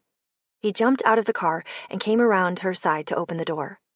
When he offered his hand to pull her to her feet, Esther assumed he was just being chivalrous. Then he turned his back on her and said, "Alley-oop." She stared at the back of his neck. "What?" "I'm giving you a lift upstairs. Hop on." "Are you serious?" "We can't have you walking barefoot through the parking area. It's unsanitary." "I'm too heavy for you." He twisted his head around to roll his eyes at her. "Please." "All right, fine." There was only so much protesting she was willing to do when an invitation to mount him like a show horse was on the table. He crouched down, bracing his hands on his knees, and Esther grabbed his shoulders and clambered onto his back. Straightening easily, like she was light as a feather, he put his hands under her thighs to help support her. His bare hands, on the backs of her bare thighs, under her skirt. Warmth pooled in the pit of her stomach as she wrapped her arms around his shoulders and squeezed her thighs against his waist. For better purchase, of course. Definitely not because she loved the feel of him between her thighs. "You good?" he asked. She pressed her face into the back of his neck and breathed him in. His hair smelled like rosemary and mint, and it layered exquisitely with the cedar smell of his skin. So many smells, so much goodness. This was the best thing that had happened all night. He closed the car door, and Esther held on tight as he conveyed her up the stairs, then past his apartment door all the way to hers. It was a genuine tragedy when she had to hop down and let go of him. The loss of contact with his warm body left her feeling chilled. Once he'd deposited her safely on solid ground, he spun around to face her, stepping back a little, putting more distance between them again. The floor of the breezeway was cold under her bare feet, and she shifted from foot to foot like a grade schooler in need of a bathroom pass. "Thanks for the lift." He nodded, plunging his hands into his pockets. His brows drew together as his expression darkened. Esther's stomach did a dive. Pinpoints of light reflected off his glasses, partially obscuring his eyes. The air between them suddenly felt heavy with impending catastrophe. She wasn't ready for tonight to be over. She needed more time to make things right. "I'm sorry," she blurted before he could speak. "I wanted tonight to be special, but instead everything was awful." His frown deepened. You could stick a pencil in the furrows of his forehead. "It wasn't awful." "We missed the beginning of the movie, dinner was a bust, and I spent the whole night limping on bloody stumps because I apparently can't even dress myself like an adult." Dismay spread across his face. "I don't care about any of that. I mean, I care that your feet hurt, but I don't care about the rest of it." He shifted closer, and the reflections on his glasses cleared, bringing his eyes into focus. The irises were tinged with silver. "I had a great time tonight." A bubble of hope expanded in her chest. "You did?" "I was with you. It was perfect." The bubble in her chest exploded into joy. He moved closer and lifted a hand to cup her cheek. She leaned into his touch, letting his fingers warm her skin. His eyelashes lowered as he tilted his head toward her. It took all her willpower not to surge upward. She was desperate to feel his lips again, but afraid to initiate the kiss after the way he had turned his head away last night. When he was just out of reach, he paused. Their noses bumped. Their breath mingled. He held her gaze as his thumb scraped over her cheekbone. "Esther." The word dissolved between them, soft as powdered sugar. "Please," she whispered in an agony of anticipation. Desperation had rendered her pathetic. Her chest constricted as she held her breath, waiting, dying. His visage dimmed and blurred as her eyes watered. Jonathan brushed his mouth against hers, tender, fragile, the barest of kisses. A needy whimper escaped her lips, and she curled her hands into his shirt, pulling him closer, every atom in her body yearning for him. "Shh," he murmured, and kissed her again. She shuddered a sigh, sinking into him. He tasted even better than he smelled, even better than she remembered. A hand slid into her hair, and then around the back of her neck, deepening the kiss. His other arm was around her waist, his palm flat against the small of her back, holding her close. Unwinding her fingers from his shirt, she moved her hands over his chest, then his shoulders, finally settling around his neck. As she pressed her body into his, she felt his lips curve against her mouth, and he let out a low huff of air. She reached up to touch his face, marveling that she was permitted to do so. When her fingernails scraped through his beard, his mouth curved even more, and his blue eyes sparked bright in the dim light. She wanted to devour that smile of his and make it her own. Rising on her toes, she angled her mouth against his. Every muscle in her body quivered as she kissed him. Their tongues met in a slow, wet slide, earnest, intent, and a little frantic. Their teeth clashed and scraped, their breaths reduced to a series of staccato gasps. She put everything she had into that kiss, filling it with promises. She didn't want it to be a goodnight kiss. She wanted it to be the start of something, not the end. "Esther," he murmured when they finally came up for air. His fingers combed through her hair, his breath fanning her face. She gazed up at him and licked her lips, neurons crackling. Expectant, hopeful, nervous. The smile resurfaced, lighting up his whole face. "Aren't you going to invite me inside?" Chapter 33. Esther propelled herself at him, heart singing with relief as she crushed her lips against his. Just as his mouth started to open to hers, she pulled back, grinning as she twisted away. Her keys. She needed her keys. Behind her, she heard him blow out a breath in frustration? Anticipation? Something. She dug through her purse, letting out an aha of triumph when her fingers closed around the elusive metal objects. As she jammed one of them into the lock, Jonathan stepped up behind her and pressed his body against hers. One of his hands flattened against the door beside her head, while the other reached around her waist. "Ugh," she groaned as his fingers spread out over her stomach, holding her flush against his body. Every firm inch of it. Shivers raced down her spine as he nosed aside her hair. He pressed an open-mouthed kiss to the top of her shoulder, then moved to the side of her neck, leaving a wet trail that tingled in the cold night air. When she felt his teeth graze the flesh between her neck and shoulder, her knees went to jelly, threatening to buckle on her. But his hand on her stomach held her in place, fingers curling into her waist as he continued his delicious assault on her neck. "I thought..." She trailed off, sighing as he nuzzled into her hair and his mouth found the tender spot behind her ear. He breathed against her. "You thought what?" Her head lolled forward.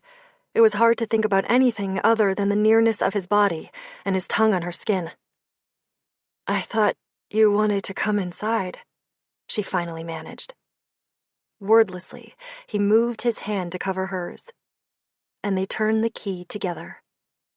He reached for the doorknob and twisted. The door swung open, and he pushed her into the apartment. Spinning to face him, Esther let her keys and purse fall to the floor as Jonathan slammed the door shut behind them and threw the bolt home. His expression was hungry as they surged together, meeting halfway in a fierce, open-mouthed kiss. His nose knocked his glasses askew in their eagerness for one another, and she dragged her mouth away from his to remove them. She set them on the table by the door as he blinked at her, his eyes slightly unfocused while he adjusted to his uncorrected vision. Smiling, she reached up to pet his beard.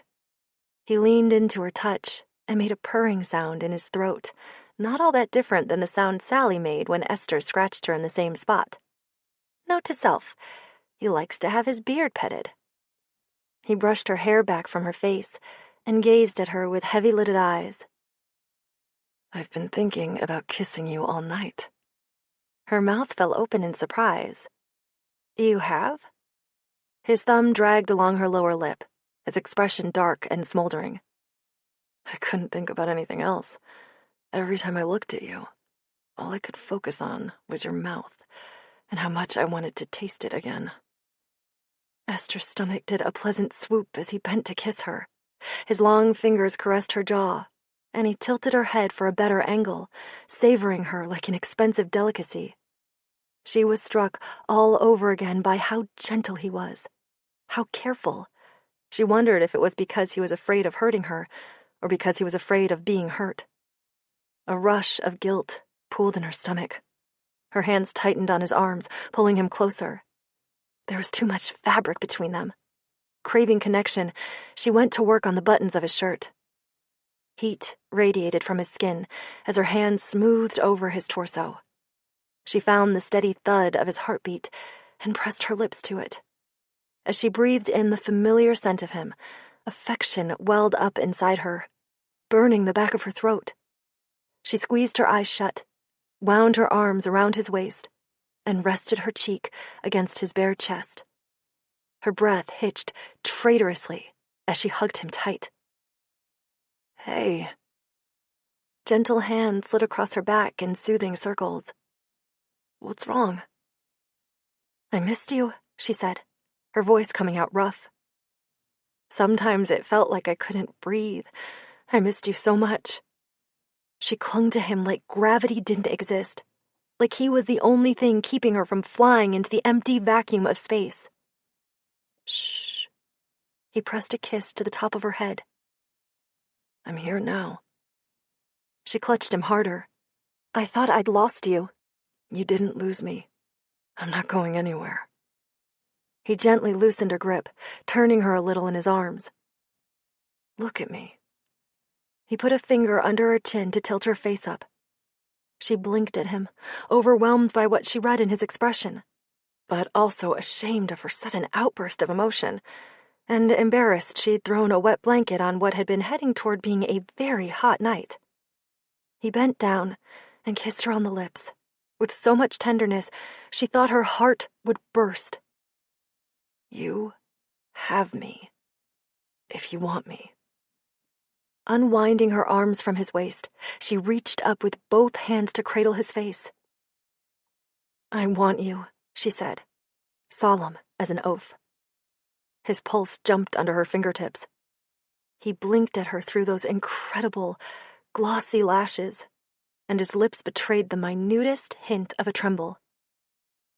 Good. He was so beautiful. It hurt to think about how much she'd hurt him, how she tried so hard to push him away.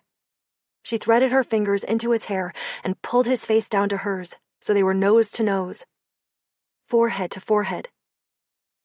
I didn't mean to break your heart. She felt him shake his head. It doesn't matter, as long as I get to have you. If it helps, I broke my own heart too. He pulled back, eyes softening, and reached up to caress her cheek. I don't want your heart to be broken. I just want to make you happy. You do. Uncertainty clouded his face.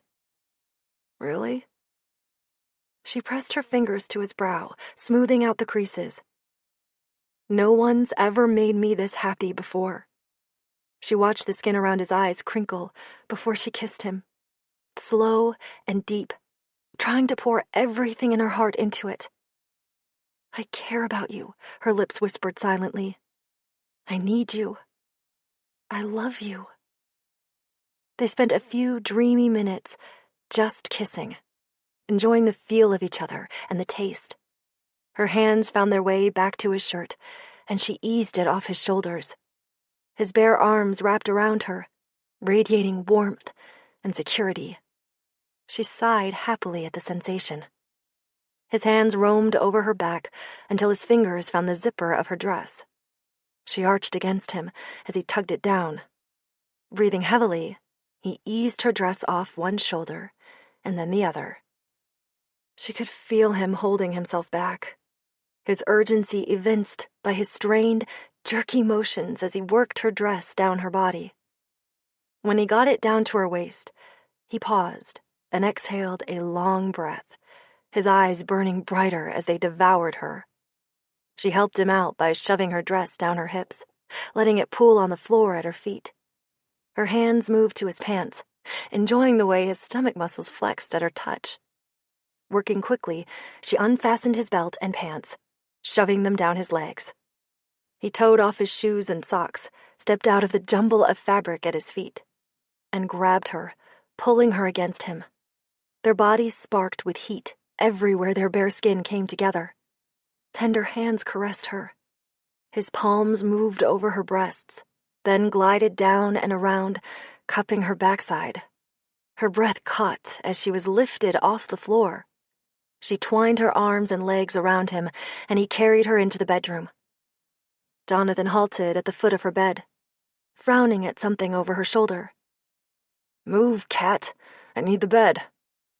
Esther laughed as he spun them around and sank down onto the bed with her in his lap. Over his shoulder, she saw Sally Ride dash away as the mattress bowed under their combined weight. Jonathan buried his face in the crook of Esther's neck, and she sank her fingers in his hair, arching against him. His hands smoothed over her thighs, and his mouth traveled down to her cleavage, exploring with his tongue. Just when she was starting to get impatient for more, he reached up and unclasped her bra, allowing her breasts to tumble free. He sucked in a ragged breath and cupped them in his palms. Then his hand slid down her body, and he was lifting her up again, laying her down gently on the bed. Standing over her, he yanked down his briefs. She squirmed in anticipation as he stooped to drag her underwear down her legs. His hands glided over her skin, sending her into a frenzy of desire. She tugged at him, pulling him onto the bed with her, needing to feel him, wanting him everywhere. He murmured her name softly, drawing moans and sighs from her as his hands explored the planes of her body. As they came together, she gazed into his beautiful blue eyes, defenseless, overpowered by emotion, swept away on a wave of bliss. "I love him," Esther thought afterward as she lay in the cradle of Jonathan's arms. The knowledge burned in her chest like a supernova. It was both miraculous and terrifying. Part of her ached to say the words aloud, but another, much bigger part of her quaked in fear at the idea. She didn't trust her own emotions, and she certainly didn't trust this new thing that was happening between them. This relationship. She didn't do relationships. She didn't even know how they were supposed to work. She had no experience to guide her. What if she wasn't ever able to say the L word? Or what if she said it, and it scared him away? What if he didn't love her back? He'd said he loved her weeks ago, but that had been in the face of her rejection, an attempt to win her back. Maybe he hadn't meant it. Or maybe he had, but didn't anymore. He hadn't said it again since, which could mean he didn't feel that way about her anymore. "Hey." He nuzzled into her hair, pressing his nose against the back of her neck. "Hmm? You got all tense all of a sudden. You okay?" "Yeah." He pushed himself up onto one elbow and rolled her over onto her back, studying her face in the soft lamplight. His brow furrows had returned in full force. "No freaking out on me. You aren't having regrets, are you?" She pressed her fingertips to his forehead, and the creases melted away at her touch. No regrets. She didn't want him thinking she was about to bolt again. She wasn't going to do that. If she was going to screw this up, she'd undoubtedly find a new and different way to do it, one neither of them were prepared for. Scared? He knew her too well. How had that happened? Maybe a little. It was a big admission for her. She was trying. But not of you. Then what? Myself? That she wasn't cut out for this. That she wouldn't be able to give him what he needed. That he'd realize he wanted more and leave her. That she'd open herself up to him and end up alone. Her eyes skated away from his. I'm just feeling overwhelmed, I guess. This is all new to me. He lay on his side and propped his head in his hand, his fingers interlaced with hers on her stomach. What is? Caring about someone. His face broke open. She was never going to get over that smile of his. Oh, well, it's not that tricky. He brought her hand to his lips. You've got good instincts. You'll pick it up as you go along. She could feel her heart stretching as she looked at him, making even more room. Somehow, he'd crept into her dark crevices and dusted out the cobwebs, filling in her sharp corners with his tenderness. Maybe everything would be okay. Maybe they'd be able to do this together. She turned toward him and pressed a hand against his face. His eyes fluttered closed as she stroked his beard. So much like a cat. You look different without your glasses. His eyes opened again. Different good or different bad? Good. I feel like I'm getting to see secret Jonathan, the real you, that no one else gets to see. He leaned over to brush his lips against hers. I still can't believe.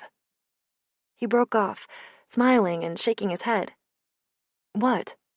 Nothing. He looked smug, like someone with a secret. Tell me, what can't you believe? His fingers traced the line of her jaw. Do you know how long I've wanted to kiss you? How long? Since the very first moment I met you. I'll bet you don't even remember it. Her mouth opened as her mind reached back, trying to grab onto the memory. But there was nothing there. It felt as if he'd always been around, in the background of her life, ever since she'd moved to LA. She couldn't pinpoint the moment when she first saw him. I'll give you a hint, he said. You yelled at me. Of course I did. She shook her head, laughing. I'm afraid you're going to have to narrow it down a little more. He rolled onto his back, and she scooted over to snuggle up against his chest. It was the day after you moved into the building, he said, wrapping his arm around her shoulders. I'd seen the movers bringing your stuff up, and I must have watched you walk back and forth past my window at least a dozen times. He smiled at the memory. I thought you were beautiful. She felt her cheeks heat. Shut up. I did. So the next day, I was sitting out on my balcony when I saw your car pull in below, and I grabbed my keys and sprinted downstairs so I could accidentally bump into you and introduce myself. That's adorable. She wished she could remember it, but she was still drawing a blank. I got to my car as you were unloading your groceries, and I unlocked it like I was going out. He played idly with her hand as he talked, running his thumb over her knuckles. And when you looked up, I said, Hi, my name is Jonathan.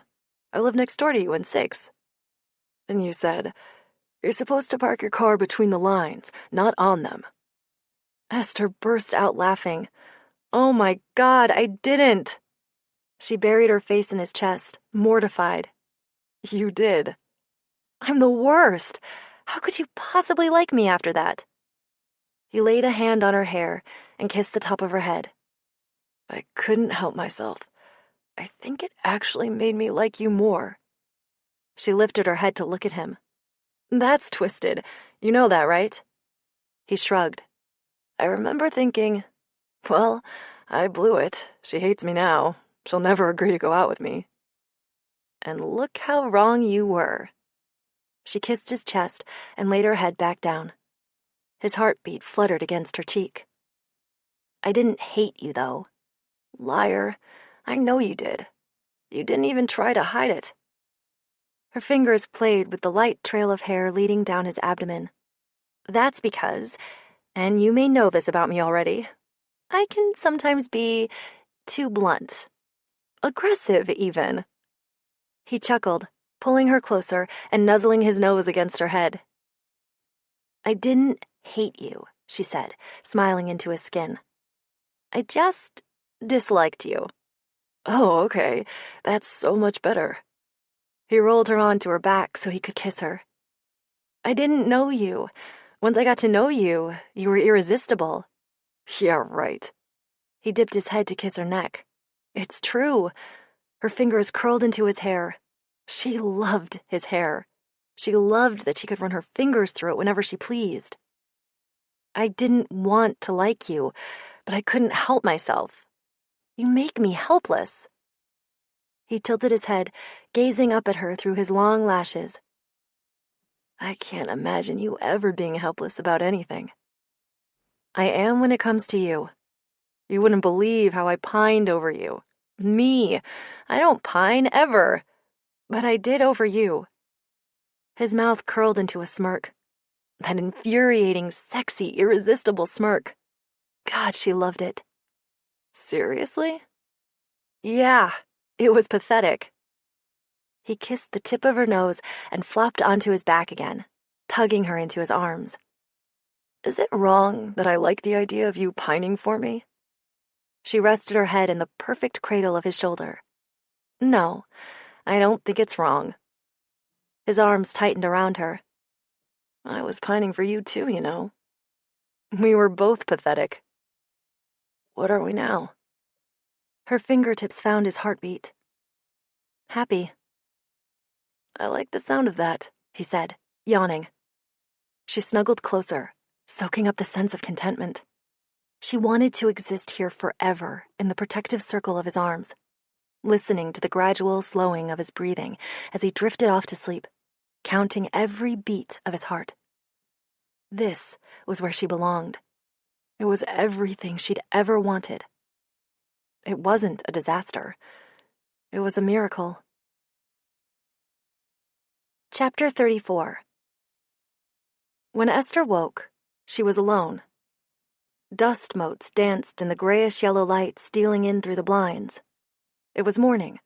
For a fleeting moment, she genuinely believed last night had been a dream. In the disorientation of half-sleep, her brain tried to parse fantasy from reality. Had they really spoken? Had they even gone on a date? Had her imagination concocted all of it to torment her? She heard a cabinet close in the kitchen, and her mind defogged enough to identify the smell of coffee filling her apartment. Coffee and something else. Whatever it was, it smelled heavenly. Throwing back the covers, she grabbed an old t-shirt and wandered into the kitchen. Jonathan stood at the counter, in nothing but his glasses and his underwear, whisking something in a bowl. It wasn't a dream. It was better. For a few seconds, Esther stood silently and watched, taking in the sight of him, memorizing the moment in case it didn't last. He glanced her way, and a smile stole over his features. You bought a real coffee maker. She walked over to him, rose up on her toes, and pressed her lips to his mouth. I did. His arm branded around her waist, holding her against him. The smile on his face got wider. Good morning. He gave her a soft, lingering kiss, smiling the whole time. Good morning to you, too. Esther couldn't remember ever smiling this much in her whole life.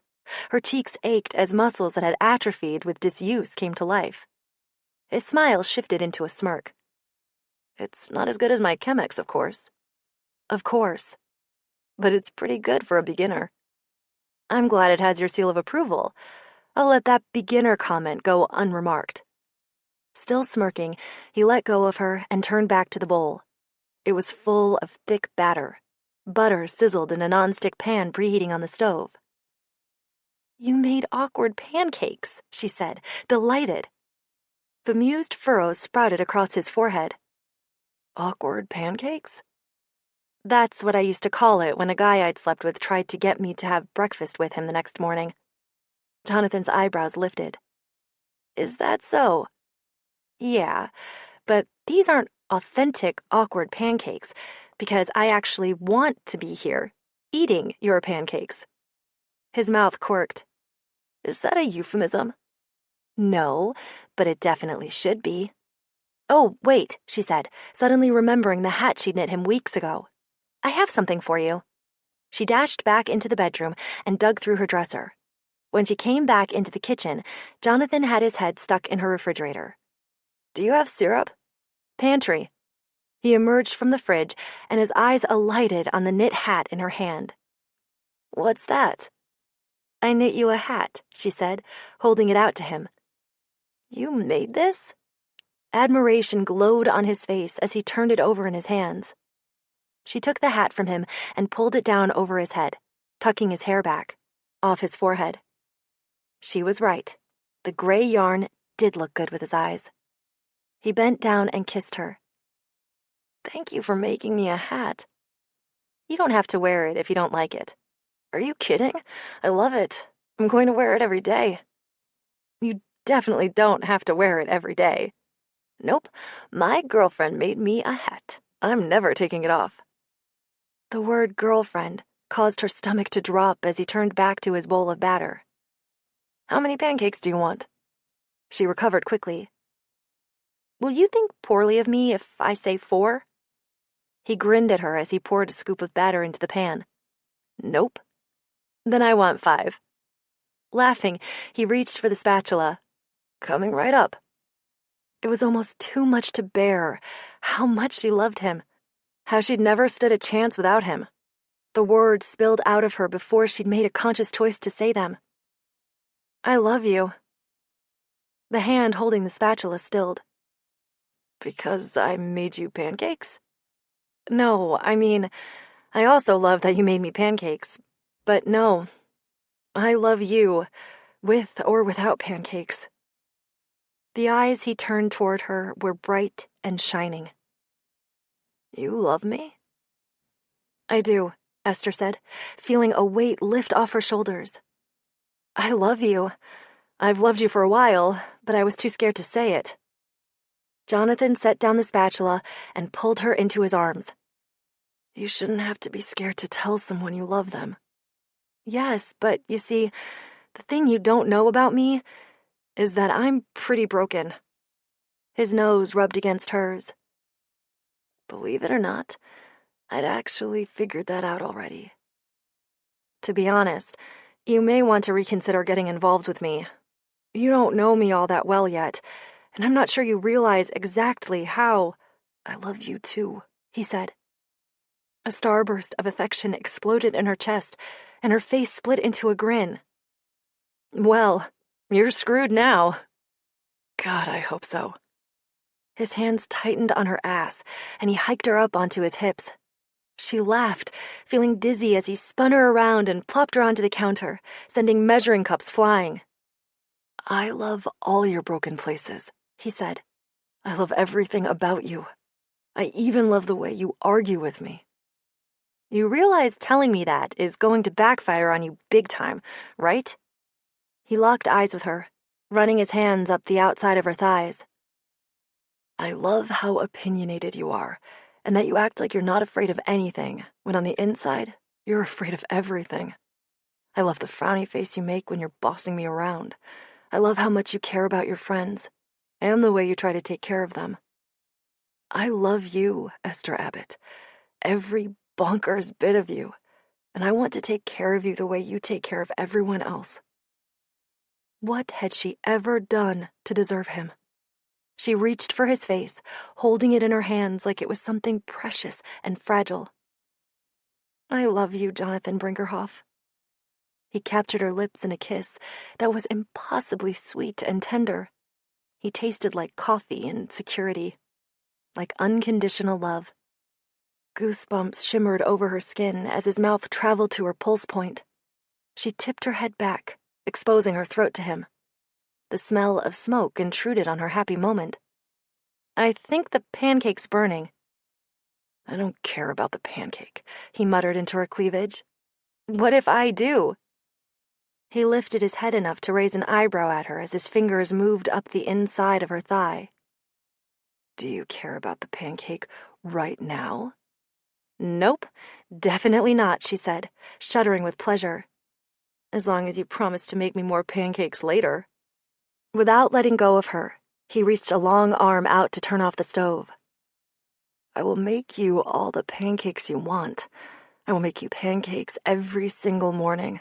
I'll make you pancakes for dinner. I'll bring them to your office for lunch. Okay, that's enough pancakes. Sex now, please. He lunged forward to bury his face in her neck again. Her hand slid down his torso, and he let out a shaky breath as her fingers dipped inside the waistband of his underwear. Fuck, he said, freezing against her. That is what I'm trying to do. His head sagged heavily against her shoulder. I have to go to my parents today. Esther took her hand out of his underwear. When? He straightened, sighing. Soon. My mother wants me there for lunch, and it's a long drive. Oh. He looked so glum at the prospect, it made her insides clench. She pulled his head down to kiss away his distress. We can take a rain check on the sex. I don't suppose. He bit his lip, suddenly shy. What? His eyes glimmered with guarded hope. You'd want to come with me? To your parents? She hadn't expected that. A cloud passed across his face. I know, it's too soon. I shouldn't have asked. Do you want me to come with you? I always want you with me. Her knees tried to go all melty, but she shook it off. There were more pressing matters at hand. Yeah, but to meet your parents? Are you ready for that? Are they? Are you? She smoothed a hand over his shoulder. Will it make it easier or harder for you if I'm there? Easier. Definitely easier. Her hand stroked up the side of his neck, pulling him in for a kiss. Then I'll come. Really? His sigh of relief tasted as sweet as cotton candy. Of course. I'm happy to do it. Anything to keep him from being sad. She would wrestle a bear if it would put a smile back on his face. Staring down a couple of Orange County wasps was nothing. His pulse fluttered against her fingers. Are you sure? Because my parents are no picnic, and I'm miserable company when I'm around them, so it's not going to be any fun for you. I'm not going for fun. I'm going to support you. That's what friends are for. He arched a very sexy eyebrow. He was still wearing the hat she'd made him, and he never looked more adorable. Friends? Friends in love. She reached up to pet his beard. That's the goal, right? The corner of his mouth quirked. That's the goal. Behind his glasses, his eyes were soft and bottomless. Her lips found his, needing to taste his sweetness and vulnerability. Maybe, if she kissed him long enough and hard enough, some of it would wear off on her. His fingers dug softly into her spine as he leaned into her, opening his mouth to hers. She could have absolutely stayed there all day, kissing him like this. But if she was going to meet his parents today, soon, she had other priorities. Esther pulled away, ignoring his moan of protest. What should I wear? Are they casual people or formal? Jonathan's mouth turned down at the reminder of their impending social obligation. They are definitely not casual people. We'll probably go to the club, so you should dress up a little. She traced his frown with her fingers until it dissolved into a smile. There's a club? There's a club. I've never been to a club before. He turned his head to kiss her fingertips. It's not that exciting. Neither are my parents. Her heart was glowing so brightly in her chest, it felt like it could light up the world. I don't care. As long as I'm with you. Esther wrapped her arms around him and promised herself she'd never let go again.